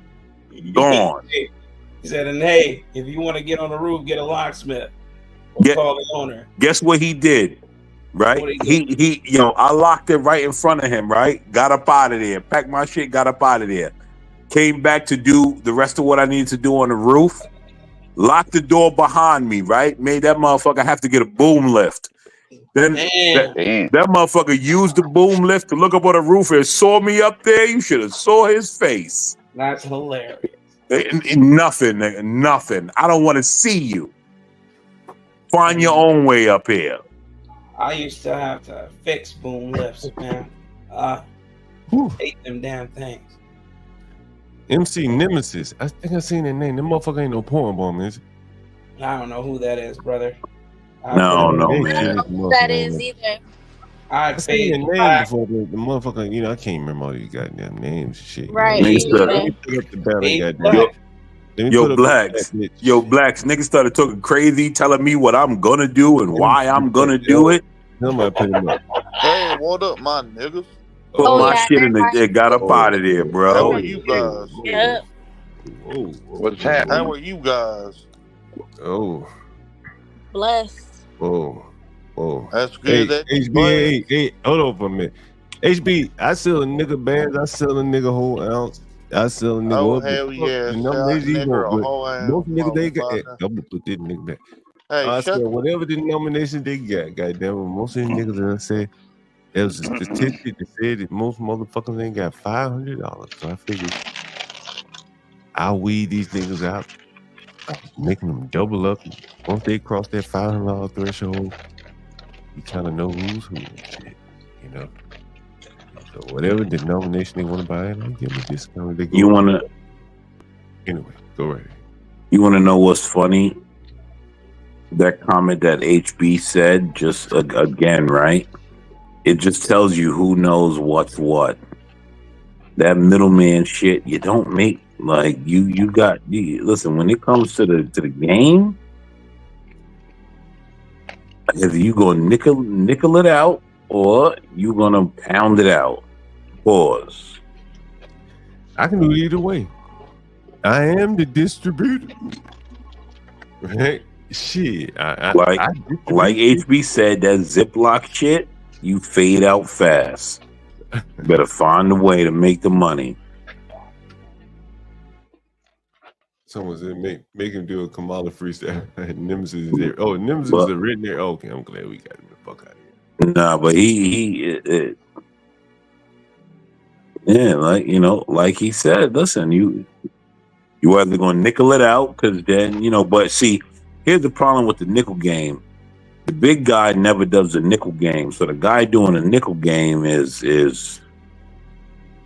always a middleman. That's the problem. That's what I let Airbnb do my nickel game. You know what I mean? Like, you want 3 days, nigga, go on to Airbnb, man. The fuck I'm gonna I can't keep track of this shit. Hey, what day that nigga supposed to leave? Tuesday and Wednesday. I ain't got time to keep track of this shit. I keep track of a week. I just put that in my calendar, but 2 days, 3 days, all these niggas coming and going. I ain't got time to keep track of this shit. Go to Airbnb, nigga. They'll keep track of it for you at a cost. Get your money up, nigga. Then you can get you a week. You can come directly to me. So that's how that works, young girl. And if you know, you know. Glad you're here to learn. 2 cases of beer just arrived, young girl. You probably can see them over my shoulder. What you got? 212s, 218s, or 224s? What you got? 24. The fact that you managed to stay hold on. Fit is cool. Oh, shit. Though. I clean houses every day. I work out every day. I ride bikes. Shit. And I don't eat anything. Yeah, you're active. Moving your body. I was just about to say. Constantly. No, I ain't gonna drink all this shit tonight. Wait, hold on. You got 224s, John, or you got 212s to equal 24? No, 224. 24-ish rims. Stocking up. Yep. You know what I mean? Like, fucking, I don't feel like going to these nigga ass stores. Motherfuckers be acting crazy in the store. Just bring my shit to my doors. I go to Costco, maybe I get some shit over there. I went to Costco today. Yep. The white young how many niggas are paying me rent? You know, if I would count a disproportionately too high of a number. You know what I mean? Like they, you know, what's interesting, you know, what I will say to this is very interesting, guys. It kind of goes into the things I've been talking about all along, is that Airbnb by and large was meant for short-term travel, right? 3-4 days, a week, 2 weeks, maybe if you're really going on a long vacation somewhere. Yeah. It was not meant for people who are homeless, like the guy you talked to last night, right? And for years and years, I catered to people like him. Nigga come to me, he got $385. I said, all right, man, when you get paid, pay me the balance. I put your ass on a payment plan. But solid dude for you. But life has gotten faster. Time has been more constricted. You can go from 0 to 100 real quick today, right? And no one's got time to wait on you to pay me $100, dribble. Nigga, there's middlemen that have created platforms. Chief at $100, dribble. That's how some of them used to pay back in the day, man. You know, the way I used to price them, they pay me, you know, every 2 weeks. Hey, here's another $250 on what I owe you, Mr. John. And I said, okay, all right, now I gotta keep track of it. One of these days, I'm gonna find my fucking what they Ledger. Book. Ledger. All these nickels. $100, $150, $200, $250 late fee, man. You know, all them nickels. Not a middleman take care of this shit, nigga. You got to be on time. And I've also talked to you about these pay now, buy now, pay later programs. The motherfucking shit like Klarna and whatever else you heard of them. And I had niggas that be booking rooms for me now, and they'd be paying for that shit 3 months later. No lie. Not to me, but they be paying it to Klarna and shit like that. Those are the people that you should be mad at. That's the unseen. The motherfuckers like you, John Galt, you didn't even know about that till I told you about it. Ain't nobody talking about that shit. It put the check cashing people, the motherfucking payroll processors out of business. And then what they do, they just went online, Klarna and all that shit. And what does that allow a nigga like me to do?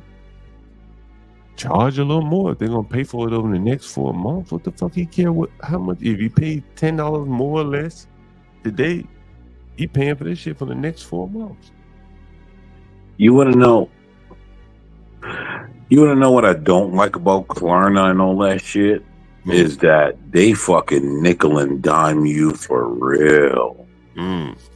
Because, yo, they will literally have you on a month plan for $25 something. And I'm like, yo, if you can't afford the $25 something, don't buy it. That's how they. Why would you get on a monthly plan? We're gonna bring a nigga named Ignorant up here. Fast food, man. We're gonna bring a nigga. What? Hold on. What happened, Blacks? So you got people getting on monthly plans for fast food. Yeah, you got a $50 bill, they'll go to Klarna, pay for it. It's insane. Wait, hold on. They're going on plans for fast food? Brother, I am not playing with you.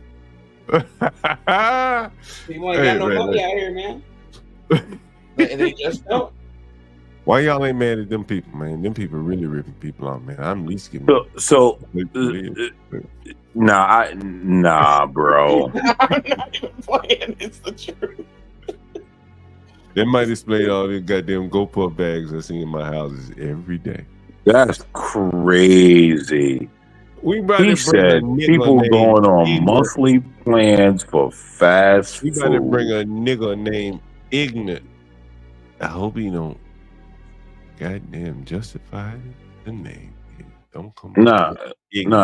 Is that Ignorant TV? Hey, is that Ignorant TV MIT? Is that the same one? Yeah, that's the same ignorant.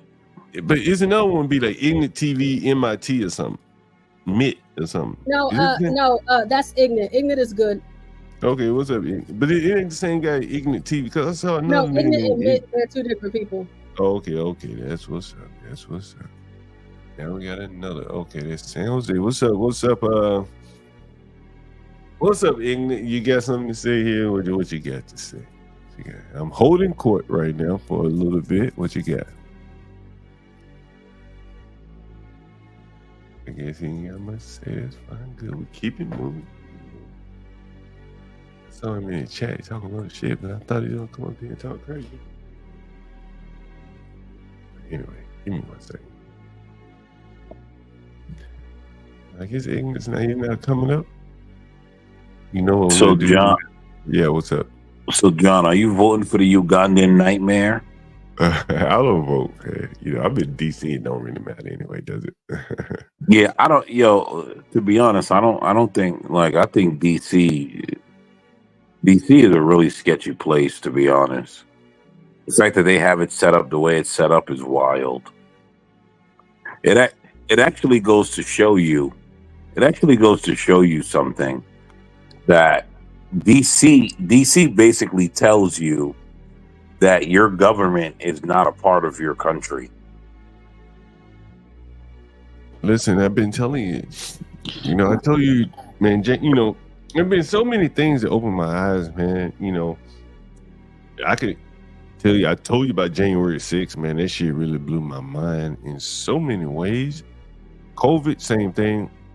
Shit really blew my mind. Like the people have turned against you, bro. Like shit, their interests are not here. Yeah, yeah. They can make. You can't get that rich stealing here in America. You know what I'm saying? Right? And that's how I don't know how much you got. Don't care, but you can't get that rich here in America. Hunter Biden is a telltale example that. When you want to steal at big numbers, man, you got to go outside the country. That's the way it works, bro. That's why GW is like the center of GW. I guess Georgetown probably just the same, or the center of like so much money and influence because the CIA and all that shit is involved with it. You know what I mean? So, John, let me get this straight. You only rent to people of color, and hold on, and the locks don't work, the toilets don't work, the lights only work on Tuesdays. What else? You taxing for utilities when the only utility they got is a plug on the wall that don't work. So you're a slumlord. Like, I mean, it's okay, it's the American way. You sure you're not from Brooklyn?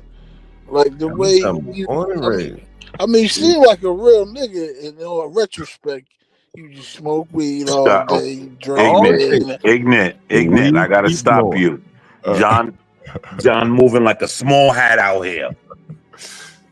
All day, you should be happy with a nigga like me. John moving like a small hat out here. Nah, the small hats they only do it. Listen, a small hat. They don't. Well, yeah, they do. Well, they do. They only sell. John moving like a small hat out here. You should be happy that a nigga like me is out here willing to rent to niggas like this. Ain't no you would never. I would listen. Don't make me put you down. We'll have it back and forth. Trust me, brother. I would never. Hold on. We'll have back and forth. I promise you, I'll go back and forth with you. But it's not a back and forth. Listen, I could bring nigga out there, nigga up here to the landlords that own property in DC. I show them that picture. They say, oh, hell no. That nigga couldn't live in my garage in this motherfucker. The picture of me? Look at that picture on the screen. I know you see that nigga. I don't know who that is. Don't matter who it is.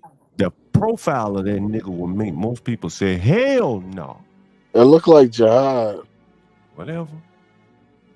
He got glasses on. Like, what? Man, I'm out. Most people see that nigga, they say, I'm out. I'm out. I'm out. Most people with glasses are intelligent, though. Okay. More people say that nigga, they say, I'm out, man. I'm out. Supposedly, the glass is supposed to make you look smart. I don't know about that. More shit. people see that nigga, they say I'm out. More people see this bitch. They say I'm out. Hell They say no. I'm out.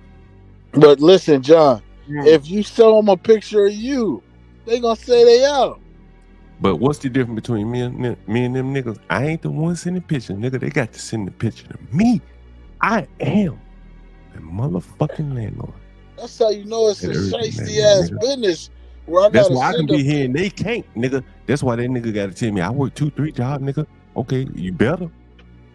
Cause if you don't, I come down on your ass, nigga. Oh my God, what's no pay, no motherfucking stay. just like a nigga? You give a nigga a stick, you think he got a magic wand. Landlord, nigga. You can't stay in my shit. I swear for God, I will not take you to court. I've had niggas come to me and say, man, like, take me to court. I said, for what? Keep on staying in this motherfucker if you want to. It's gonna. The roach is gonna kill them before they can make it to Keep court. staying in the roaches, nigga. If you want a place to live and you don't want to pay me, you want to stay in the road, keep staying. I guarantee you. You get people. You get the most desperate. Worry about it. I guarantee you. I guarantee you that when you wake up and you see them roaches, you'll be happy. Listen, brother, you get people who are mentally ill. You don't pay me, you better hope that all you waking up to is roaches. You get mentally ill people. You move them in. You get people who get SSI checks. I thought you had something that you got nothing. You just. I'm gonna wait for you to finish. No, you ain't talking about nothing. Because you just telling me about the scam of a slumlord. I understand that. All I'm saying is you getting the people with SSI checks. They're not all the way rap tight, just like you. You understand? So you already get people with cognitive disillusions and fucking images of grandeur in their mind. You get people that think they the fucking Prince of Egypt and shit like that. That's who you get in that apartment. Yeah, for real. Yeah, you believe that? You believe that? I know that's a fact. I know it's a fact. You give them sage. Soon as you give them the keys, it's a tie. It's attached to a box of sage. No. Well, to be fair, if we're gonna play this motherfucking game, right? We're gonna play it fair, right? And I ain't gonna let you come up here and criticize me and me not have anything for you to criticize. But you not have me. I don't have anything for you to criticize. So this is how we're gonna play this game, right? If we're gonna do it, this is how we're gonna do it. Otherwise, we ain't gonna play it no more. I move on, okay? So I'm gonna show you something, right? And I'm gonna show you just one particular thing. I want you to look at that shower door right there. You see that motherfucking shower door? You see that? That's a $2,500 shower door. Nigga, do you got anything in your bathroom $2,500? Because, like, I want to see where we are criticizing each other. Put your pictures up inside your house. Like, and I know it's the house that you live in. I don't live in that house. And I'm gonna show another shower door. And I'm gonna show other bathrooms. But we're gonna start with this, nigga, because I ain't gonna let you sit up here and criticize me and you ain't got enough of me to criticize. So can I respond? We're gonna no, if you can't do it, that's fine, and we're gonna move on. Can right? I respond? That's how we're gonna move, right? You gotta put your pictures up. Can I respond? Hell no. The only response I need is you can send Portia J. You can put some links to your shit in the back chat so we can, have a basis to criticize each other. I don't have no problem. You criticize all my shit. Matter of fact, let me show you how the rooms look. Let me say something. Like, let me say something. If you got a room in your house, look like that. If you got If you got a room in your house, look like that. Yes, I got rooms that look better than that. Put it up. But good. This is the thing, John. Let me say something. If your shit look better than that, I want you to put it up. Yeah, and you criticize me. Then you give me look. Don't make me put you back. And then you can give me something. Then you can give me something to aspire to. But all I hear you talking is talk. I need you to show me something comparable to what I got. Right? Nigga, I've been doing it for too long. And I done heard a lot of niggas criticize me.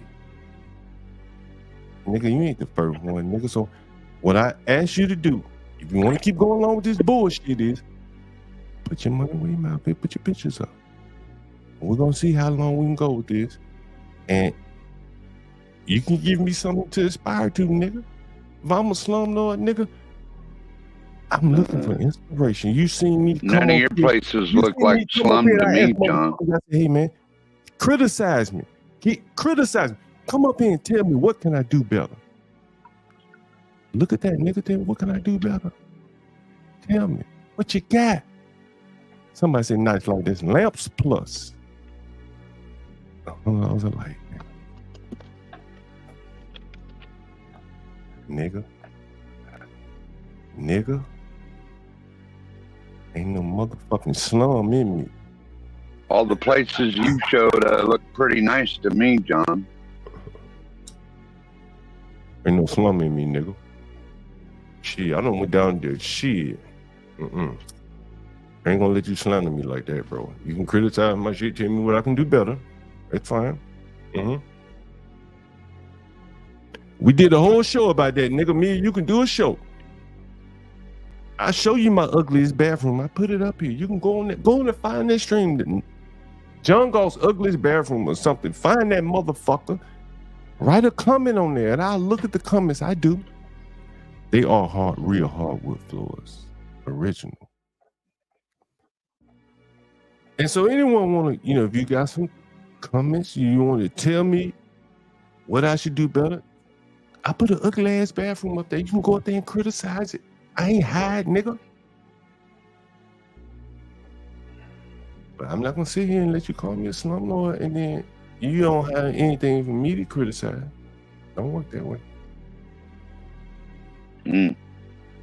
Anyway, the floor is open.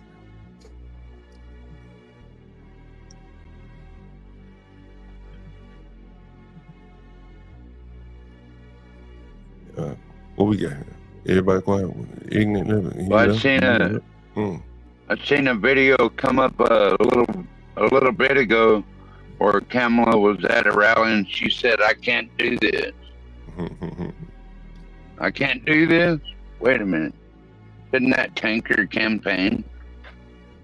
Man, I can't do this. On a motherfucking tangent, 12, man. I really don't. Well, we both know she can't do it. But I have passions, man. You know what I'm saying? Like, and I go real hard at anything. If I fuck with something, I'm going hard at it. That's just me.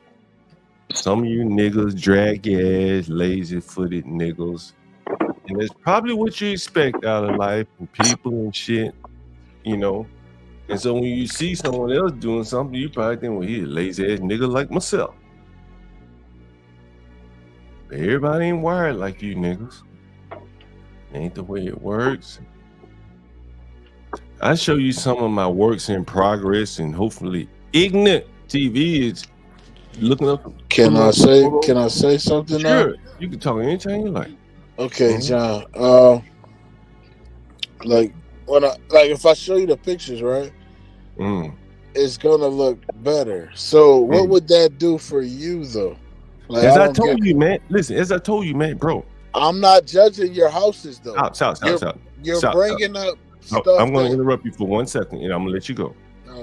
If you show me something better, bro, I swear to you, I'll take it as inspiration. I said, "Oh, I like that. I like what you did right there, nigga. I ain't gonna criticize no nigga for what." John, if you got something better than what I got, nigga, I understand that. Show me. We're not criticizing what you got. I'm criticizing the character of the nigga. Because you can have $1 billion and still act like a nigga. So it don't matter. Who said? I never said I wasn't no fucking nickel. Listen, I'm characterizing the dumb shit you say. I don't give a fuck.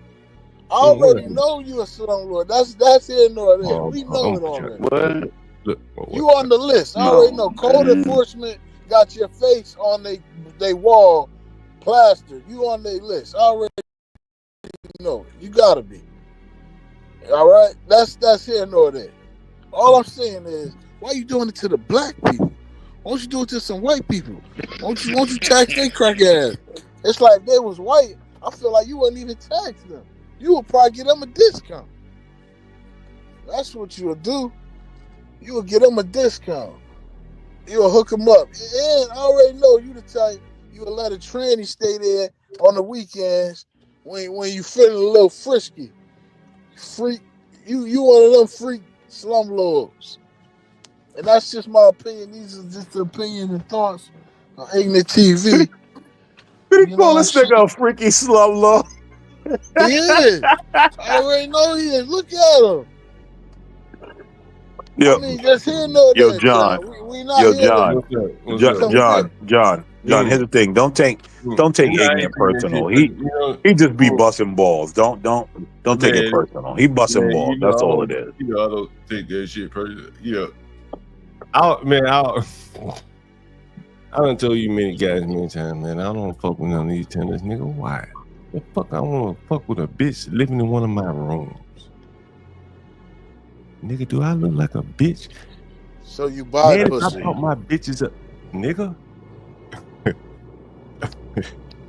Well, I just showed you the real men buy pussy. Don't be afraid. Don't be what ashamed. What you say, boy? What you say? What you say?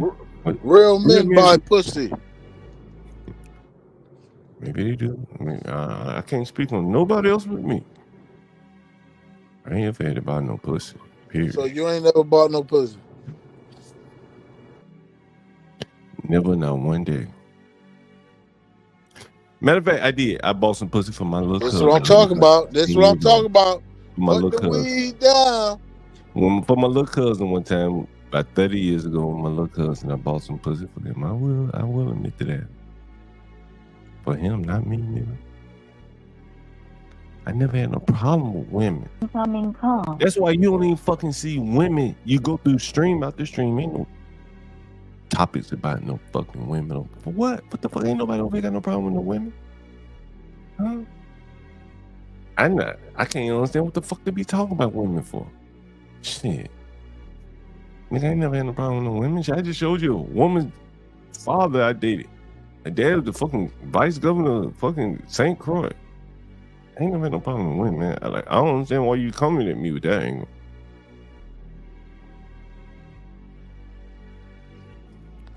Well, before you bury them in your backyard, do you strangle them, or you just do you use a rope? Because I know you got at least 3 of them back there. You know, I would always get rid of the bodies if I had to. How about that? I wouldn't put no bodies in my backyard or in my walls. You know, I had a nigga just the other day. I'm gonna see if I can find the text. I put that fuck nigga out on stream. You gotta do like the Italians. You see, you gotta do like the Italians. I put that fuck nigga. You gotta bury them the night before they pour the concrete. I put that fuck nigga out on stream. And you ought to see the way that son bitch started begging me. So for $375, you know what the son bitch said to me? Oh man, you ain't gonna believe it. It's just not coming back to me. I get so much of this bullshit you don't understand. Right? Nigga, you know. yeah, that's niggas playing it when they say you ain't gonna believe it. I'm gonna go off sidetrack for a little bit, you know, just to entertain your ass for a minute. Let you pipe down. And I'm gonna show you guys something. I think it's already in my video. Let's see if I got it. Damn, this is it. Let me see if this is it. This might be it. Let me see. Give me a minute. Let me see. I think this is it. And bro, like, you know, man, I tell you, I am the urban landlord. Like, nigga, this is my life. You know what I'm saying? Like, nigga, I'm right at the pressure point where I can squeeze niggas, like, in ways that you can't even imagine. But I don't even have to do that, man.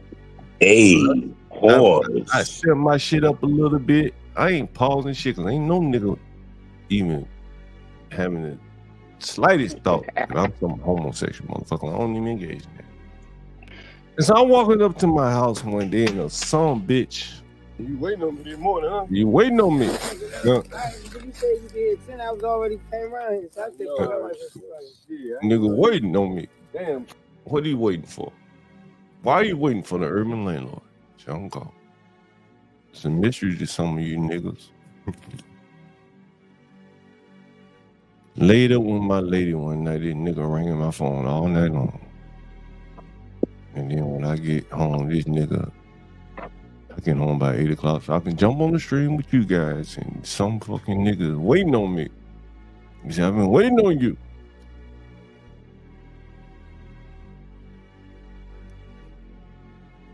Nigga, I am the urban landlord. This is my life right here.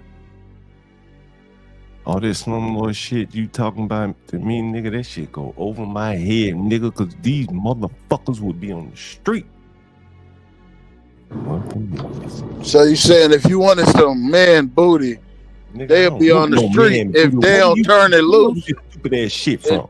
I'm just trying to put it together. What you saying? Nigga, coming up with this homosexual shit from. You said something about homosexual. You said that niggas would be Fuck on the is you street talking if about, you wanted ignorant? some booty. So is they ain't giving up the booty and then they be on the street? Which come first? I ain't gonna respond to shit. Anybody else want to talk, man? Go ahead. Yeah, you guys go ahead.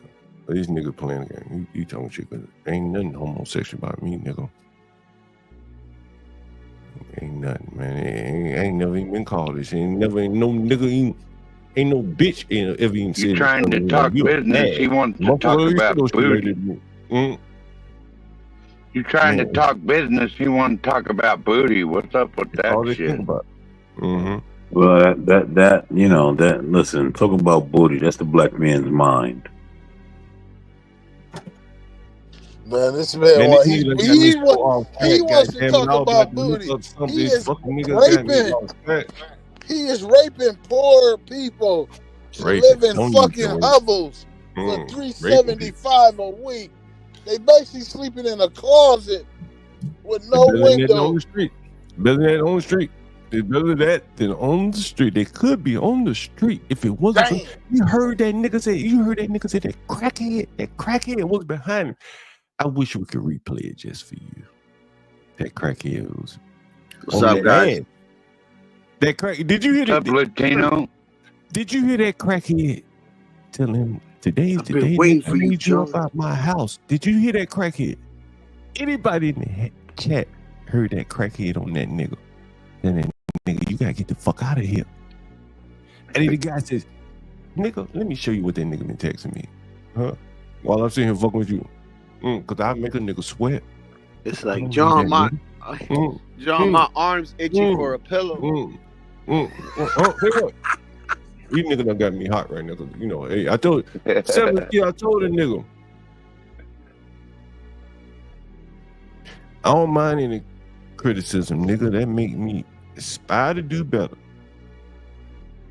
And then I showed the nigga my rooms and I said, nigga, put your rooms up and if you got some shit better, give me some ideas.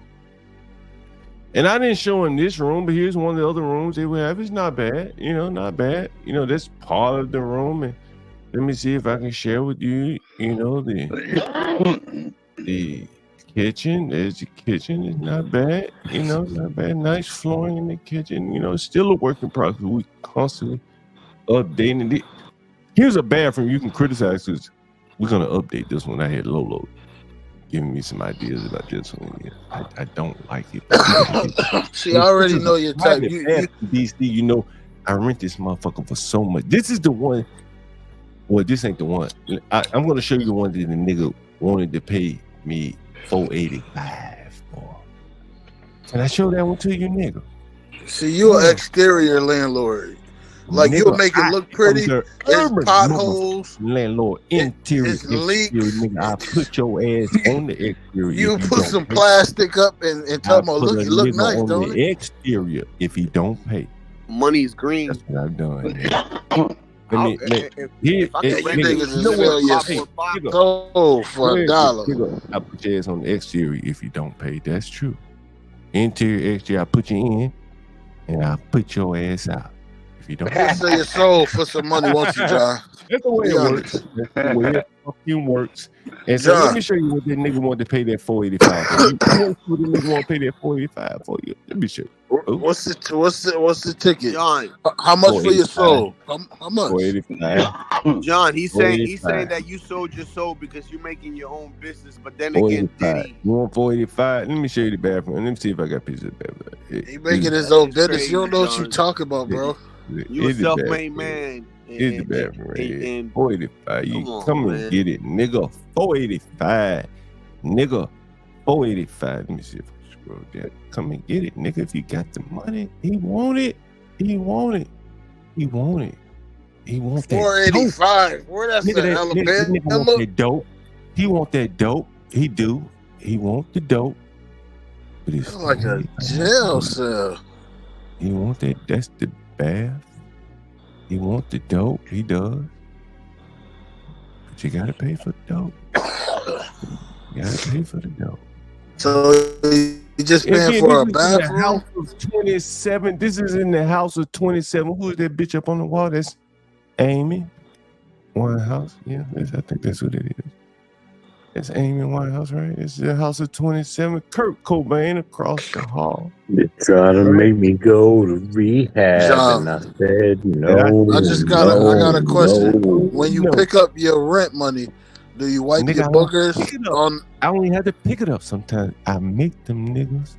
Nigga, I wish it on the stream the other day. And it didn't happen on the stream. And I started to do it. I reached over. Direct deposit. I reached Or over and I Zelle. knocked- You do I reached Zelle? over and I knocked on the door and said, Omar, you got the rent today? He said, be right up, Mr. Galt. And you open that door. Right here. You hear that door? Hey, nigga, you hear that door? Yeah, you wipe boogers. I'm gonna open the motherfucking close it for you. You wipe boogers on the door after he give you the money? Nigga, stop talking shit. What the? Right? I knocked on that door and the nigga said, you got the rent from Mr. Galt. Yeah, we late. Nigga, do you What you knocked Hey, on nigga, shut up. What are you under your bed? Shut up for 1 minute. Shut up for 1 minute. You got a Do nigga y'all rent. remember that date? I called one of my tenants on the line. Australian nigga, white man. Anyone remember that? Yeah. That was a And good interview, John. And I said, hey man, it's like the 8th or the 9th day of the month. Have I even called you about the rent? Anybody remember that shit? And I asked him, I said, man, like that, I'll expose myself. I said, how would you characterize? I think I can't remember the question. I said, what kind of landlord have I been? He said, you've been fair. And he went on to tell you the stories about his mama died during COVID. And he told you, but he got You know what fair?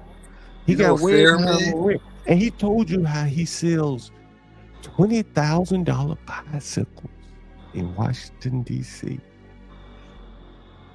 And I am that nigga's landlord. And repairs them.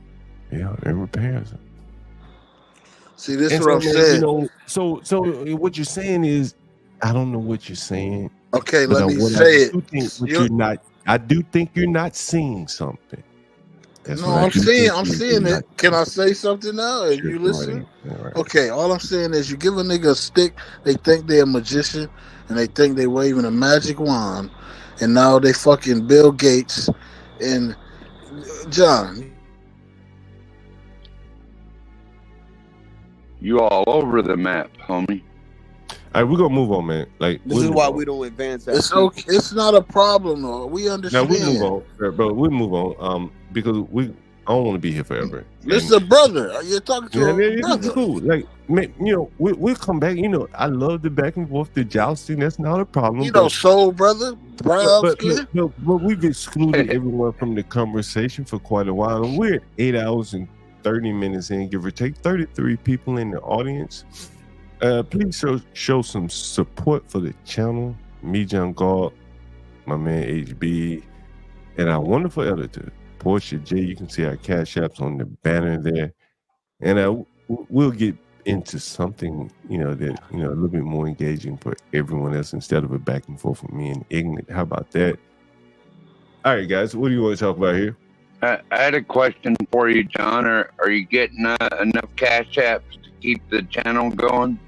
But to be honest with you, man, I haven't even paid attention, to be honest with you. I appreciate everything that everyone's giving.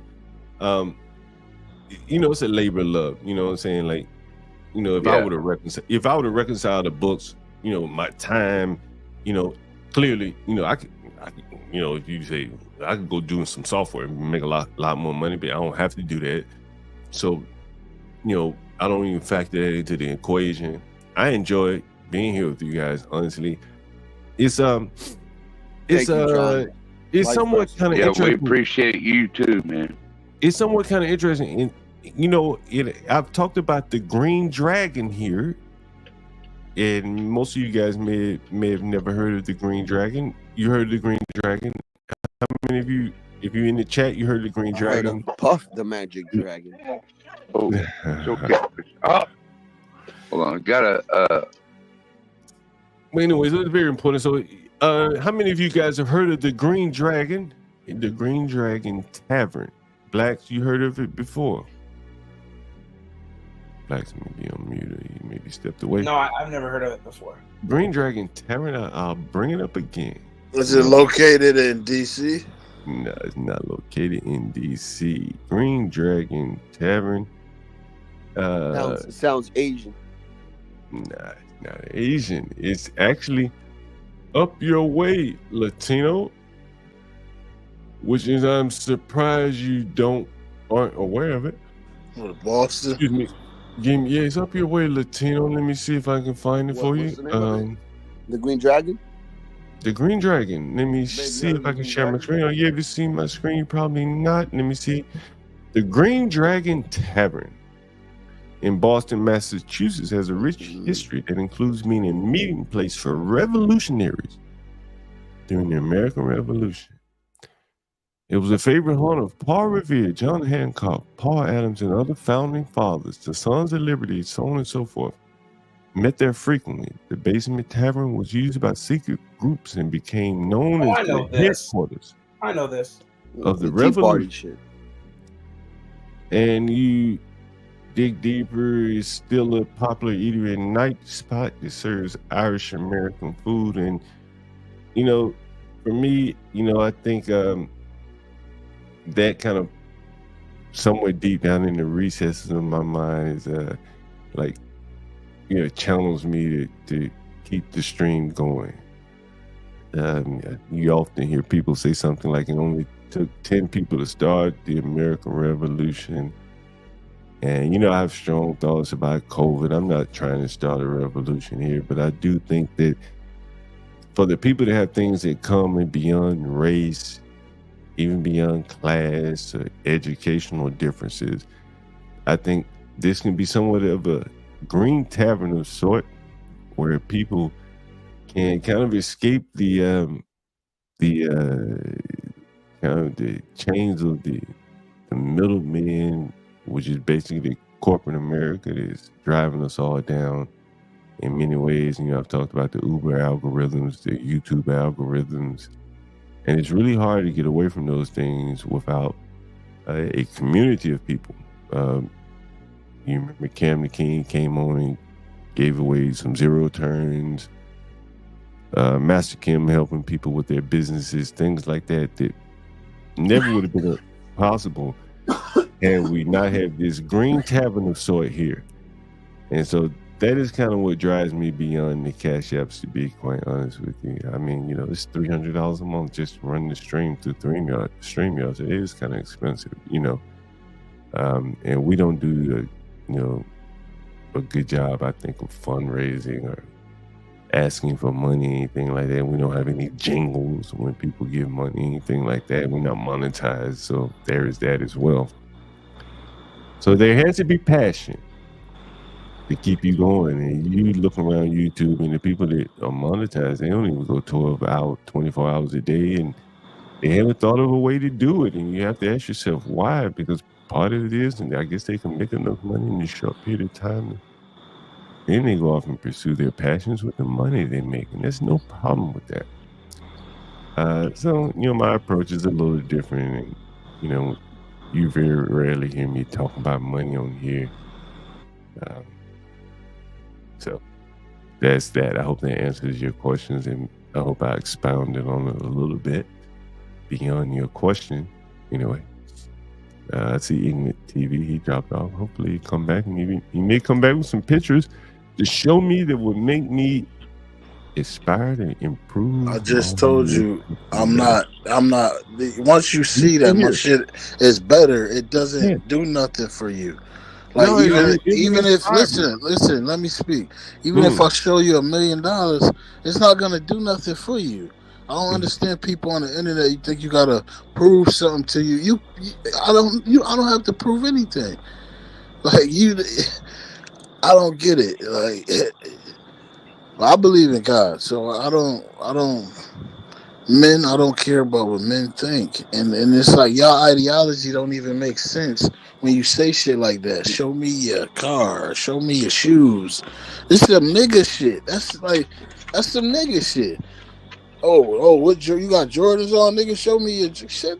Like, come on, we too old for that. All I'm saying is, I've never shown anyone any Jordans, but I've shown Snake and Dream. that's the same thing, brother. That's what When I somebody, a said, nigga it's say, the show same. me something, Turning that's rooms some around nigga with shit. people is trash.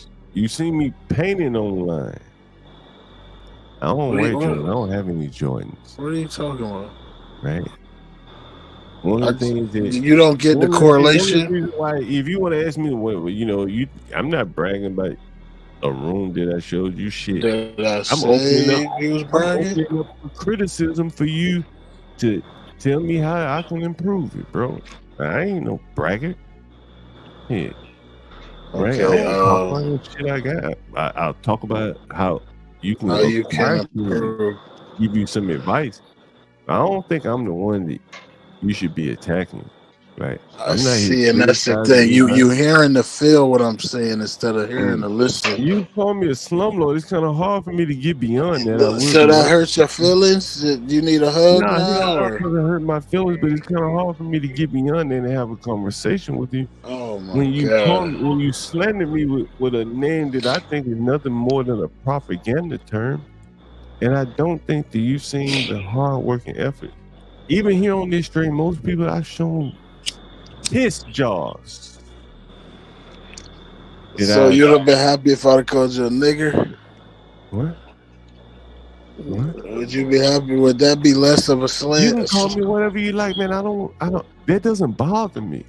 But you said it hurts your feelings, so we can't No, I didn't say it hurt continue my the feelings. I conversation wonder as why you- men I because can't I get beyond said this. something I that can't have a hurt your conversation feelings. with someone that comes up slandering me, right? Like I don't think that's fair. I'm not slandering you, right? Okay, Listen, okay. hey man, if you got some You nice know- places, if you what did I say? I said if you I'm got gonna a let nice, you talk. I'm gonna What did I let say to you? I said if you got a nice place, bro, show it to me. Cause you know what slander mean? And what I said was, I'll find it something aspirational about it. I may take your paint colors or your curtains or whatever. Say, yeah, I might try that in my spot.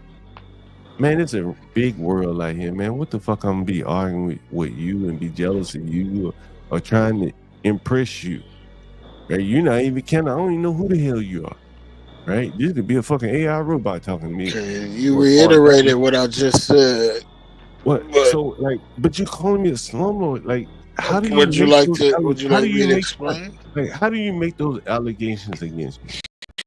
Right? First, you say you and I haven't made any allegations against you. I mean, you said it yourself. What? I say I'm a slumlord?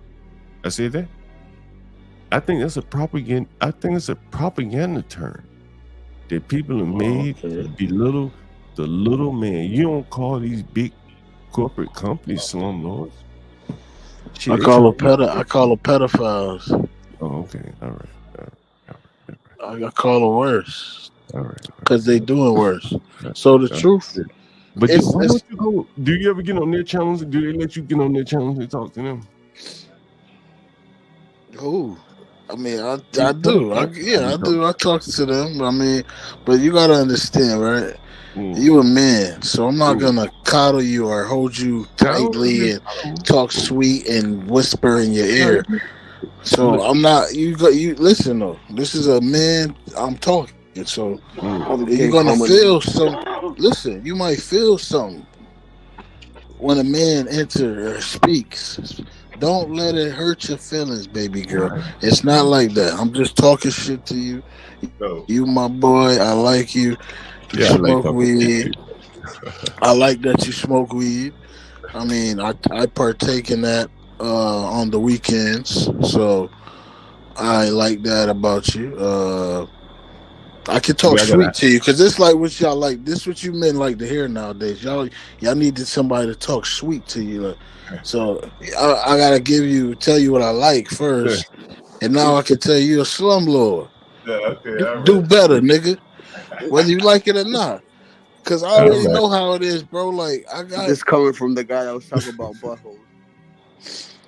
Listen, man. I already know how the game goes, so I don't even have to tell you what's going on. But it's okay. It's gonna get better next year. You know what I'm saying? We're gonna buy some new curtains, some new something I have different. to, man. Man, we constantly updating, man. You know what I'm saying? Yeah, that's all it is every year. That's what it is. That's what we do. I don't know if you can see over my shoulder. You see them light switches? You know what I mean? Like, let me see if I got we've been, and I've shown these before. We've been rolling these out over all our properties. Think about how many light switches I got. Let me show you. You see that? You ever heard of those before? Yeah. Yeah, you heard it? Yeah. That's $100 light switch right there, folks. $100 for one light switch. For a fucking light switch. $100. You see it over my shoulder right there? You can also see one. Let's see. You can also see another one. See, can you see it? You can also see another one. And it's just right those tapping. All you do is tap. Right here. Look, you can also use your phone or your Wi-Fi or whatever. Hey, do the LED stay on all night? Huh? It stay on the LED? You can cut it off if you want. You can do whatever you want. The AOD light switches. Man, we roll them shits out, man. Like, no, that's dope. It looks they don't even hardly use shit. Man, let me show you. LED. Hey, bro, my 12-year-old got those in his room. Yeah, that's dope. Yeah, it's nice. Yeah, it looks nice. He got the shit. They look like clouds and all type of shit. We also rolled out some shit like this. We got this on you. For some of you who've been watching the stream for a while, you probably have seen this light right here. Let me see if I can show it to you.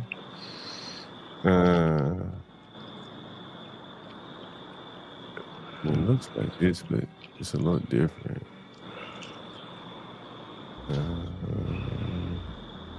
Yeah, you probably seen this light right here. We put this on the outside of some of our houses right here. Let me show you. So we do put a lot of effort, man. Like, seriously, really a lot of effort, right? That's a light. I think it's from Lamps Post or Lamps Plus or something like that. It's a $259 light. That's one of those artisan lamps, though. I wouldn't get it. Those shits are bullshit. But, we're dealing with, in my business, it's more of a social media aspect. Like, this light, it pops. It's going to draw you pictures, you know what I mean? So it's like artsy. It pops. Shit is flimsy, though. It break easy. Like, Nah, we have a couple of them installed. No one's going to be touching it, right? It's a light fixture, right? It's up on the wall. It's fixed to the wall. You can fix it to the wall. Nobody's gonna knock it down because it's fixed to the wall. You know, they have the little holes in the back that you put. You know, you can bolt it in basically. The light is the bulb and the circle, right? The bulb was probably like a little LED strip in the in the housing, right? It shows It looks like a fucking speaker with a fucking flashlight on it. That shit got though. He's got curb appeal though. You know, he's got some curb appeal. Sure, you know. Anyway, so and it's That's nice. So let's say you throw that in the room, right? How much that's you in the gonna charge house. the On the motherfucker? exterior. That's on the exterior of a house, right? Ain't even in a room. It's on the exterior. When you pull up, That's outside. You got your girl. Yeah, you got your girl. You pull up. You trying to be romantic. She want to see it looking nice, right? That's how they want to see it. So you know, we got to appeal inside and outside, as you said. I Interior. ain't gonna lie, son. I don't even know what I'm looking at. Like, what the fuck? It look like the moon over a mountain. And then over in the right, it looked like a tree with a big ass boombox on it with the river and the trees. What the fuck is? Anyway, so, And that's going outside the house. well, that ain't my house, but I'm saying we have a couple lights like that up on the exteriors of houses. You know, I know. I'm saying like that's where it's gonna go, outside the houses. I mean, you could if it's suitable for Almost- outside, you can put it inside, right? If outside, it Almost just more looks to like make a sure it's crescent working. moon. Yeah, it's I don't even know what I'm looking at. I can't tell you if that go out. It look like it's outside. Anyway, Or guys, in man, clips. American man, Latino for Trump. What's up? Not much. You kind of low, Latino. What's up? Not much. Just tuning in. Just tuning in. We got what, about 28 days before the election, huh? Yes, sir. Yeah. Hey, everybody ready? It's gonna be a wild ride. Yeah, I want to see y'all at going to vote with that hat on. Everybody. We gotta make sure you wear your "Make America Great Again" hat. What state are you? I don't vote, but what state are you in? New York. Okay, you in New York. Okay, so you know New York is gonna go Biden. I mean, I'm sorry, Kamala for the most part, right? That would Heard Chicago men told Kamala that they're voting for Trump. They don't care if she's a black or a woman. They voting for Trump. I thought Trump got New York. You think Trump I don't what? think Trump can flip Chicago. I don't He's also think doing Trump another will rally in Illinois Manhattan. or New York. I don't know if you heard, John. He's doing another rally in Manhattan. Yeah, he's gonna do it. We talked about that earlier. He's gonna do a rally in Manhattan. Yeah, I don't so know how that that's should gonna tell work you, out I for mean, him. That should tell you if he's doing that this late, that means he has a chance based off what they're telling him. I don't know. Said he going on a 5 day. I think what it says is, you know, he's trying to show that he has momentum all over the country. I mean, he knows he can't win New York. I mean, let's be honest. Come on now. But he has to campaign is like a man for all the people, and Manhattan will make a statement in the backyard of, you know, basically the Democrats that he went into their backyard and really like turn out a crowd. It's going to be packed. That's for sure. So, John, you can't vote where you at? Yeah, I just don't vote. Why not? They're predicting 280 delegates for Trump right now. What do you need to win? 275? Something like that.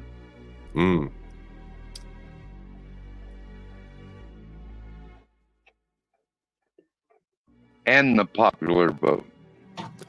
Well, there you go. It seems like nobody votes, but like all the people that speak about it, they all go for Trump, but nobody's gonna vote. You know what I mean? So I don't know if I've ever voted before. I think I voted once. In like a city council race or something. Man, I don't know. Let's see. I'll vote for her. See what's up. Probably gonna be the only nigga there. You don't live in New York City though, do you? Yeah. Oh, you do? I live in Brooklyn. I live in Brooklyn. Well, I got a place in Brooklyn. Yeah. I pretty much vote every election, state, local, and national. Every time there's an election I can vote in, I vote in. I sent you a little video in the back chat, John, if you don't. Call that super voter. You're super voter 12 minutes. You dark mega? I like red MAGA. And I wear my Alaska for Trump hat every time I go to town. Now more than ever. Yeah, you liable to get attacked by a tranny out here. They don't mess with the brothers though. They mess with they mess with white guys and Spanish guys. Like if you got a Trump hat or Trump shirt. I live in a fairly civilized area, so I don't think I have that to worry about. But if I do, you know, these trannies are square up with you. The white people I'll protect myself as I see need be. They don't get bothered or harassed. They square up with you just for wearing the hat. You say you live in Brooklyn? What part of Brooklyn you live in? Ignorant? Yeah. Oh shit, okay. I used to live in I used to live on the border. I used to live on Franklin and Putnam between Franklin and Bedford on Putnam. Back in the day. I used to live in Amsterdam back in the day too. This is the 90s though. This when it was live. But now it's real different. Like if you come here now, you see how it is. It's real different. Shit, I was just there about a whole bunch of rainbow flags and coffee shop. It's definitely more gentrified, and you see like gentrified. I was there 2 months ago. You ain't seen any about streams we did 2 months ago. Like I went in the whorehouses in Queens. A live stream from Franklin Avenue several times, right? Oh yeah, we do that once a week. You gotta go to Queens and get a back rub. I ain't do that, but I got some millions to have to pay for a back rub, man. I like a familiar hand rubbing my back. That's the cold word. We tell I need a back rub. They already know what that is. I promise you, like, I never been into prostitutes, honestly. I've never criticized anyone that never needed it. It just ain't my thing. You know what I mean? Never been my thing. It don't turn me on. Same here, bro. I like the competition, so yeah. Don't make it too easy. Yeah, I like the hunt, nigga.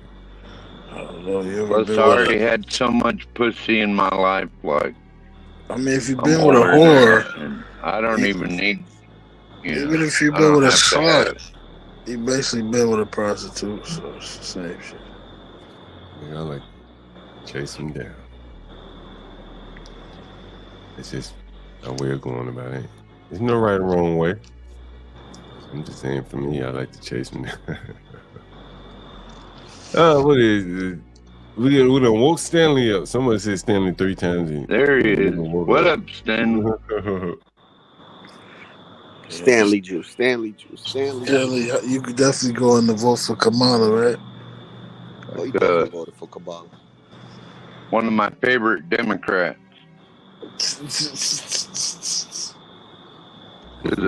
Really, I find myself agreeing with Stanley on probably about half as much as I disagree with them on, which is pretty good. Never agree with a liberal. What you smoking on today, John?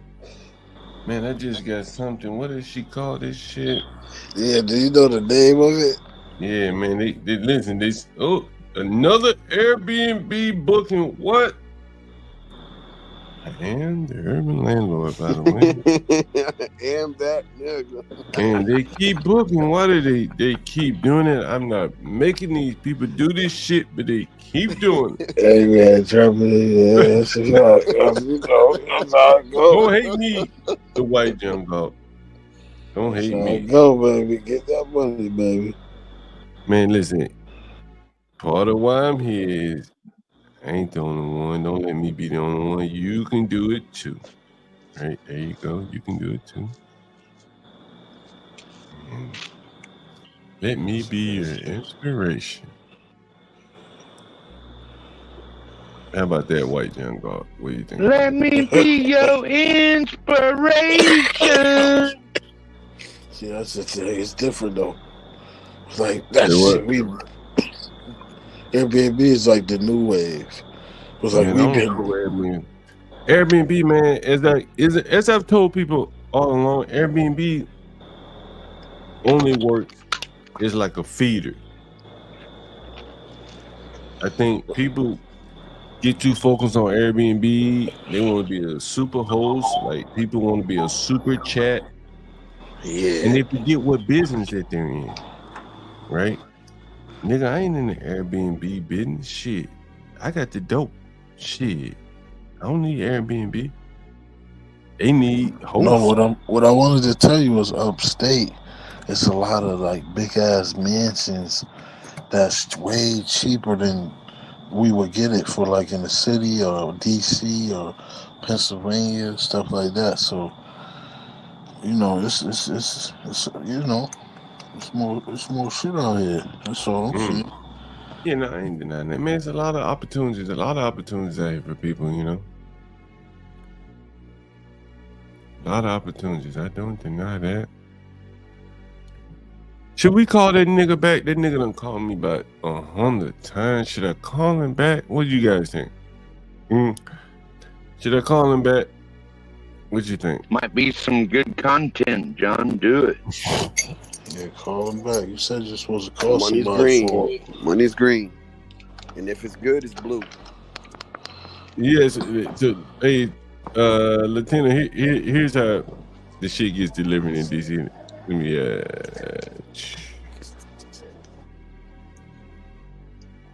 you see this shit. Oh, they deliver it to you though? Man, I only have to move.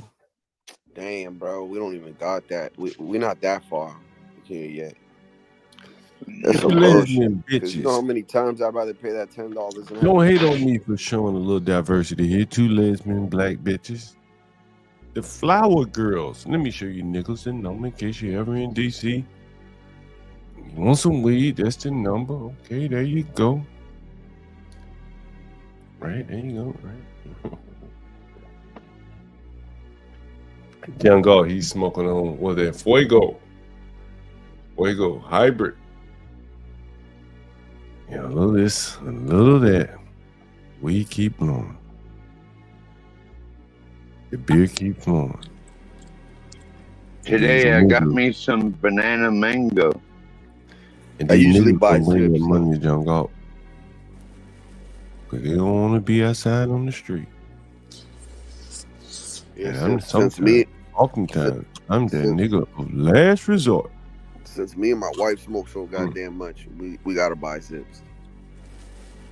You gotta buy a little bit more to get a better price. You don't want to be buying nickel bags. If you keep buying less, You be coming back to John Galt every day, re-upping it every day, and that comes at a cost. Yeah, it does. What's an egg cost in New York? I think it's a little bit more pricey. I could be wrong. Get it for call that nigga back. Should I call that nigga back? Cause it's about 8:30. How many times? John Galt, what the fuck is going on, nigga? John, how many times he called you? How many times he called you so far? Or should I let the nigga sweat a little bit? No, how many times he called you so far? Don't matter to me. I got a place to lay my head. How many Make it times short. they called you so far? Fuck it, you ain't got nowhere to be. Fuck it, You make can it jump on short. Airbnb and book a room. I got that dope too. I'm on that corner too.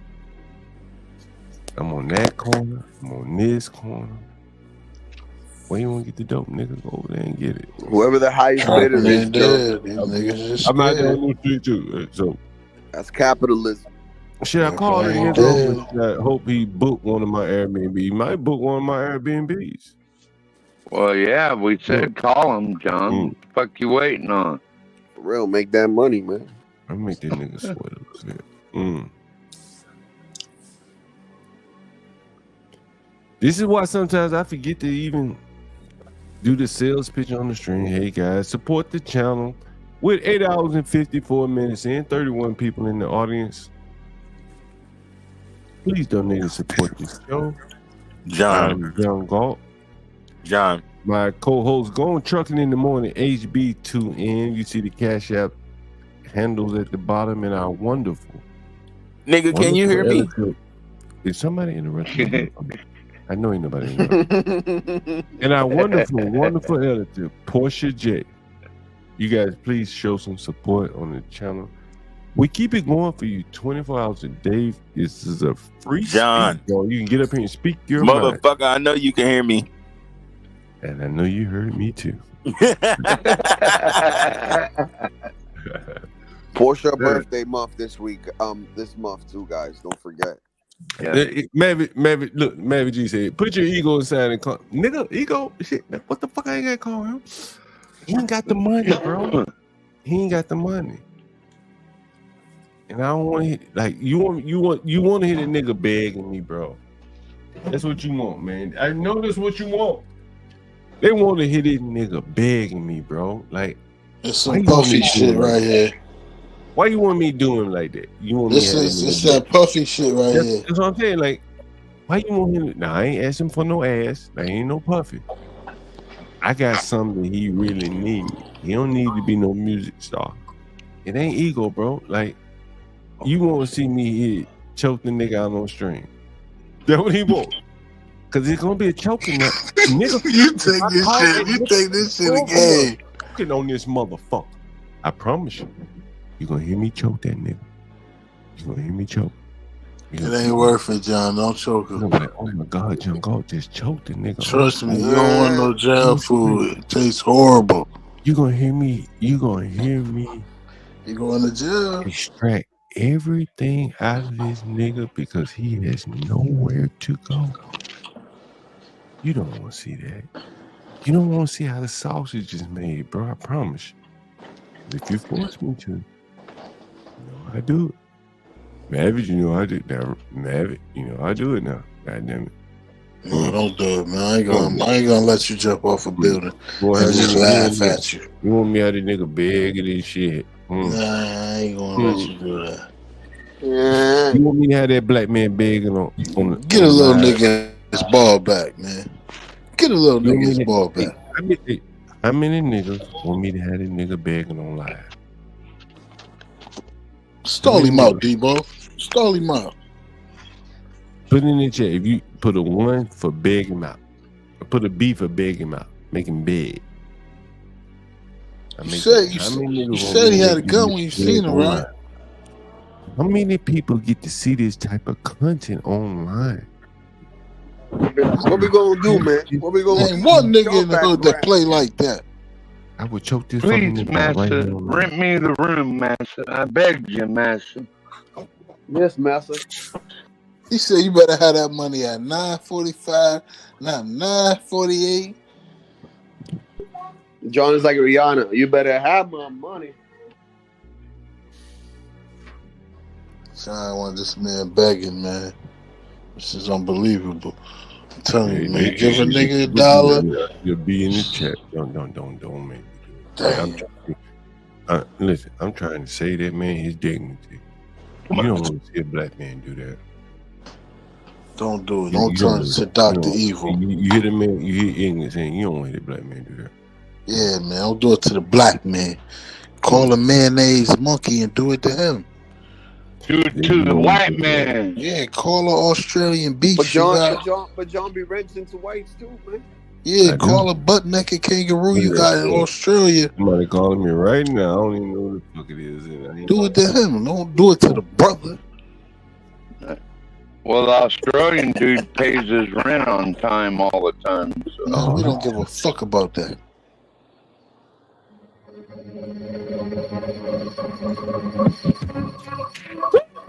Man, I tell you. Yeah. What businessman cares about? I tell you. It's only the nigga owe the money. On payments. Ain't that like a nigga? Direct deposit. Thank you very much. He gonna have a story for you too when you talk to him. I'm gonna call him up, man. I'm gonna call him. How his story gonna go? You think? I think it's gonna start off with, "Oh shit, let me." That's gonna be the first thing he said when he said, when I'm doing it, really stalling a nigga to put him in a room. You feel me? I'm trying to put him where he really belong, man. Like he can't afford that 485. He can't afford that. He needs 485 for a week for 7 days. Listen, you act nigga. like you saying Nigga, I don't play no games. that's like $70 a day. Like what? Something like What? that. If you What? said 485. What? Well, on the show, the text message, I ain't got. That's cheaper than any hotel he can go What? to. You can do that. Like, do He it. should be good. Mm-hmm. Hotel, cheapest hotel gonna probably charge him $120. See, why you saying I'm raping him then? Why you saying I'm being wrong him? I'm helping him. I'm doing the Lord's work. Because if there wasn't no me. If it's like, let's say a brother man come there, he been sleeping in his car all day. He got 3 kids in the car. They homeless. He like, listen, this is my last 485. I don't rent the church, man. I don't rent the church. No church. No church. So if he got, oh damn. So the brother I'm trying got, to find this picture, man. I'm trying to find it. damn. One time, John, there was a young boy. John. There was a young boy right here on stream with me one day. His name is Johnny Boy. I call him Johnny Boy. But I like to say I kind of raised the little nigga. You know, like you live across the street from him. And I was renting this house out, renting rooms in this house, and a father and son were living here separately. Father moved in, and then the son moved in, or vice versa. I can't remember, right? And they were at odds with each other because the father and son were at odds with each other, and then, you know, the father moved in with a new girlfriend, the mama paying the boy rent, and they were bumping heads. So I had to move the nigga to my other house around the corner. I said, okay, well, you nigga, you gotta move. Hey, you bumping his little bitch downstairs too, but fair enough, right? And so he took over the bitch. He's a little young nigga. I'm gonna use a rapper or some shit. Mama paying his rent. Young bitch, he's about 38. Paying this little nigga's rent. He telling his mama he going to school all day. He's sitting up in the house fucking and rapping. And I can't remember what happened, but it was time for all them niggas to go. I had to get rid of all them niggas, you understand? And so, I can't remember why, but for whatever reason, he had moved a bitch in there with a baby. I said, what, nigga, I don't tolerate no babies. No. Because anything happen to that baby, the DC government gonna come down on me and no, it can't happen. You gotta get that bitch and that baby up out of here ASAP. So I use, you know, my landlord tactics. I pull one out of my tool belt. 20 years I've been doing this shit. This shit like a cakewalk to a nigga like me at this point. And I never forget when I put them niggas out, the bitch had just had a newborn baby. Damn. colder than ice. Nigga get worse. Nigga cold. As ice. And the police came and they said, Mr. Galt, will you at least get a bitch a blanket? Damn.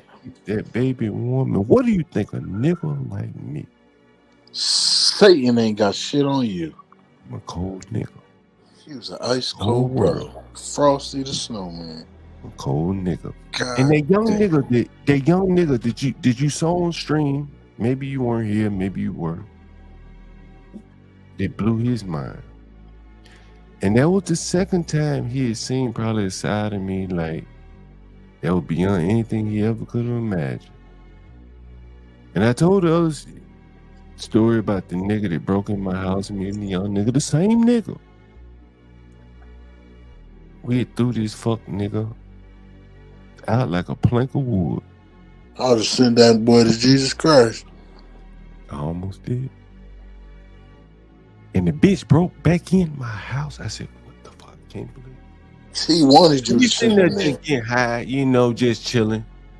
Yeah, he wanted And you I heard to, something in the back. Wait, and I heard something in the back. I said, what? If fuck nigga done climbed, I don't know how he did. Homosexual nigga. So that's the And I second sent that some bitch a message, the other homosexual, and I said, hey man, Merry Christmas, motherfucker.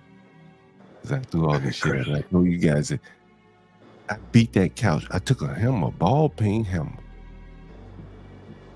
and I beat that couch down to like a sack of wood. You know, like a furniture. They probably had heels and whips and chains. A furniture is really nothing but wood and couch around the fabric. My So nickel. I threw that motherfucking nigga shit, all his shit out. And so when he got there with the police, he called the police on me. He said, nigga, that's my sofa right there. The police like, that ain't no sofa, nigga. I don't know what the fuck. It ain't recognizable no more. Nigga, I cover all my bases. I took my time in every fucking angle and goddamn pivot point in that wood. I beat it down to where I could haul that shit out intact like a sack of wood. You can even recognize it was a fucking sofa. And when the police came, they said, that ain't no motherfucking sofa. But that bitch climbed through my window. Homosexual ass nigga. I called him. We caught that bitch. And I drew back to kill that fucking nigga with a ball peen hammer. I bet that nigga still remember this to this day. Because if it wasn't, I bet you scared the life out of that motherfucker. Right here, I'd kill that fucking nigga. Then we had to bag him up. Right. I don't know. Maybe you got blessings for that. Bullshit. For sparing his life. So back to that bitch with that baby, since I was talking about that. When I put that bitch out in that police officer, he said, Sir, John Galt, will you please give a bitch a blanket or something? How many months pregnant was she? The baby was born, nigga. That motherfucker was out. Under 6 months. I said, ain't no blankets. Ain't no love in the heart of the city. And the young nigga, he couldn't believe it. Well, John, wait a minute. Don't she have a shelter she could go to or something? She could find one. Get to find one right there in that moment. That's illogical, man. To this day, that young nigga, he still talks about it. If I would bring him up here right now, he would still talk about that. But he would also talk about the compassion that I've had for him. As I said, I helped raise that nigga, fed him, housed him, help housing. I ain't never let him live in my house, but help housing, taught him how to work, shit like that. If the shelters are full, we put them in hotels around. Like me to understand the way the world really works. Because the world is hard for someone like him. He's not an elite motherfucker with software experience like me. You saw the way the world really works. He never seen that before. He didn't have a dad. So he got his hand said, I he don't always miss the told me, he said, like you're my father, you like you raised me. Anyway.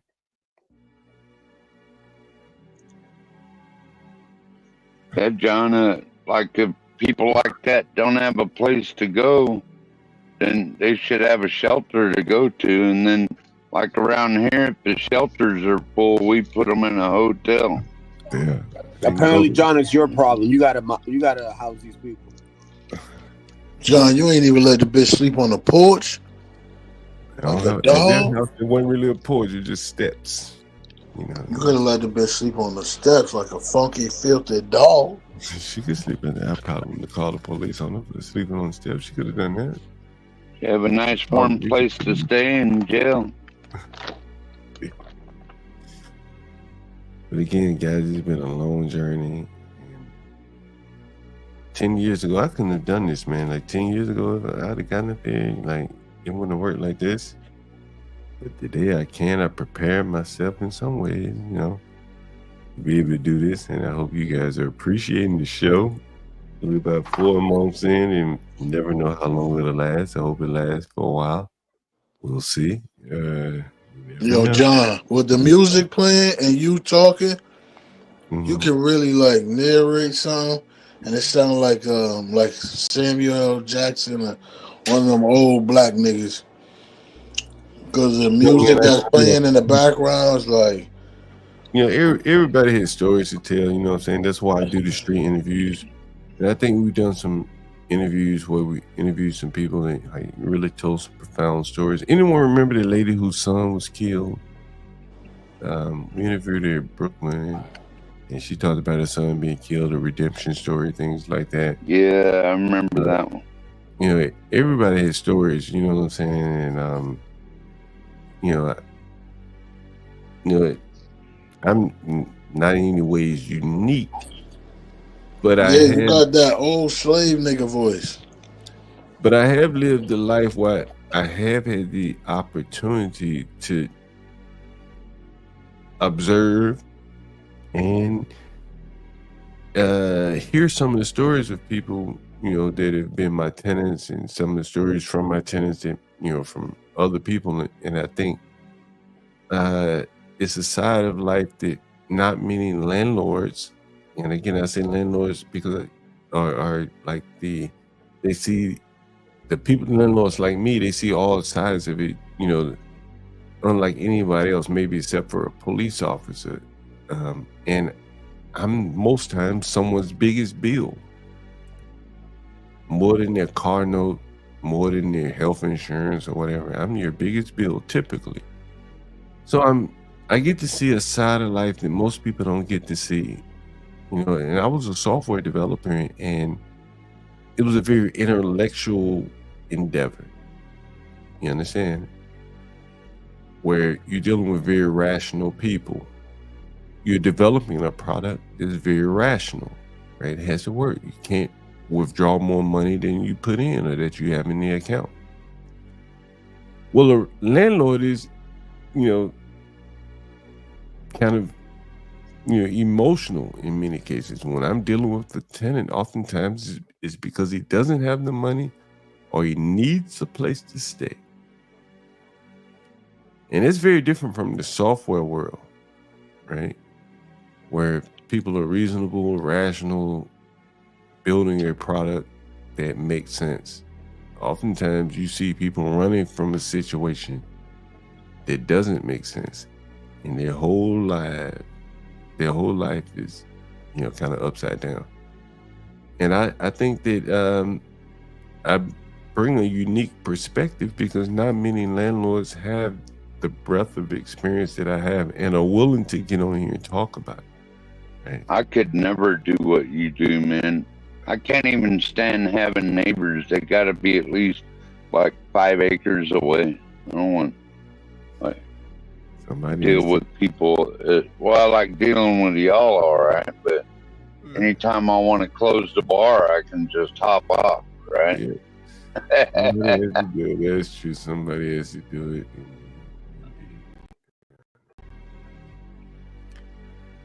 I was going to show you. Go ahead.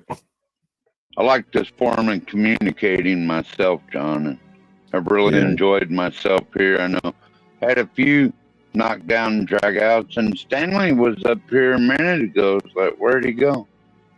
He must figured he'd come back later, maybe after a few more Bud Lights.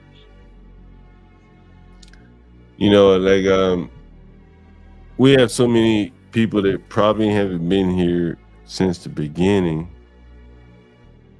And you know, I tell you, like, hey man, the life in the day in the life of John Galt is, you know, very interesting. You hear the people begging on one end. You should write a book, John. Huh? What's up? You should write a book. This is probably better than a book, right? Is it like The Life and Times of the Urban Landlord by John Galt. Better than a book right here. You know, like Hey, I got that though. you see I'm copywriting it. I know most of you guys, the guys have been around for a while. You probably seen this. I don't know if the white John Galt would have seen this. You see this white John Galt. Somebody's got to pay. Like, if I got to go through and pick up a bag with a poop-filled napkin in it, nigga, Shit, it's gonna save you $700, $800. nigga, I got to be paid. It's gonna save you the money to go get it yourself, baby. What? They doing? I guess that's better than finding a dead body in your apartment. John. Yeah, you don't want that to happen. It happens, but all we do is clean it up. But man, hey, I had a dead body. I was at work. I know. I went in the apartment building. I showed it on this stream. I was at work. A motherfucking bitch. One of the bitches said, "Hey, the nigga got killed in the building." I said, "Damn, why y'all had the door open?" And I came on the stream and I said, they showed the apartment building 10 years, 12 years, who knows how long later, and the nigga's door was still open. And due to that fucking door being open, some motherfucker that didn't live there got himself killed in my building. And I had to take the phone call to work. I was probably a 28, 29, 30-year-old man. And I went there and I got some gloves and I got that same young boy. I said, man, let's go clean this murder scene out. We cleaned that motherfucker up. Send that nigga to the upper room. Then people wonder why you got to get paid, John. I got to get paid. Ridiculous. I got to get paid. Nigga, you got to pay me. No pay, no stay. You bring a nigga over, get killed. Who you think gonna clean up the blood? I'm gone. You gonna clean it up? Nigga, I done it once before. I do it again. Right? You a Jew. You try to squeeze every penny, man. The nigga was already gone. They just left the blood. The police was already picked the nigga. 2 niggas was shot. I showed John, did they have to put bring in the CIS officers or whatever? Yeah, I showed the take a bunch apartment of on the stream. DNA samples. Yeah, I showed the apartment on the stream. I showed this basement where the nigga was shot and everything. On the stream, and the door was still open to this day. I tried my hardest to get them niggas to just lock the door. Self-closing doors, all kinds of locks, all the tricks of the trade. I don't remember. Was he being robbed or what, John? I don't know. I can't remember the exact. I would have dragged that nigga to the street. Nah, he wasn't there when I got him. It was just all the blood. And you know what's crazy is, I remember all this shit like yesterday. The blood, the person, you have to see the apartment again. I'm gonna go back again. I'm sure the door's open. The nigga ran into a one way in, one way out situation. The nigga that got killed, he ran down to the basement. And basically, they were just like shooting at like fish in the barrel. And his blood was leaking into the basement apartment down there. And the lady was screaming like a motherfucker. Bro, you never heard screams like that. And I'm sitting at work and this bitch is calling me screaming. Hey, this nigga's dead. His blood is seeping into my apartment. You don't know That the shit I've sound seen, like a bro. You don't know poem. the shit I've heard, my nigga. His blood is seeping into your heart. Into her apartment. Oh, okay. Sound like you said your heart. My bad. Damn. He's in the basement apartment. The nigga went to the basement, and as they were shooting it down and at him into the basement from up above, he's bleeding out, and the blood is seeping into her apartment. This bitch is calling me, screaming, right? Like, nigga dead. The blood seeping into my apartment. Help me. For hours and hours, she was locked in that apartment because she couldn't get out. You know, they processing the crime scene. The nigga dead. And then there's all this blood she got to walk through. Brain matter. That shit sticky as a motherfucker. Yeah, it is, and it's orange. Yeah, I seen a guy get his toes peeled off, and he was screaming like. So I don't know if it was that bad how the scream you heard, but this scream was pretty bad. Yeah, niggas get shot every day, B. And so, in a way, it's interesting ride. It's been a very interesting ride. I swear to you, I wouldn't trade it for anything. I can't tell you. You know, I said it earlier. My mother, my parents, everyone is told me get out of the business, man. It's dangerous. But, yeah, I'm like a moth to the fire, as they say. You know, Man, you making money, man. You getting your money. You doing your thing. It's They been don't a want you rough to stop while you're ahead. It's been a rough road, but I've enjoyed every moment of it. Virgo, what's up, Virgo? Hey, Virgo.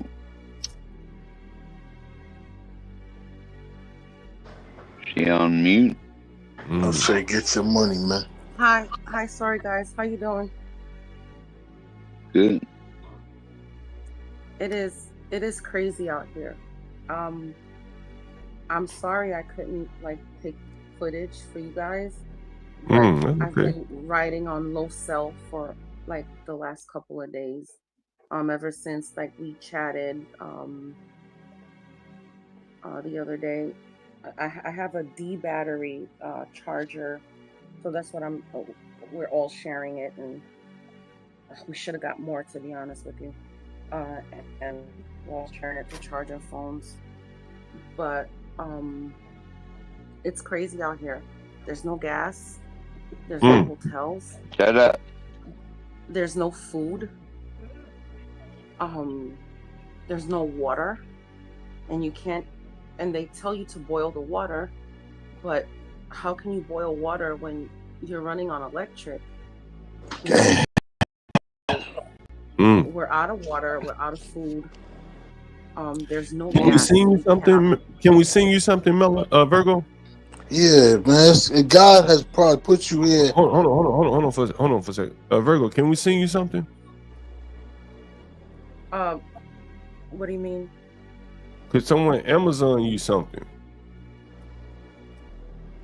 Oh, it would be appreciated.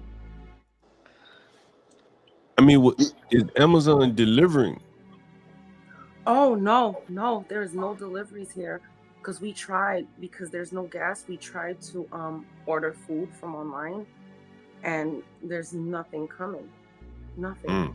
It is. John, you probably could put her up for a night. At least for one night. She can't get to where I am. She's on the opposite side of the country, to the south. You know what? I know, but John has houses in all states. No, I know. If anybody would be willing to put me up for a night, it would be great. I would be. But you're in Florida. But the You'd have to be problem someone in is Florida, we right? have no Someone gas. close to you where you are? Yeah, we have no gas. Everybody's in the same situation. Hey, This let me whole county- hold on, Virgo. Where are you located? If anyone's in the audience nearby, I don't know, 100 miles of where you're located, maybe you can shout out. I'm in sometime. Manatee County. Manatee Bradenton, County. Anyone in Manatee the County. audience in Manatee County? So, Virgo, there's no FEMA assistance or anything anywhere? Or You know National what, Guard tough or man? anything? Fuck FEMA. They're leaving us here to I know. die. And I know how you feel about that.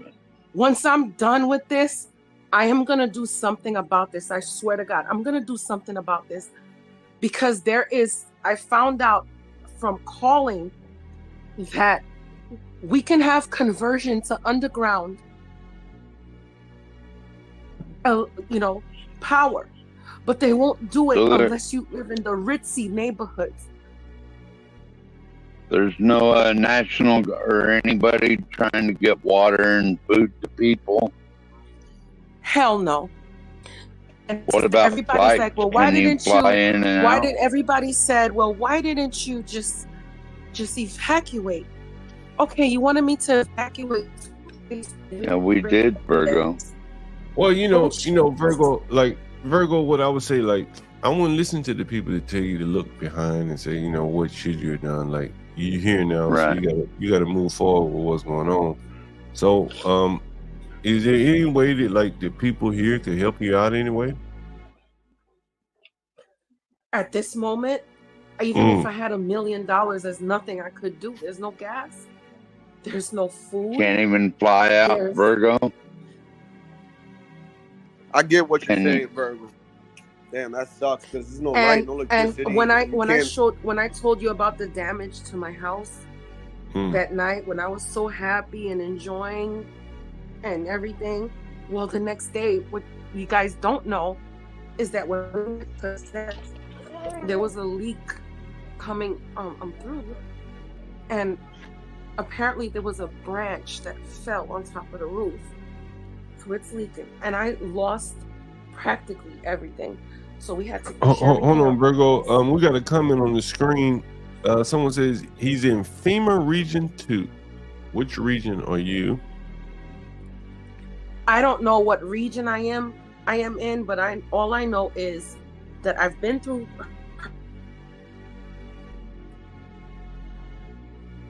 the devastation. FEMA does nothing. I was in a Zone A evacuation. And they're saying that FEMA, if you go online and you apply, but they want papers that people lost.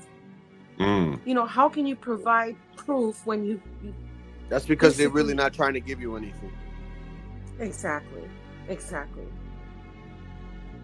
There's a down before, there was just a tree that fell in front of my house that was blocking the door, and a couple of trees that fell behind the house that wasn't blocking the door. I can get out through the back.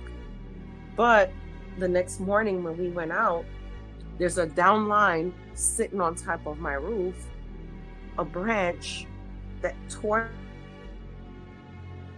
but it's still leaking, and we literally have buckets in here, and my shed blew away. It blew away with everything that was in there.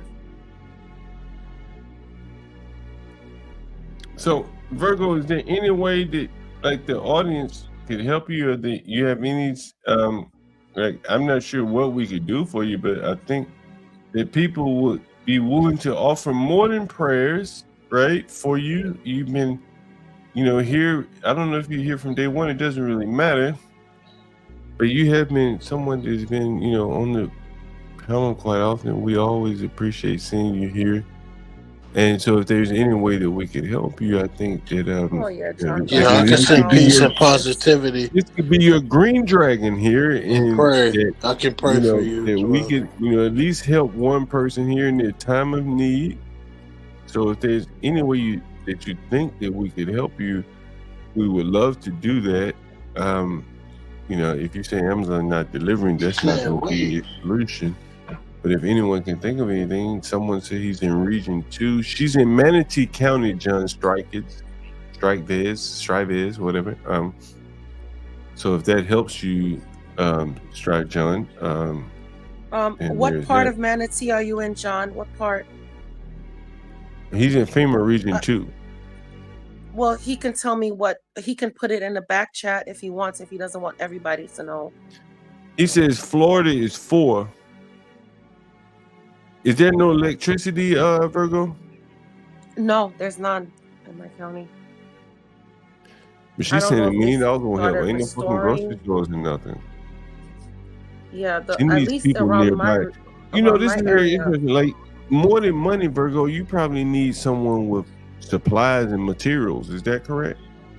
Yes, yes, and we are desperate for people, right? Not just for me, but for everybody. We are desperate for demolitioners. We are desperate for people who can do construction, because it's not just me. And trust me, I have not gotten it the worst. Although I'm hurting, I have not gotten it the worst. There are people with whole trees that fell through their house. You know, people whose cars got destroyed.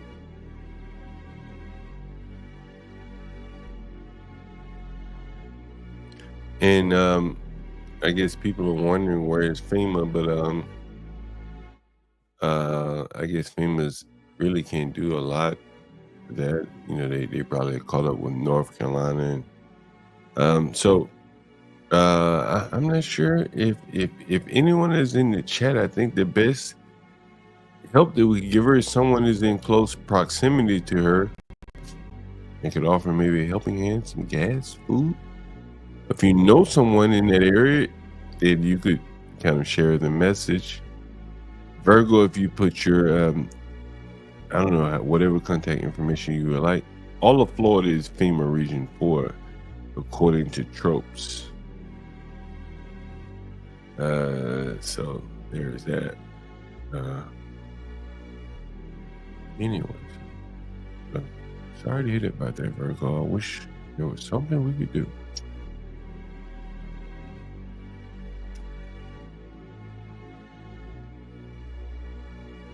Virgo, I think she dropped off. Anyway, I think this is a very good example when, you know, the government really falls by the wayside. They dropped the ball. Yeah, they completely dropped the ball. Okay, well, in my world, it's bugs or features. It's a bug or a feature.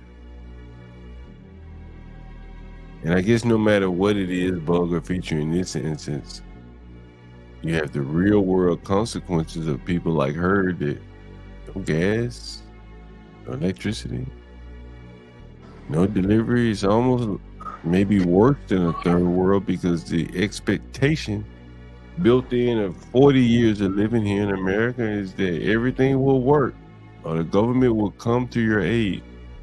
And you know she really needed it, because you offered her numerous times.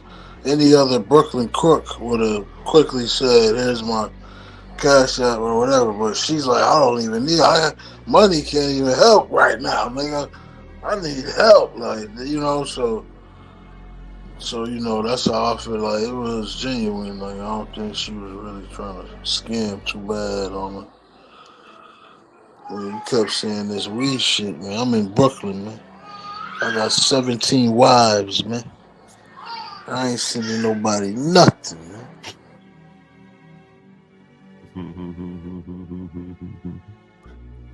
man. We'll put a cash app up at some point where it's more appropriate. You know, right now we can't use it. There's nowhere you can use it. You know what I'm saying? It just be sitting there doing nothing. You need to keep your money. Nothing to buy. Your powder dry until the time is necessary. Right. It's necessity now. It's a war of necessity. Right. And that's what I think we should talk about. What's gonna happen when money ain't shit? Then what? Well, you see now that money isn't everything. That's what I be trying to tell women. That's why you gotta be prepared. Like, what's gonna happen when your money ain't shit? Your money can't save you. Like, we gotta really talk about that and be prepared. Cause that's real shit. Like, we not living in fucking Neverland where it can never happen. Like, shit is happening. Dudes is cutting off their dicks out here. You know, White Jungle, this is Babylon. Right. White Jungle, you're probably right. You know, I don't disagree with you. It's not, you know, I didn't know. You know, I'm grasping for straws here, as they say. You're probably right. You know, I didn't mean to insult her. You know that, right? So I'm just looking for ways to help. I was just looking for ways to help, I should say. And maybe I said something that was inappropriate, but the intention was good. You know, so that offended her. I'm sure she understood where it was coming from there. Did Virgo say she at least had power? No, she didn't have any power.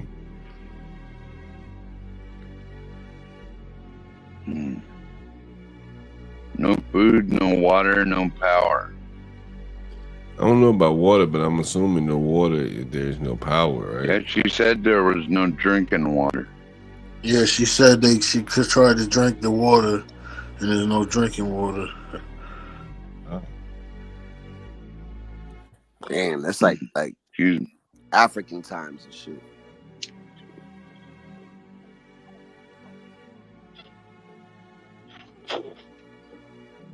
Damn, that's crazy. I wish there's something that we could do, man.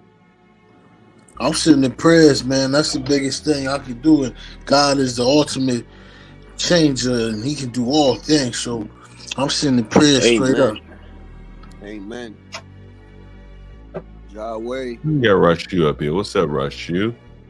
What's up, Rush You? What's going on? What up? Hey, what's going on, guys? What's up? Nah, shit. What's going on?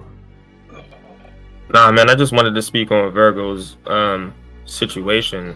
Like, there is no electricity, right? So she cannot. Her receiving money is really not going to be a benefit to her right now. She needs people with resources like, you know, military type vehicles who can drive through the elements and potentially even move, you know, debris to get to them, to bring them food and water, basic necessities. The way that the storms, the severity of them, it's knocking out the infrastructure from a very basic level. So people in North Carolina got it a lot worse, to where as though, you know, you can't even access these people unless you have a helicopter. You know what I mean? Like, you can't land a plane anywhere. You got to be able to be in a helicopter and bring water and bring stuff like that. And it's kind of sort of the same in Florida.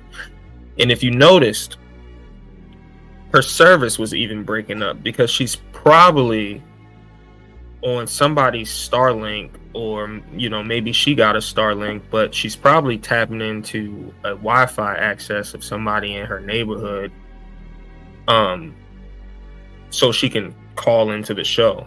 But outside of that, she's, you know, people like her in that condition is completely off the grid. So it's probably going to be very difficult to get anything sent to her, shipped to her. Even if she got your Cash App, how is she going to access the Cash App? All the ATMs are dead. You know, banks are out. You know what I mean? Basic necessities are down. So no grocery stores, none of that.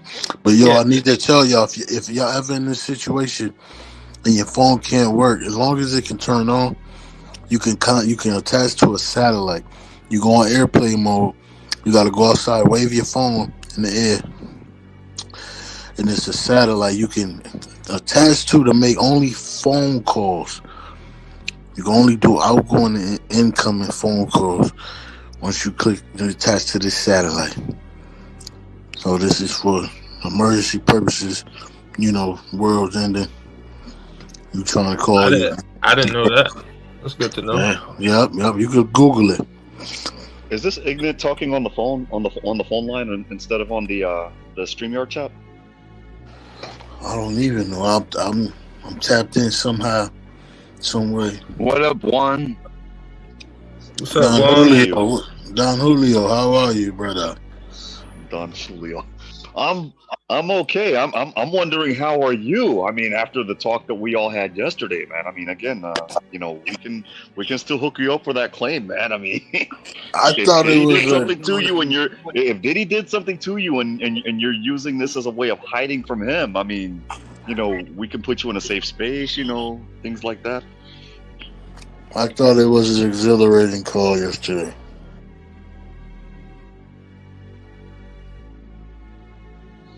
Real quick, the thing that I noticed today, I don't know if you guys saw the Aurora rally. I don't know if it was today or yesterday. I think I saw the replay. What Donald Trump invoked in Latinos, this was something that I figured you would take interest in. He wanted to invoke a 200-year-old law the aliens, the Alien Enemies Act, the Foreigners Enemies Act, which basically says that if they're coming up in here trying to run amok with the purpose of subverting the United States, it's a capital penalty. I didn't even know that law existed. Excuse me, Juan. I have a question. What the fuck are you talking about right now? I'm talking about I heard what Trump brought up at the rally. It sounded like you said something about an alien. It's like you lost me there. The Foreigners Enemies Act. The Okay, alien I'm sorry. alien under immigration law. When you look at the definition, alien is just another way of saying a foreigner. That's all. I'm sorry. I'm thinking little green guys. Big. No, that's what you think. No, Stanley, not the Alien and Sedition Act. That's another one. And yes, any of us that took civics, we know about the Alien and Sedition Act. That's like U.S. History 101 for anybody that stayed awake in that class in college. No, there's another act that came out in 1798 called the Alien Enemies Act. I did not know that until I read it, and I'm like, wait a minute, wait, what? This is something that's new to me, but it's a very. What's the statute? I don't know. I don't remember what the statute is. You can Google Alien Enemies Act, 1798, and then LII. It's in the Cornell University Legal Information Institute. What is that like migrants having kids here or some shit? No, this is migrants coming here and starting shit with the purpose of subverting us. It's a capital offense.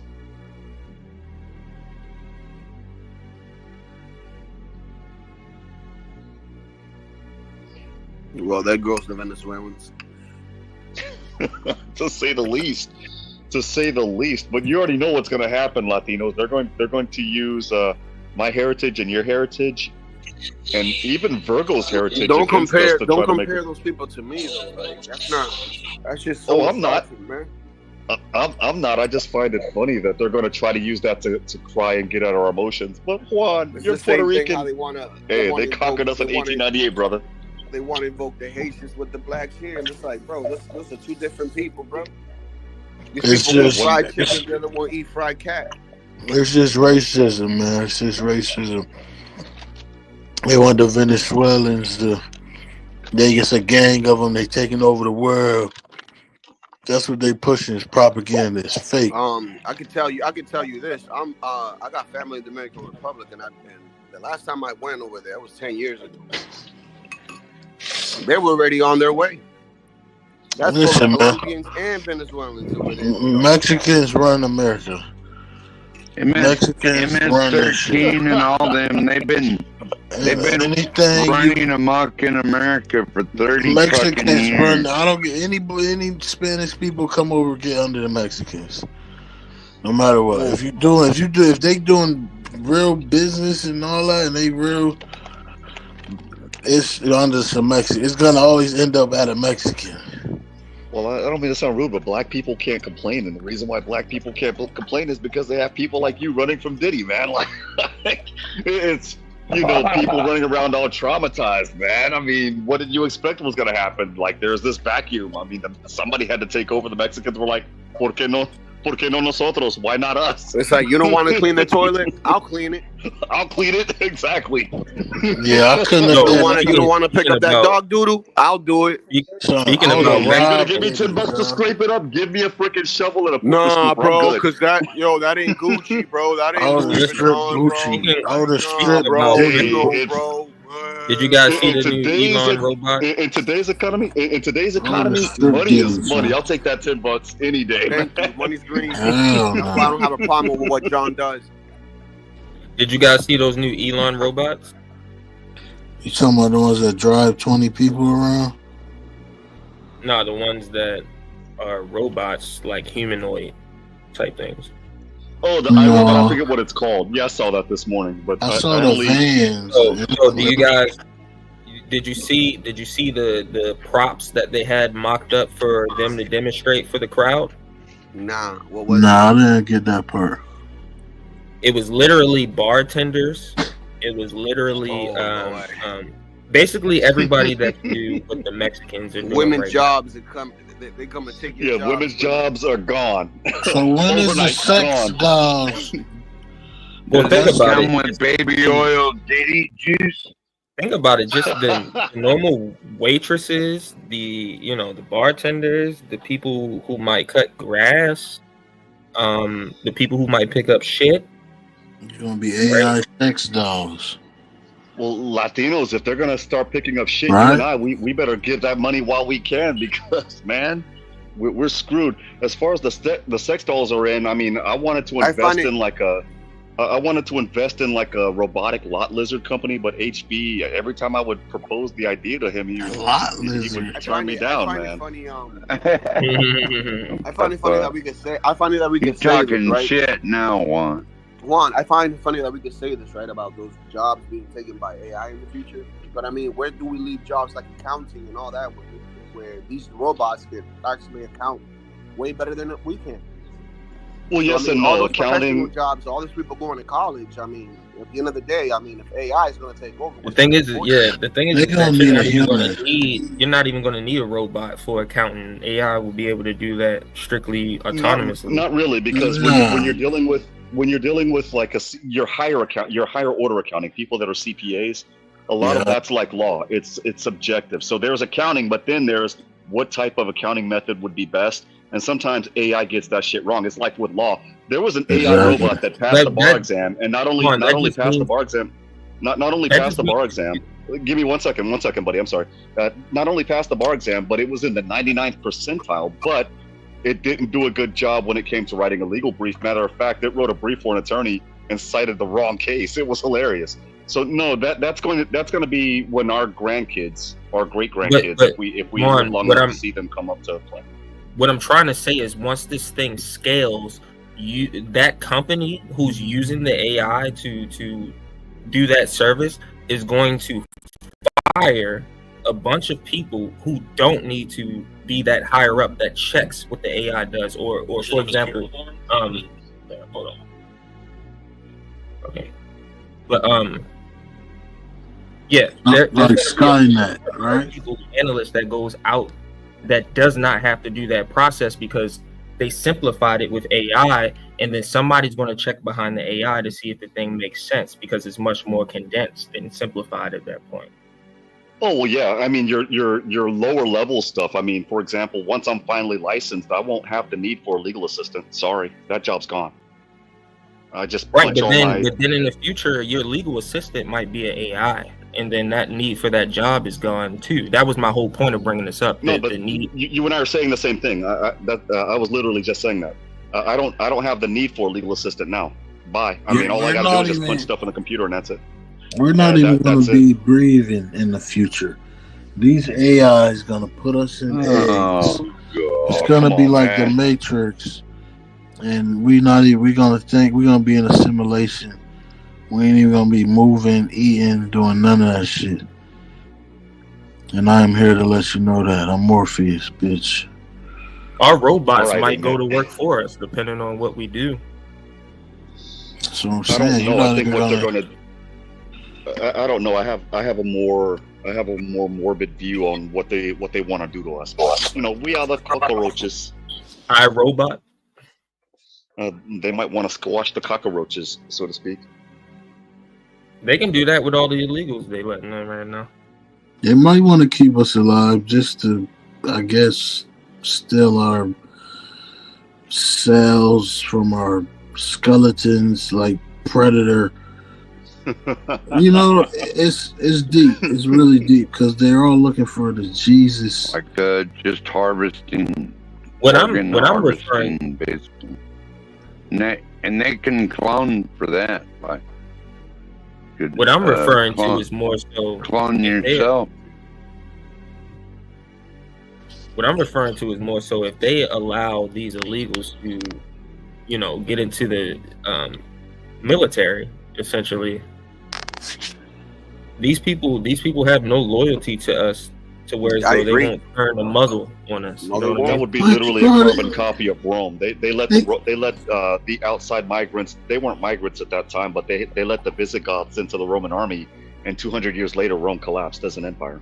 Bro, they got dudes with tits in the army now and no chopped off penises. Like, we're screwed. I agree with that too. They're gonna turn the gun on themselves.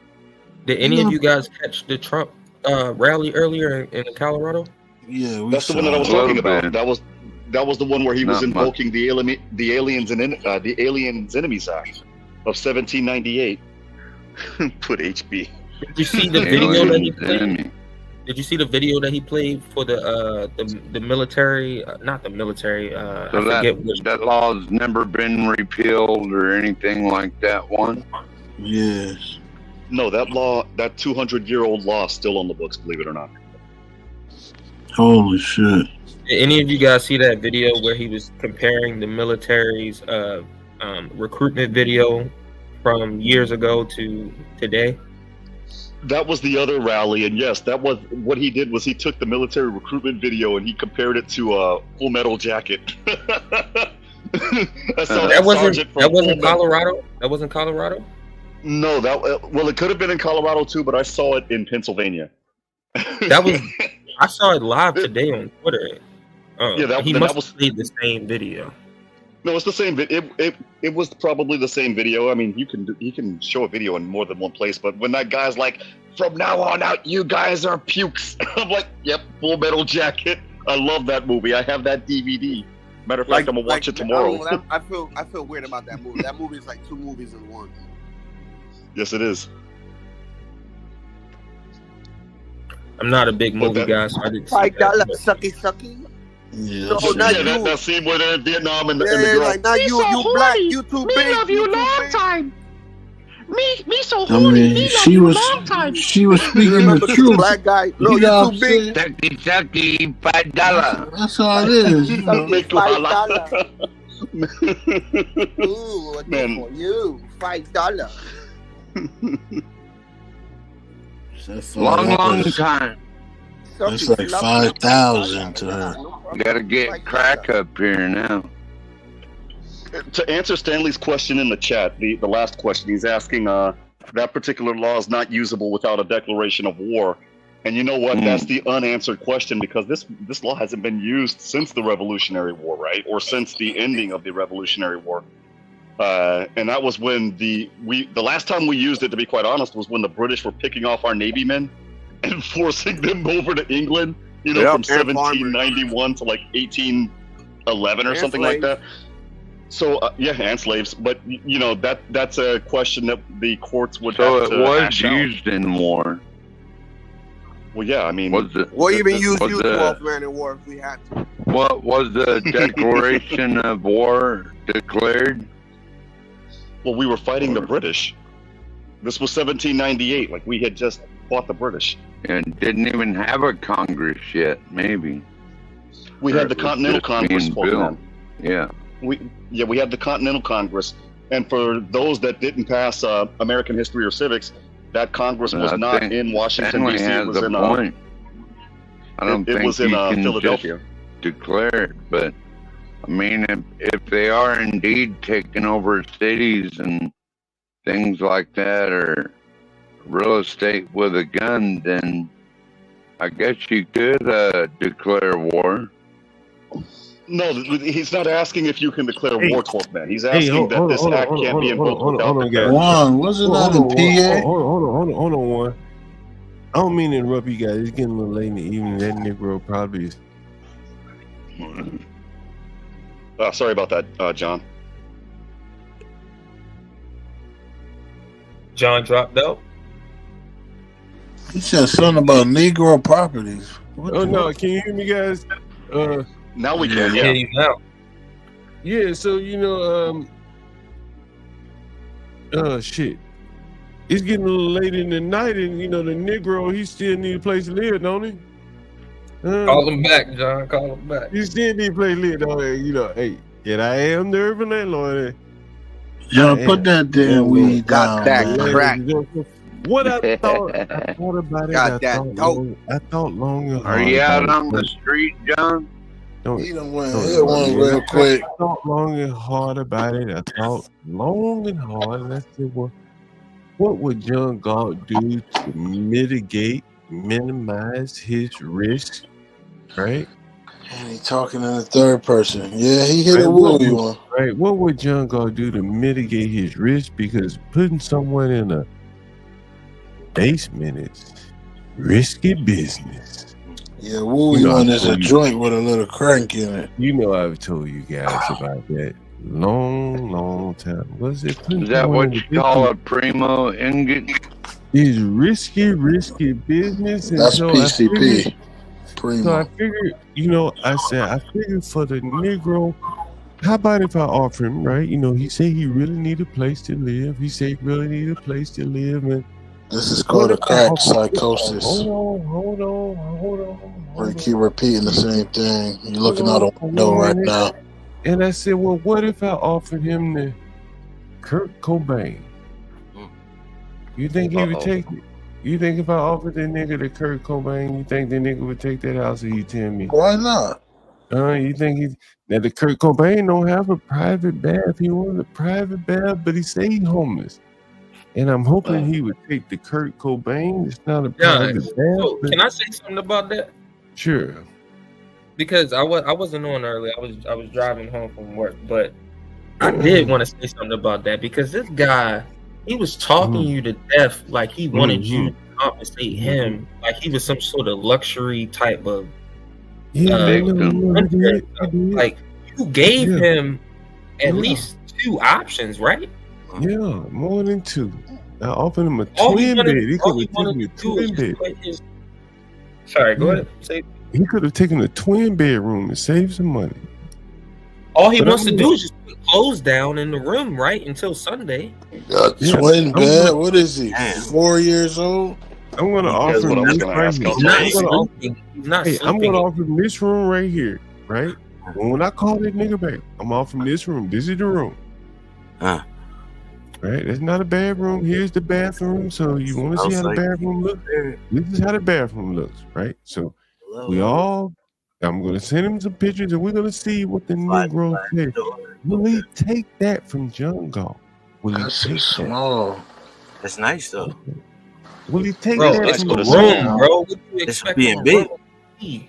That's the bathroom. That was the bedroom. Will he take that from John Galt, or will he stay in there in that motherfucking crack house? What does motherfucker want? 4 I'm seasons? gonna give him an option, but I'm trying to think, what should the price be? And I'm thinking maybe like that shit might need to be about 400, 5,000. Fuck What it. does this nigga want? The Taj Mahal?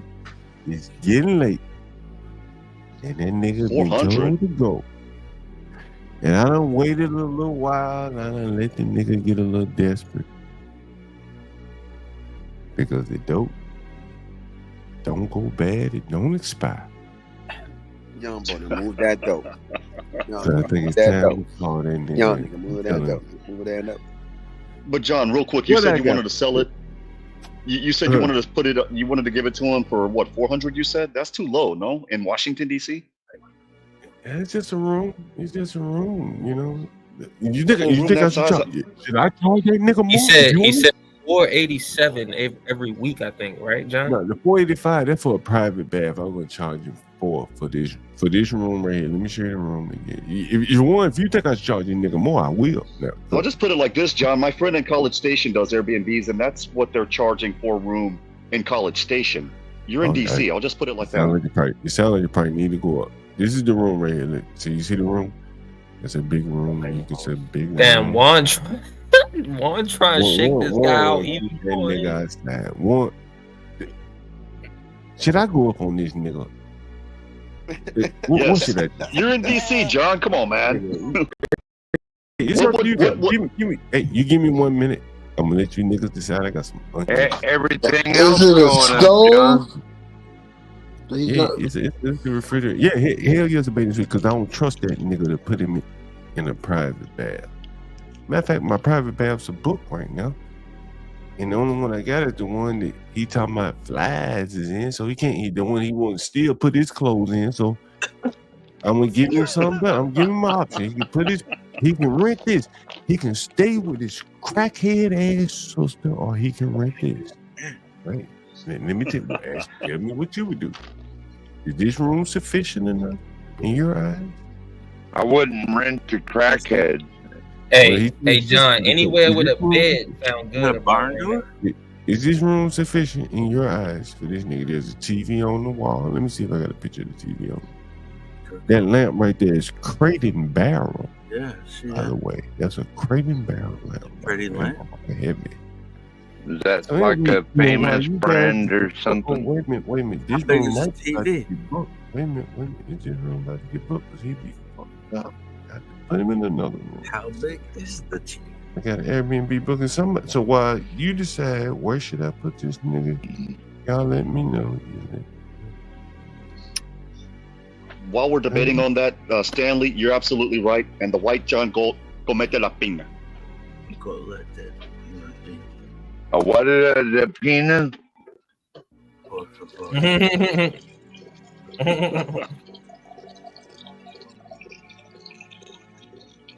Yes, 12 man. It sounded exactly what it is like. Yo, John, can I ask you a question? Do they share the bathroom or they share the kitchen? Is it one of those type of situations you got in? Like, or it's just a one room and a bathroom? Wait a minute, hold on 1 second. Mavic in the chat saying that John offered him this room for $375. John, you're too nice, man. A night, that's decent. For Washington D.C., $375 a week. Jesus Christ, A week? Yeah, do the math. Dude, that's low, man. Yeah. Do the math, bro. Look like one want me to raise the price. Nigga. One, all right, I raise the price. One, what should I charge, nigga? Whatever you say. Minimum $650. Minimum $650. What, I was for a paying night? $700 for a room that size for a week. For a week. Nah, For a week. Okay, that's not bad. For a week? Yeah. For 7 days, it's not the rich. What the fuck? Man, you pay more at the Ritz for a week. I would do $550 minimum. No, 550 is probably a little high. 605. Dang, I don't remember the name. What's the name of the hotel we stood at Fort Lauderdale? 5-star. Yeah, What damn, floor I don't is remember that name. Even I Yo, feel but like we paid- y'all making me feel like We paid $240 a night. Y'all nigga want to gouge and nigga. I'm Is gonna that go ahead third and go floor? with 400. I'm gonna Yeah, go with Fort Lauderdale. That shit had a kitchen. I'm gonna That go shit with had a couch. 400. Right? You got to share a bed. Dude, I was Nigga, at I'm the- just trying to get to 8. I was at the loft in Plano, Texas for training, and I paid like $2,000 for the week. Yeah. But you probably had a private Shit apartment hotel. or whatever, right? You had your own private shit, right? So listen, Yeah, it was you know like- what I'm gonna do? it was like a I'm loft gonna charge apartment the style. nigga. Y'all done made me raise the price up on the nigga to $425. Y'all making me feel like I'm pricing my dope. Look, you're a nice guy. Right? John, you got to make them scratch a little harder. Look at me, see, motherfuckers was telling me I'm a slumlord. Hey, John. Man, John, this is capitalism at its finest, man. Don't listen to them people. Yeah, that's. But you Hey, know, John. I'm gonna do. What's up? That couch looks. Is this number that we're talking about right now? Is this through Airbnb or is this directly? Directly in my pocket. You heard that niggas ain't gonna cash out me. Oh, all That's right, another, all right. that's Yeah, another yeah. couch. Hey, Yeah, hold you on, need hold that. on for 1 minute. That's another couch, by the way. Yeah. Got no pleather. Butter soft. No, you need that. I can't remember the name. I think it's Airbnb either room and board or Crate and Barrel CB2. Some of this shit. I Like don't those psychiatrist chairs. Right. That's a nice sofa. You know what I'm saying? I wanted to. Chair. I was gonna put it right here, right? But I got a room and board of Crate and Barrel right here myself. It's brown, but I do like the red better. Brown. And so again, the lamp right there, the white jungle. It's I think CB2. Motherfucker's heavy to pick up. Big heavy bass on it. I think I'm gonna go with 400 guys for this room. The nigga's desperate. That nigga cash at me 8. He got it. Well, you know what? I'm telling you, he ain't gonna have $800. A night though, that's all right. He ain't gonna have $800. Can you smoke in It's for there? a week, not a night. Hell no, you can't. $400. Hey, Can smoke hey, in hey, there? hey, 12 Man, minutes. 400 ain't shit, Hey, man. hey, 12 minutes. You want to week smoke, 12 man? or Let me a see. day? Did I ever show you, 12 man? Did I ever show you my smoke room, 12 man? Huh? No, not yet. Did I ever show you my smoke room? I want to Hey, see Oh, that weekend one. ain't shit. That's some Hold on. crackhead Any of shit. you guys, Yeah, hey, no, any of for you a guys week. ever That's see my cheap. smoke rooms? Any Nah, of you guys nah, ever see man. my Show That us, smoke a room? please B&B show us. or That'd be like Mm. $7.50. Any of you guys ever see my smoke room? I don't even know. I got them. Let's see. that If a you work, B&B, John? Yeah, even if you work Airbnb. 40 hours and you getting paid $15 an hour, But that should be nothing right there. What's the limitation on the room, though? How many people could be in the room? Shit, you know, it's 2 people. You know, Two. yeah. A kid can afford that. Okay, well, shit. I'll take a kid if he got 16 a month. Fuck it, right? But he got to bring that 8 up front, man. Because Just like the wire. no game. You Yeah, got okay. 800 from the up wire. front. You get the 8 up front, man. But you said you wanted it weekly, though. Man, no, Yeah, but if you this how I weed hey. nigga. Listen, this how I weed them niggas. I said, yeah, I need weekly, but that first 2 weeks, so I know you serious nigga. Exactly. That first 2 I need up front. Just throw it at him. Hey, John. I don't want to do that shit. Hey, John. And then if he said I can't do that, you know what I said? What? Add about 50 on to that first week. Then. That's what I'm saying. Most of the people that's coming to you, they y'all hear me? Nigga, pay the bid. Wait a minute, I just got a fucking booking again. God damn, this business a Friday night. John, how do you Can get y'all hear the me? gum stains out of the sheets? Jesus. Yeah, Oh, come on, yeah, man. I know they be in and out. I know your Damn. overturn rate is crazy, right? You what? Like your overturn rate. Like I know you get different people in like at least every 6 months. Shit, nigga, I get, man, I got. Yo, can y'all hear me? I can Yeah, we can hear you. Yeah. You know, Yeah, we can hear you. Hang on one second, buddy. Here's the beauty of it, right? Here's the beauty of it, right? I could turn this dope almost any way I want to, bro. I could go yearly leases tomorrow night. Oh, yeah, Everybody got to sign yearly leases. And motherfucker will be begging I me. think you're doing it better the way you're doing it now, bro. People beg me right now and say, can I get a year lease? Mr. Go, fuck no, nigga, day by day by day. Yeah. You get paid Day by weekly. day. Nigga, every day I want you to come back out on this corner and get that dope. Yeah, they gotta pay every day. That's like a stripper. Come back out, get back out in them streets, get that money, and come back and get this dope. Ain't no harm, no foul. Your shit. You a pimp. So Jihad Bell in the comments said that $1,600 a month for a room ? And I just wanted to say something. The DMV, man, the average 1-bedroom apartment in the DMV, talking like DC, Virginia, like, you know, Northern Virginia and Bethesda, is like $29 to $3,200, bro. Yeah. I was just about to say that. It's Dude, I couldn't see a room in 2,800. I couldn't get a room in Brooklyn, New York for less than $2,700. I was just about to say it's 2,800 for a 1 bedroom. Shit, In over here, Brooklyn. there's rooms that you rent out for $650, and you got to share a bathroom with like 20 other people. I agree with that. They have closet size apartments in New York that are like, I think 20 feet high, where they make like bunk beds and they stack everything on top of each other. Like it's do. wild. Dude, they're renting a hallway in New York City for $2,000 a month. A hallway. Imagine a hallway. Yeah. And you're paying $2,000 a month for that. And they're happy. That's a fact, bro. You will own nothing and be happy. That's what the W is. It's just a lot of money in the city, bro. You make way more, like that's 16 or 28. You making that in a day working, like just working on the Alaska, maybe a week, but yeah. They'll rent a dry cabin with an outhouse, and you have to haul your own water and supply all your own fuel. Just Jungle, a dry I don't cabin live in the excess, woods, bro. $1,000 a month plus Jungle. haul all your own shit. The white jungle, I don't live in excess. I live a very minimalistic lifestyle. Very minimalistic. why the beer keeps flowing and the weed keeps A lot of money flowing. Miller Light beer keep flowing. You don't even see me drinking craft beer, bro. Yeah, really? Beer keeps flowing, the weed keeps blowing. Hey, my man. Yeah, that's John, one thing. That's one thing that's different about me and John. I only drink craft beer, bro. Hey, It's the light those are the beer. I best only beers, take it bro. if The it's craft free. ones. Craft beer. When you see me out, Yeah, bro, you know IPA. how I drink now. Yeah, Right? you a Yeah. If I go out, Yeah, I know that. I know that. Yeah. Hey, man, hold on for 1 second, guys. John Strikers, man, I don't think I've ever been up on the panel when you were here. What's up? Hey, how you doing? What's up, man? You gotta Man, turn it up a little bit for me. Turn your mic up. I could not remember for the life of me like how I knew you. It was from the CT chat. Okay. CT Yeah. live, and I had only watched him like 4 or 5 times. Okay.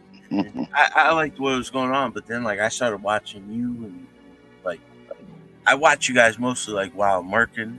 Okay. Then, you know, I get home, I do what I gotta do, and then I come home late night, and then boom, you're still on. You know, and you know, you get guys that pop in all the time, like Stanley. He got that. You know, he got the like the alternate view all the time. I appreciate that. Yeah. And then like 12 crazy, right? all the time. Porsche. Yeah. You know, like I love the whole stream, man. You know, and I think like we should have like a thing going on, like when Porsche comes on, you do like, you know, like the Charles, Georgia. Just do like the Porsche, breaking like, Porsche. I like that. I like that idea. Yeah. Hey, what type of work do you do? I'm a carpenter. Oh yeah, man. What type of carpenter? Oh, you like a finished carpenter? I do a little bit of everything, man. Yeah. I don't know if you watching my stream when the Thorpes were here and here in DC. I don't really. But anyway, so they stopped by my garage, and I have a carpenter that rents my garage. He's like a real finished carpenter, you know what I mean?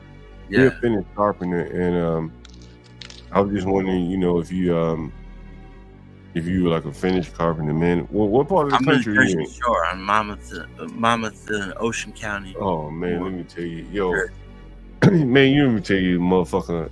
I hired a motherfucker from Jersey Shore one time. Yeah. I think he's from up. No, he wasn't. I'm sorry, he wasn't from Jersey Shore. I want to say he's up in New England area somewhere. And he talked about he knew how to do construction, blah blah blah. I said, okay, Yeah. I'm looking for a second man to like basically give the guy a boost that I just recently fired. And yeah, he didn't turn out that well. Anyway, white guy, a little fucking crazy, eccentric or whatever. But man, you ever come down DC way, man? I'm always looking for like a finished carpenter. Like I said, I have one to rent my garage, but I don't really get him to do any work for me. You ever? I listen, but you know what it is, man. Mm. I'm from the Jersey Shore, and it's like a certain type of level.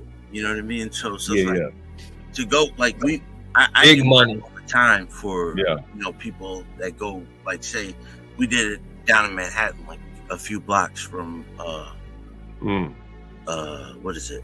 Right from the World Trade Center. Never been that close in my life. Dude. Drove right past it to get home. So you do a lot of high-end construction, I take it.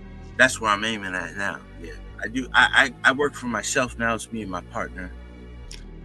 Man, I want to put you in contact with I didn't know you were from New York area. I live in Brooklyn. This is the thing.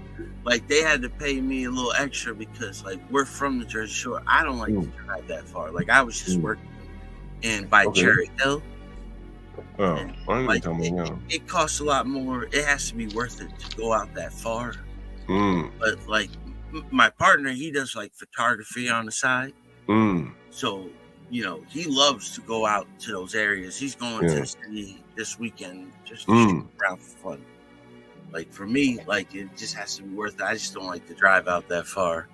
But like, I enjoy going there. Like I said, like, that was my first time ever being that close, man. When I was a kid, my father used to bring us out to the Bronx. But, you know, like, that was the closest I ever got, was like, you know, still like 10 miles away. Yeah, man, I love New York City, man. It's like, beautiful. Yeah, working in the brownstones. yeah. That's where we were working. We were in Jersey City too. We work a lot more in Jersey City. Yeah, but I like staying local. You know, like I make good money staying local. So you do a lot of high end shit. Like, tell me what you do. I try to stay high end, but like this is why I say, like, people say you work in construction. I tell people I'm a carpenter. I like that. Yeah. That's your skill, right? I do a little bit of everything. Right now, I'm trying to convince my partner for us to go more into like property management. Yeah, buddy, it's okay to just cut to the chase. Ignorant TV. I'm unemployed right now. I want to say one thing, bro. Can you Hold on. Hold on, Ignorant, man. Let me finish up with him. Then I'll let you. Hold on, let me finish now. You gotta sing along with me one time. Hold on, Friday, George. I'm gonna let you guys finish up. I just wanted to hear a little bit more what you had to say. So go ahead. You saying you I do exterior, interior. I do finished work. I do carpentry. Yeah. I do framing. Right now, we're basically working with this guy. You know, I'll talk to you later. You know, or some other time about it. Right now, I don't. You know. Let me ask you this question. How did you learn that trade? Just by myself. No shit. Yeah, I just, you know, I came to a point in life where it was just like, I didn't have the education. I didn't have anything like that. I'm one of those that slipped through the cracks. So how did you learn it by yourself? I just, you know, I just walk around, start looking. I originally, it's weird because like 10, 15, 16 years ago, I was working as a taxi driver, and this is where I met my partner. And, you know, after a few years, like, it was right when Uber started, and that kind of killed that industry. So, you know, we started working for his father, and I went my own way. He went his own way a few years, but then years later, we come back together because he has more of a business sense, and I have more of like, I know what I'm doing, a little bit of every field. Like, I can do plumbing, I can do electrical work, I can do framing, I can do everything, and I know it by the trade lines. I don't know it as good as those guys do, but that's the point of being a carpenter, is you're the jack of all trades. And, you know, it's like not a master of none, but sometimes you're better than a master of one. So, like, I can do a little bit of everything. So when a GC comes in and he's kind of over his head, or somebody who's trying to be their own GC in their own build, like right now, that's what we're dealing with. You know, we could set them a price, and then we could do a little bit of everything. One day we're doing framework. The next day we're helping the plumbers. Next day we're helping, you know, anybody. It doesn't matter, because I know what I'm doing in every field. Do a little bit of masonry. Do a little bit enough. I do enough to where I'm ready for us to move on further. Okay, I got you. Ignorant TV. I just wanted to say, like, I just need you to sing along one time, do like a Biggie song. Like, you from Brooklyn, you got this fucking heavy accent. It's like you gotta be like, is nobody till somebody kills you. Yeah, I take that offense. Nah, I'm black. Biggie. Yeah. Well, Yeah, you offended me. So are you Jamaican? You offended me. Are you Jamaican? Nah, I'm African. I'm straight from the motherland. From where though? But like From the motherland. After that, The Mutombo Big Dick Tribe. don't even come. That's where I'm from. Yeah, I know exactly. The Cracker Killers Tribe. Kurt Stuyvesant. Yeah. The wrap your dick around as a belt is so long. When he boots it, falls on his penis. Don't even matter about that. But listen, brother, listen. I just wanted to Didn't even say, come at it in offense, but I know like you're kind of like a black centrist, so it's kind of like trolling, fucking with you, because you trolling the whole time.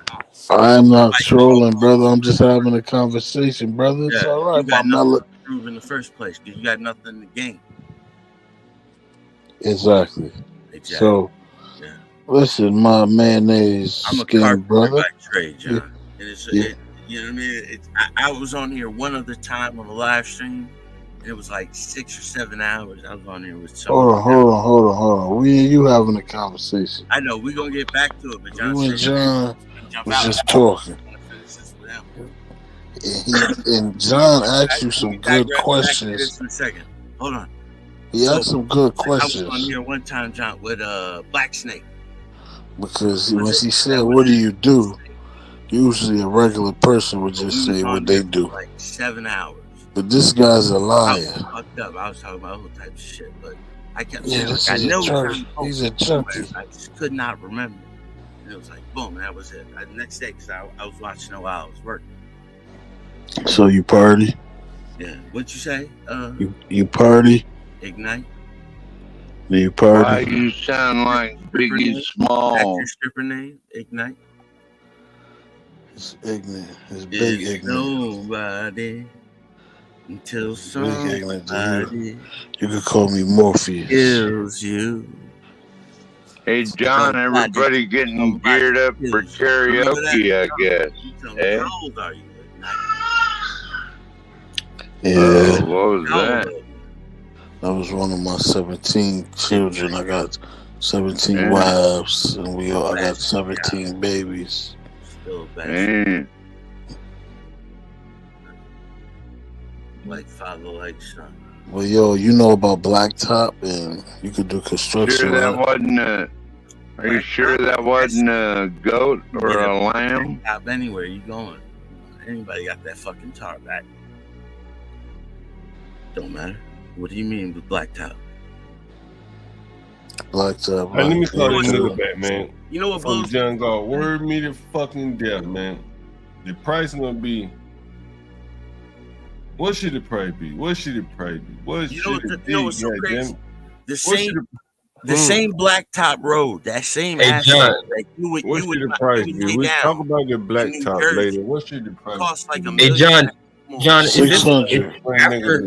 In like North I'm gonna Carolina. go with four. Let me do it, nigga. Let me, how much? Is this hey, after? you Is don't this have to after be he quiet. already? You gotta be quiet. Huh?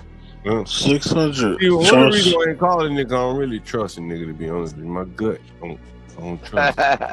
John, You know what I'm everybody saying? you move That's in one of the reasons smoke. why I ain't calling, man. Like my gut don't trust him. You Put feel the me? squeeze on that Nah, nickel, I John. don't want to put the squeeze on his What is there to trust? You there for the money. I just don't trust him. You know what I'm saying? Ain't Like, nothing to trust. You trust that dollar. yeah, I don't trust him, bro. Like, Man. I just don't trust. Hey, John, is this after he already booked with somebody else? Like, did he already pay for that basement room? John a Brooklyn you nigga. He let them come with cash. You from the South, man. So he's scared they about to rob his ass. I just don't trust him. You feel me? I don't really trust him, man. Go what Like, you got. you know, like, let's say nigga got to double up. Now, if he got to double up, I'm on that. But he ain't got no double up. He So you can't don't buy. trust him because he He ain't got can't double. buy half an ounce. He can't buy half a month. He can only buy like a quarter ounce. By the hour? Nigga, right now I'm just serving halves for niggas like that. Nigga, you gotta have to buy a half. They ain't got a half. John, do you got rent I'm telling you, he for ain't got a rent half. by the hour? He ain't got a half, man. Like, Sell a nigga 8 balls. So. Like, you heard him. He was so desperate. Honestly, I've been doing this so long, bro. This one reason, nigga. You think I'm gonna let $400 go? Oops, I got some more. Yeah, give him an 8 ball. Yeah. Wendy's is just the price in the middle of the day, all the time. That's why they got them electric screens. They adjust the price right in the middle of the fucking day. Yeah, John getting booze. He getting too much money, so now he just want to only sell half ounces when you was just selling 8 balls last week. That's success, though. So it's like now you making more money. You being greedy, my nigga. Not greedy. Sell a little nigga 8 ball. It's capitalism. Yeah, the thing is, man, I don't trust him, man. If I trust in him, I'll play ball. I wouldn't even take the weekly, but he too desperate, bro. Like, yeah, I don't trust you him. You heard all this shit in his background, bro. I didn't promise him anything. I promised to show it to him. I ain't promised him anything. I ain't seen the nigga. Yeah, that African You accent. understand? But like, that shit in the background really turned me off. You understand? Crackhead. He complained about his sister. Nigga, if you can't live with your sister, how the hell you gonna be able to live with some stranger? You're right. Understand? Bro, I've been doing this for too long. You understand? Like, I ain't gonna dance for $400 and this nigga come and call me $1,000 for problem. Yeah, you're right, gang. It makes sense. I am the urban landlord for a reason. I wasn't a Oh, money ain't good money, they say, my nigga. Like, nah. I just showed you. It ain't worth it, bro. I got other people in there who expecting a quiet, peaceful night rest. He might get a raising hell. You see what kind of environment he come from. Can't do that, bro. Not in Northwest, I can't do that. Maybe in Southeast, I can only in Southeast, he could raise hell. These niggas. Yeah, Southeast. Yeah. You can come over here and maybe raise a little bit more hell. I gotta think about where I'm putting people too. You understand? Yeah. Can't put him in Northwest. It don't work. If you're in the hood, like you should do like an R. Kelly thing. In the hood, he be all right. He plays music loud, they music loud. But here, nah, it don't work. You gotta. John, you still hadn't showed the smoke room. Yes. Yeah, for rent.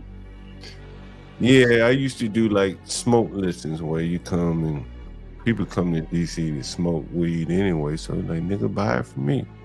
You want smoke in my house, you're gonna have to pay. Oh shit. Yo, what if somebody wanted to rent that room out that you in right now, John? How much would you charge them? Yeah, nah, this shit. You know, You got pictures of the smoke room, John? I love Kamala. How much you gonna charge them? This is just a one room in one part of the house. You know That's it. That's it. That's all it is. Bro, I got a room smaller than this. You want to see a room smaller than this? Nah. Not really. I can just, you don't want to see it. Okay. I can go look at a shoebox or something. I don't trust the nigga John Galt. White John Galt, I don't trust the nigga. Like, he's too desperate. If he's coming from a better situation, I probably fuck. Okay, the white John Galt. Okay, that's the one with the cocaine. Okay, I get it now. Like, okay. But again, if I had a place in Southeast, I would put him. I don't have a place in Southeast. So I can't put him there. And I can't put him in Northwest where he go out there and raise the hell with white people. Can't do it. I got nowhere to put him right now. Tomorrow, maybe I call him, yo, my bad, bro. I fell asleep. I got a place for you in Southeast now. You see it interesting? Can be raising hell with them there white folks. Right. He ain't gonna buck them niggas over here like he might buck them white folks in. And John, you can't really give a nigga no even a heads up like, hey, I might have something for you, because that nigga be knocking on your door, you know, chasing your car down while you going to, you know. The white John Galt said, you gotta change your name, white John Galt, because people start thinking I'm talking about myself. He said that's racial discrimination. I ain't even seen the nigga. So how you say racial discrimination? Latino, what's up, man? What's up, bro? Yeah. Like, what's up, Latino? You so quick to call racist, goddamn it. I ain't even seen the nigga. Oh, he said You don't want to disturb. You don't want to disturb the peace. So we know he black. You don't want to disturb. He assuming me black, right? Yeah, but you why don't. he black? Because you heard his voice. You can tell black people by their voice. Is that what you telling me? Listen, you don't want to disturb Most these times, people. yeah. You don't want to disturb these people working a 9 to 5 all week, and now they home eating a charcuterie plate, cheese and wine and shit. And you don't want to start hearing a bass rumble next door. And he come in here raising hell. No, man. It's wine and cheese time, man. Wine and cheese time. There we go. Yeah, them white folks call the police on your ass. El Blanco. Hey John, why don't you trust? Well, I mean, I don't trust the guy either. But I'm just saying, what implications could you extrapolate that that indicated that you shouldn't trust this guy? Man, when I called him all the background noise, bro. He kind of looked like you, Russ. Sure, he had dreads and glasses. Like, I ain't got time for this shit, man. You gonna bring this shit to my house, bro? And then, I took a course in behavioral health, so I can pretty much tell how someone's gonna act. John wouldn't rent to me because I got dreads. How the fuck? That don't mean you can tell how somebody's gonna act. He looks like me because he has dreads. Wow. Not only. No, he had glasses. I ain't seen the nigga. So wait a minute. He had glasses too. I ain't seen the niggas. I don't know what he look like. I'm just saying, like, I don't know if you were here when I called him. All that So, violence and ruckus in the background. John, who was the guy with the glasses and the dreads? Oh, that's just some other Airbnb nigga. But Was what I'm that saying different? 5 in the morning. that was a different nigga. But what I'm saying is, like, if you listen to all that ruckus in the background with his own family member, bro, like, just listen to what I'm saying. Like, everybody be fuck quiet for a minute. Everybody be fuck quiet for a minute. Just listen to what I'm saying. I call this nigga. Nigga, I'm the lifeline between you and the street. I'm like your employer, in a sense. Right? Nigga, I'm more than your employer, nigga. I'm the nigga that take the money from you when you go out and dance for your employer. No, nigga, you get everybody's money, nigga. Don't make me. So, I'm talking right now, so I don't interrupt me. And then Lowe's gets his money. So I'm teaching you niggas something, right? Honestly. For you niggas that aspiration of trying to, like, you know, get in the real estate business or whatever, any other business. Here's what I'm saying to you. I call this nigga. You in desperate need of housing. Bitch, you should have went outside. Someone, don't let me hear that dysfunction in your life. And you asking to come into my motherfucking house with that same motherfucking dysfunction, nigga. Who the fuck want that? This nigga didn't have the wherewithal. He had his own fucking dysfunction. This is why I keep trying to tell you niggas, I don't need no credit check. Let me get on camera. I don't need to do no credit check, my nigga. You feel me? These niggas so stupid. They should have me online. You don't even get their social? Nigga, I just did the credit. Hey, John. I just told you. He felt credit like denied, nigga. Hold on. I just told you niggas credit denied just because of what I fucking heard. All that dysfunction in the background. I don't want that in my house. You know what I'm saying? That's why you John, niggas. you discriminating. I ain't calling that nigga. Right? That's discrimination, John. I ain't gonna fucking tap Dan for no super chat. I ain't gonna tap Dan for the $400. Ain't gonna call me $1,000 for calling. Somebody else may say, I don't want to live here no more with that nigga. What if he was just having a bad day when he called you? To discriminate to You should have went, an nigga. extent. Just like if you had your motherfucking employer, a potential employer, you should have gone outside. Get a little nigga a chin. Don't interrupt me, man. Should have gone outside, taken that call, say, hey, sir, I'm outside, motherfucker raising hell. I really don't want to be here. I really need a place to live. Nigga, you took that phone call inside. You called me inside the house. These niggas raising hell. Why would I want to potentially bring that in my house, bro? You crazy as fuck. Nigga, don't you know I done seen so many shit situations like this? When at 1 minute he arguing with this bitch, the next minute that bitch in my house, and they fucking then fighting. You know the song, fuck then fight. Make up the break up. John, did you ever think about hiring a property manager? I am the property. He's your mother, he's your daddy, he's a nigga. Then you don't have to deal with it. Someone else does. Doctor for your knee. You know, you see, before I have got that weed. This is your push. A property manager, and this is some dope right here. I'm gonna give you guys. This is real serious. My buddy Philippe called in the other day, and he talked about how he can't put that tenant out.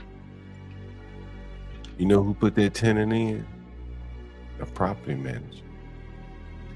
Nigga, I've talked day in and day out. Now, I don't rent to no Uber driver. And who did he rent to? A Uber driver. And who did he get burned by? A Uber driver. You gotta use your head. Who cut the grass? John. Who do the plumbing? John. Who do the electric? John. John knows everything. He's the property manager, the landlord. Felipe does I've been a doing this lot shit of 20 that. years, man. That's, And, I'm gonna be honest with you. That's the I've been knowing that nigga for 20 He's a Mexican, basically. Nah, I've been knowing that nigga. I've been knowing that nigga right for there. 23 years. You understand? Bro. But he never came to me for advice, and that's his, it's his own choice. John, isn't If he had Felipe talked to from me, Colorado? If he had talked to me, he never would have come to you about a story online. Puerto Rico. About a motherfucking Uber driver. Yeah, I'm Puerto Rico. Not paying him rent. If he'd come to me instead of them fucking property managers, you never would have heard his story. Because you don't hear that story from me. Because as you can just see, I just turned down some shit. Easy money. Yeah. I just turned down. You just saw it on stream. I just taught you another lesson. Don't go how I made it this far. Anyway, I think it's time for we play a commercial.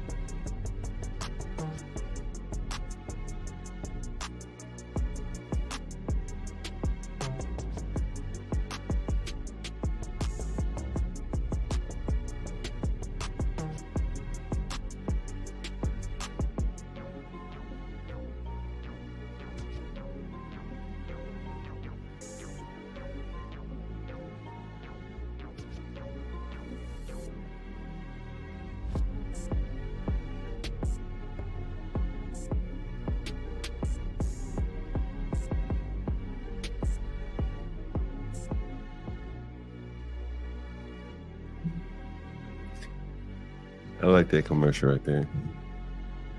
Anyway, we open up the floor. You guys got questions? So look at the comments. Yeah, what the fuck was that, John? Was that a commercial? Yeah, there's a commercial for the channel here. Maybe we'll play another one before long. But we're 10 hours and 30 minutes in, man. I really appreciate all you guys in the chat, on the panel, Ignorant TV. You know, I enjoy going back and forth with people. I hope the people that that have been watching so far have kind of learned the lesson here. All money ain't good money.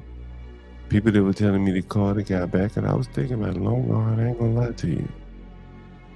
Who don't want an extra $400? Hey, y'all niggas seen this movie called House of Gucci?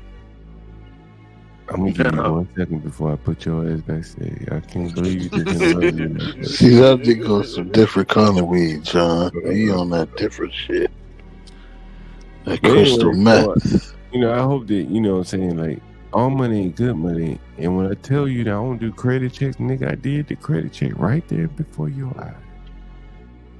And I decided, right there before your eyes, the algorithm decided no go.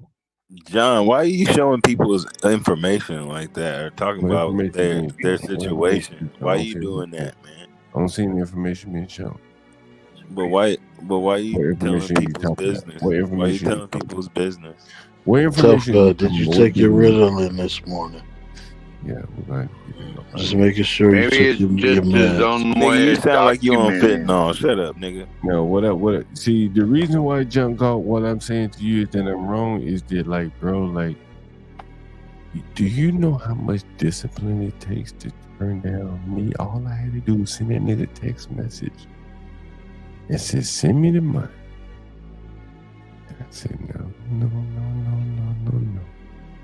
It ain't the right Ignorant, thing. your whole city's on fentanyl. So here in America, America's on fentanyl. Bro, nigga, like, go to sleep, nigga. All these motherfuckers, I can't take this shit. John, you're drunk. tough guy. You know, if I'm drunk or not. Just let him finish the fucking sentence. You're drunk, John. This nigga's on fentanyl. tough guy. Did you take your Ritalin this You're morning? loud as a motherfucker too. Shut up, nigga. Turn your mic down, nigga.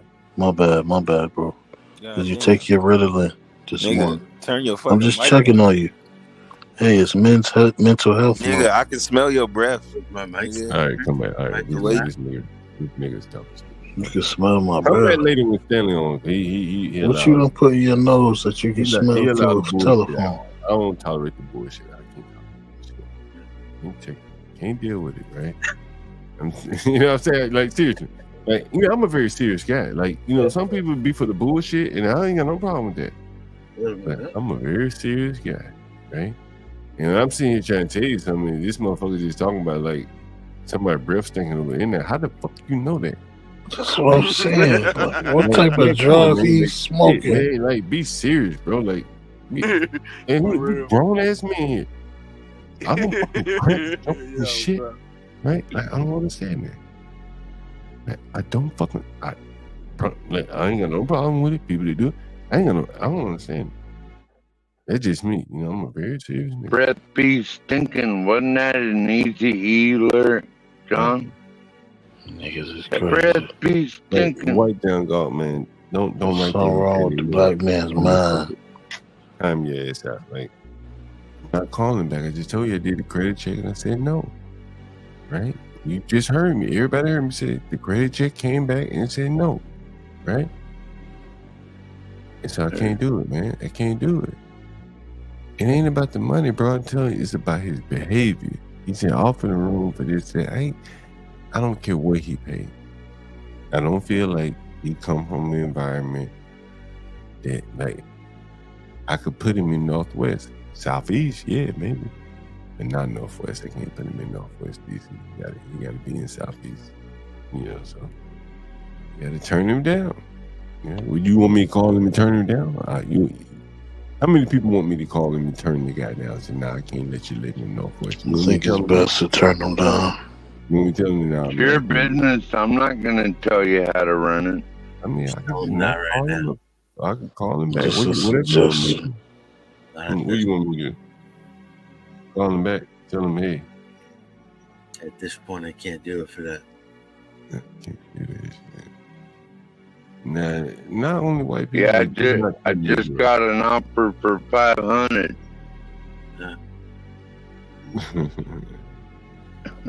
I do it for 525. 550.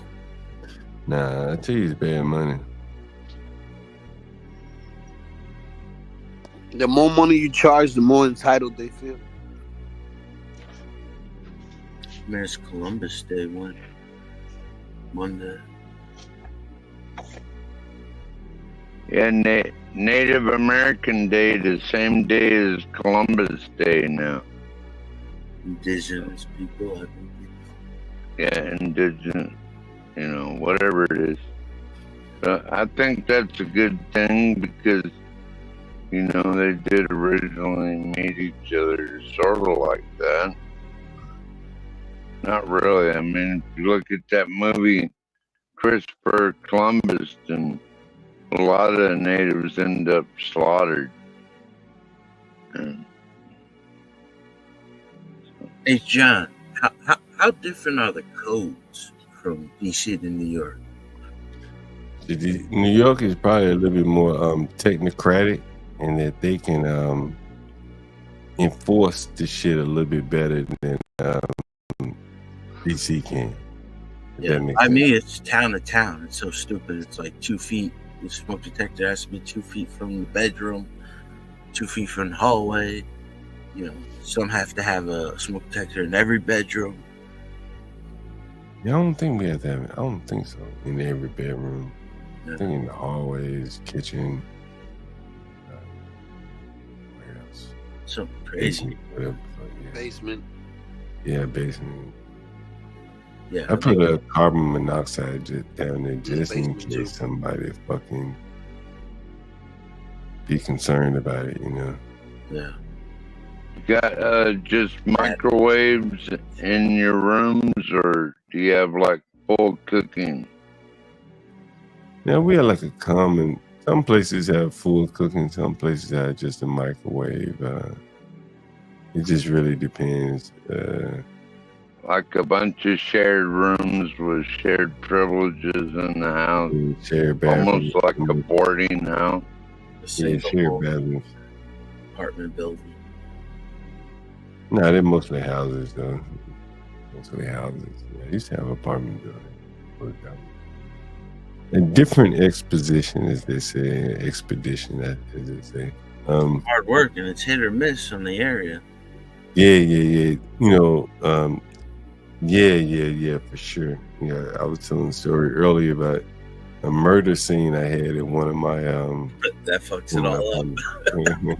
It didn't fuck it up, honestly. Like shit, people kept living there, except for the lady. Did it bring the property value down, having a murder right there? You know what's crazy? I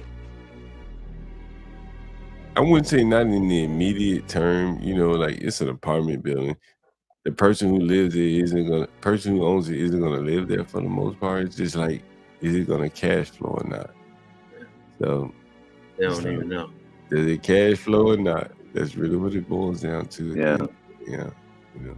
Yeah, people doing a B&B or something or whatever. They probably don't know what happened in there before. They probably don't care either.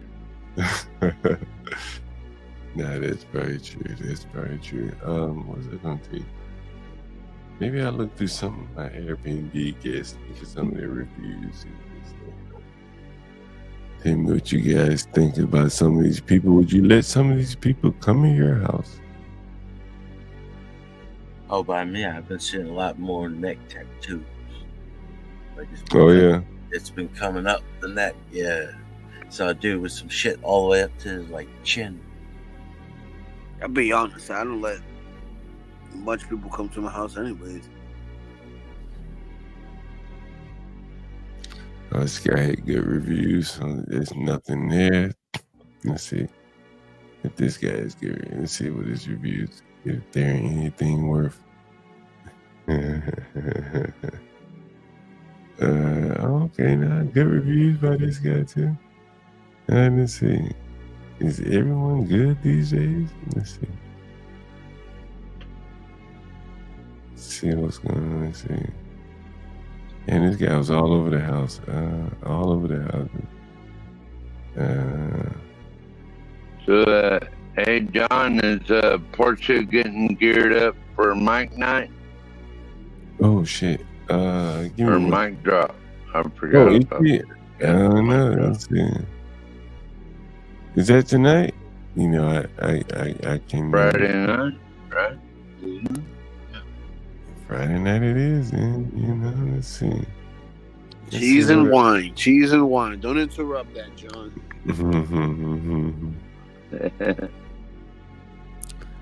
Man, a lot of good Airbnb guests these days. Let's see.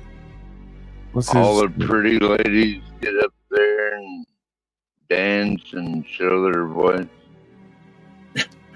They are pretty good Airbnb guests. Let's see. What's this guy rating? Man, it was 20. You still hadn't showed the smoke room, John. Yeah, I gotta find out. I showed it once before. Let's see.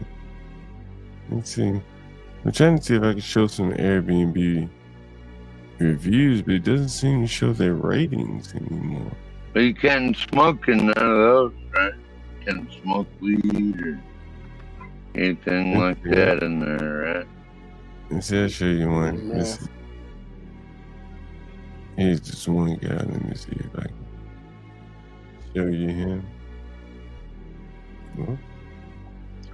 So is that 400? Is that like for a week? Yeah, it was 7 days. 7 days. 7 days. 400 per week. I don't know. It's like a quarter. I like to say it's like a quarter to it, man.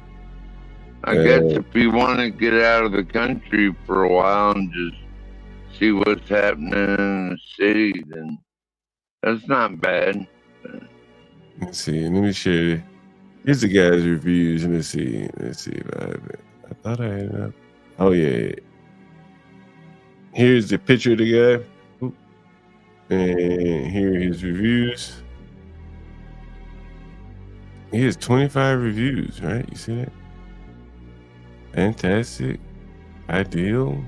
Fantastic. Great. And he's not white, right? He's not black either, but he's not white. Abdallah.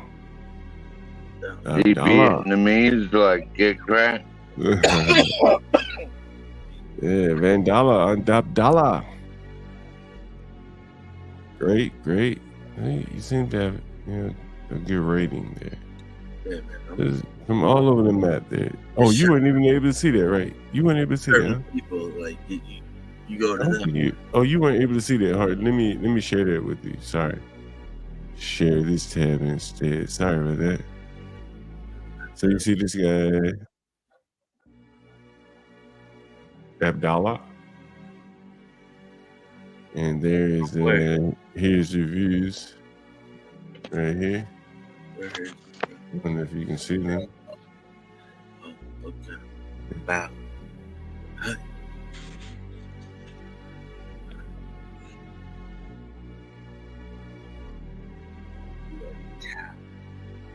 Jenny Patel.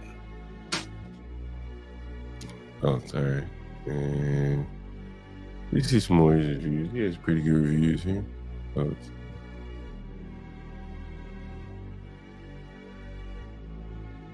very cooperative, very nice. So nice, good and friendly. Ideal guest, fantastic. 2 a year, 3 a year. Look at that, Donovan is 18 and 23. But he stayed at a few Airbnbs, 25 reviews. He's been on Airbnb. He made Abdulbury. Yeah, Middle Eastern, someone said. Yeah. You're welcome. Yeah, poor Virgo don't even have any food or fresh water. I guess maybe you could boil some and filter it with like a sheet or something, so you could at least so like when she talks to him, have some water to drink. So it was like it's important to know the FEMA region. I wonder. It's important to learn. At least it's crazy. The whole FEMA. I can't believe she's out of food already. I mean, people like this have been knowing that shit's gonna hit the fan for a long time. And they don't at least have cases of water and some food put back. And what were they thinking? What's up, Tyrone, man? When you don't come up on the stream anymore? You used to come up here. I guess you only like to come and argue with Mimi. No Mimi, no Tyrone, huh? Who's Mimi, John? Tyrone's old paramour, as they say. His old lady back in the day. Now I'm not going to check on the guy. He's on his own. I don't owe him anything. It must have been before I got here.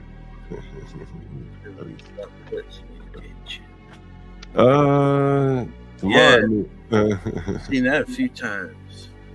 Yeah, it's true. We're right at 11 hours, guys.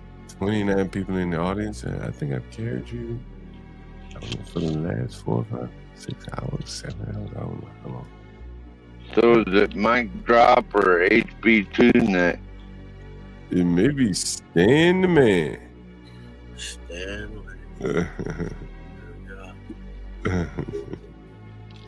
Stan the Man. But anyway, but I'm not sure. We haven't seen you get crack in a while. Anyone seen crack? You might be taking a break. I mean, oh shit. Has anyone seen crack though? I haven't seen crack. The other day I seen him, John. Okay, he comes on probably at a time that I'm never on. He's on that West Coast time. What happened to your Seahawks, 12th, man? They lost the other night. Oh, man. I don't even want to talk about it. We came out 3-0 to start the season. then lost the last 3, and 2 of them in Lemon Field, which is to me totally disgusting. What the fuck happened? No telling. John, talking about football.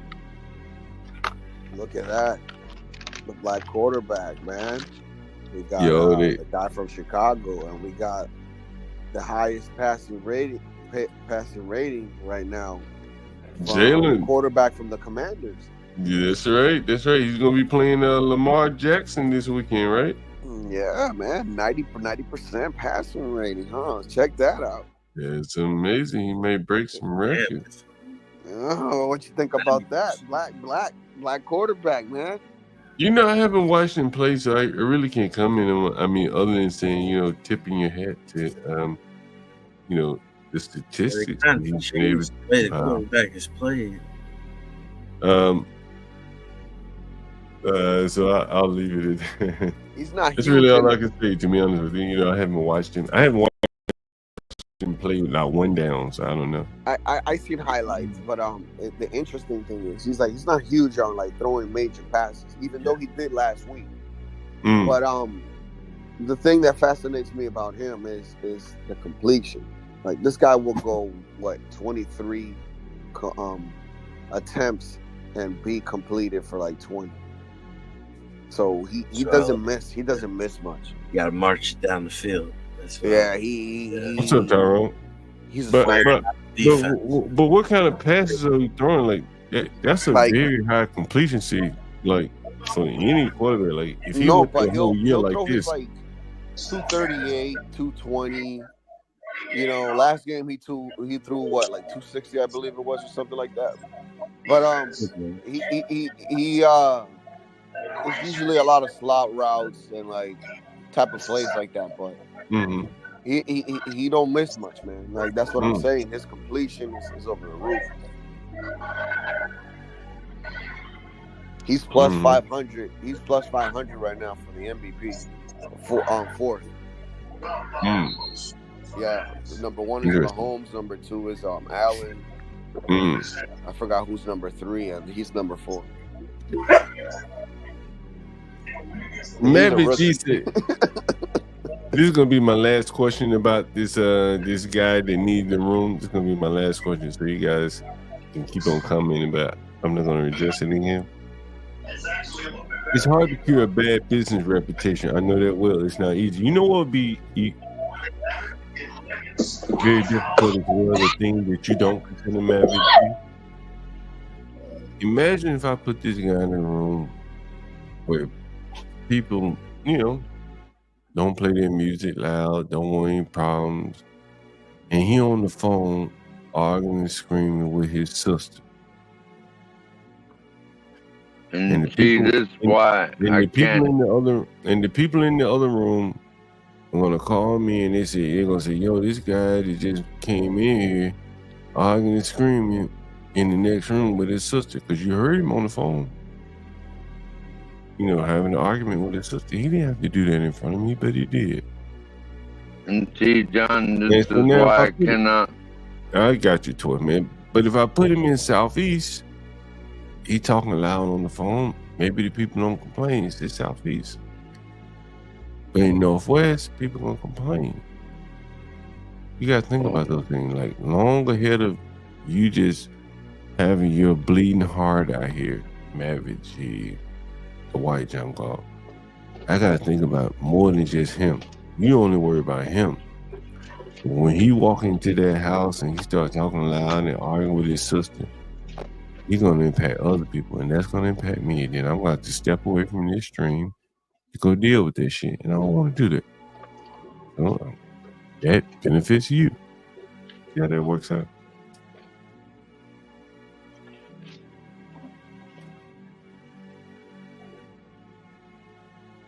And I told you that example so clearly because it's happened so many times. Can't mix apples and oranges sometimes.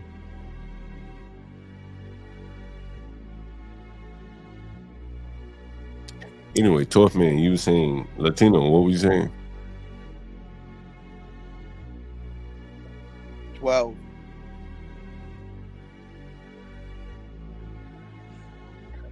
Fuck those neighbors. You guys all went quiet at the same time. Man. If you did No, not end up telling, I was saying something, but there, my free pizza is here. Maverick, bro, if I call him right now, he gonna be begging me on the phone. I ain't want to do that to him, bro. I could do that. Do you want me to call him on the phone and have him begging?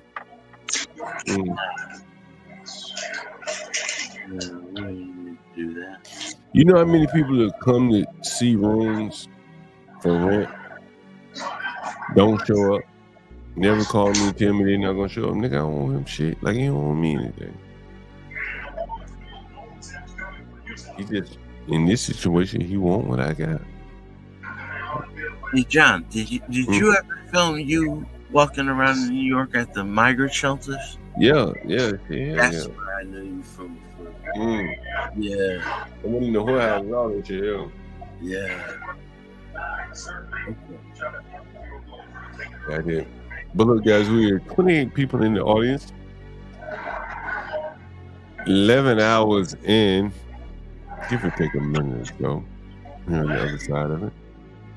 Anyway, we always like to say thank you to the audience and ask the audience to show some appreciation for the channel. I'm John Galt. You can see my Cash App at the manor and my co-host Gone Trucking HB2N and our wonderful editor Portia J. Please support the channel here. We try to keep it informative as well as entertaining 24 hours a day live. You probably don't see that very often on YouTube. Are you guys aware of any other channels that stream 24 hours live on YouTube? Nah, just this one, man. I get up any time of the night and I drop in. You be asleep. I drop in though. Sometimes I be up, Tyrone. I might just not be on panel. But look, John, can you pull up a clip off of YouTube? I want to know what you think about that clip of the brothers taking the TVs in Chicago off the train. Is it on YouTube? Let me see. It's in the back chat. Yeah, I sent you that video. Okay. Let me share the screen.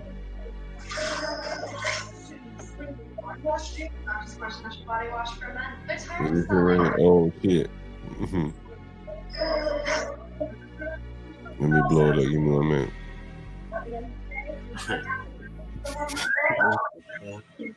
I figured you get a kick out of this one. I hear they they hungry, John. They like hungry. They need to eat. I hear they be getting them guns like that too, bro. Let's find out about it. Nah, they just drop the guns off in the hood and the crates and they get them up then. Nah, they didn't go to the on camera like that getting guns. Somebody tipping them off. Like which car got TVs and the guns and shit. Look at this shit. You know who tipping them off. I think HB got video of this shit. You know, HB lived in Chicago. Look at this wild shit, bro. Man, you just pulling that shit along. You fucking the whole TV up. 70-inch TVs, air fryers. Niggas ain't gonna cook, bro. Them niggas ain't even cooking. I don't know what they gonna do with the air fryer. I guess they might fry some shit. Damn, John. Niggas got air fryers in the hood, John. Damn. Yeah, that was that. They be frying and shit. I understand the air fryers. Oh man, niggas in the hood got air fryers, John. Damn. Yeah, that's what I'm saying. They be frying and shit. They might not cook nothing, but they gonna fry something.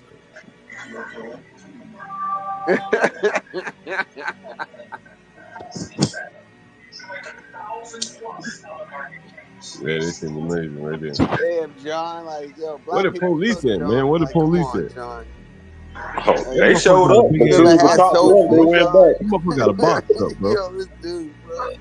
They took their uniform off and they're getting it themselves. Yeah, you probably ain't like that motherfucker got a box truck, bro. Did you see the nigga with the box truck, bro? The had was made in the block in the black slot car. In the Chinese spots, man.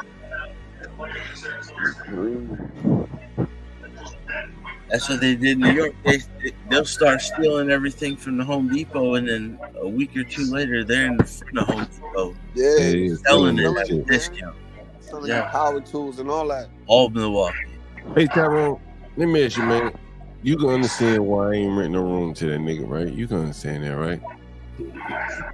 I mean, I really don't know what's going on, but hey, it's your prerogative, man. You can rent to the nigga if you want to. You don't have to. Like, let me give you example where I come from. Like, I'm a small landlord.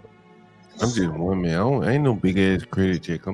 If you went to apartment building, they'd be like, hell no, nigga, you can't move in tonight, right? We gotta do all these processes and credit checks and shit, right? So he calling me, and I call him and talk to him, and in the midst of me talking to him, he arguing with his sister, talking about he want to move up out of there. And I'm like, bro, like, what the fuck I let you look like moving into my house when you arguing with your sister, bro? That's maybe in the hood, but not in the nice part of town. And I thought about it. And I'm like, okay, this the room where I might put him. I thought about it. I'm like, I can't put him there, bro. He might be raising hell. People in the other room hear him talking shit. No, I just can't do it. I thought about Raising Cane. People saying, call him back. I'm like, and tell him what? Like, I can't do it, bro. Like, I can't rent to him. And like, this is like a live credit check.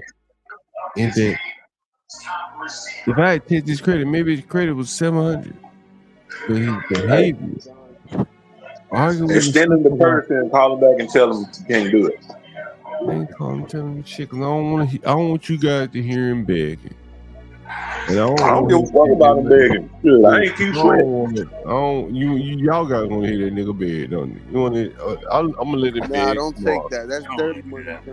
I'm gonna let him beg tomorrow. He can beg all he want to beg. I ain't got shit to do with it. I'm gonna let him beg tomorrow while I got a room in Southeast for him. How about that? I'm gonna tell that nigga to move down south. I'm gonna make it big tomorrow just for y'all. Cause see, I already did his credit check. And he's approved for you go over here in Southeast. So make him hop on 1 foot. I'm putting him over in Southeast. You know. But I can't put him in a nice neighborhood, bro. Like, he don't belong in a nice neighborhood. Damn, son. Make him hop on 1 foot jump. Bro, Tyrone, like, listen. He seemed like he was trying to get away from the trouble. Tyrone, don't you think he gonna call his sister? Hold on.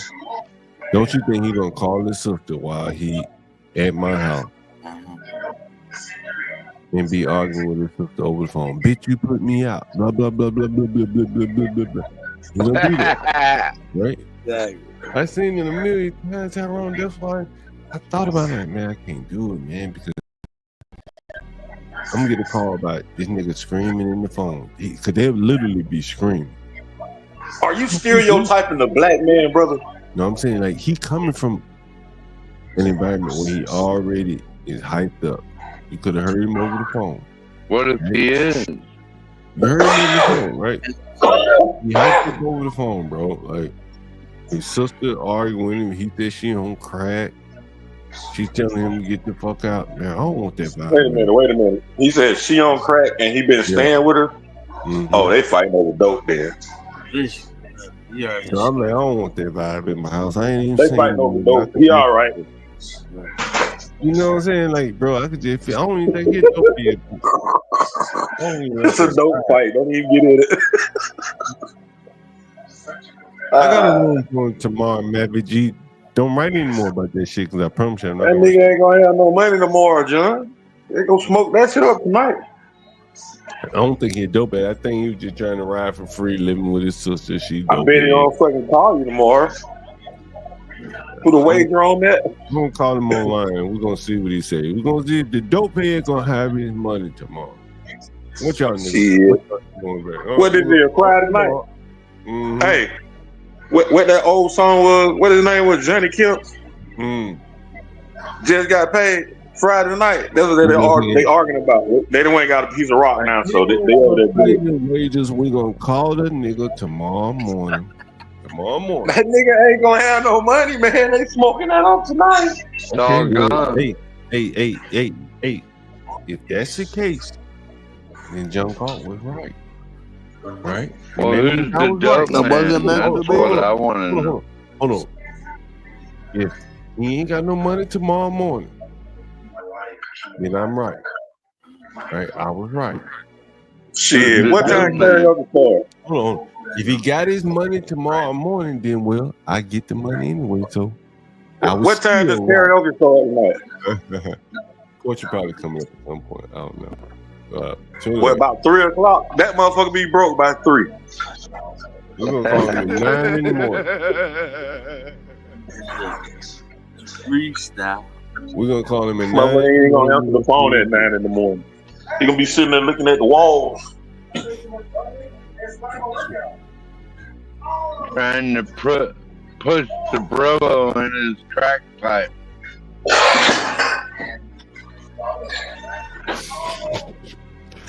What's up, Stanley, man? Man, I had a ball of it, man. I've been clowning like a motherfucker, just acting a fool, right? Yeah, I heard. Stanley? I heard some of it. We got 32 people out there, man. I've been acting a fool today, man. You know, hey, I've been working today, and I probably went too depending on foolishness today. So throwing them up, throwing them down. So. My apologies, tough guy, by the way. Come back, tough guy. Oh, you see? No, he's going. Well, he's a big boy. He'll be all right. Indeed, Stanley. What did you think about the guy calling in, Stanley? You know what? I've been asleep on and off, so I didn't hear that part of it. Nice to be retired, ain't it, Stanley? Every time he asks me a question, and I keep telling him it's the last fucking question. He keep asking me, and he reel me back in, Stanley. Oh wait, are you talking Ignat or whatever his name is? No, this nigga man, he keep reeling me back in. He has some good questions, so I feel like for the audience, not for him, that I should answer these questions. Stanley, earlier today we had a guy call. He's very desperate for housing, and I told you guys that I don't do credit checks. At this point, man, it's intuitive, man. I know who can pay and who can't. I am the urban landlord, by the way. And I just didn't feel right. And a lot of times when I step away from the screen, I just, thoughts will come to my head. I'm like, I should mention this, talk about this, talk about that, pivot this thing or whatever. And so when I came back, when I stepped away, I was like, I didn't like the way he was arguing in the background while he was on the phone with me. It was as simple as that. And I thought about how many times have I been on job interviews or whatever, like, yo, I'm trying to get somewhere quiet. If I need a job or I need a house, I'm like, let me get somewhere quiet so I can talk to the landlord. I definitely ain't gonna be going back and forth arguing with the person that I live with while asking the landlord, can I come live in your house? That I just wouldn't do it. That doesn't make sense. Right. Here's a guy on the phone, on the stream, arguing with this sister, calling her a crackhead, blah, blah, blah, while asking to live in my house. And I'm thinking like, damn, as soon as he get to my house, he gonna be calling her, fuck you, bitch, screaming in the phone. That shit just happened a million times. People in the chat have never seen, probably could have never fathomed. Like, I'm so far ahead, thinking like, if I let this nigga in my house, like, what is gonna happen downstream? The arguing, who he could have over to visit him. Like, bro, I didn't think about that. The consequences, the impact on the other guests in the house, he ain't thinking about that. I am. Right? John, he's just thinking about that one. He's thinking about that one person. I'm thinking about everybody else in the house. He don't even know who's in the house. That's knowledge that's not privy to him. I am. Let me ask you a quick question though. Yeah, sure. So the guy called this afternoon? Yeah, he's been calling. I think he may have called yesterday. Maybe he called me back today, and then maybe talked on the stream yesterday. So he needs to, and forgive me because I didn't hear that's fine. Yeah, that's fine. So I know this. he wants to rent a room from you. Right. Interesting. For how long? Well, he probably so here's the thing. He's homeless. Oh shit. He doesn't consider himself homeless because nowadays in America, and this is what I keep talking about, there are all these different stratifications of what's homeless. Unhoused. Are you unhoused? That's different from homeless. He's living with his sister. She's on crack or whatever. He don't want to live there, blah, blah, blah. So he want to go find someplace else. He say he has a couple jobs or whatever. But he's a credit risk. Actually, John Couchsurfing is considered technically homeless by the federal government. He's a rental risk. Right. And not only that, with the circumstances that he's coming from, mad, angry at his sister, the tensions are heightened. To let him come in a house where people are kind of calm, cool, and collected, bro, that's like that'll blow up a whole situation. And the people who have the means to move will move, and I'll be left with him. Right. So I mean, you've made a business decision, and that's that. Right. And so what I'm more or less trying to explain to the people in the audience, like, why don't you rent in the room, give him one, the money. Can I hate to interrupt you. Fuck the people in the audience. Well, Preach, Stanley, preach. John, I'm not fussing at you. I'm saying you have made a business decision, and that's that. What did the people in the audience have to do with it? Well, I think it's more of a less, from my standpoint, it's more or less a teaching experiment. I do have a teaching experience, right? And so they're saying, why don't you rent to him, blah, blah, blah, he has the money. And because you don't want to. Well, but it's more to than that. No, well, but I did what I'm explaining to people. I've told them I don't do credit checks. I've done credit checks right here online. I say, hey man, this is your credit check. I'm going to ask you a couple questions. And don't you have to pay extra for that if you do want to do credit checks? So I asked you questions, and so this guy, he got on the phone for his housing interview, and he was arguing with his sister. Bad luck. The credit check may not capture that. It's just talking to him on the phone, call him arguing with his sister, bro. You better compose yourself. Go outside. Excuse me, I'm on the phone. Hold on. Like, he going back and forth with his sister. Right. Arguing with her where he lives with her while trying to find somewhere else to live. I've seen it so many times. Like, that's you failed a credit check. If you went on a job interview and if you had a phone interview and you got to argue with your son while you were on a job interview over the phone, the job interviewer will fail you, correct? He would fail you. Right? Am I wrong about that, Sam? John, you would.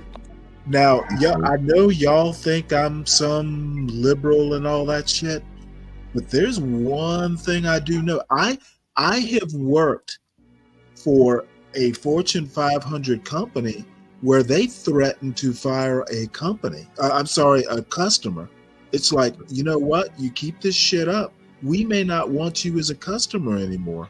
My point is that bad rapport. You as a business owner, right? You do what the fuck you want to do with the business, and people, because I see Maven in there. You should have done this 4 days. I'm explaining to Maven why. So, Fitness Fist is why credit check a day to day. The reason why is because I'm not credit checking him. I don't care if he can pay his bills going forward, because he's going to pay up front for me. Right. Before he get the code, he got to pay up front. But I am concerned about it. Maven's a bleeding heart liberal. I don't know. I don't care. Well, John, I think that the people that want housing right now are the same people in line, in a waiting line for housing services, and Section 8, but once you sign up for Section 8, then you're beholden to the government. I think you're doing a great job, John. Again, housing is so tight, man. You got to put your best foot forward. Become, if I would give them someone advice, they were looking for housing, I said, man, show up clean, on time, presentable. If you feel like you might be discriminating in any way, have cash.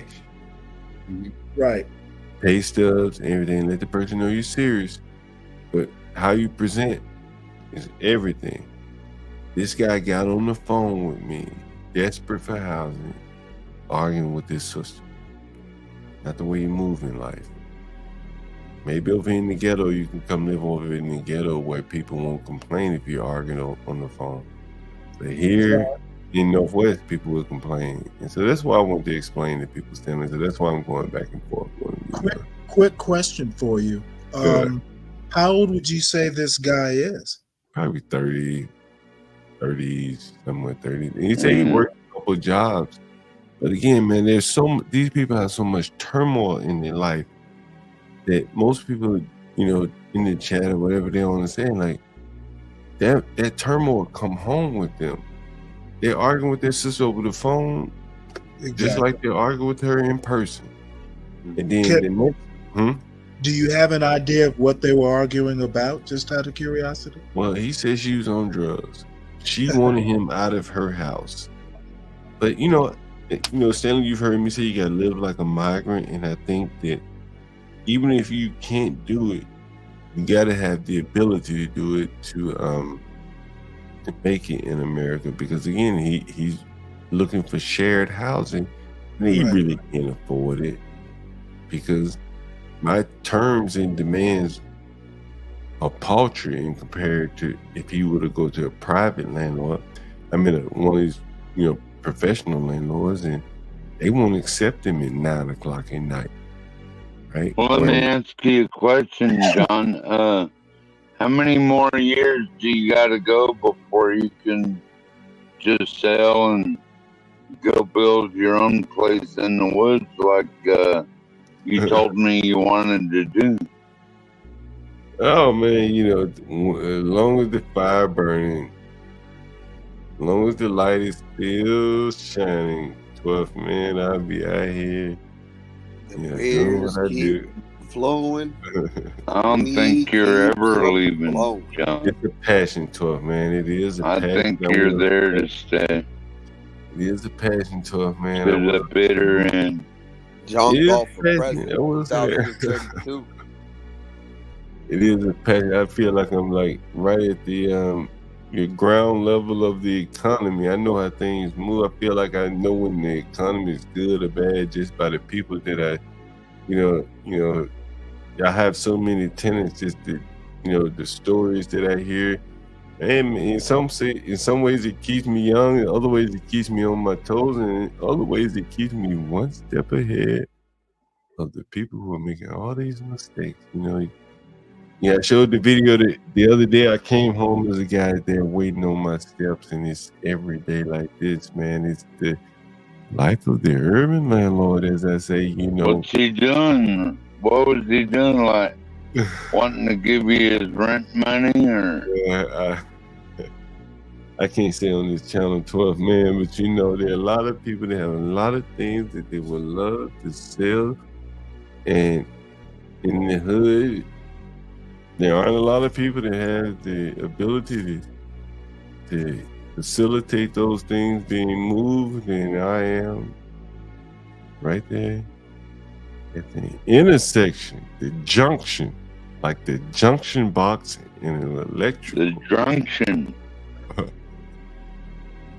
Where a lot of things flow, right? And so there's that. And that's why he's waiting on me. I'm on my way home from a lovely lady's house, and I walk up and look who I see. I showed you guys the video earlier. I don't have to re-show it again, do I? And are you going on another electric bike tour very soon? Nah, not tonight. It's gonna be driving time, I guess. Uber and train time. It's getting cool out here, 12th, man. Have to put that shit Did up. you say your bike got a flat or something like that? No, hell no. If it did have a flat, if it had a flat, I have a tenant who's a mechanic. We had him on the channel. He would definitely fix it for me without a problem. You know what I like for my bike, John, is that green goose. So as soon as there's a hole, that goose starts to fill it.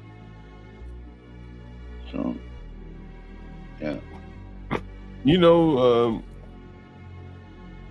I may have done the guy a favor. Maybe he'll work it all out with his sister and he keeps staying there and save his money and keep living like a migrant. How about that, Maverick G? If I don't call him John Galt. If I don't call him back, I may be doing him a favor because I'm not taking his money, which means he's either going to make a worse decision and go to a hotel and spend more money per night, or you're going to have to work it out, reconcile it with his sister. Hopefully he reconciles it with his sister. See me, I'm not being greedy. Right? This is why I keep Gotta trying get to paid, John. It's I keep trying to tell you, man, you know, over and over and over it goes. Like, bro, like, you can't just be focused on all money and good money, right? You know? And if you want to come up here and talk about certain things, then you're going to have to be worried about what YouTube is going to say in their YouTube channel and blah, blah, blah, blah, blah. And I don't like dancing to the super chats or the super hosts or the policies of someone else. So there's that. See, if it was Airbnb and if I accepted his request, he'd be in my house right now. And he could do that. If he got the money, all he got to do is go get on Airbnb right now. I'm one of the biggest hosts in DC, in the city proper. He will find one of my units. I promise. Just book one, nigga. More than one way to skin a cat. They pay the middleman in big, and I will get your money tomorrow. How much do you spend on cleaning a day, John? Clean the motherfuckers myself. A lot of money. That's a lot of money. Every now and then I bring in the cleaners, man, but they don't do as good a job and they charge a lot of money.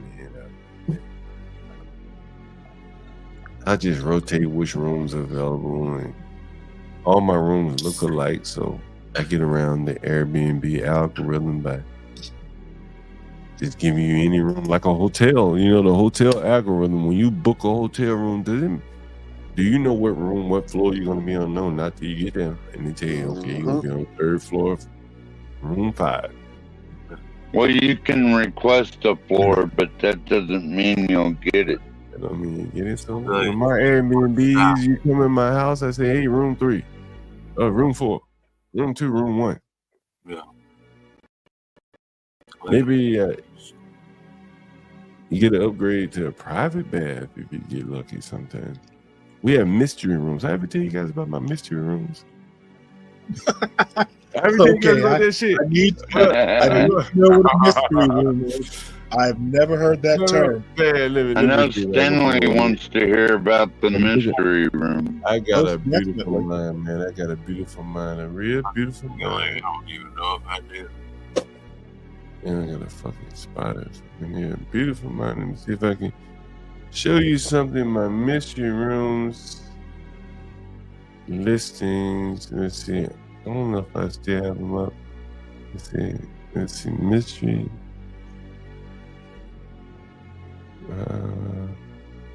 Let's see. And they may not see it. Oh, I can't find them. Let's see. Exit. Let's see. Let's see. Listings. Shit. Let's see. Let me give you the concept of it while I see if I can find it. So what we did was, since we have so many houses in the same geographical location, we would create what we call mystery rooms, right? And basically the concept was all our rooms more or less look alike. They may be slightly different in size, more or less, on the south side, on the southeast side, on the northwest side. But, generally within the realm of acceptability. And so what we did was we created what we call mystery rooms. Well, I created the concept of what we call mystery rooms. And what we did was we said, if you just need a room for a night or 2 nights, book a mystery room. And it'll be one of our houses, one of our properties on the southeast side. If you book a northwest mystery room, it'll be one of our rooms on the northwest side, and we give you a few pictures of what the rooms look like on the northwest side, or vice versa for the southeast side. And people that were like traveling, say down northeast corridor, they say, yo, shit, I don't give a fuck what the room looks like. I just need a room for the night. They book our mystery room. Right. And we would price it accordingly to attract people who really didn't care what the room looked like. They didn't, they're not going to wake up in the morning and complain to Airbnb, hey, the room had a Ray Charles paint on the wall instead of a Diana Ross. You can do that on Airbnb. It really appealed to people who really didn't care what the room looked like as long as it was acceptable. Right. And so we turned it our mystery room in. I was on a call, my partners and I, we have Monday morning calls. And when I first suggested the mystery room, my business partner was like, it just seemed like it's gonna be too much to manage. Like, which place we're putting these people in, on the mystery room on our calendar and shit like that. And then one of my partners was at the airport, and guess what they offered her? A mystery car. And she said, damn, John, that idea you had was fucking genius. They all look the same, it's just different theme. You don't give a fuck. Right, that's correct. And so anyway, you can take that and run with it, guys, if you ever want to get into that. Just out of curiosity, who would be the, you told me like say someone who is evacuating from a hurricane needs a room, just like quick, don't care, that sort of situation. They don't get hurricanes in New York, Stanley. No, the thing is, it was more like I think we marketed primarily for our return. They do get hurricanes in New York City. Hurricane Sandy is an example. No, we marketed for our return guests, right? It was, if my memory serves me correctly, the ad was like, for our return guests, you know our reputation. If you want to book a room in Southeast, the places are close by. You see me riding my bikes between them. Right. Book this listing, and we'll tell you where it is once you book it. That allows us to do like a hotel and say, put him over here, put him over there. Where, to efficiently minimize cleaning costs. You understand? Right? So if this is a one-night person, or a one-night person stayed the night before, we don't want to send the cleaning person in. Right. Even though we put him in another room. And so now we got two rooms that are kind of out of service. That room that's, in service, I guess, in the dirty room. But it allows us to more effectively, kind of, it's like, how would I say? It allows us to effectively move our tenants around to put them in places where it minimizes our costs. So, John, when you rent a room, do you get a deposit? No, let me finish your point. But in hotels, right? Mm-hmm. When you book a hotel, some of the hotel rooms are dirty. Right. Yeah. They ain't want to bring the cleaners in. So they're stacking. They stack all the rooms up that they forecast to book. They may keep their penthouse. Like I always keep my penthouse rooms available. Well, gotcha, yeah. Like a presidential suite. Because I can upgrade you too, right? Right. You come in, let's say you book for 10 days. I say, hey man, we got a private bath for you. You want to upgrade? Yeah. gonna be an extra $200. Okay, no problem. I'd rather have a private bath, something like that. So I always keep those available. But the other rooms, they're like interchangeable parts. Well, let me ask you a question. I mean, how do y'all keep up with who is where? Do you have it in a spreadsheet? How are you keeping up? So we use Airbnb's calendar kind of as the main source. Ah, okay. So it's an app. Well, yeah. And then they allow you to put notes on that. So if someone books room 3 and we put them in 4, I just say this person is in 4 instead of 3 or whatever, right? Because room 3 would be blocked, right? Yeah. The person is actually in room 4. So you say, okay, this person is actually in room 4, right? And so someone booked room 5, you say, okay, put him in room 5, right? Or someone books room 4, you may put him in room 5. Someone is already in room 4. Do people have problems changing rooms if they have to? They never know. That's the transparency part, just like a fucking hotel. The theme based, yeah. Like because when they book, right? That's when I tell them what room you're gonna be in. Right. You understand? Right. So when they walk in, they're saying, is this acceptable to me? Does it look kind of like the room that I booked online? Same thing with same furniture. Right. And all our furniture and linens, everything more or less the same. Yeah, layouts. And so the person is very, we have some people, this ain't the same room. Different. Okay, well, you want me to refund you? I'm sorry, right? Whatever you want to do. But from our business model standpoint, it allows us to really minimize our cleaning costs. Interesting. Mm-hmm. You know what? Of course, I'm stupid enough to never think about how complicated this stuff could be. It's actually kind of fascinating. Oh, the software, like if I had software, bro, like, see, the thing is, how much time we got? 26 minutes. The thing is, and this is why I really rail on me, for people who are trying to build a business, the Ubers, the DoorDash, man, like, you're fighting against dead money. Airbnb will not allow you to see the demand side of what's going on. Yeah. And that is why you often hear me say, you don't have a business if you can't see what the demand side. You just a host, you just a hoe, and Airbnb is pimping you out. And so you have to. I'm glad I don't breathe. I felt like a slave when I was. So you have to break that opaqueness there. That Airbnb clouds the market. Like, Airbnb does not want you to contact the guests after they check out. Gotcha. Yeah. Right?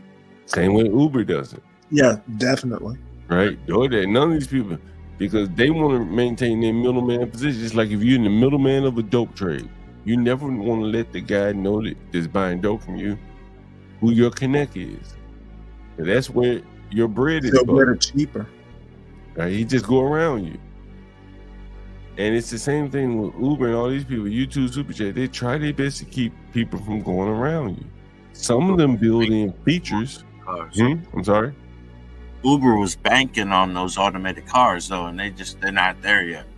Man, they don't need the automated cars, bro. I promise you. These companies I read so much about Uber, bro. Like, and I'm a software developer. Like, you're not gonna be. I don't depend on Uber, thank God. If you find yourself like taking orders from software, you're gonna lose every time. It's just like betting against the house, bro. Somebody made it. Somebody owns it. Like, they know where you are, man. Like, one of these days I'm gonna do some streams. Like, Uber drivers were hanging out at the Chicago airport, waiting on, those are the best fares. Yeah, you should have to have a medallion to get out there. Well, guess what Uber did? They stopped sending them fares. So they just sitting there for nothing. Right? Somebody's gonna come in. Now, why did they do that? Why did they do that? Because they don't want you to be able to cherry pick fares. Yeah. They blend They in. want your ass to dance. Well, yeah, but I mean, you can choose fares. You can, Uber they don't will got to pay serve for it. you. They will serve you up rides, and you can choose to take them or not. But if you try to hang out where they Where the don't want best you to hang fares out, are. if you Yeah. don't, If you try to hang out where they don't want you to hang out, Yeah. they say the inner city people are shuttling 10 blocks, Uh-huh. and it ain't but $6. They need those fares covered just as much as they need that person coming Gotcha. from the airport for Gotcha. $31. So they say, Yeah. get your ass out from the airport and go downtown and take some of these $6 fares. Gotcha. That's what happens, right? Mm-hmm. That's really how it works. The software would do that. And then if they sit there and don't move, they just won't get any money. Then they're gonna figure it out on their own when they sat there for 35 minutes. When You know what? The secret chatters have arrived. What's up, Clue? What's up, Clue? Yeah, what's up, Clue John? Anyway, What's up, Stanley? Do what? I think I gave you guys $1 million worth of real estate game just tonight. Well, John, it seems I have been designated the karaoke master, at least for a little while tonight. Is Portia coming on? I mean, if you're not She comfortable is, but she needs me to start it. There's a certain way she does it, though. I'm sure it is, and at some point, Crack is supposed. I've literally never watched a karaoke episode, so I have Man, no clue I how haven't they seen Crack in a long time, man. What the fuck is Crack? He did a charting the course today. Yeah, I saw that. What's up, OBC Don, man? Why don't you come up on the Like panel, the man? day before yesterday. OBC Don, man, come up on the panel, man. I never get to talk to you. I love to talk to people that I see in the chat that never really, I'll drop the link. Yeah, I just dropped this thing. Yeah, come up for a minute, OPC Don. Crack talks about you all the time, but I never get a chance to talk to you, so I would love to. Like, we have 21 minutes, so we have the time. OPC Don, if you want to come up here. It's been a labor of love for me, Stanley. I will say that, the trolls aside. I've enjoyed Martin Bomber. I kind of like the trolls. Me too. BBC, Porn Bomber. You just spice it up at any minute.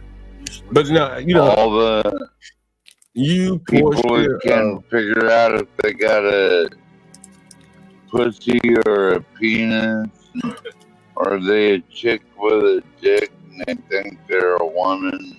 You portion weird everyone. shit. You portion everyone. I don't want to leave out any names, or just say everyone is here. You Stanley, and everyone else. 12 man, and everyone else. You two guys on the panel that always kind of here. Man, my biggest wish is that someone else, if it's not us, takes this idea of the whole 24 hours. Someone mentioned earlier that no one really watches TV anymore. I think you were up here when they mentioned that. You remember that? No, you know what? Cutting the cord is a thing. I mean, I don't have cable. Don't miss it one little bit. And I think the censorship aspect of it, or the they kind of are within a kind of a rigid what's acceptable speech. Is that fair to say? We've all seen those mashups where they all are saying the same thing, right? Right. On both sides of the aisle, so it's not political. And so I think that a lot of people have gravitated to alternative sources of media. And so just like CNN is 24 hours a day, I think that there's room for an alternative. I'll tell you why I don't miss cable. The last cable company I had was, what's the biggest one? I hated their Cox. Cox. No, it wasn't Cox. It was the other one. Comcast. But Comcast. I worked with Comcast for a while. I couldn't get the channels I wanted the way I wanted. I've had cable problems and had a hell of a had a hell of a time getting them serviced. And Stanley, this ain't Burger King. You can't have it your way. Well, you know what? You're gonna enjoy the channels that we give you. Damn it, we about to end Clue Channel. We hold your fire. We got another stream coming up. What's up, HB? Yo, this nigga, it's a nigga on the floor over here. John. Can you see this Lay it nigga? up. He's on the floor. Yeah, I'm at the casino, and this nigga's, I don't know what happened. I'm sitting there. What is he shot? Nah, I didn't. Was he drunk or what, HB? 6 security guys just came at him. Pull up to him, HB. Shit. Huh? Pull up to the nigga. Oh, God. You get closer than that shit. Dude is... Get out that truck, lazy ass brother. Maybe G, I like young guys. Don't pull up to a firefight. Yeah. Damn. Oh, no, he's trying to fight now. He's struggling. Oh, shit. Damn. Yeah, I think he soiled this. Should have got some video of it, though. Hey, yeah, it is a Damn, video. I wish I could get a little closer. Damn, I can't even get a little closer. You can just pull up. Yeah, I wanna go talking.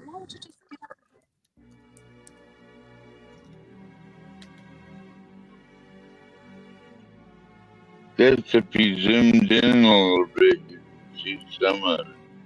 Mm-hmm. Oh. You know, Stanley, if you go to Cox website, I'm sorry, not Cox, Comcast.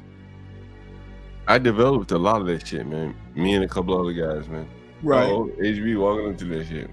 Hey, you guys got this? What are y'all? I think y'all are just investigative reporters. Everything's good though. Yeah, everything's good. Okay. Nigga, lay down. All right. HB, what were you gonna do? I wasn't doing anything. Mouth, Stanley. I wasn't doing. I was trying to. HP, really? You looking for a lot, lizard? Huh? No, I'm thinking HB and Mike from Boston should get together and just do like a buddy cop movie or something.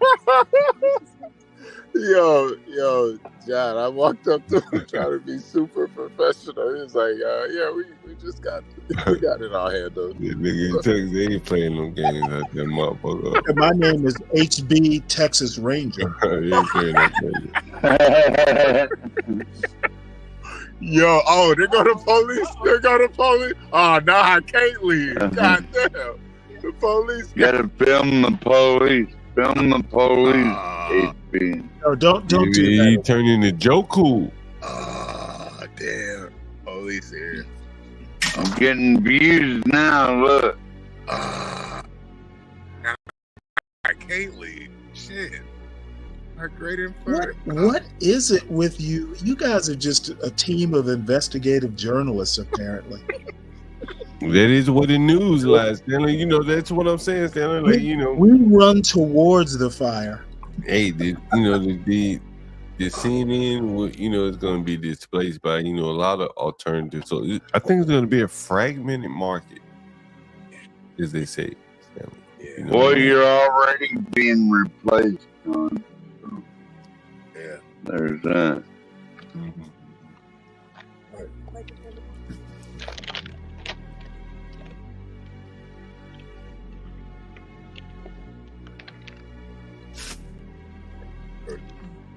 I don't know. So it looks like it's about 12 security guards that just surrounding and decorating. I don't know what he did. He did. It's a spot off somehow. Breaking up a little bit, HB. Oh no, the niggas. The nigga came in flip flops and okay, now he's got some colored dreads. Red and blonde. And yeah, here comes another police officer. No blue. Tasha 6'9". Yeah, there's another police cruiser. Now, did he do something in the casino that he shouldn't have? Was he tossed out? I think so. Well, they actually followed him. Like, I'm leaving the casino. I just want a little money, man. You know, Was he counting cards? I don't know. He don't look like the card counting type. I don't even know what that means. That motherfucker can't count. That nigga got red dreads. He ain't counting no cards, man. Come on, Stanley.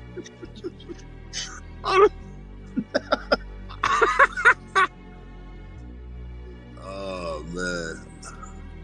HB, man, I know you out, man. You know, I figured I should play this for you, HB. Yeah.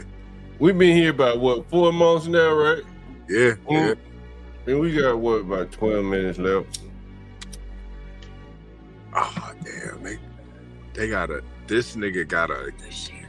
Oh, that's the sheriff. Okay, I was wondering why this nigga got a... Get up closer, HB. This nigga got a hand cannon. That ain't even no government gun. He got a special issue gun.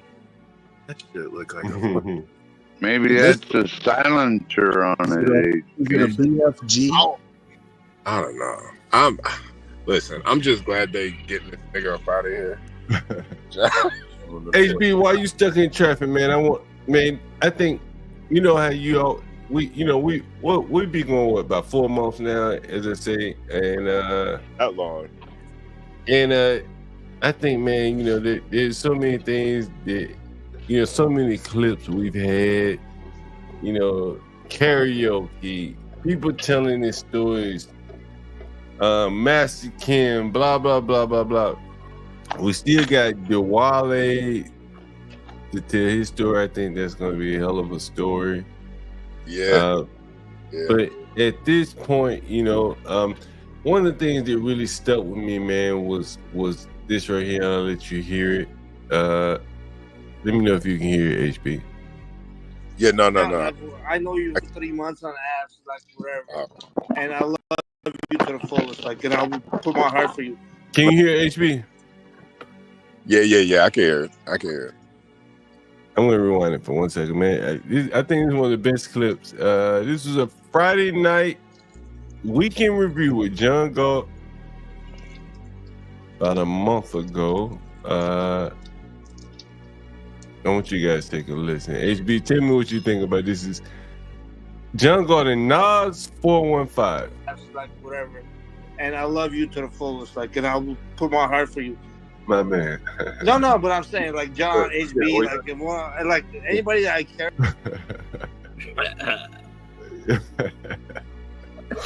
You heard it, HB? Yeah, he was.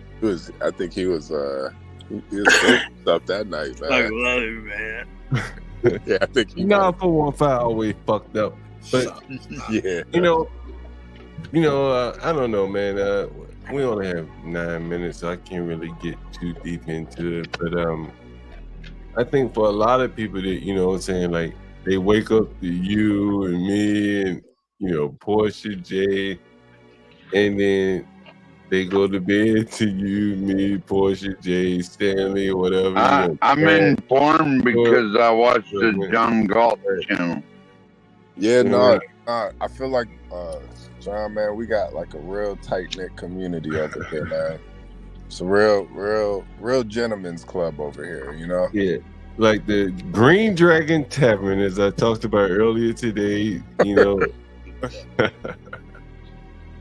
And so anyway, so I thought that Nas 415, that clip was pretty interesting. I don't know how you felt about that, but no.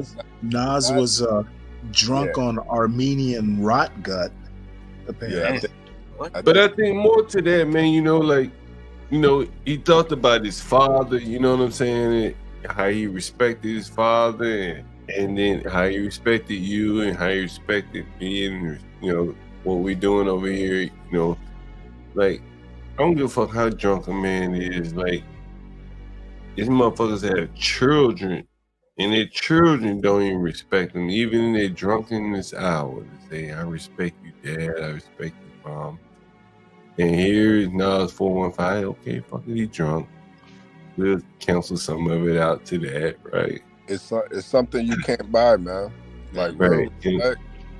I think the difference too is, people know we not just, some dancing monkeys up here, Yeah.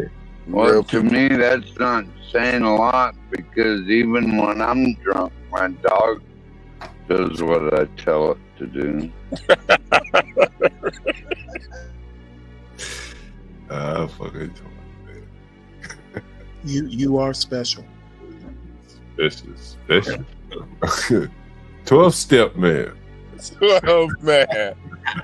Always Well, they used to call me 12 drunk on another channel. Nah, but 12 man, I don't know what it is about you, 12 man, but everything you say is fucking hilarious. 12 man on the West Coast holding it down. You always do the pedal on the West Coast time. Damn. But did you see that at Marshawn Lynch? DJ MLB, I know you got stories, bro. I know you got stories. I can't wait till you're able to tell them. You know what I mean? Why don't you hop Marshawn Lynch? Marshawn Lynch was at Lemon Field. We got 6 minutes, DJ MLB. I would love, just give us a primer. You've been talking to me by text. I've been reading up, but man, I can't wait till he's able to tell his story. And I had a conversation with a lady friend of mine, and I had to bite my tongue, bro, not to tell your story. But I wish you could come up here and enlighten the audience. What you got going on. Oh, John, you know what's going on. I know. You told me. I know you can't say much, but MLB, come up here for a few minutes. John, gonna tell y'all a story about Marshawn Lynch. He was at Lemon Field last night, and